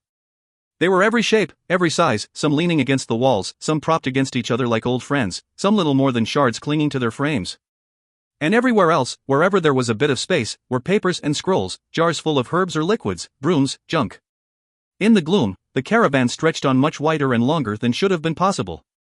A winding path had been made between the mirrors, leading into the dark, a path that Yellowlegs was now treading, as if there were anywhere to go inside this strange place. This can't be real, it must be an illusion of the mirrors. Selina glanced back toward the wagon door in time to see it snick shut. Her dagger was out before the sound had finished echoing through the wagon. Ahead, Yellowlegs chuckled, lifting the candle in her hand. Its holder seemed to be shaped like a skull mounted on some sort of longer bone. Tacky, cheap carnival tricks, Selina told herself again and again, her breath clouding in the chill air inside the wagon. None of it was real. But Yellowlegs, and the knowledge she offered, truly was. Come along, girl. Come sit with me where we might talk. Selina carefully stepped over a fallen mirror, keeping an eye on the bobbing skull lantern and on the door, any possible exits, none as far as she could see, but perhaps there was a trapdoor in the floor, and how the woman moved. Surprisingly fast, she realized, and hurried to catch up to Yellowlegs. As she strode through the forest of mirrors, her reflection shifted everywhere. In one she appeared short and fat, in another tall and impossibly thin. In another she stood upside down, and in yet another she walked sideways. It was enough to give her a headache. Done gawking? Yellowlegs said. Selina ignored her, but sheathed her dagger as she followed the woman into a small sitting area before a dim, grated oven. No reason to have her weapon out, not when she still needed Yellowlegs to cooperate. The sitting area lay in a rough circle cleared of junk and stacks of mirrors, with little more than a rug and a few chairs to make it hospitable. Yellowlegs hobbled over to the raised hearthstone, yanking a few logs from a tiny stack perched on the rim. Selina remained on the edge of the worn red rug, watching as Yellowlegs threw open the iron grate of the oven, tossed in the wood, and slammed the grate shut again. Within seconds, light flared, made brighter still by the surrounding mirrors. The stones of this oven, Yellowlegs said, patting the curved wall of dark bricks like an old pet, came from the ruins of the Crochan capital city. The wood of this wagon was hewn from the walls of their sacred schools. That's why my wagon is unusual inside. Selina said nothing. It would have been easy to dismiss it as a bit of carnival dramatics, except she was seeing it for herself. So, Yellowlegs said, remaining standing as well, despite the aged wooden furniture scattered around them. Questions. Even though the air in the wagon was chill, the burning oven somehow made it instantly warm enough for Selina's layers of clothing to be uncomfortable. She'd been told a story once, on a hot summer night in the Red Desert, a story about what one of the long-lost Iron Teeth witches had done to a young girl. What had been left of her? Gleaming white bones. Nothing more. Selina glanced at the oven again and angled herself closer to the door. Across the small sitting area, more mirrors waited in the gloom as if even the light of the fire couldn't reach them. Yellowlegs leaned closer to the grate, rubbing her gnarled fingers in front of it. The firelight danced along her iron nails. Ask away, girl. What had Dorian wanted to know so badly? Had he come inside this strange, smothering place? At least he'd survived. If only because Yellowlegs wanted to use whatever information she'd gleaned from him. Foolish man. Was she any different, though? This might be her only chance to learn what she needed to know, despite the risk, despite how messy and complicated the aftermath might be. I found a riddle, and my friends have been debating its answer for weeks. We even have a bet going about it, she said as vaguely as she could. Answer it, if you're so clever and all-knowing. I'll toss in an extra gold coin if you get it right. Impudent children. Wasting my time with this nonsense. Yellowlegs watched the mirrors now, as if she could see something Selina couldn't.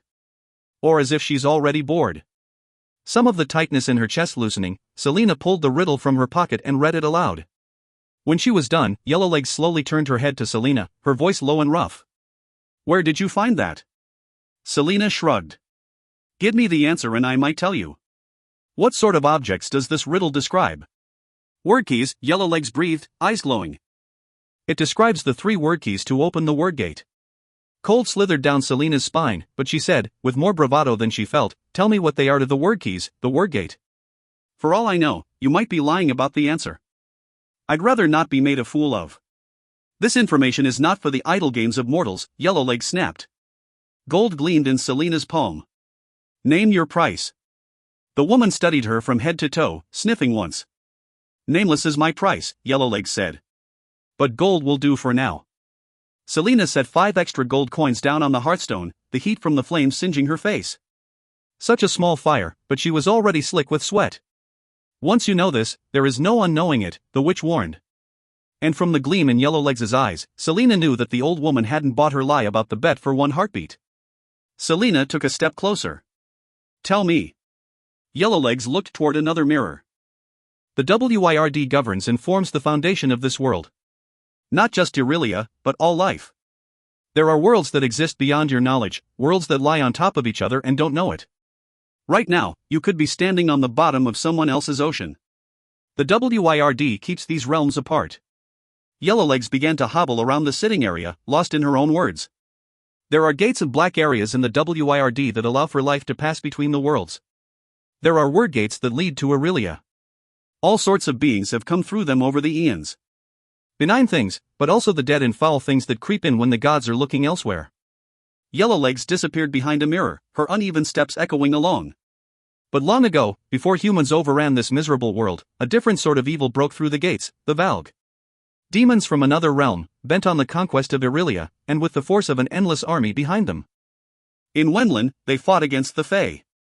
Try as the immortal children might, they could not defeat them. Then the Fae learned that the Valg had done something unforgivable. They had taken a piece of a word gate with their dark magic, and split it into 3 slivers, 3 keys. 1 key for each of their kings. Using all 3 at once, the Valg kings were able to open that word gate at will, to manipulate its power to strengthen their forces, to allow an endless line of soldiers to pour into the world. The Fae knew that they must stop it. Selena stared at the fire, at the mirrors, at the darkness of the wagon around her. The heat was smothering now. And so a small band of Fae set out to steal them from the Valg kings, Yellowlegs said, her voice coming nearer again. It was an impossible task, most of those fools didn't return. But the word keys were indeed retrieved, and the Fae Queen Maeve banished the Valg to their realm. Yet for all her wisdom, Maeve couldn't discover how to put the keys back in the gate, and no forge, no steel, no weight could destroy them. So Maeve, believing that no one should have their power, sent them across the sea with Bran and Galathinius, first king of Terrasen, to hide on this continent. And thus the word gate remained protected, its power unused. Silence fell. Even Yellowlegs' hobbling steps had slowed. So the riddle is a map to where the keys are hidden? Selena asked, trembling now as she realized just what kind of power Nehemia and the others had been after. Worse, what the king might be after. Yes. Selena licked her lips. What might one do with the word keys? The person who holds all 3 word keys would have control over the broken word gate and all Aurelia. They would be able to open and close the gate at will. They could conquer new worlds or let in all sorts of life to bend to their cause. But even 1 key could make someone immensely dangerous. Not enough power to open the gate, but enough to be a threat. You see, the keys themselves are pure power, power to be shaped as the wielder wills it. Tempting, isn't it? The words echoed through her, blending with Elena's command to find and destroy the source of evil. Evil. Evil that had arisen 10 years ago, when a whole continent had suddenly found itself at mercy of one man, a man who had somehow become unstoppable. A source of power that existed outside of magic. It can't be. Yellowlegs only let out a confirming chuckle. Selena kept shaking her head, her heart beating so violently she could hardly breathe. The king has some of the word keys? That's how he was able to conquer the continent so easily? But if he'd already done that, then what further plans did he have? Perhaps, Yellowlegs said. If I were to wager my hard-earned gold, I'd say he has at least one. Selena scanned the dark, the mirrors, but saw only versions of herself looking back. She heard nothing but the crackling of the fire in the oven and her own uneven breathing. Yellowlegs had stopped moving. Is there anything else? Selena demanded. No response from the old woman. So you're going to take my money and run? Selena eased toward the winding path through the mirrors, and the door that now seemed impossibly far away. What if I still have questions? Her own movements in the mirrors sent her nerves jumping, but she kept alert and focused, reminded herself what she had to do. She drew both her daggers. You think steel can hurt me? Came a voice that slithered across each mirror until its origin was everywhere and nowhere. Here I was, thinking we were having a grand time, Selena said, taking another step. Bah! Who can have a grand time when your guest is planning to kill you? Selena smiled. Isn't that why you're moving toward the door? Yellowlegs went on. Not to escape, but to make sure I don't get past your clever, wicked daggers. Tell me who else you've sold the prince's questions to and I'll let you go. Earlier, she'd been about to walk away, about to leave, when Yellowlegs' mention of Dorian had stopped her cold. Now she had no choice about what she had to do. What she would do to protect Dorian. It was what she'd realized last night, she did have someone left, one friend. And there was nothing she wouldn't do to keep him safe. And if I say that I've told no one? I wouldn't believe you. Selina spied the door at last. No sign of the witch. She paused, roughly in the center of the wagon. It would be easier to catch the woman here, easier to make it quick and clean. Pity, Yellowlegs said, and Selina angled herself toward the disembodied voice. There had to be some hidden exit, but where? If Yellowlegs got out, if she told anyone what Dorian had asked, whatever it might be, if she told anyone what Selina had asked. All around Selina, her reflection shifted and glimmered. Quick, clean, then she'd be gone. What happens, Yellowlegs hissed, when the hunter becomes the hunted? From the corner of her eye, Selina glimpsed the hunched form, chain sagging between the gnarled hands. She whirled toward the crone, dagger already flying to disable, to get her down so she could. The mirror shattered where Yellowlegs had been standing. Behind her, there was a heavy clink, and a satisfied caw of laughter. For all her training, Selina wasn't fast enough to duck before the heavy chain whipped across the side of her head, and she slammed face first into the floor. Chapter 41. Kale and Dorian stood on a balcony and watched the carnival be dismantled bit by bit. It would leave tomorrow morning, and then Kale could finally have his men back to doing useful things. Like making sure no other assassins got into the castle. But Kale's most pressing problem was Selina. Late last night, after the royal librarian had gone to bed, Kale had returned to the library and found the genealogy records. Someone had gotten them all out of order, so it had taken him a while to locate the right one, but he at last found himself staring at the list of Terrasen's noble houses. None of them bore the name of Sardothian, though that was little surprise. Part of him had always known that wasn't Selina's true name. So he'd made a list that now sat in his pocket, burning a hole through it, of all the noble houses she might have come from, houses with children at the time of Terrasen's conquest. There were at least 6 families that had survived, but what if she hailed from one that had been entirely slaughtered? When he had finished writing down the names, he was no closer to figuring out who she really was than he'd been at the start. So, are you going to ask me whatever it is you dragged me out here to ask, or am I just going to enjoy freezing my ass off for the rest of the night? Dorian said. Kale raised a brow, and Dorian gave him a slight smile. How is she? Kale asked. He'd heard that they'd had dinner and that she hadn't left his rooms until the middle of the night. Had it been a deliberate move on her part? Something to throw in his face, make him ache just a bit more? Coping, Dorian said. Coping as best she can. And since I know you're too proud to ask it, I'll just tell you that no, she hasn't mentioned you. Nor do I think she will. Kale took a long breath. How could he convince Dorian to stay away from her? Not because he was jealous, but because Selina might be more of a threat than Dorian could ever imagine. Only the truth would work, but...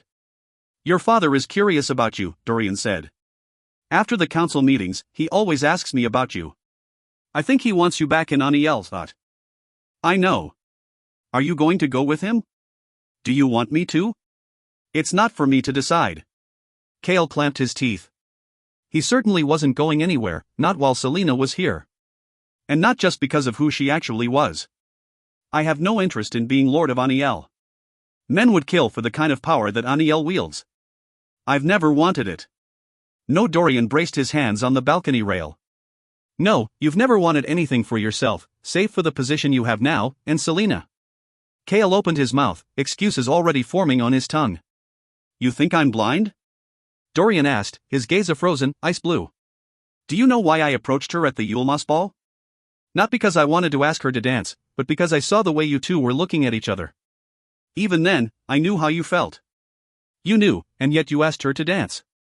His hands clenched into fists. She's capable of making up her own mind. And she did. Dorian gave him a bitter smile. About both of us. Kale took a steadying breath, calming his rising anger. If you feel the way you do, then why let her stay shackled to your father? Why not find a way to get her out of her contract? Or are you just afraid that if you set her free, she'll never come back to you? I'd be careful what you say, Dorian said softly. But it was true. Even though he couldn't imagine a world without Selina, Kale knew he had to get her out of this castle. Yet he couldn't tell if it was for Adarlan's sake or her own. My father is temperamental enough to punish me and her if I try to broach that subject. I agree with you, I truly do, it's not right to keep her here. But you should still mind what you say. The Crown Prince of Adarlan stared him down. And consider where your true loyalties lie. Once, Kale might have argued. Once, he might have protested that his loyalty to the crown was his greatest asset. But that blind loyalty and obedience had started this descent. And it had destroyed everything. Selina knew she'd only been out for a few seconds, but it was long enough for Yellowlegs to yank her arms behind her back and get the chain around her wrists. Her head was pounding, and blood slid down the side of her neck, trickling into her tunic. Nothing too bad, she'd had worse wounds. Her weapons were gone, though, discarded somewhere in the wagon. Even the ones in her hair and clothes. And boots. Clever woman. So she didn't give the witch a chance, not even a heartbeat, to realize she was conscious. With no warning, she surged her shoulders up, throwing back her head as hard as she could. Bone cracked, and Yellowlegs howled, but Selina had already twisted, getting her legs beneath her. Yellowlegs scrambled for the other end of the chain, fast as a viper. Selina stomped on the length of chain between them, her other foot lashing out to meet Yellowlegs' face. The woman went flying, as though she were made of nothing but dust and wind, tumbling into the shadows between mirrors. Swearing under her breath, Selina's wrists ached against the cold iron. But she'd been taught to free herself from worse.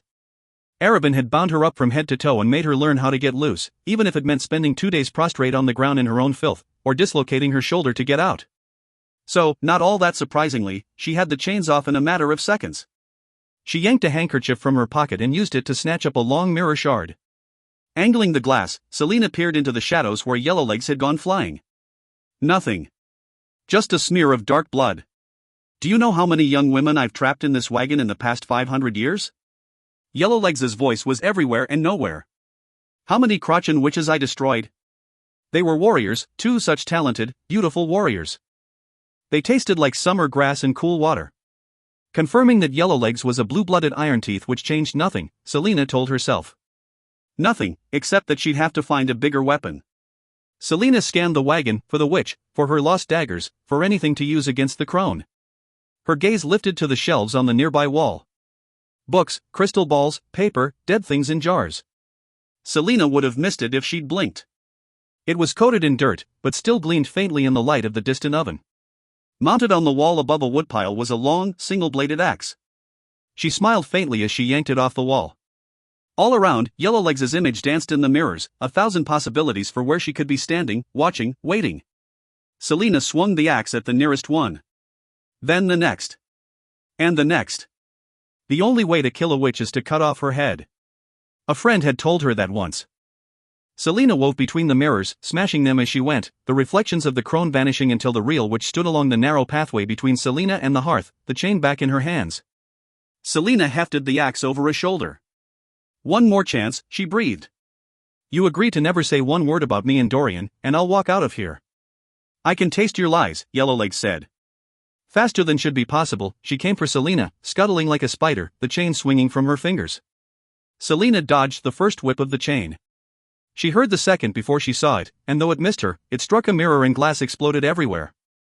Selina had no choice but to shield her eyes, to look away for one heartbeat. It was enough. The chain wrapped around her ankle, stinging and bruising, and then yanked. The world tilted as Yellowlegs pulled her feet out from under her, and Selina went crashing to the floor.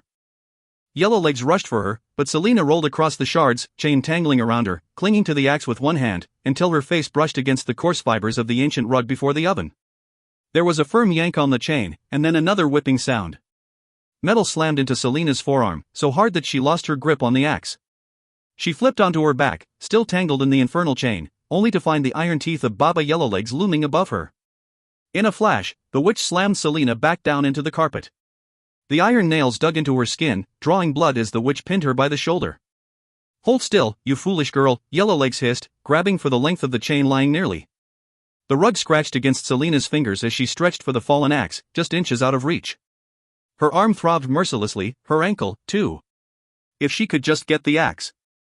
Yellowlegs lunged for Selina's neck, her teeth snapping. Selina threw herself to the side, narrowly dodging those iron teeth, and grabbed the axe at last. She hauled it up so hard that its blunt end slammed into the side of the old woman's face. Yellowlegs was knocked away, collapsing in a heap of billowing brown robes. Selina scrambled back and raised the weapon between them. Pushing to her hands and knees, Yellowlegs spat dark blood, blue blood, onto the aged rug, her eyes blazing. I am going to make you wish you'd never been born. Both you and your prince. And then Yellowlegs shot forward so fast Selina could have sworn she was flying. But she only got as far as Selina's feet. Selina brought the axe down, throwing every bit of strength into her arms. Blue blood sprayed everywhere. There was a smile on Baba Yellowlegs' decapitated head as it thudded to a stop. Quiet fell. Even the fire, still burning so hot that she was sweating again, seemed to have gone silent. Selina swallowed. Once. Twice. Dorian couldn't know. Even though she wanted to scold him to high hell for asking questions that Yellowlegs had deemed valuable enough to sell to others, he couldn't know what had happened here. No one could. When she at last found the strength to disentangle herself, her pants and boots were stained blue-black. Another outfit to be burned. She studied the body and the stained, soaking carpet. It hadn't been quick, but it could still be clean. A missing person was better than a decapitated corpse. Selina raised her eyes to the large oven grate. Chapter 42. Mort chuckled when she staggered through the tomb door. Witch Slayer, are you? Another lovely title to add to your repertoire. How do you know about that? She asked, setting down her candle. She'd already burned her bloodied clothes.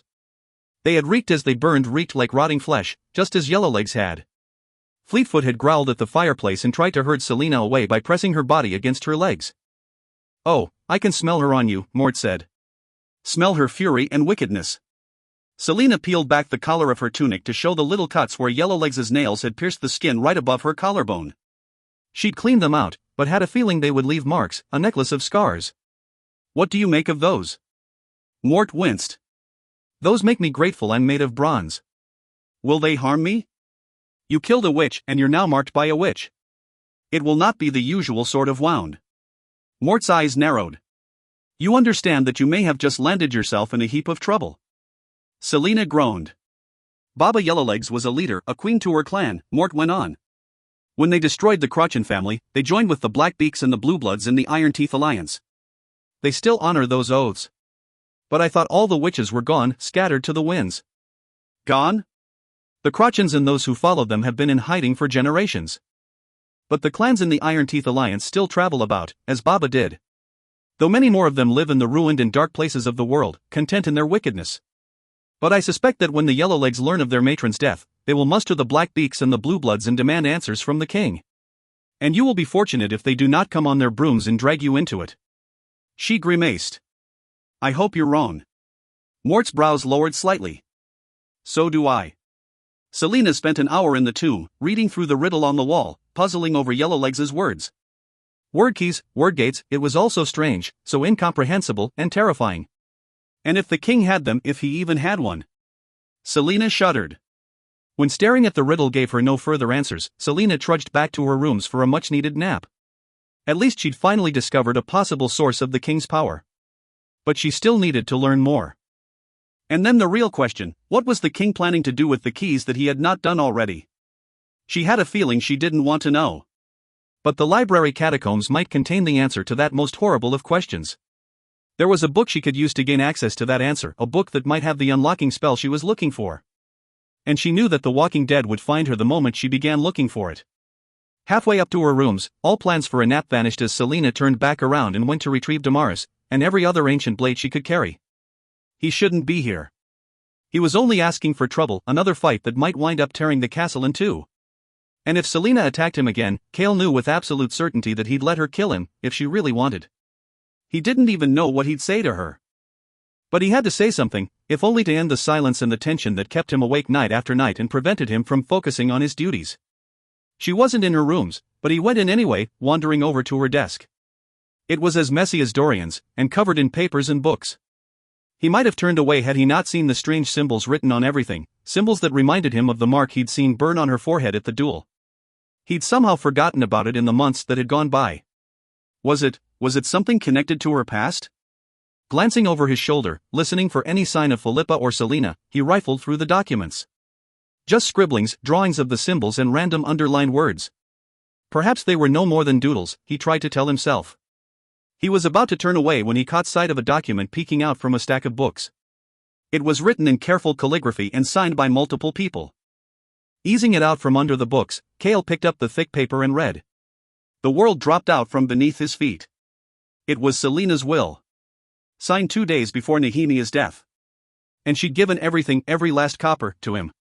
His throat tightened as he stared at the sum on the list of assets, including an apartment in a warehouse in the slums and all the wealth inside. And she had signed it all to him, with only one request, that he consider giving some of it to Philippa. "I'm not going to change it." He whirled, finding her leaning against the doorframe, her arms crossed. Though the position was so familiar, her face was cold, blank. He let the documents slip from his fingers. The list of noble houses in his pocket became leaden. What if he'd been jumping to conclusions? Perhaps the song wasn't actually a dirge of Tarasun. Maybe it had been another language he'd never heard of. She watched him like a cat. It would be too much trouble to bother changing it, she went on. She wore a beautiful, ancient-looking blade at her side, along with a few daggers he'd never seen before. Where had she gotten them? There were so many words trying to work their way out of him that he couldn't speak at all. All of that money, she'd left everything to him. Left it to him because of what she'd felt for him, even Dorian had seen it from the start. "At least now," she said, pushing off the doorframe and turning away, "when the king sacks you for being so damn lousy at your job, you'll have something to fall back on." He couldn't breathe. She hadn't just done it out of generosity, but rather because she knew that if he ever lost his position, he'd have to consider going back to Aniel, to his father's money. And that it'd kill part of him to do that. But she'd have to be dead for him to see that money. Verifiably dead, and not a traitor to the crown either. If she died a traitor, then all her assets had to go to the king. And the only way she'd die a traitor would be for her to do what he feared, ally with this secret organization, find Aelin Galathinius, and return to Tarasun. This was a hint that she had no intention of doing that. She had no plans to reclaim her lost title, and posed no threat to Adarlan or Dorian. He'd been wrong. Yet again, he'd been wrong. "Get out of my chambers," she said from the foyer, before striding into the gaming room and slamming the door behind her. He hadn't wept when Nehemia died, or when he'd thrown Selena in the dungeons, or even when she'd returned with Graves' head, utterly different from the woman he had grown to love so fiercely. But when Cale walked out, leaving the damning will behind him, he didn't even make it to his own room. He barely made it into an empty broom closet before the sobs hit. Chapter 43. Selena stood in the gaming room, staring at the pianoforte as she heard Cale quickly leave. She hadn't played in weeks. Originally, it had been just because she didn't have time.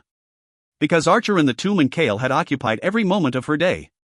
Then Nehemia had died, and she hadn't gone into this room once, hadn't wanted to look at the instrument, hadn't wanted to hear or make music ever again. Shoving the encounter with Cale out of her mind, Selena slowly folded back the lid of the pianoforte and stroked the ivory keys. But she couldn't push down, couldn't bring herself to make a sound. Nehemia should have been here, to help with Yellowlegs and the riddle, to tell her what to do with Cale, to smile as Selena played something particularly clever for her. Nehemia was gone. And the world, it was moving on without her. When Sam had died, she had tucked him into her heart, tucked him in alongside her other beloved dead, whose names she kept so secret she sometimes forgot them. But Nehemia wouldn't fit. It was as if her heart was too full of the dead, too full of those lives that had ended well before their time.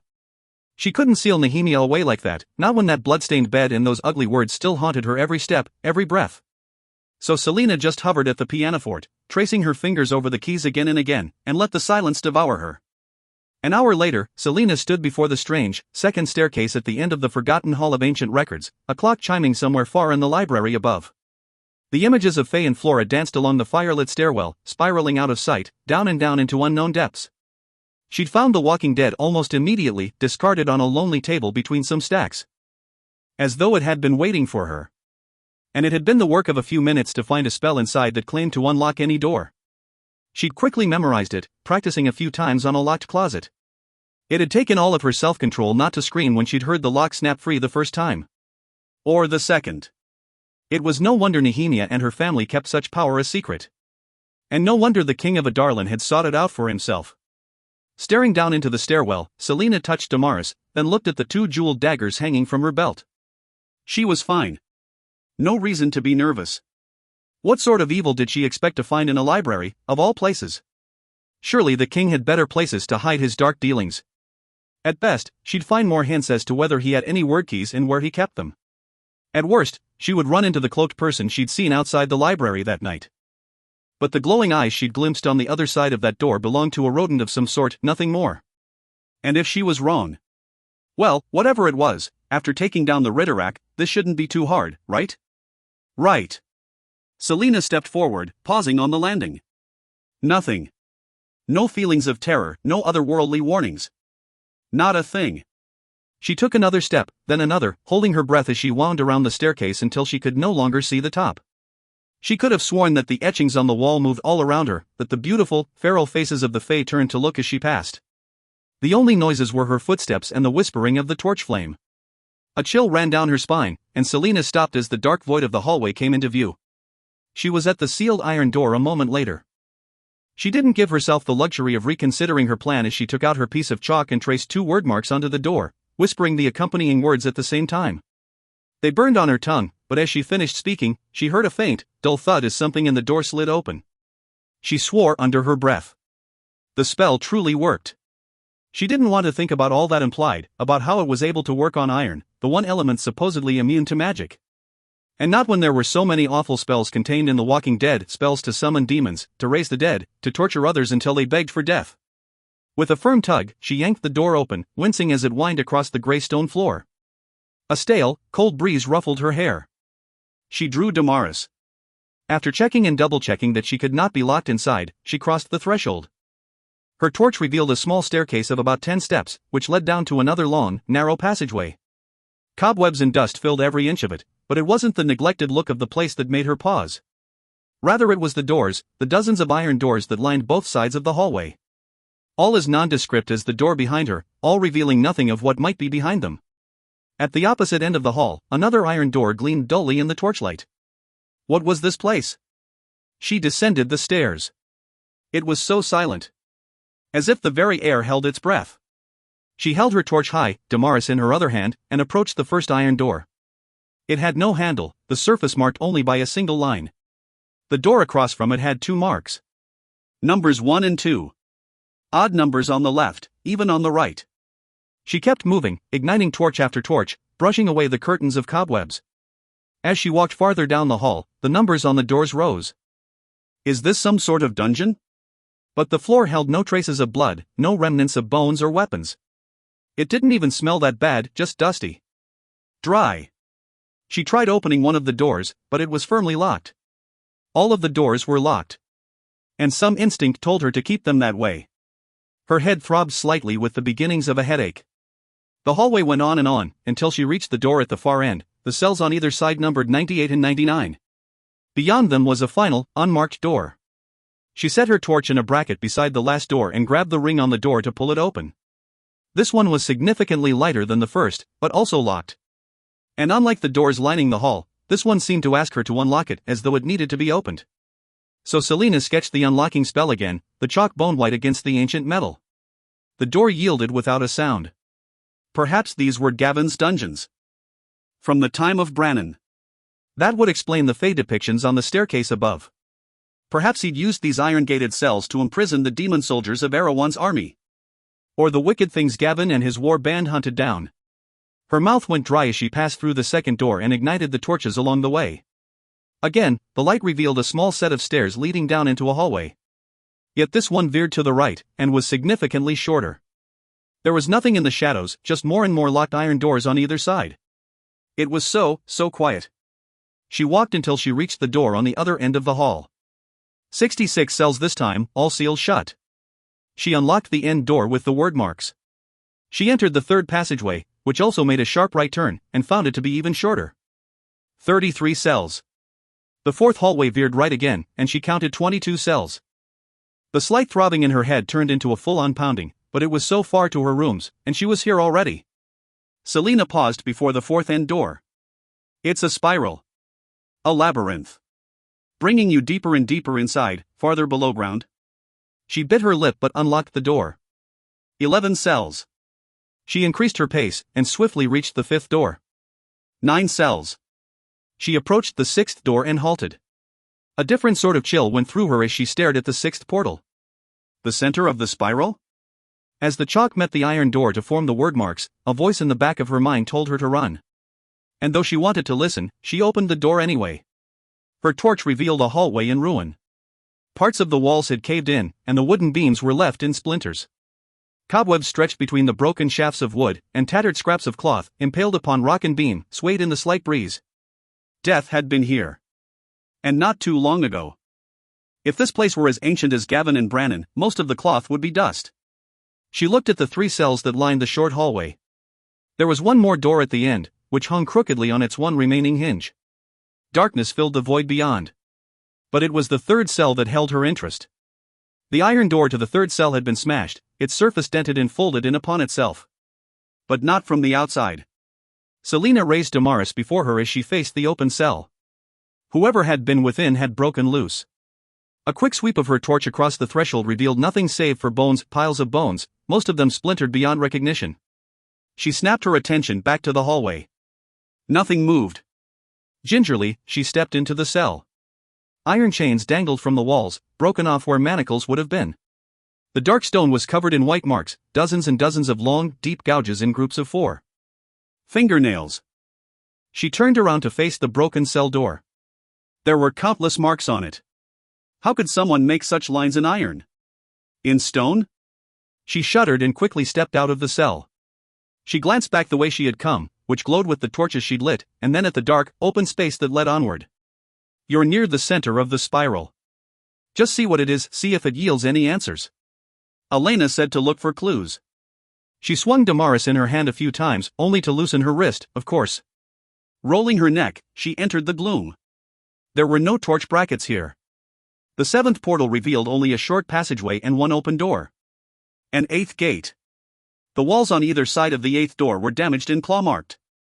Her head gave a violent throb, then quieted as she stepped nearer. Beyond the portal lay a spiral staircase that led upward, so high that she couldn't see the top. A straight ascent into darkness. But to where? The stairwell stank, and she held Damaris before her as she ascended the steps, taking care to avoid the fallen stones that littered the ground. Up and up and up she climbed, grateful for all her training. Her headache only grew worse, but when she reached the top, she forgot about fatigue, forgot about pain. She raised the torch. Shimmering obsidian walls surrounded her, reaching high, so high that she couldn't see the ceiling. She was inside some sort of chamber at the bottom of the tower. Twining through the strange stone walls, greenish veins glittered in the torchlight. She had seen this material before. Seen it. The king's ring. The ring on Parrington's finger. And Kane's. She touched the stone, and a shock went through her, her head pounding so badly she gagged. The eye of Elena gave a pulse of blue light but quickly died, as if the light itself had been sucked toward the stone and devoured. She staggered back toward the stairs. Gods above. What is this? As if in response, a boom shuddered through the tower, so loud that she jumped back. It echoed and echoed, turning metallic. She raised her gaze to the darkness above. I know where I am, she whispered as the sound subsided. The Clock Tower. Chapter 44. Dorian stared at the odd spiral staircase. Selina had found the legendary catacombs beneath the library. Of course she had. If there were anyone in Aurelia who could find something like that, it would be Selina. He'd been just about to go to lunch when he'd seen Selina strut into the library, a sword strapped across her back. Perhaps he would have let her go about her own business were it not for her braided hair. Selina never tied back her hair unless she was fighting. And when she was about to get messy. It wasn't spying. And it wasn't sneaking. Dorian was merely curious. He followed her through long-forgotten hallways and rooms, always staying far behind, keeping his steps silent as Kale and Brello had taught him years ago. He'd followed until Selina had disappeared down that staircase with a suspicious glance over her shoulder. Yes, Selina was up to something. And so Dorian had waited. 1 minute. 5 minutes.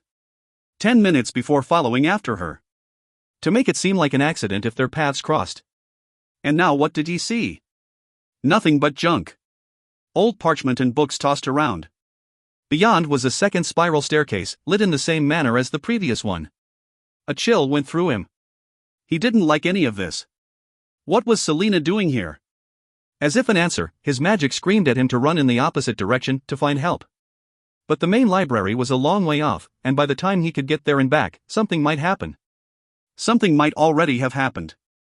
Dorian quickly descended the staircase and found a dimly lit hallway with a single door left ajar, 2 marks written on it in chalk.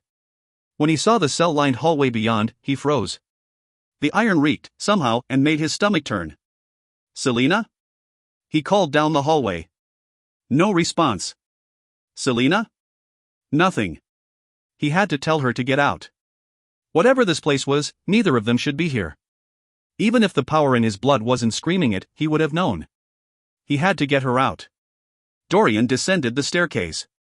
Selina half ran, half jumped down the stairs, getting away from the interior of the clock tower as fast as she could. Though it had been months since she had encountered the dead during the duel with Cain, the memory of being slammed into the dark wall of the tower was still too near. She could see the dead grinning at her, and recalled Elena's words on Samhain about the 8 guardians in the clock tower and how she should stay far from them. Her head ached so badly that she could barely focus on the steps beneath her feet. What had been in there? This had nothing to do with Gavin or Brannon. Maybe the dungeon had been built then, but all of this had to be connected to the king. Because he had built the clock tower, built it out of obsidian the gods forbade. And stone they greatly feared. But the keys were supposed to be small. Not mammoth, like the clock tower. Not. Selina hit the bottom of the clock stairs and froze as she beheld the passage that contained the destroyed cell. The torches had been extinguished. She looked behind her, toward the clock tower. The darkness seemed to expand, reaching for her. She wasn't alone. Clutching her own torch, keeping her breathing steady, she crept along the ruined passage. Nothing, no sounds, no hint of another person in the passage. But halfway down, she stopped again and set down the torch. She'd marked all the turns, counted her steps as she came here. She knew the way in the dark, could find her way back blindfolded. And if she wasn't alone down here, then her torch was a beacon. And she was in no mood to be a target. She put out the torch with a grind of her heel. Complete darkness. She lifted Damaris higher, adjusting to the dark. Only it wasn't wholly black. A faint glow issued from her amulet, a glow that allowed her to see only dim shapes, as if the darkness were too strong for the eye. The hair on the back of her neck rose. The only other time she'd seen the amulet glow like that. Feeling along the wall with her other hand, not daring to turn around, she eased back toward the library. There was a scrape of nail against stone, and then the sound of breathing. It was not her own. It peered out from the shadows of the cell, clutching at its cloak with taloned hands. Food. For the first time in months. She was so warm, so teeming with life. It skittered out of the cell past her as she continued her blind retreat. Since they had locked it down here to rot, since they had gotten tired of playing with it, it had forgotten so many things. It had forgotten its own name, forgotten what it used to be. But it now knew more useful things, better things. How to hunt, how to feed, how to use those marks to open and close doors. It had paid attention during the long years, it had watched them make the marks. And once they had left, it had waited until it knew they weren't coming back. Until he was looking elsewhere and had taken all his other things with him. And then it had begun opening the doors, one after another. Some shred of it remained mortal enough to always seal those doors shut, to come back here and form the marks that again locked the doors, to keep it contained. But she had come here. She had learned the marks. Which meant she had to know what had been done to it. She had to have been a part of it, the breaking and shattering and then the brutal rebuilding. And since she had come here, it ducked into another shadow and waited for her to walk into its claws. Selina stopped her retreat as the breathing halted. Silence. The blue light around her grew brighter. Selina put a hand to her chest. The amulet flared. It had been stalking the little men who lived above for weeks now, contemplating how they would taste. But there was always that cursed light near them, light that burned its sensitive eyes. There was always something that sent it skittering back here to the comfort of the stone. Rats and crawling things had been its only food for too long, their blood and bones thin and tasteless. But this female, it had seen her twice before. First with that same faint, blue light at her throat, then a second time, when it hadn't seen her as much as smelled her from the other side of that iron door. Upstairs, the blue light had been enough to keep it away, the blue light that had tasted of power. But down here, down in the shadow of the black, breathing stone, that light was diminished. Down here, now that it had put out the torches she'd ignited, there was nothing to stop it, and no one to hear her. It had not forgotten, even in the twisted pathways of its memory, what had been done to it on that stone table. With a dripping maw, it smiled. The eye of Elena burned bright as a flame, and there was a hiss in her ear. Selina whirled, striking before she could get a good look at the cloaked figure behind her. She glimpsed only a flash of withered skin and jagged, stumpy teeth before she sliced Damaris across its chest. It screamed like nothing she had ever heard as the ragged cloth ripped, revealing a bony, misshapen chest peppered with scars. It slammed a clawed hand into her face as it fell, its eyes gleaming from the light of the amulet. An animal's eyes, capable of seeing in the dark. The creature, from the hallway. From the other side of the door. She didn't even see where she had wounded it as she hit the ground. Blood rushed from her nose and filled her mouth. She staggered into a sprint back toward the library. She leapt over fallen beams and chunks of stone, letting the eye light her way, barely keeping her footing as she slipped on bones. The creature barreled after her, tearing through the obstacles as if they were no more than gossamer curtains. It stood like a man, but it wasn't a man, no, that face was something out of a nightmare. And its strength, to be able to shove aside those fallen beams as though they were stalks of wheat. The iron doors had been there to keep this thing in. And she had unlocked all of them. She dashed up the short stairs and through the first doorway. As she veered left, it caught her by the back of her tunic. The cloth tore. Selena slammed into the opposite wall, ducking as it lunged for her. Damaris sang, and the creature roared, falling back. Black blood squirted from the wound across its abdomen. But she hadn't cut deep enough. Surging to her feet, blood running down her back from where its claws had punctured, Selena drew a dagger with her other hand. The hood had fallen off the creature, revealing what looked like a man's face, but no longer was. His hair was sparse, hanging off his gleaming skull in clumpy strings, and his lips, there was such scarring around his mouth, as though someone had ripped it open and sewed it shut, then ripped it open again. The creature pushed a gnarled hand against its abdomen, panting through those brown, broken teeth as it looked at her with such hatred that she couldn't move. It was such a human expression. "What are you?" she gasped, swinging Damaris as she took another step back. But it suddenly began clawing at itself, tearing at the dark robes, pulling out its hair, pushing against its skull, as if it would reach in and rip something out. And the shrieks it made, the rage and despair. The creature had been in the castle hallway. Which meant this thing, this person, it knew how to use the word marks, too. And with its unnatural strength, no mortal barrier would keep it contained. The creature tipped its head back, and its animal eyes settled on her again.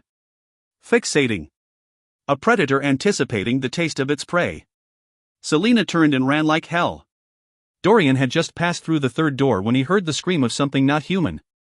A series of crashing noises filled the passage, and the bellowing was cut short with each slam. "Selena?"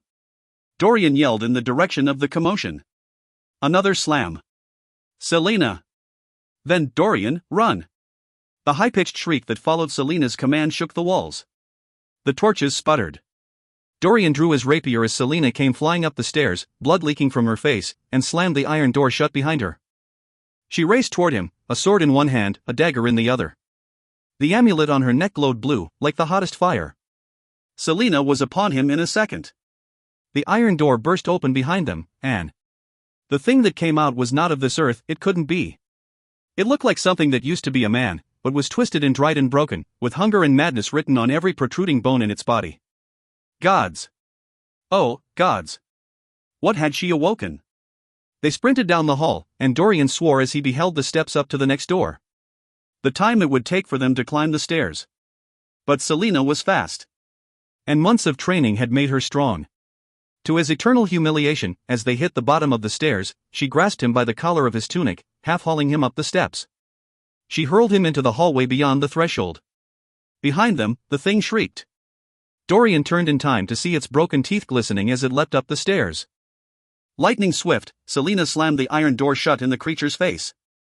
Only one more door, he could picture the landing that led back to the first hallway, then that spiral staircase, then the second staircase, and what then, when they reached the main library? What could they do against this thing? As Dorian saw the naked terror on Selena's face, he knew she wondered the same. Selena threw Dorian into the hallway and then hurled herself backward, slamming into the last iron door that separated the thing's lair from the rest of the library. She put her weight into it and saw stars as the creature barreled into the other side. Gods, it was strong and wild and unyielding. For a moment, she stumbled away, and it tried to fling open the door.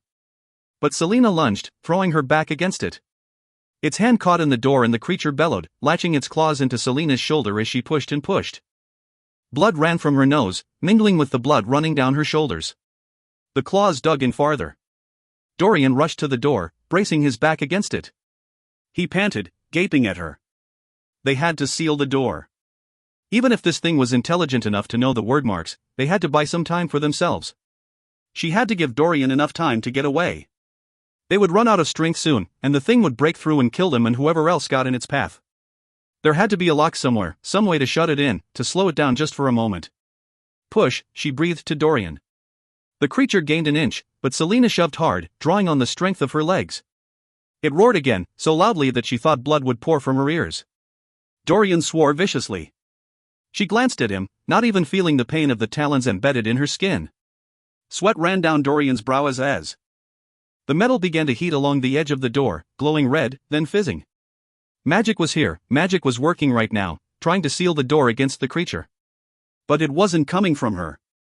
Dorian's eyes were scrunched in concentration, his face deathly pale. She'd been right. Dorian did have magic. This was the information Yellowlegs had wanted to sell to the highest bidder, sell to the king himself. It was knowledge that could change everything. It could change the world. Dorian had magic. And if he didn't stop, he was going to burn himself out on the iron door. The door suffocated Dorian. He was in a coffin with no air. His magic couldn't breathe. He couldn't breathe. Selena swore as the creature gained ground. Dorian didn't even know what he was doing, only that he needed to seal this door. His magic had chosen the method. He pushed with his legs, pushed with his back, pushed his magic to the breaking point as he sought to weld the door. Spinning, heat, strangling. The magic slipped from him. The creature pushed hard, sending Dorian staggering forward. But Selena threw herself harder against the door as he regained his balance. Selena's blade lay a few feet away, but what good was a sword? They had no hope of escaping with their lives. Selena's eyes met with his, the question all too visible on her bloodied face. What have I done? Still gripped by the creature's talons, Selena couldn't even move as Dorian made a sudden lunge for Damaris. The creature tried again to break free, and the prince swung, making direct contact with its wrist. Its shriek penetrated her bones, but the door slammed shut completely. Selena stumbled, the beast's dismembered hand protruding from her shoulder, but she shoved back against the door as the creature again launched itself at it. What the hell is it? Dorian barked, throwing his weight back against the iron. I don't know, Selena breathed. Not having the luxury of a healer, she ripped the filthy hand from her shoulder, biting down on her scream. It was down there, she panted. Another thud from behind the door. You can't seal that door with magic. We need to seal this another way. And find something that would outsmart whatever unlocking spells this creature knew, some way to keep it from getting out. She choked on the blood running from her nose into her mouth, and spat it onto the floor. There is a book, The Walking Dead. It'll have the answer.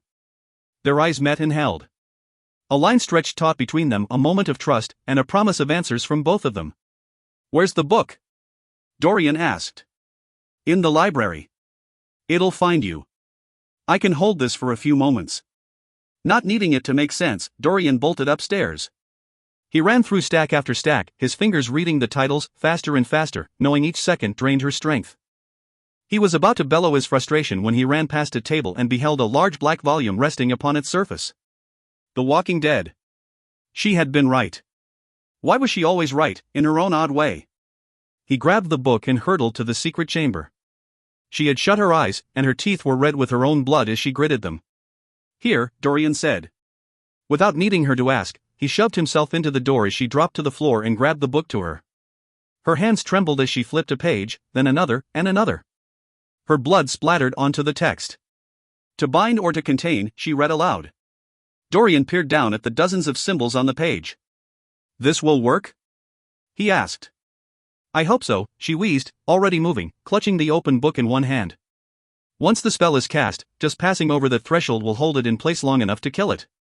She dipped her fingers into the wounds on her chest, and he could only gape as she made the first mark, and then the second, turning her battered body into an inkwell as she drew mark after mark around the door. But for it to pass over the threshold, Dorian panted, we'd have to. Open the door, she finished for him, nodding. He shifted so she could reach to draw above his head, their breath mingling. Selena let out a long breath as she made the last mark, and suddenly, they glowed a faint blue. He held himself against the door, even as he felt the iron go rigid. You can let go, she breathed, angling the sword. Let go, and get the hell behind me. At least she didn't insult him by telling him to flee. With a final breath, he leapt away. The creature slammed into the door, flinging it open. And, just like she had said, it froze on the threshold, its animalistic eyes wild as its head jutted out into the hall. There was a pause then, a pause during which Dorian could have sworn that Selena and the creature looked at each other and its wildness calmed, just for a moment. Just for a moment, and then Selena moved. The sword flashed in the torchlight, and there was the squish of flesh and crunch of bone. The neck was too thick to sever in one blow, so before Dorian could draw another breath, she struck again. The head hit the ground with a thud, black blood spraying from the severed neck from the body that still stood paralyzed in the doorway. Shit, Dorian breathed. Shit. Selina moved again, slamming her sword down onto the head, skewering it, as if she thought it could still bite. Dorian was still spewing a steady stream of curses as Selina reached out to the bloody marks around the door and swiped a finger through one of them. The creature's headless body collapsed, the holding spell broken. It had barely finished falling before Selina made 4 strikes, 3 to sever the emaciated torso in 2, and a 4th to stab through where its heart would be. His bile rose up again as she angled her blade a 5th time, prying open the chest cavity of the creature. Whatever she saw made her face go even paler. Dorian didn't want to look. With grim efficiency, she kicked the 2-human head through the threshold, sending it knocking into the withered corpse of the creature. Then she shut the iron door and traced a few more marks over the threshold that glowed and then faded. Selina faced him, but Dorian looked at the door again, now sealed. How long does that spell hold? He almost choked on the word. I don't know, she said, shaking her head. Until I remove the marks, I think. I don't think we can let anyone else know about this, he said carefully. She laughed, a bit wildly. Telling others, even Kale, would mean answering difficult questions that could earn them both a trip to the butchering block. So, Selina said, spitting blood onto the stones, do you want to explain yourself first, or should I? Selina went first, because Dorian desperately needed to change his filthy tunic, and talking seemed like a good idea while he stripped naked in his dressing room. She sat on his bed, not looking much better herself, which was why they'd taken the dark servants' passages back to his tower. Beneath the library stretches an ancient dungeon, I think, Selina said, trying to keep her voice as soft as possible. She caught a gleam of golden skin through the half-open door to his dressing room, and looked away. I think someone kept the creature in there until it broke out of its cell. It's been living under the library ever since. No need to tell him that she was starting to believe the king had created it. The clock tower had been built by the king himself, so he had to know what it connected to. She knew that the creature had been made, because in its chest had been a human heart. Selina was willing to bet that the king had used at least one word key to make both tower and monster. What I don't understand, Dorian said from the dressing room, is why this thing can now break through the iron doors when it couldn't before. Because I was an idiot and broke the spells on them when I walked through. A lie, sort of. But she didn't want to explain, couldn't explain, why the creature had been able to break out before and had never hurt anyone until now. Why it had been in the hallway that night and disappeared, why the librarians were all alive and unhurt. But perhaps the man that the creature had once been. Perhaps he hadn't been entirely lost. There were so many questions now, so many things left unanswered. And that last spell you did on the door. It'll keep forever? Dorian appeared in a new tunic and pants, still barefoot. The sight of his feet felt strangely intimate. She shrugged, fighting the urge to wipe her bloody, filthy face. He'd offered her his private bath, but she'd refused. That felt too intimate, too. The book says it's a permanent binding spell, so I don't think anyone but us will be capable of getting through. Unless the king wants to get in and uses one of the word keys. Dorian ran a hand through his hair, sitting down beside her on the bed. Where did it come from? I don't know, she lied. The king's ring flashed in her memory. That couldn't be the word key, though. Yellowlegs had said they were slivers of black rock, not forged into shapes. But he could have made the ring using the key. She understood now why Archer and his society both coveted and sought to destroy it. If the king could use it to make creatures. If he had made more. There had been so many doors. Well over 200, all locked. And both Kaltain and Nehemia had mentioned wings in their dreams, wings flapping through the Firian Gap. What was the king brewing there? Tell me, Dorian pressed. I don't know, she lied again, hating herself for it. How could she make him understand a truth that might shatter everything he loved? That book, Dorian said. How did you know it would help? I found it one day in the library. It seemed to trail me. Showed up in my rooms when I hadn't brought it there, reappeared in the library. It was full of those kinds of spells. But it's not magic, Dorian said, paling. Not the magic that you have. This is different. I didn't even know if that spell would work. Speaking of which, she said, meeting his eyes, you have magic. He scanned her face, and she quelled the urge to fidget. What do you want me to say? Tell me how you have magic, she breathed. Tell me how you have it and the rest of the world doesn't. Tell me how you discovered it, and what manner of magic it is. Tell me everything. He started to shake his head, but she leaned forward. You just saw me break at least a dozen of your father's laws. You think I'm going to turn you over to him when you could just as easily destroy me? Dorian sighed. After a moment, he said, a few weeks ago, I erupted. I got so mad at a council meeting that I stormed out and punched a wall. And somehow, the stone cracked, and then the window nearby shattered, too. Since then, I've been trying to figure out where it comes from, what kind of power it is, exactly. And how to control it. But it just happens. Like when you used it to stop me from killing Kale. His neck bobbed as he swallowed hard.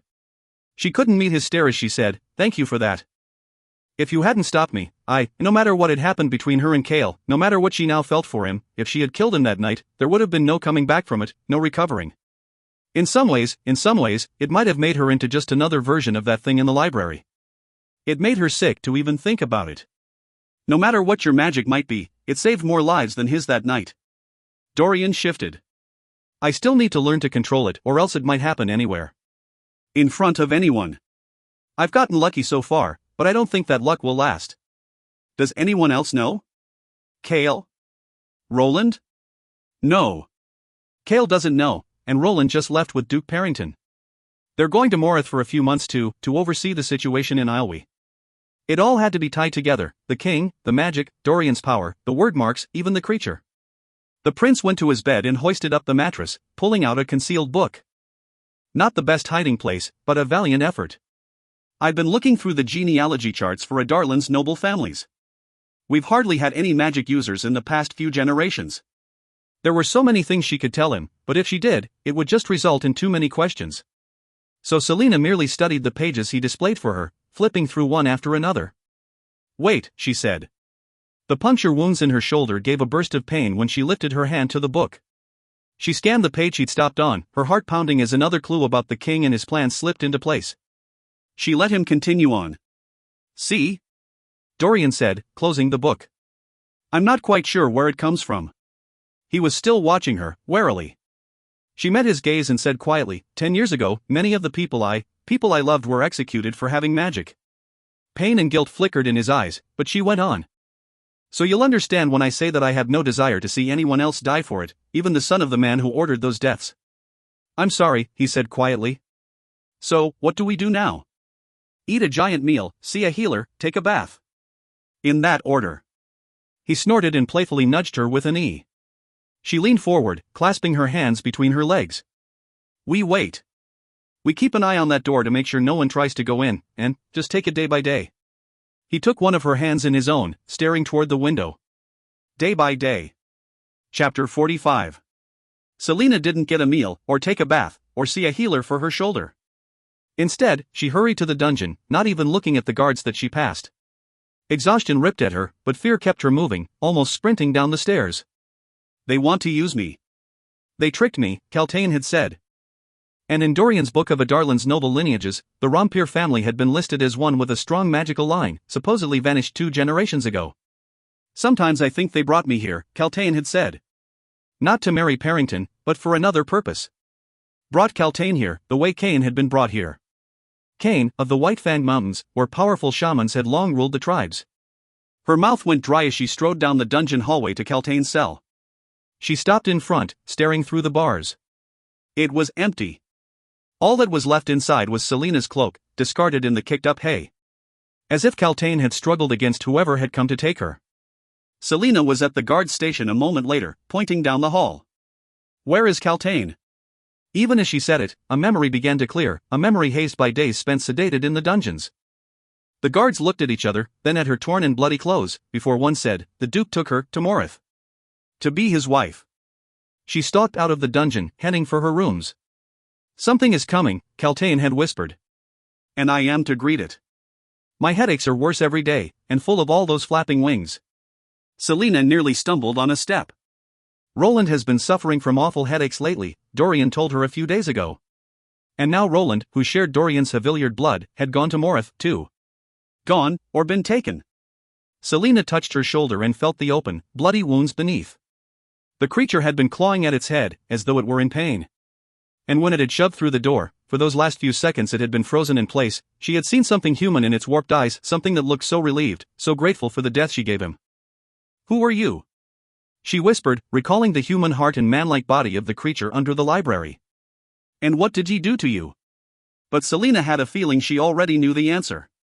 Because that was the other thing the word keys could do, the other power that the word marks controlled, life. They hear wings in the Firian Gap, Nehemiah had said. Our scouts do not come back. The king was twisting far worse things than mortal men.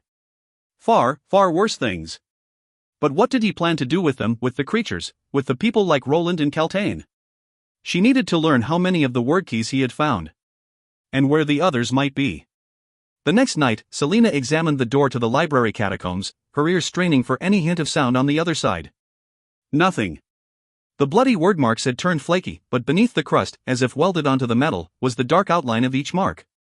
From high, high above, the muffled bellow of the clock tower sounded. It was 2 a.m.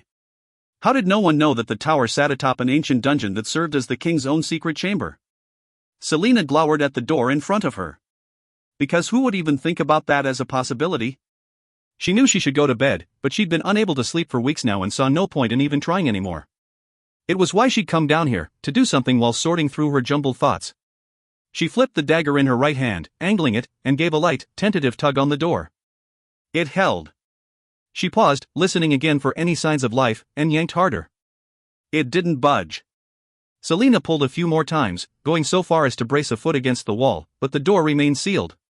When she was at last convinced that nothing was getting through the door, in either direction, she loosed a long breath. No one would believe her about this place, just like no one would believe her wild, highly unlikely story about the word keys.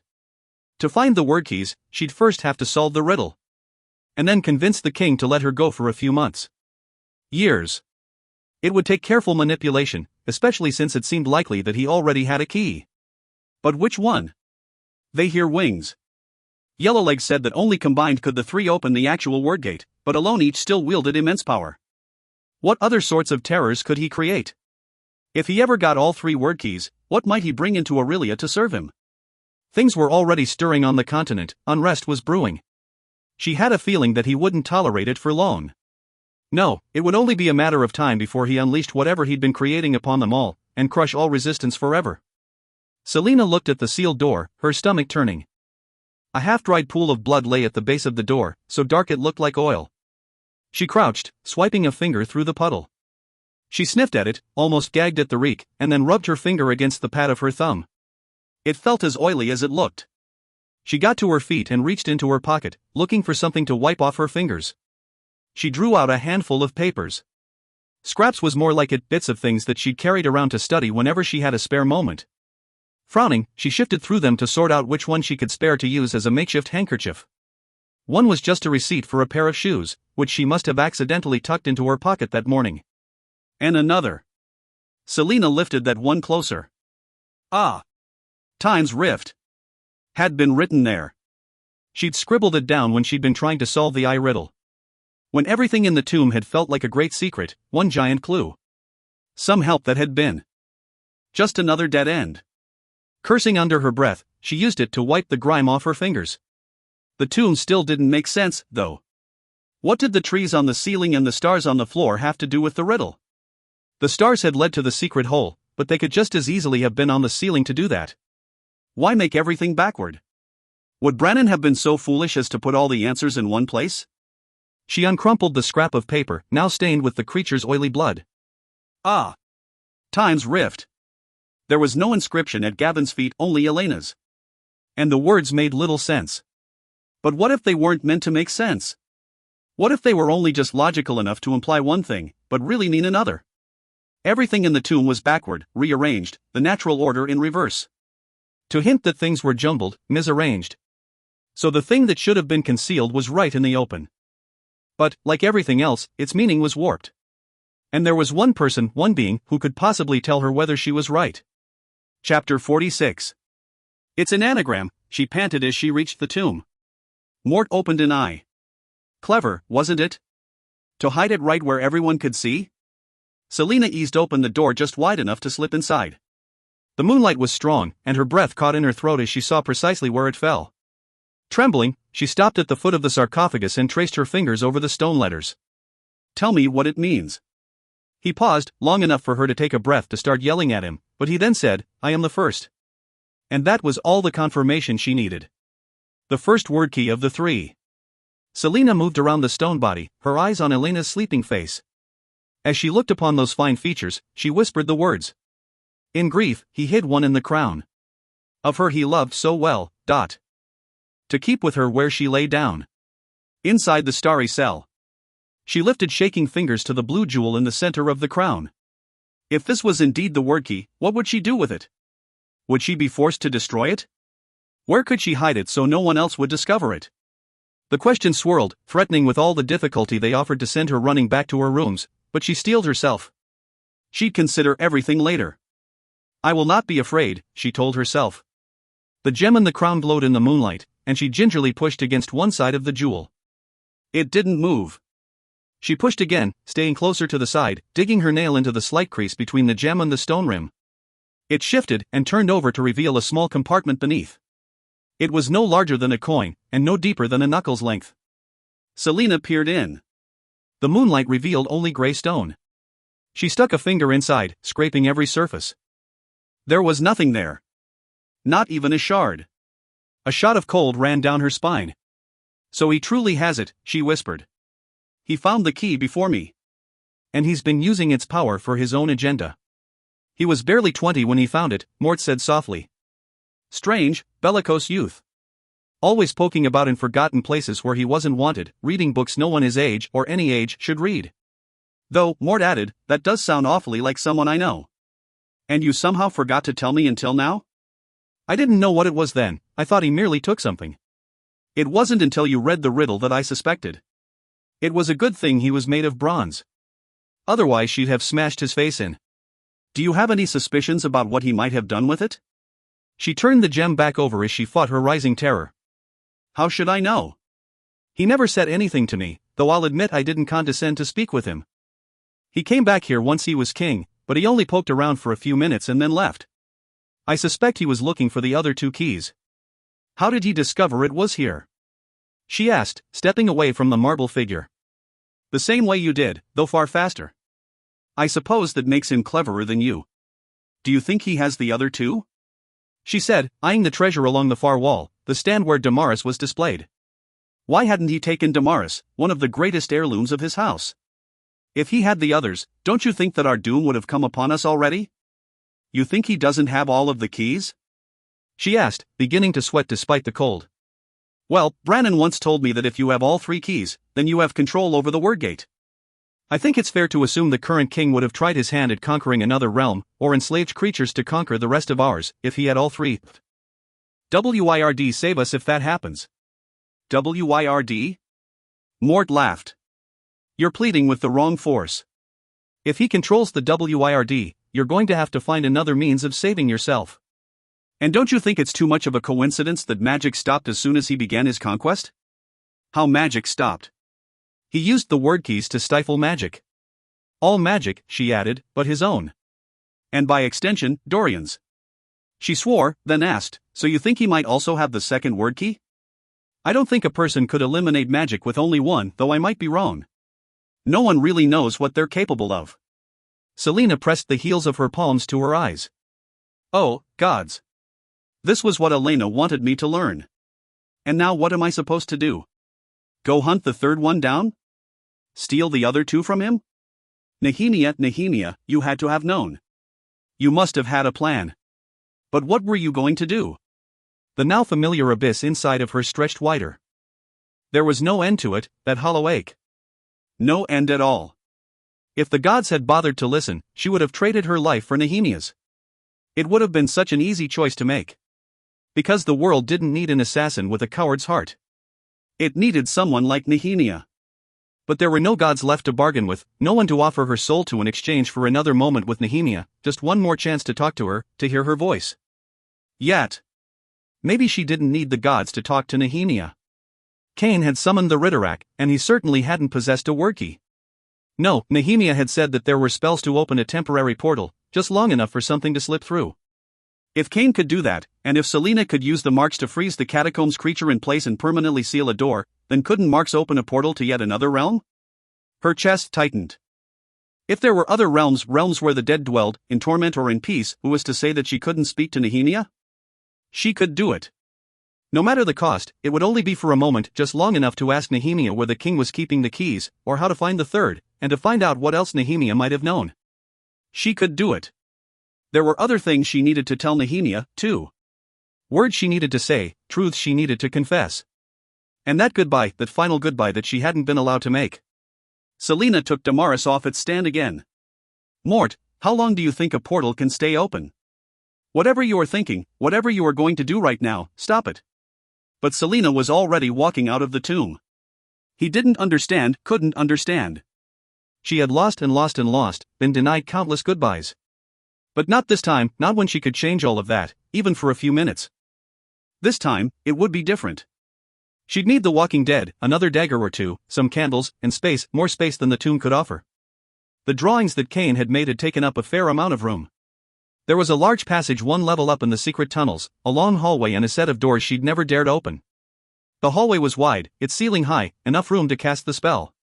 For her to open a portal into another world. Dorian knew he was dreaming. He was standing in an ancient stone chamber he'd never seen before, facing a tall, crowned warrior. The crown was familiar, somehow, but it was the man's eyes that stunned him into inaction. They were his own eyes, sapphire, blazing. The similarities ended there. The man had shoulder-length dark brown hair, an angular, almost cruel face, and was at least a hand taller than Dorian himself. And he carried himself like a king. Prince, the man said, his golden crown gleaming. There was something feral in his eyes, as if the king was more accustomed to roaming the wilderness than walking these marble halls. You must awaken. Why?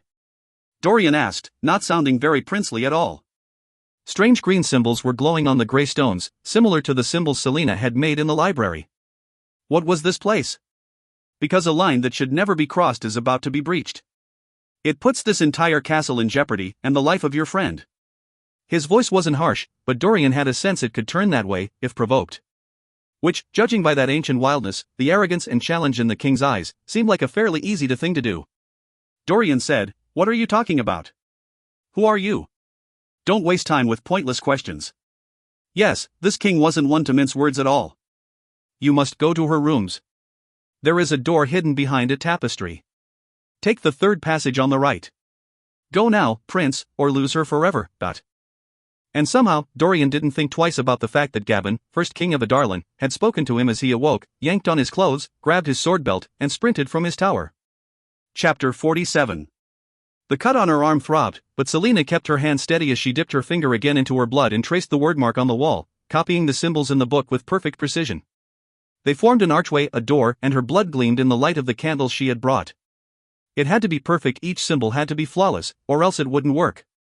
She kept pressing on the wound to keep it from clotting. Not everyone could harness the marks, no, the Walking Dead said there had to be power in the blood to do it. Kane had clearly had some trace of power. That must be why the king had rounded up Kaltain and Roland, too. He'd used the word keys to suppress magic, but he must have some way of harnessing the innate power in someone's blood, and the wordmarks must be able to access that power, too. She drew another symbol, nearly finished with the archway. Their power could warp things. It had warped Kane. But it had also allowed him to summon the Ritterak and gain even more power for himself. Thank the Wyrd, Kane was dead. There was one mark left to draw, the one that would bring her the person she so desperately needed to see, if only for a moment. It was complex, a weave of loops and angles. She took out her chalk and practiced on the floor until she got it right, then etched it in blood on the wall. Nehemia's name in wordmark form. She examined the door she'd drawn and got to her feet, the book held in her clean hand. She cleared her throat and began to read the words on the page. She didn't know the language. Her throat burned and contracted, as if fighting the sounds, but she panted through it, the words making her teeth ache like she'd just come in from the cold and was drinking something hot. And then the final words were out, her eyes watering. No wonder this kind of power fell out of favor. The symbols written in her blood began to glow green, one after another, until the whole archway was a line of light. The stones within its borders darkened, then disappeared. The blackness within the green archway seemed to reach out for her. It had worked. Holy gods, it had worked. Was that what waited for her when she died? Nehemia had gone here? Nehemia? She whispered, her throat raw from the spell. There was nothing. Nothing there, just a void. Selena looked at the book, then to the wall and the symbols she'd drawn. She'd written it correctly. The spell was right. Nehemia? She whispered toward that endless dark. There was no response. Perhaps it needed time. The book hadn't specified how long it would take. Maybe Nehemia had to travel through whatever this realm was. So Selena waited. The longer she stared into that endless void, the more it seemed to stare back. It was just like that dream, the one where she was standing on the edge of that ravine. "You are nothing more than a coward. Please," Selena whispered into the dark. There was a sudden yelp from far, far above, and Selena whirled toward the stairs at the end of the hall. Moments later, faster than should be possible, Fleetfoot bounded down the steps, racing for her. Not for her, Selena realized as she beheld the wagging tail, the panting, the yip of what could only be joy. Not for her, because... Selena looked toward the portal at the same moment Fleetfoot skidded to a halt. And then everything stopped as she beheld the shimmering figure standing just on the other side of the portal. Fleetfoot lay on the ground, tail still wagging, whining softly. The edges of Nehemia's body rippled and blurred, fracturing with some sort of inner light. But her face was clear, it was her face. Selena sank to her knees. She felt the warmth of her tears before she realized she was crying. "I'm sorry," was all she could say. "I'm so sorry." But Nehemia remained on the other side of the portal. Fleetfoot whined again. "I may not cross this line," Nehemia said gently to the dog. "And neither may you." Her tone shifted, and Selena knew Nehemia was now staring at her. "I thought you were smarter than this." Selena looked up. The light radiating off the princess didn't reach through the glowing portal, as if there truly were some sort of line, some final boundary. "I'm sorry," Selena whispered again. "I just wanted. There is no time for you to tell me what you long to say. I came here because you need to be warned. Do not open this portal again. The next time you do, I will not be the one who answers your call. And you will not survive the encounter. No one has the right to open the door to this realm, no matter how fierce their grief." She hadn't known, hadn't meant. Fleetfoot pawed at the floor. "Goodbye, my dear friend," Nehemia said to the dog, and began walking into the blackness. Selena just stood there, unable to move or think. Her throat burned with those pent-up words, the words that now choked the life out of her. "Ilentia." Nehemia paused to look back at her. The void seemed to be swirling, swallowing her up bit by bit. "You will not understand yet, but... I knew what my fate was to be, and I embraced it. I ran toward it. Because it was the only way for things to begin changing, for events to be set in motion. But no matter what I did, Ilentia, I want you to know that in the darkness of the past 10 years, you were one of the bright lights for me. Do not let that light go out." And before Selena could reply, the princess was gone. There was nothing in the dark. As though Nehemia had never been. As though she'd made it all up. "Come back," she whispered. "Please, come back." But the darkness remained the same. And Nehemia was gone. There was a scrape of footsteps, but not from the portal. Rather, it came from her left. From Archer, who stood there gaping. "I don't believe it," he whispered. Chapter 48. Selena had Damaris drawn and leveled at Archer in a heartbeat. Fleetfoot growled at him, but kept back, a step behind Selena. "What are you doing here?" It was inconceivable that he'd be here. How had he gotten in? "I've been tracking you for weeks," Archer said, eyeing the dog. "Nehemia told me about the passages, showed me the way in. I've been down here almost every night since she died." Selena glanced at the portal. If Nehemia had warned her not to open the portal, then she was certain her friend didn't want Archer seeing it, either. She moved to the wall, keeping well away from the blackness as she ran her hand over the glowing green marks, making to wipe them away. "What are you doing?" Archer demanded. Selena pointed Damaris at him, furiously wiping at the marks. They didn't budge. Whatever the spell was, it was far more complex than the one that had sealed the library door. Merely swiping away the marks wouldn't undo it. But Archer now stood between her and the book where she had the closing spell flagged. Selena rubbed harder. It was all terribly wrong. "Stop."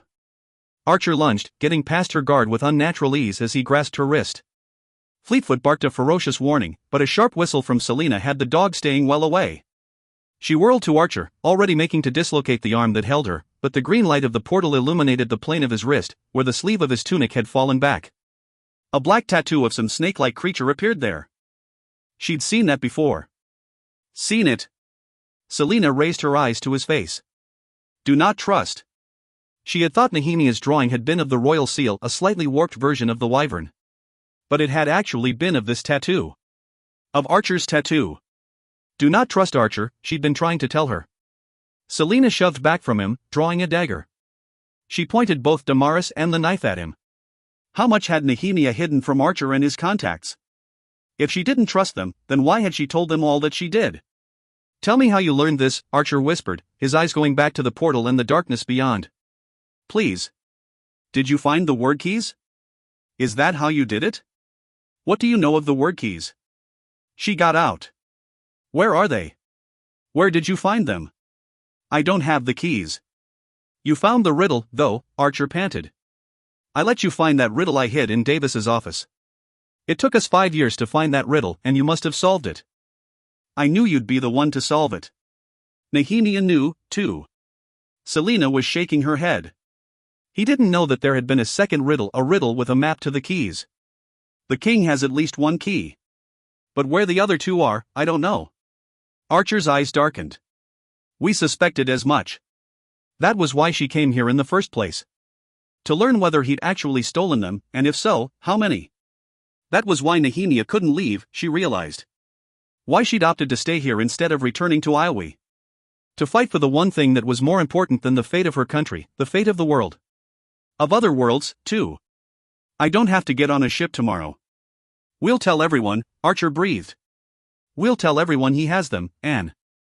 No. If we reveal the truth, then the king will use the keys to do more damage than you can possibly imagine.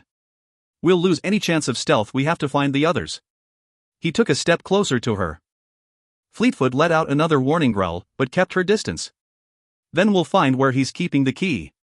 And the others. And then we'll use them to overthrow him. Then we'll create a world of our own making. His voice was building into a frenzy, each word harsher than the next. She shook her head. I would sooner destroy them than use their power. Archer chuckled. She said the same thing.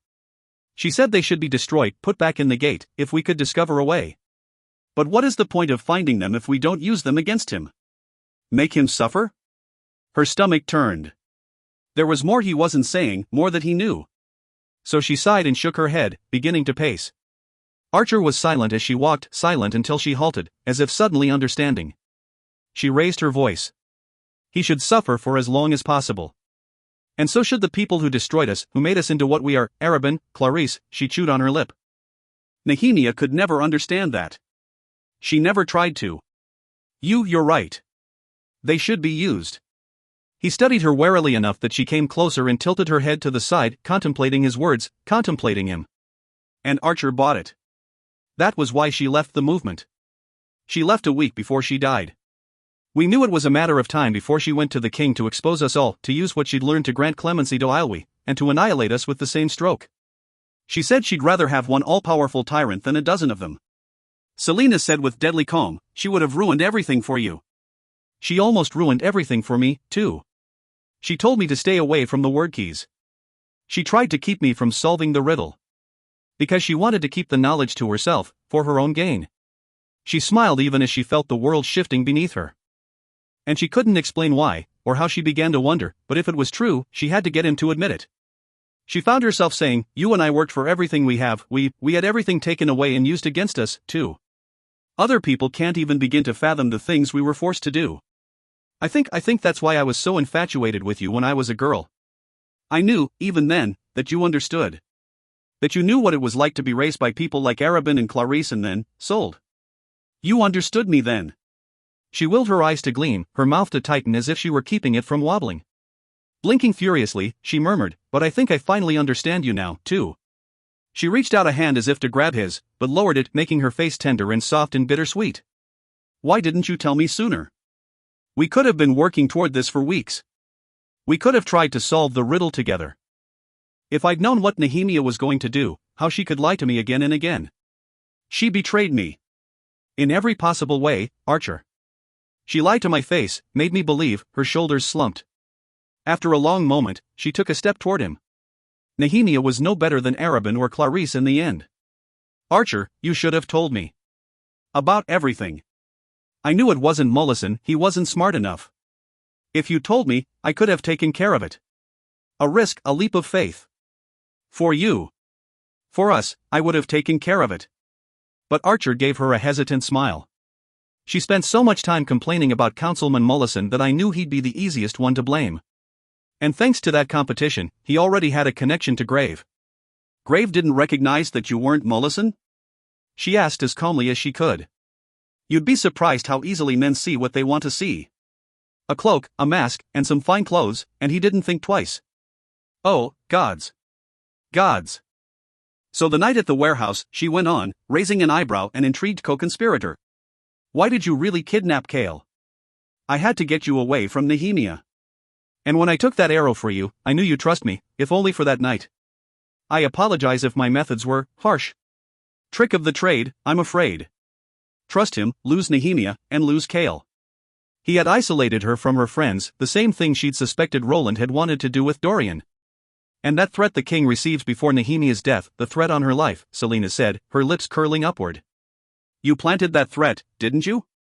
To show me who my real friends are, who I can really trust. It was a gamble. Just as I'm gambling now. I didn't know whether or not the captain would warn you. Seems I was right. Why me? I'm flattered, of course, but you're clever. Why couldn't you have figured the riddle out on your own? Archer bowed his head. Because I know what you are, Selena. Arabin told me one night, after you went to Endovier. She shoved the twinge of genuine pain and betrayal down until it couldn't distract her. And for our cause to succeed, we need you. I need you. Some members of the movement are already starting to fight me, to question my leadership. They think my methods are too rough. That explained the fight she'd seen with that young man. He took a step toward her. But you. Gods, from the moment I saw you outside the Willows, I've known how good we'd be together. The things we'll accomplish. I know, she said, looking into those green eyes, so bright in the matching lights of the portal. Archer, I know. He didn't see the dagger coming until she'd shoved it into him. But he was fast, too fast, and turned just in time to have it pierce his shoulder instead of his heart. He staggered back with dazzling speed, wrenching her dagger so swiftly that she lost her grip on the blade and had to brace a hand on the arch of the portal to keep from stumbling. Her bloodied palm slapped against the stones, and a greenish light flared beneath her fingers. A word mark burned, then faded. Not giving herself time to look at what she'd done, she leapt for him with a roar, dropping Damaris to grab 2 more daggers. He had his own blade up in a moment, dancing away lightly as she sliced for him. I'm going to tear you apart piece by piece, she hissed, circling him. But then a shudder ran through the floor, and something in the void made a sound. A guttural growl. Fleetfoot let out a low warning whine. She rushed toward Selena, pushing against her shins, hurting her toward the stairs. The void shifted, mist now swirling inside, parting long enough to reveal rocky, ashen ground. And then a figure emerged through the mist. Nehemia? She whispered. She'd come back to help, to explain everything. But it was not Nehemia who stepped through the portal. Kale couldn't sleep. He stared up at the canopy of his bed, the will he'd seen on Selena's desk glaring in his mind. He couldn't stop thinking about it. He'd just let her kick him out of her rooms without telling her what the will meant to him. And maybe he deserved her hate, but she had to know that he didn't want her money. He had to see her. Just long enough to explain. He ran a finger along the scab down his cheek. Rushing footsteps sounded down the hall, and Kale was already out of bed and half-dressed by the time someone began pounding on his door. The person on the other side got all of one knock-in before Kale flung open the door, a dagger concealed behind his back. He lowered the blade the second he beheld Dorian's face, shining with sweat, but he didn't sheath it. Not when he saw the raw panic in Dorian's eyes, the sword belt and scabbard dangling from the prince's clenched fingers. Kale believed in trusting his instinct. He didn't think humans had survived for so long without developing some ability to tell when things were wrong. It wasn't magic, it was just gut feeling. And it was Kale's instinct that told him who this was about before Dorian opened his mouth. Where? Was all Kale asked. Her bedroom, Dorian said. Tell me everything, Kale ordered, hurrying back into his room. I don't know, I think she's in trouble. Kale was already shrugging on a shirt and tunic, then he stomped his feet into his boots before grabbing his sword. What kind of trouble? The kind that had me coming to get you, instead of the other guards. That could mean anything, but Kale knew Dorian was too smart, too aware of how easily words could be overheard in this castle. He sensed the tightening in Dorian's body a heartbeat before the prince launched into a run, and grabbed him by the back of his tunic. Running, Kale said under his breath, will attract attention. I already wasted too much time coming to get you, Dorian retorted, but he matched Kale's brisk but calm pace.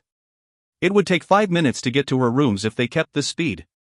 If there were no distractions. Is anyone hurt? Kale said quietly, trying to keep his breathing even, keep his focus. I don't know, Dorian said. You have to give me more than that, Kale snapped. The leash on his temper strained with each step. I had a dream, Dorian said, so soft only he could hear. I was warned that she was in danger, that she was a danger to herself. Kale almost stopped, but Dorian had said it with such conviction. You think I wanted to come get you? Dorian said, not looking at him. Kale didn't reply but hurried his steps as much as he could without attracting undue attention from the servants and guards still on duty. He could feel his heart hammering through every inch of his body by the time they got to her suite doors. Kale didn't bother knocking and nearly took the front door off its hinges as he burst through, Dorian on his heels. He was at her bedroom door in an instant, and didn't bother knocking on it, either. But the handle didn't move. The door was locked. He shoved into it again. Selina? Her name was more of a growl that rippled out of him. No answer. He fought his rising panic, even as he drew a dagger, even as he listened for any signs of trouble. Selina. Nothing. Kale waited all of a second before he slammed his shoulder into the door. Once. Twice. The lock snapped. The door burst open, revealing her empty bedroom. Holy gods, Dorian whispered. The tapestry on the wall had been folded back to reveal an open door, a secret, stone door that opened into a dark passage. It was how she'd gotten out to kill Grave. Dorian drew his sword from the scabbard. In my dream, I was told I would find this door. The prince stepped forward, but Kale stopped him with an arm. He'd think about Dorian and his clairvoyant dreams later, much later. You're not going down there. Dorian's eyes flashed. Like hell I'm not. As if an answer, a guttural, bone-grinding growl sounded from within. And then a scream, a human scream, followed by a high-pitched bark. Kale was running for the passage before he could think. It was pitch black, and Kale almost tumbled down the stairs, but Dorian, close behind, grabbed a candle. Stay upstairs. Kale ordered, still charging down. If he'd had time, he would have locked Dorian in the closet rather than risk bringing the crown prince into danger, but what the hell had that growl been? The bark he knew, the bark was Fleetfoot. And if Fleetfoot was down there? Dorian kept following him. I was sent here, he said. Kale took the stairs by twos and threes, hardly hearing the prince's words. Had that scream been hers? It had sounded male. But who else could be down here with her? Blue light flashed from the bottom of the stairs. What was that? A roar shook the ancient stones. That was not human, nor was it Fleetfoot. But what? They had never found the creature that had been killing the champions. The murders had just stopped. But the damage he'd seen to those corpses. No, Selina had to be alive. Please, he begged any gods who would listen. Kale leapt onto the landing and found 3 doorways. The blue light had flashed from the right. They ran. How had such a massive cavern of chambers been forgotten? And how long had she known about them? He flew down a spiral staircase. And then a new, greenish light began shining steadily, and he turned onto a landing to see. He didn't know where to look first, at the long hallway, where one wall glowed with an arch of green symbols, or at the world that showed through the arch, depicting a land of mist and rock. At Archer, cowering against the opposite wall, chanting strange words from a book held in his hands. At Selina, prostrate on the floor. Or at the monster, a tall, sinewy thing, but definitely not human. Not with those unnaturally long fingers tipped with claws, white skin that looked like crumpled paper, a distended jaw that revealed fish-like teeth, and those eyes, milky and tinged with blue. And there was Fleetfoot, hackles raised and fangs bared, refusing to let the demon anywhere near Selina, even as the half-grown pup limped, even as the blood pooled from the wound in her right hind leg. Kale had all of 2 heartbeats to size up the monster, to take in every detail, to mark his surroundings. Go, he snarled at Dorian before launching himself at the creature. Chapter 49. She didn't remember anything after the first 2 swings of her sword, only that she'd suddenly seen Fleetfoot come flying at the creature. The sight had distracted her enough for the demon to get past her guard, its long, white fingers grabbing her by the hair and slamming her head into the wall. Then darkness. She wondered whether she'd died and awoken in hell as she opened her eyes to a pulsing headache and the sight of Kale, circling the pale demon, blood dripping from both of them. And then there were cool hands on her head, on her neck, and Dorian crouching in front of her as he said, Selina. She struggled to her feet, her head aching even more. She had to help Kale. Had to. She heard a rip of clothing and a yelp of pain, and she looked at Kale in time to see him grasp the cut on his shoulder, inflicted by those filthy, jagged nails. The creature roared, its overlong jaw gleaming with saliva, and it lunged again for the captain. Selina tried to move, but she wasn't fast enough. But Dorian was. Something invisible slammed into the creature, sending it flying into the wall with a crunch. Gods! Dorian didn't just have magic, he had raw magic. The rarest, and deadliest, kind. Sheer undiluted power, capable of being shaped into whatever form the wielder desired. The creature crumpled but instantly got up, whirling toward her and Dorian. The prince just stood there, hand outstretched. The milky blue eyes were ravenous now. Through the portal Selina heard the rocky earth crunching beneath more pairs of bare, pale feet. Archer's chanting grew louder. Kale attacked the thing again. It surged toward him just before his sword struck, swiping with those long fingers, forcing the captain to dart back. She grabbed Dorian. We have to close it. The portal should close on its own eventually, but the longer it's open, the greater the threat of more coming through before it does. How? I don't know, her head spun so badly her knees wobbled. But she turned to Archer, who stood across the hall, separated from them by the pacing creature. Give me the book.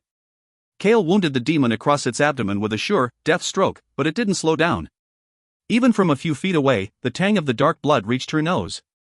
Selina watched Archer take it all in, his eyes wide, panicked beyond reason.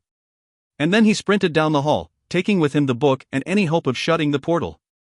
Dorian couldn't move fast enough to stop the handsome man from fleeing with the book in his hands, and didn't dare, with that demon between them. Selina, her forehead bleeding, made a lunge for him, but the man was too fast. Her eyes kept darting to Kale, who was keeping the thing distracted. Dorian knew without being told that she didn't want to leave the captain. I'll go, Dorian began. No. He's dangerous, and these tunnels are a labyrinth, she panted. Kale and the creature circled each other, the thing slowly backing toward the portal entrance. I can't close it without that book, she moaned. There are more books upstairs, but I. Then we flee, Dorian breathed, grabbing her by the elbow. We flee and try to get to those books. He dragged her with him, not daring to take his eyes off Kale or the creature. She swayed in his grasp. The wound to her head must be as bad as it looked. Something was glowing at her throat. The amulet she told him was just a cheap replica, shining like a tiny blue star. Go, Kale told them, staring down the thing in front of him. Now. She stumbled, tugging toward Kale, but Dorian pulled her back. No, she got out, but the wound to her head made her sag in Dorian's grip. As if realizing that she'd be a hindrance to Kale, she stopped fighting Dorian as he hauled her toward the stairs. Kale knew he couldn't win this fight. His best option was to flee with them, to guard the way until they could get to that stone door far above and lock the creature down here. But he wasn't sure he'd even make it to the stairs. The creature thwarted his attacks so easily it seemed to have an uncanny intelligence. At least Selina and Dorian had reached the stairs. He could accept his end if it meant they could escape. He could embrace the darkness when it came. The creature paused just long enough for Kale to gain a few more feet of distance. He backed toward the bottom step. But then she started shouting the same word again and again as Dorian tried to keep dragging her up the stairs. Fleetfoot. Kale looked. In a dark shadow by the wall, Fleetfoot had been left behind, her leg too injured to run. The creature looked, too. And there was nothing he could do, absolutely nothing, as the creature whirled, grabbed Fleetfoot by her injured hind leg, and dragged her through the portal with it. There was nothing he could do, he realized, except run. Selina's scream was still echoing through the passageway as Kale leapt off the stairs and hurtled through the misty portal after Fleetfoot. If she had thought she'd known fear and pain before, it was nothing compared to what went through her when Kale ran through the portal after Fleetfoot. Dorian didn't see her coming as she whirled, slamming his head into the stone wall hard enough that he crumpled to the steps, freeing her from his grip. But she didn't care about Dorian, didn't care about anything except Fleetfoot and Kale as she sprinted down those few stairs and across the hall. She had to get them out, get them back before the portal shut forever. She was through in a heartbeat. And when she saw Kale shielding Fleetfoot with nothing but his bare hands, his discarded sword snapped in two by the demon who hovered over them, she didn't think twice before she unleashed the monster inside herself. From the corner of his eye, Kale saw her coming, the ancient sword in her hands and her face set with feral rage. The moment she burst through the portal, something changed. It was like a fog vanished from her face, her features sharpening, her steps becoming longer and more graceful. And then her ears shifted into delicate points. The creature, sensing it was about to lose its prey, made a final lunge for Kale. It was blasted away by a wall of blue flame. The fire vanished to reveal the creature slamming into the ground, flipping again and again.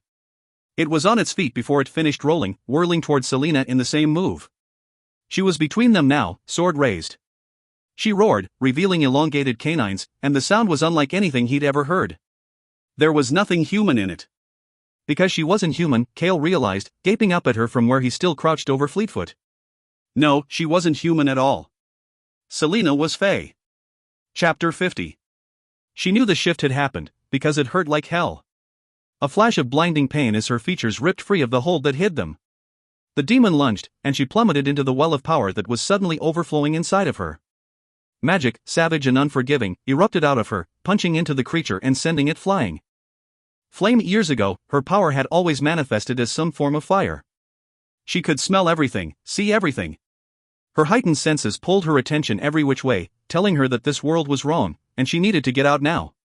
But she wouldn't get out, not until Kale and Fleetfoot made it to safety. The creature stopped rolling, on its feet in an instant, and Selena put herself between it and Kale. The demon sniffed at her, sinking onto its haunches. She lifted Damaris and bellowed her challenge. From far off in the mist, roars answered. One of them came from the thing in front of her. She looked at Kale, still crouched over Fleetfoot, and bared her teeth, canines glistening in the gray light. Kale was staring up at her. She could smell his terror and his awe. Smell his blood, so human and ordinary.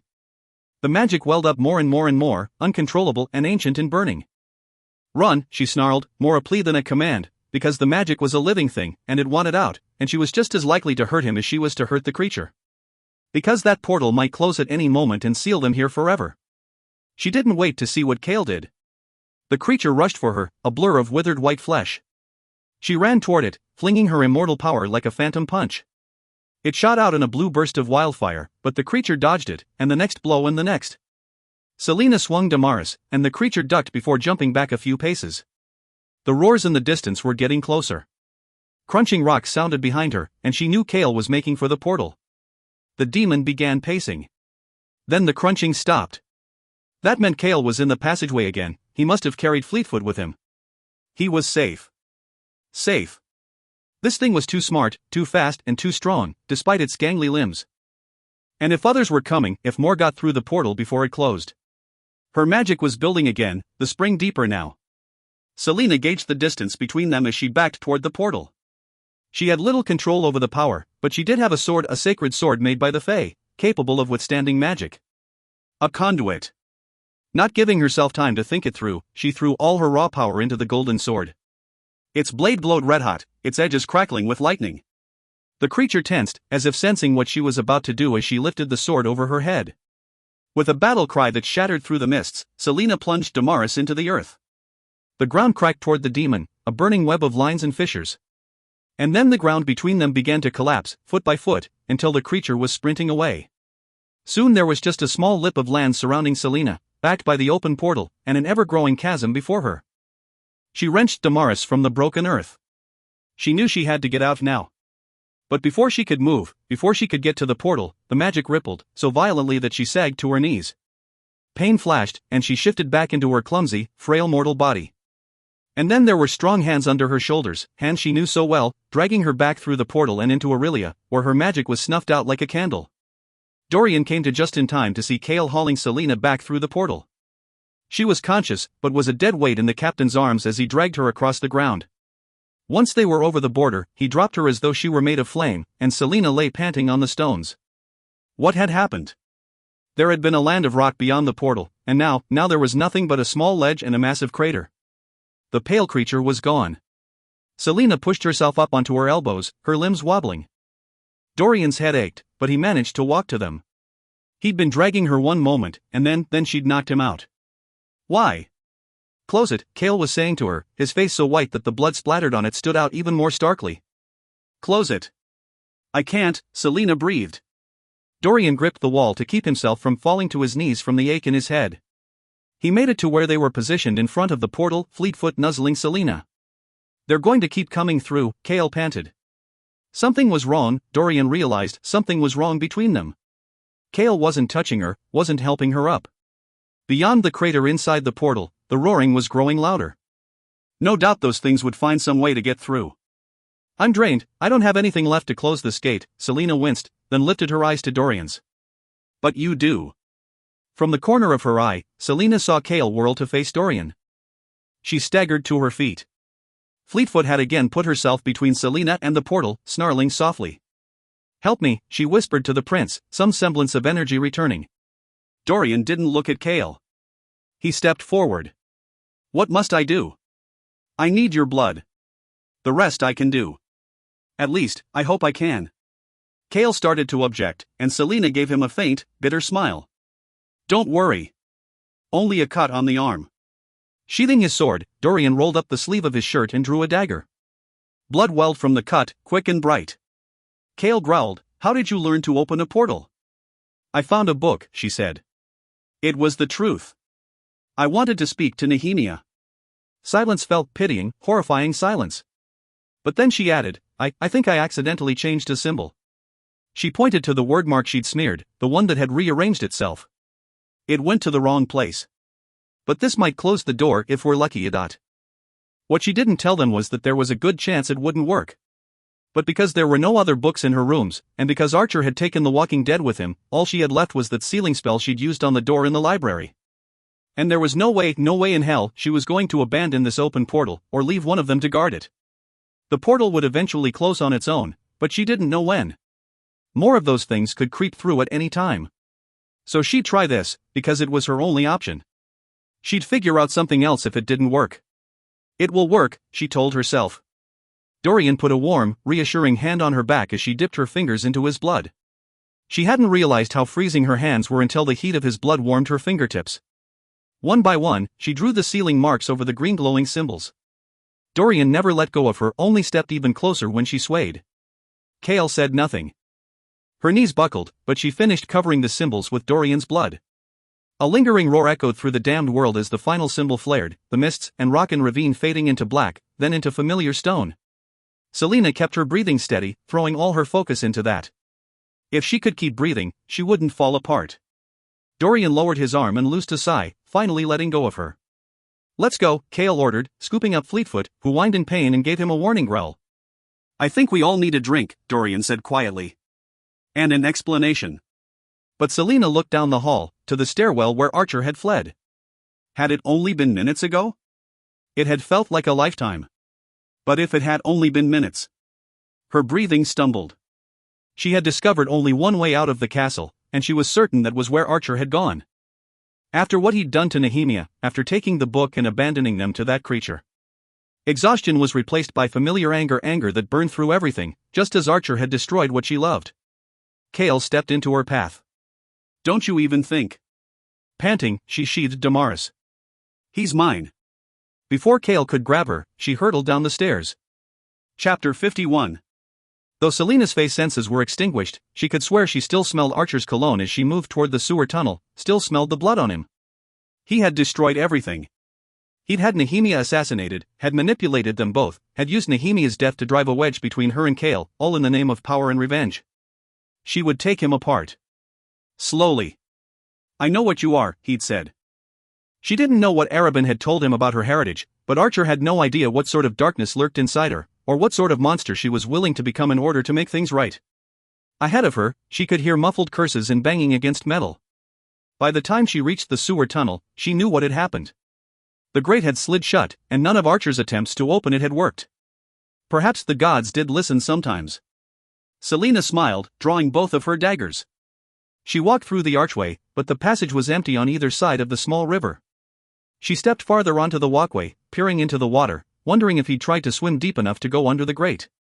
She sensed him a heartbeat before he attacked from behind. She met his sword with both her daggers raised over her head, darting back to give herself enough time to assess. Archer had trained with the assassins, and from the way he wielded his blade, coming after her again and again, she knew he'd kept up those lessons. She was exhausted. Archer was at full strength, and his blows made her arms quake. He swiped for her throat, but she ducked, slicing for his side. Swift as lightning, he leapt to avoid her gutting him. I killed her for our sake, Archer panted as she scanned for any weakness, any opening. She would have ruined us. And now that you can open portals without the keys, think of what we could do. Think, Selena. Her death was a worthy sacrifice to keep her from destroying the cause. We must rise up against the king. She lunged, feinting left, but he caught the attack. She growled, I would rather live in his shadow than in a world where men like you rule. And when I'm done with you, I'm going to find all your friends and return the favor. They don't know anything. They don't know what I know, he said, dancing past all her attacks with maddening ease. Nehemia was hiding something else about you. She didn't want you involved, and I thought it was just because she didn't want to share you with us. But now I wonder why, exactly. What more did she know? Selina laughed softly. You're a fool if you think I'll help you. Oh, once my men start working on you, you'll soon change your mind. Rourke Farron was a client of mine, before he was killed, that is. You remember Farron, don't you? He had a special love for pain. He told me that torturing Sam Cortland was the most fun he ever had. She could hardly see through the bloodlust that seized her in that moment, hardly remember her own name. Archer feinted toward the river to get her to return to the wall where she would impale herself on his blade. But Selina knew that move, knew it because she herself had taught it to him all those years ago. So as he struck, she ducked past his guard and rammed the pommel of her dagger up into his jaw. He dropped like a stone, sword clattering, and she was upon him before he'd finished falling, her dagger at his throat. Please, he whispered hoarsely.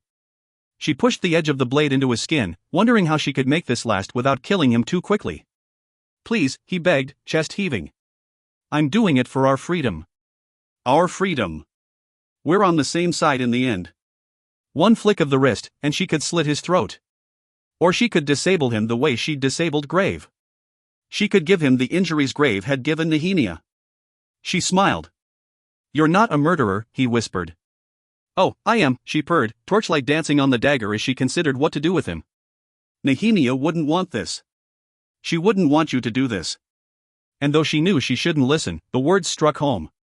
Don't let that light go out. The darkness that thrived in her soul had no light left.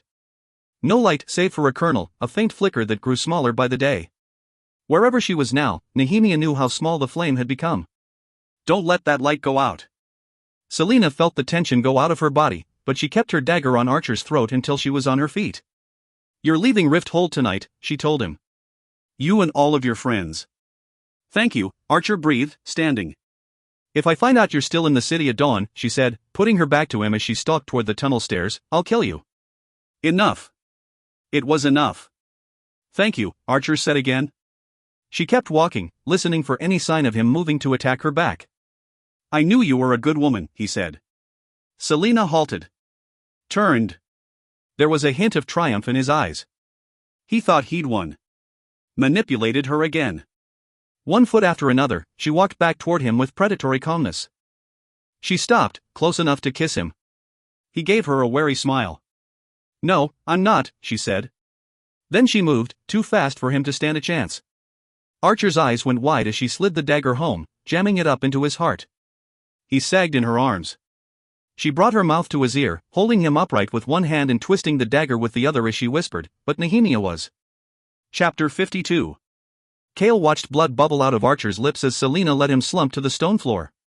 She stared down at the body, her final words to him hovering in the air, running claws over Cale's already chilled skin. She closed her eyes, tilting her head back as she took a long breath as if she were embracing the death before her, and the stain it left as payment for her vengeance.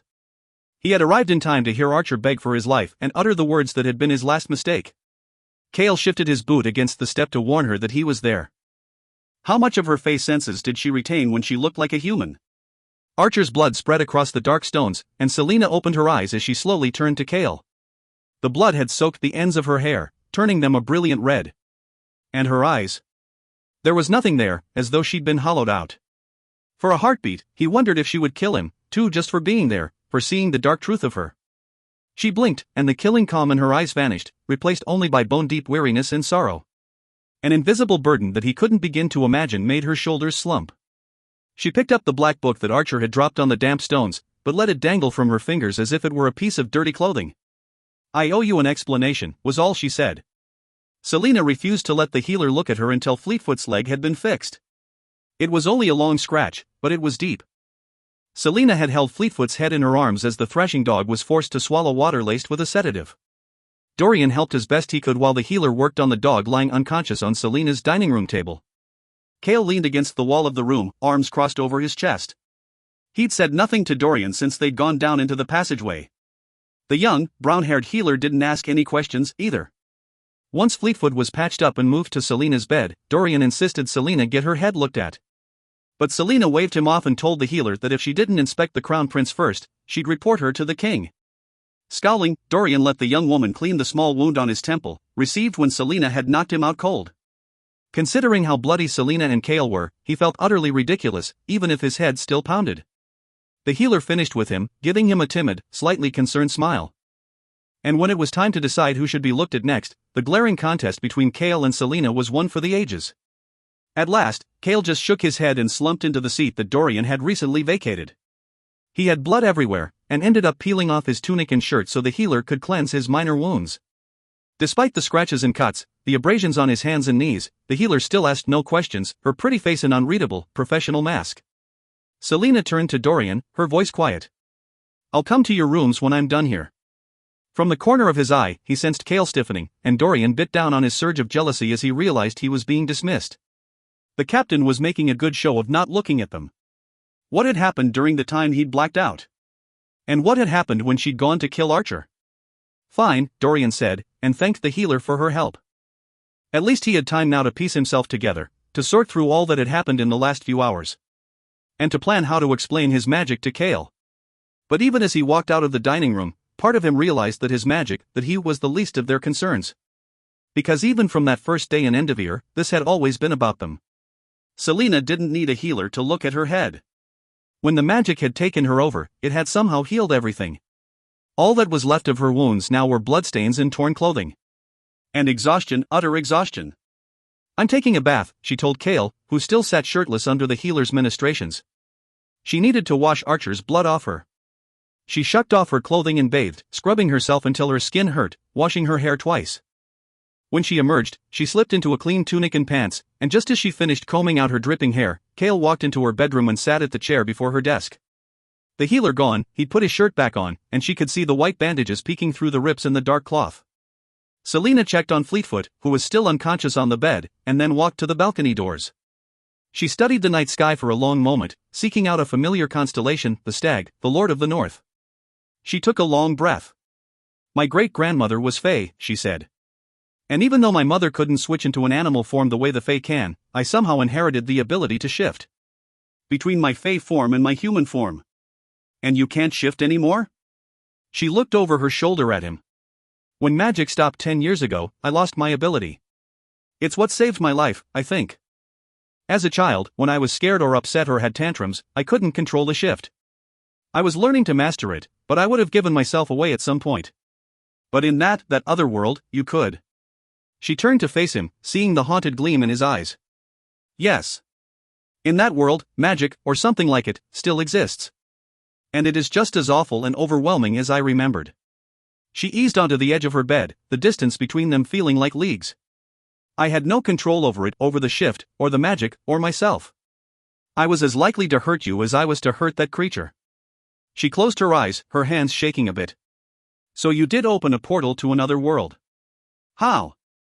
"All those books I'd been reading on the word marks, they had spells to open temporary portals."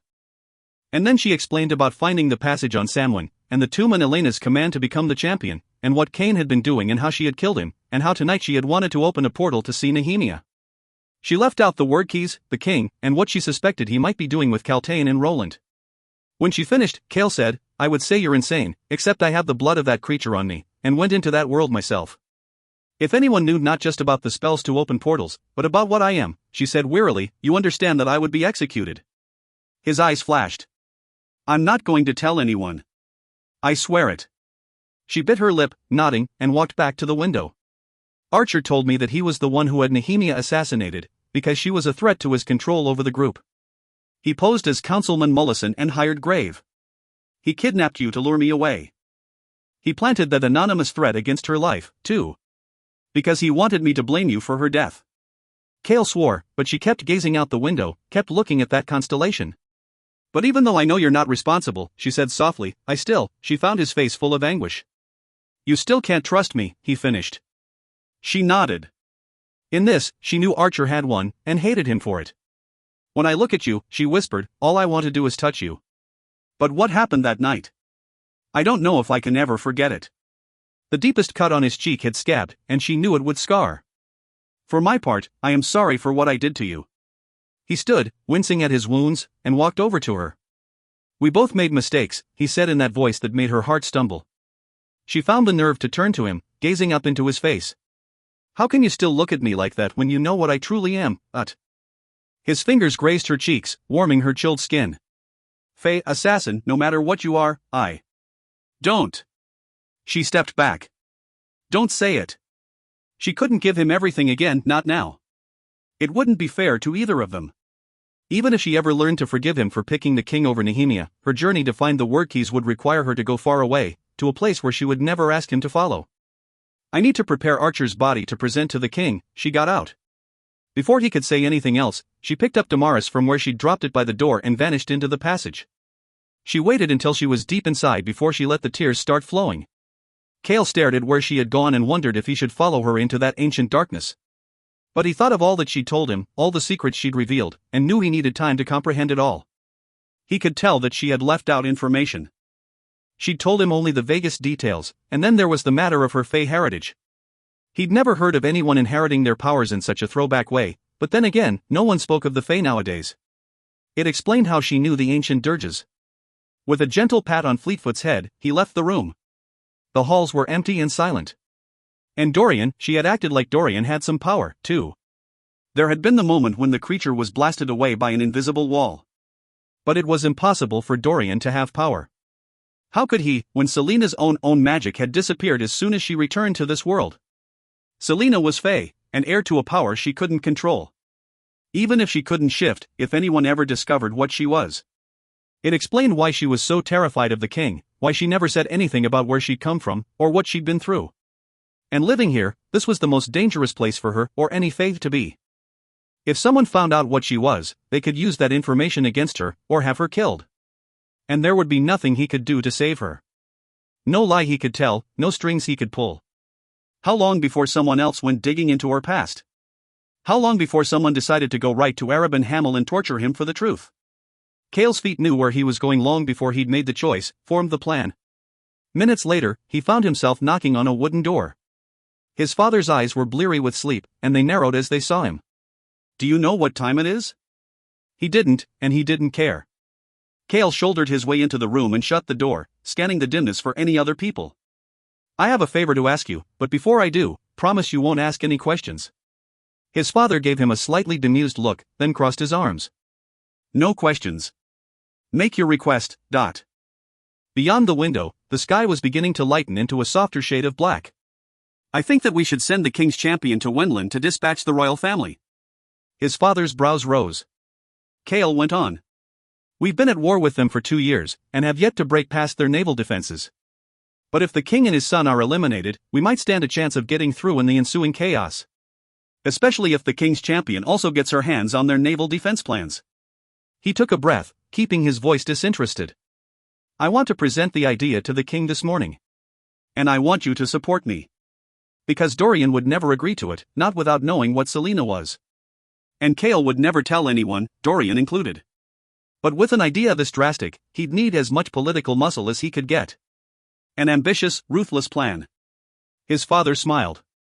"And if I support this idea and convince my allies on the council to support it, too, then what can I expect in return?" From the way his eyes gleamed, his father already knew the answer. "Then I will go back to Aniel with you," Cale said. "I will leave my position as captain and return home." It wasn't his home, not anymore, but if it meant getting Selena out of the country. Wenlin was the last stronghold of the Fae, and the one place in Irelia where she'd be truly safe. Whatever shred of hope he'd had for a future with her was gone. She still felt something for him, she'd admitted, but she would never trust him. She would always hate him for what he'd done. But he could do this for her. Even if he never saw her again, even if she abandoned her duties as king's champion and stayed with the Fae in Wenlin forever, as long as he knew that she was safe, that no one could hurt her. He'd sell his soul again and again for that. His father's eyes gleamed with triumph. Consider it done. Chapter 53. When Selena finished telling Dorian the story she told Cale, albeit a much more limited version, he let out a long sigh and fell back onto his bed. "It sounds like something out of a book," he said, staring at the ceiling. She sat down on the other side of the bed. "Believe me, I thought I was going mad for a while." "So you actually opened a portal to another world? Using these word marks?" She nodded. "You also knocked the creature aside like it was a leaf caught in a wind." Oh, she hadn't forgotten about that. Not for one moment had she forgotten what it meant for him to have such raw power. That was dumb luck. She watched him, this kind, clever prince of hers. I still can't control it. In the tomb, she said, there is someone who might offer you some advice on how to control it. Who might have some information about the kind of power you've inherited. Right then, though, she didn't exactly know how to explain more to him, so she just said, someday soon, you and I could go down there and meet him. Is he? You'll see when we get there. If he deigns to speak to you. It might take a while for him to decide he likes you. After a moment, Dorian reached over and took her hand, bringing it to his lips for a swift kiss. Nothing romantic, a gesture of thanks. Even though things are different between us now, I meant what I said after the duel with Cain. I will always be grateful that you came into my life. Her throat tightened, and she squeezed his hand. Nehemia had dreamed of a court that could change the world, a court where loyalty and honor were more valued than blind obedience and power. The day Nehemia had died, Selena had thought the dream of that court forever vanished. But looking at Dorian as he smiled at her, this prince who was smart and thoughtful and kind, who inspired good men like Kale to serve him. Selena wondered if Nehemia's impossible, desperate dream of that court might yet come to pass. The real question now was whether his father knew what a threat his son posed. The king of Adarlan had to give the captain credit. The plan was ruthless and bold, and would send a message not just to Wenlin, but to all their enemies. With the embargo between their countries, Wenlin refused to let Adarlanian men into their borders. But women and children seeking refuge could still enter. It made sending anyone else impossible, but his champion. The king looked down his council table, where the captain was waiting for his decision. Westfall's father and 4 others had immediately supported the idea. Another bit of unexpected cunning from the captain. He'd brought allies to this meeting. Dorian, however, was watching the captain with barely concealed surprise. Clearly, Westfall hadn't thought Dorian would support his decision. If only Westfall had been his heir instead, his warrior's mind was sharp, and he didn't balk from doing what needed to be done. The prince had yet to learn that kind of ruthlessness. Getting the assassin away from his son would be an unexpected benefit. He trusted the girl to do his dirty work, but he didn't want her around Dorian. She'd brought Archer Finn's head to him this morning, not a day later than she'd promised him, and explained what she'd discovered, that Archer had been responsible for Nehemia's assassination due to their mutual involvement in that traitorous society. He wasn't surprised that Nehemia was involved. But what would the assassin have to say about this journey? Summon my champion, he said. In the ensuing silence, the council members murmured to each other, and his son tried to catch Westfall's eye. But the captain avoided looking at the prince. The king smiled slightly, twisting the black ring on his finger. A pity Parrington wasn't here to see this. He was off dealing with the slave uprising in Caliculla, news of which had been kept so secret that even the messengers had forfeited their lives. The Duke would have been greatly amused by today's turn of events. But he wished Parrington here for more important reasons, too, to help him find out who had opened a portal last night. He'd sensed it in his sleep, a sudden shift in the world. It was open for only a few minutes before someone closed it again. Cain was gone. Who else in this castle possessed that kind of knowledge, or that power in the blood? Was it the same person who had killed Baba Yellowlegs? He put a hand on Not Hung, his sword. There had been no body, but he didn't think for one moment that Yellowlegs had just disappeared. The morning after she'd vanished, he'd gone to the carnival himself to look at the ruined wagon. He'd seen the flecks of dark blood staining the wooden floor. Yellowlegs had been a queen among her people, one of the 3 brutal factions that had destroyed the Crochan family 500 years ago. They'd relished erasing much of the wisdom of the Crochan women who had ruled justly for 1,000 years. He'd invited the carnival here to meet with her, to purchase a few of her mirrors, and learn what remained of the Iron Teeth alliance that had once been strong enough to rip apart the Witch Kingdom. But before she had yielded any decent information, she had died. And it frustrated him not to know why. Her blood had been spilled at his castle, others might come to demand answers and retribution. If they came, he would be ready. Because in the shadows of the Firian Gap, he'd been breeding new mounts for his gathering armies. And his wyverns still needed riders. The doors to the council room opened. The assassin walked in, shoulders thrown back in that insufferable way of hers. She coolly took in the details of the room before stopping a few feet away from the table and bowing low. Your Majesty summoned me? She kept her eyes averted, as she usually did. Except for that delightful day when she'd come in and practically flayed Mullison alive. Part of him wished he didn't now have to free the sniveling councilman from the dungeons. Your companion, Captain Westfall, has come up with a rather unusual idea, the king said, and waved a hand at Kale. Why don't you explain, Captain? The captain twisted in his chair, then rose to his feet to face her. I have suggested that we send you to Wenlin to dispatch the king and his heir. While you are there, you will also seize their naval and military defense plans so that once the country is in chaos, we will be able to navigate their impenetrable barrier reefs and take the country for ourselves." The assassin looked at him for a long moment, and the king noticed that his son had gone very, very still. Then she smiled, a cruel, twisted thing. It would be an honor to serve the crown in such a way. He had never learned anything about the mark that had glowed on her head during the duel. The word mark was impossible to decipher. It either meant nameless or unnamed, or something akin to anonymous. But God's blessed or not, from the wicked grin on her face, the king knew she'd enjoy this task. Perhaps we'll have some fun with it, the king mused. Wenlin is having their solstice ball in a few months. What a message it would send if the king and his son were to meet their end right under the noses of their own court, on their day of triumph. Though the captain shifted on his feet at the sudden change of plans, the assassin smiled at him again, dark glee written all over her. What hellhole had she come from, to find delight in such things? A brilliant idea, Your Majesty. It's done, then, the king said, and they all looked at him. You'll leave tomorrow, Dot. But, his son interrupted, surely she needs some time to study Wenlin, to learn its ways and. It's a 2-week journey by sea, he said. And then she'll need time to infiltrate the castle in time for the ball. She can take whatever materials she needs and study them on board. Her brows had lifted slightly, but she just bowed her head. The captain was still standing, stiffer than usual. And his son was glaring at him and at the captain, so angry that he wondered whether he'd snap. But the king wasn't particularly interested in their petty dramas, not when this brilliant plan had arisen.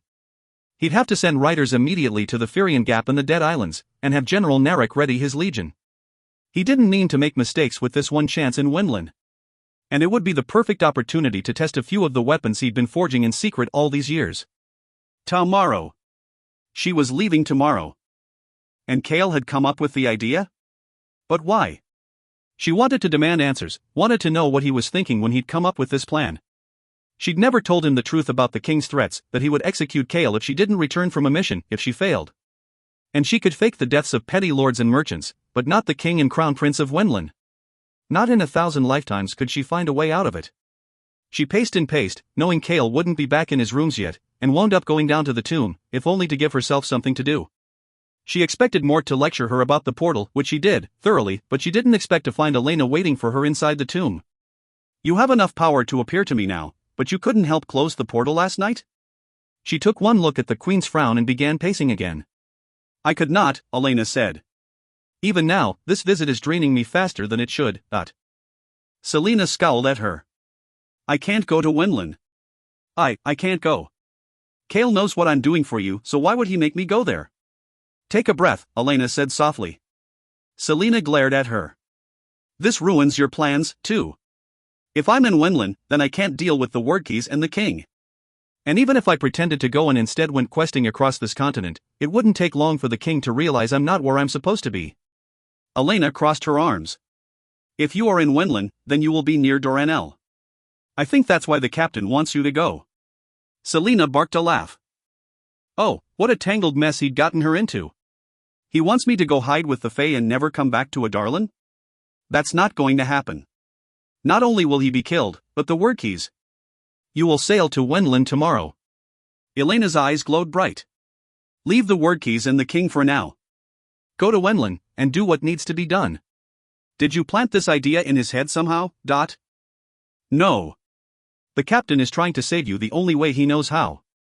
Selena shook her head, looking at the sunlight pouring into the tomb from the shaft above. Will you ever stop giving me commands? Elena let out a soft laugh. When you stop running from your past, I will. Selena rolled her eyes, then let her shoulders droop. A shard of memory sliced through her. When I spoke to Nehemia, she mentioned that she knew her own fate. That she had embraced it. That it would set things in motion. Do you think she somehow manipulated Archer into, but she couldn't finish saying it, couldn't let herself voice what the horrible truth might be, that Nehemia had engineered her own death, knowing that she might change the world, change Selena more through dying than living? A cold, slender hand grasped hers. Cast that thought into the far reaches of your mind. Knowing the truth, whatever it may be, will not change what you must do tomorrow, where you must go, And even though Selena knew the truth in that moment, knew it just from Elena's refusal to answer at all, she did as the queen commanded. There would be other moments, other times to take out that truth to examine every dark and unforgiving facet. But right now. Selena studied the light pouring into the tomb. Such a little light, holding the darkness at bay. Wenlin, then. Elena smiled grimly and squeezed her hand. Wenlin, then. Chapter 54. When the council meeting was over, Kale did his best not to look at his father, who had been watching him so carefully while he'd announced his plans to the king, or at Dorian, whose sense of betrayal rippled off of him as the meeting went on. He tried to hurry back to the barracks, but he wasn't all that surprised when a hand clapped on his shoulder and turned him around. Wenlin? Dorian snarled. Kale kept his face blank. If she's capable of opening a portal like she did last night, then I think she needs to get out of the castle for a while. For all of our sakes. Dorian couldn't know the truth. She'll never forgive you for having her shipped off like that, to take down a whole country. And in such a public way, making a spectacle out of it. Are you mad? I don't need her forgiveness. And I don't want to worry about her letting in a horde of otherworldly creatures just because she's missing her friend. He hated each lie that came out of his mouth, but Dorian drank them up, his eyes seeming to glow with rage. This was the other sacrifice he'd have to make, because if Dorian didn't hate him, if he didn't want Kale gone, then leaving Ferraniel would be that much more difficult. If anything happens to her in Wenlin, Dorian growled, refusing to back down, I'll make you regret the day you were born. If anything happened to her, Kale was fairly certain he'd forever regret that day, too. But he just said, one of us has to start leading, Dorian, and stalked off. Dorian didn't follow him. Dawn was just breaking as Selena arrived at Nehemia's grave. The last of the winter snows had melted, leaving the world barren and brown, waiting for spring. In a few hours, she'd set sail across the ocean. Selena dropped to her knees on the damp ground and bowed her head before the grave. Then she said the words she'd wanted to say to Nehemia last night. The words that she should have said from the beginning.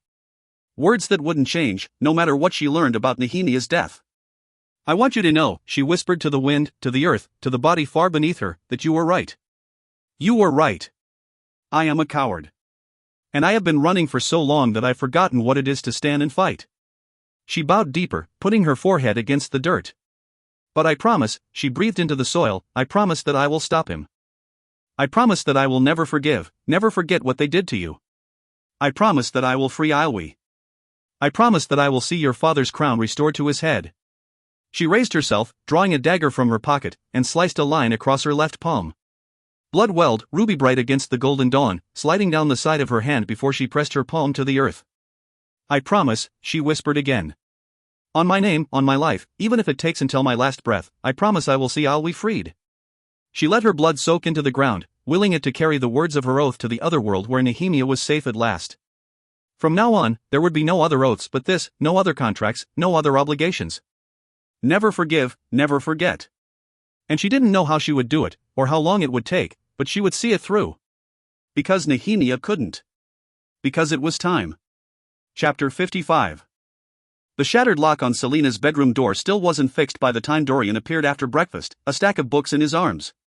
She stood before her bed, stuffing clothing into a large leather satchel. Fleetfoot was the first to acknowledge him, though he had no doubt Selena heard him coming from the hallway. The dog limped to him, tail wagging, and Dorian set the books on the desk before kneeling on the plush rug. He ran his hands over Fleetfoot's head, letting her lick him a few times. The healer said her leg is going to be fine, Selena said, still focused on her satchel. Her left hand was bandaged, a wound he hadn't noticed last night. She just left a few minutes ago. Good, Dorian said, rising to his feet. She was wearing a heavy tunic and pants and a thick cloak. Her brown boots were sturdy and sensible, far more subdued than her usual attire. Traveling clothes. Were you going to leave without saying goodbye? I thought it would be easier this way, she said. In 2 hours, she would sail to Wenlin, that land of myths and monsters, a kingdom of dreams and nightmares made flesh. Dorian approached her. This plan is madness. You don't have to go. We can convince my father to do something else. If they catch you in Wenlin. They won't catch me. There will be no help for you, Dorian said, putting a hand on the satchel. If you are captured, if you are hurt, you are beyond our reach. You will be entirely on your own. I'll be fine. But I won't be. Every day that you're there, I will wonder what has become of you. I won't forget you. Not for 1 hour. Her throat bobbed, the only sign of emotion she allowed to show, and she looked toward her dog, watching them from the rug. Will you? He watched her swallow again before meeting his gaze. The gold in her eyes glowed in the morning sun. Will you look after her while I'm gone? He took her hand, squeezing. As if she's one of my own. I'll even let her sleep in the bed." She gave him a small smile, and he had a feeling that any greater sign of emotion would shatter her self-control. He waved a hand to the books he'd brought. "I hope you don't mind, but I need a place to store these, and your rooms might be safer than mine." She glanced at the desk but, to his relief, didn't go to it. The books he'd brought would only lead to more questions. Genealogies, royal chronicles, anything on how and why he might have magic. "Of course," was all she said. "I think the Walking Dead is still floating around in here, anyway. Maybe it'll be glad to have company." He might have smiled had it not been eerily true. "I'll leave you to your packing. I have a council meeting at the same time your ship departs," he said, fighting the ache in his chest. It was a lie, and a bad one. But he didn't want to be at the docks, not when he knew someone else would be there to see her off. "So? I suppose this is goodbye." He didn't know whether he was allowed to embrace her anymore, so he stuffed his hands into his pockets and gave her a smile. "Take care of yourself." A faint nod. They were friends now, and he knew that the physical boundaries between them had been altered, but he turned away rather than let her see the disappointment he knew was all too clear on his face. He took all of 2 steps toward the door before she spoke, the words soft and strained. "Thank you for all that you have done for me, Dorian. Thank you for being my friend. For not being like the others." He paused, turning to face her. She kept her chin high, but her eyes were gleaming. "I'll come back," she said quietly. "I'll come back for you." And he knew that there was more that she wasn't saying, some bigger meaning behind those words. But Dorian still believed her. The docks were crowded with sailors and slaves and workers loading and unloading cargo. The day was warm and breezy, the first hint of spring in the air, and the sky was cloudless. A good day for sailing. Selina stood before the ship that would carry her through the first leg of the journey. It would sail to a prearranged location where a ship from Wenlin would meet it to take aboard refugees fleeing the shadow of Adarlan's empire. Most of the women traveling on her ship were already below decks.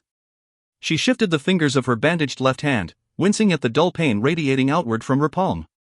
She had hardly slept that night, holding Fleetfoot close to her instead. Saying goodbye an hour ago had been like ripping out a piece of her heart, but the dog's leg was still too injured for her to risk the journey to Wenlin. She hadn't wanted to see Cale, hadn't bothered saying goodbye, because she had so many questions for him that it was easier not to ask at all. Hadn't he known what an impossible trap he was setting for her now? The ship captain bellowed a 5-minute departure warning. The sailors started scrambling, doubling their efforts to prepare to leave the harbor and set out down the Avery, and then into the great ocean itself. To Wenlin. She swallowed hard. Do what needs to be done, Elena had told her. Did that mean actually killing the royal family of Wenlin, or something else? A salty breeze ruffled her hair, and she stepped forward. But someone emerged from the shadows of the buildings lining the docks. "Wait," Cale said. Selina froze as he walked to her, and didn't move even when she found herself looking up into his face. "Do you understand why I did this?" he asked softly. She nodded, but said, "I have to return here." "No," he said, his eyes flashing. "You. Listen." She had 5 minutes. She couldn't explain it to him now, couldn't explain that the king would kill him if she didn't return. That knowledge could be fatal to him. And even if he ran away, the king had threatened Nehemia's family, too. But she knew that Cale was trying to protect her. And she couldn't leave him wholly ignorant. Because if she did die in Wenlin, if something happened to her. Listen carefully to what I am about to tell you. His brows rose. But she didn't give herself a moment to reconsider, to second-guess her decision. As succinctly as she could, she told him about the word keys. She told him about the word gates, and about Baba Yellowlegs. She told him about the papers she'd stashed down in the tomb, the riddle with the locations of the 3 word keys. And then she told him that she knew the king had at least one. And that there was a dead creature sealed beneath the library. And that he should never open the door to the catacombs, never. And that Roland and Caltaine might be part of some bigger, deadlier plan. And when that horrible truth had been revealed, she unfastened the eye of Elena from her neck and folded it into his palm. "Never take it off. It will protect you from harm." He was shaking his head, his face deathly pale. "Selina, I can't. I don't care if you go looking for the keys, but someone has to know about them. Someone other than me. All the proof is in the tomb." Cale grabbed her hand with his free one. "Selina. Listen," she repeated. "If you hadn't convinced the king to send me away, we could have figured them out together. But now." 2 minutes, the sea captain shouted. Cale was just staring at her, such grief and fear in his eyes that speech failed her. And then she did the most reckless thing she'd ever done in her life. She stood on her toes and whispered the words into his ear. The words that would make him understand why it was so important to her, and what it meant when she said she would return. And he would hate her forever for it, once he understood. "What does that mean?" he demanded. She smiled sadly. "You'll figure it out." "And when you do," she shook her head, knowing she shouldn't say it, but doing it anyway. "When you do, I want you to remember that it wouldn't have made any difference to me. It's never made any difference to me when it came to you. I'd still pick you. I'll always pick you. Please, please, just tell me what that means." But there was no time, so she shook her head and stepped back. Cale took one step toward her, though. One step, then he said, "I love you." She strangled the sob that built in her throat. "I'm sorry," she said, hoping he would remember those words later, when he knew everything. Her legs found the strength to move. She took a breath. And with a final look at Cale, she strode up the gangplank. Taking no notice of those on board, she set down her sack and took up a place by the railing. She looked down at the dock to find Cale still standing by the walkway as it was lifted. The ship's captain called for them to cast off. Sailors scurried, ropes were untied, tossed, and tied again, and the ship lurched. Her hands clasped the railing so hard they hurt. The ship began moving. And Cale, the man she hated and loved so much that she could hardly think around him, just stood there, watching her go. The current grabbed the ship, and the city began to diminish. The ocean breeze soon caressed her neck, but she never stopped staring at Cale. She stared toward him until the glass castle was a sparkling speck in the distance. She stared toward him until there was only gleaming ocean around her. She stared toward him until the sun dropped beyond the horizon and a smattering of stars hung overhead. It was only when her eyelids drooped and she swayed on her feet that Selina stopped staring toward Cale. The smell of salt filled her nostrils, so different from the salt of Enderveer, and a spirited wind whipped through her hair. With a hiss through her teeth, Selina Sardothian turned her back on Adarlan and sailed toward Wendlan. Chapter 56. Cale didn't understand what she told him, the words she'd whispered in his ear. It was a date. Not even a year attached to it. A month and a date that had passed weeks and weeks ago. It was the day that Selina had left the city. The day she had snapped at Enderveer a year before. The day her parents had died.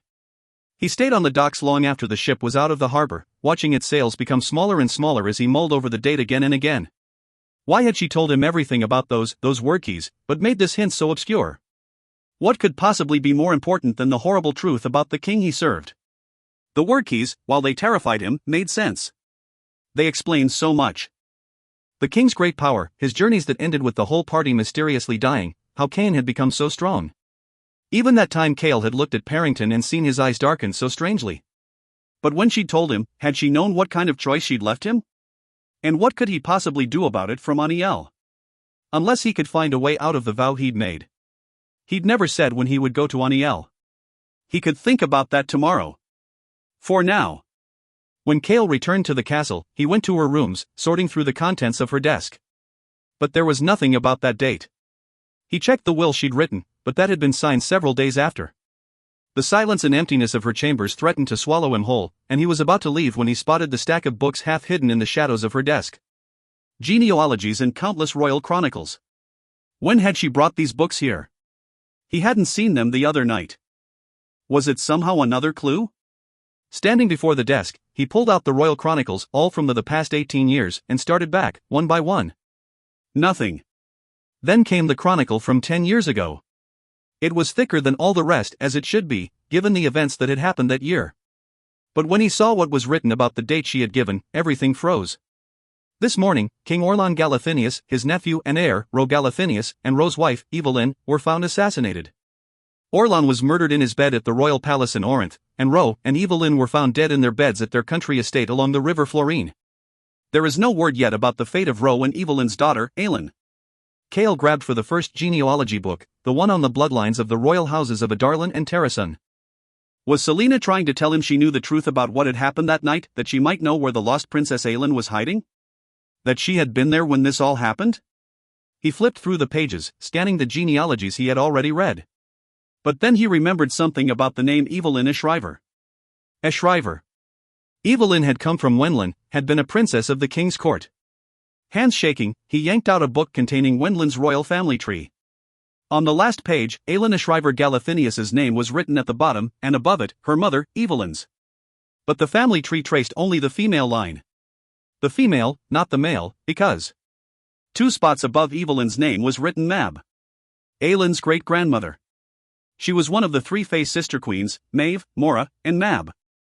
Mab, the youngest, the fairest, who, when she died, had been made into a goddess, known to them now as Diana, Lady of the Hunt. The memory hit him like a brick to the face. That Yulmas morning, when Selena had looked so uncomfortable to be receiving the golden arrow of Diana, the arrow of Mab. And Kale counted down the family tree, one after one, until my great-grandmother was Fae. Kale had to brace a hand against the desk. No, it couldn't be. He turned back to the Chronicles still lying open, and turned to the next day. Aelin Galathinius, heir to the throne of Terrasen, died today, or sometime in the night. Before help could reach her deceased parents' estate, the assassin who had missed her the night before returned. Her body has still not been found, though some believe it was thrown into the river behind her parents' house. She'd once said that Arabin had found her. Found her half dead and frozen. On a riverbank. He was just jumping to conclusions.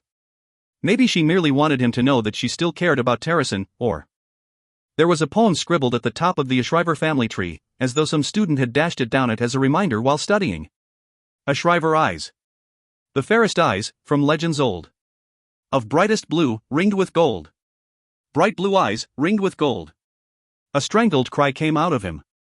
How many times had he looked into those eyes? How many times had he seen her avert her gaze, that one bit of proof she couldn't hide, from the king? Selena Sardothian wasn't in league with Aelin Ashriver Galathinius. Selena Sardothian was Aelin Ashriver Galathinius, heir to the throne and rightful queen of Terrasen. Selena was Aelin Galathinius, the greatest living threat to Adarlan, the one person who could raise an army capable of standing against the king. Now, she was also the one person who knew the secret source of the king's power and who sought a way to destroy it. And he had just sent her into the arms of her strongest potential allies, to the homeland of her mother, the kingdom of her cousin, and the domain of her aunt, Queen Maeve of the Fae. Selena was the lost queen of Terrasen. Kale sank to his knees. Acknowledgements. More than anyone, this novel belongs to Susan Dennard. For being the kind of friend that usually exists only in books. For being a friend worth waiting for. For being my Anam Cara. Thank you for the, Ms. adventures, for laughing until our stomachs hurt, and for all the joy you've brought into my world. Love you. Endless gratitude to my team, my incredible agent, Tamar Radzinski, my stellar editor, Margaret Miller, and the incomparable Michelle Nagler. I'm tremendously blessed to have you in my corner. Thank you for everything you've done for me. To my good friend and critique partner, Alex Bracken, who never fails to offer sage advice and brilliant ideas, and who has talked me off many, many ledges. Thank you for being one of the bright lights on this journey. To Aaron Ders Bowman, for the Friday chats, shenanigans in wilderness, and being a fellow survivor of the brutal 2012 crawfish attack in Lake Glenville, North Carolina. I'm so glad I emailed you. Thanks are also due to Amy Kaufman, Kat Zhang, and Jane Zhao, who have been everything from sounding boards to critique partners to cheerleaders, but always wonderful friends. To the ridiculously clever Biljana Likic, for helping with the riddle all those years ago. To Dan D. Crocs Krokos, for being a true friend and partner in crime. To the legendary Robin Hobb, for taking 2 debut authors to dinner in Decatur, Georgia. Thank you for the wisdom and kindness you showed me and Susan. There are so many people who work so tirelessly to make my books a reality and get them into readers' hands. Thank you from the bottom of my heart to Erica Barmash, Emma Bradshaw, Susanna Curran, Beth Eller, Alona Fryman, Shannon Godwin, Natalie Hamilton, Bridget Hartzler, Katie Hirschberger, Melissa Kavanik, Lynette Kim, Ian Lamb, Cindy Lowe, Donna Mark, Patricia McHugh, Rebecca McNally, Regina Rothflath, Rachel Stark, and Brett Wright. And a huge thank you to the entire worldwide team at Bloomsbury. It's an honor to work with you all. A giant hug for my parents, family, and friends. Thank you for the unwavering support. And to my amazing husband, Josh, there aren't enough words in any language to describe how much I love you. Thank you to Janet Katsawan, who makes the world of Throne of Glass come alive with her stunning jewelry. And thank you to Kelly DeGroot for the map, the enthusiasm, and just for being awesome. To my readers, thank you for making this journey such a fairy tale. Thank you for the letters and art and for coming to my events. Thank you for spreading the word about this series. Thank you for letting Selena into your hearts. You make the long hours and hard work absolutely worth it. And lastly, I'd like to thank my fiction press readers, who have been with me for so many years, and to whom I owe a debt I can never repay. No matter where this road takes me, I'll be forever grateful that it brought you into my life. Thank you, thank you, thank you. Books by Sarah J. Amos. Throne of Glass. Crown of Midnight. Throne of Glass novellas. The Assassin and the Pirate Lord. The Assassin and the Desert. The Assassin and the Underworld. The Assassin and the Empire. Text copyright 2013 by Sarah J. Amos. Map copyright 2012 by Kelly DeGroot. All rights reserved. You may not copy, distribute, transmit, reproduce or otherwise make available this publication, or any part of it, in any form, or by any means, including without limitation electronic, digital, optical, mechanical, photocopying, printing, recording or otherwise, without the prior written permission of the publisher. Any person who does any unauthorized act in relation to this publication may be liable to criminal prosecution and civil claims for damages. First published in the United States of America in August 2013. By Bloomsbury Children's Books. www.bloomsbury.com. This electronic edition published in 2013. For information about permission to reproduce selections from this book, write to Permissions, Bloomsbury Children's Books, 175, 5th Avenue, New York, 10010. Library of Congress Cataloging in Publication Data. Moss, Sarah J. Crown of Midnight / by Sarah J. Moss. Pages cm. Sequel to Throne of Glass. Summary: as the royal assassin to an evil king, 18-year-old Selena Sardothian must decide what she will fight for: survival, love, or the future of a kingdom. 1. Fantasy. 2. Assassins, fiction. 3. Kings, queens, rulers, etc. fiction. 4. Courts and courtiers, fiction. 5. Love, fiction. Title. PC7.M111575 CR 2013, FIZ, DC 23201-300-9063. ISBN 978-1-6196-3063-5. To find out more about our authors and their books, please visit www.bloomsbury.com, where you will find extracts, author interviews and details of forthcoming events, and to be the first to hear about latest releases and special offers, sign up for our newsletters here.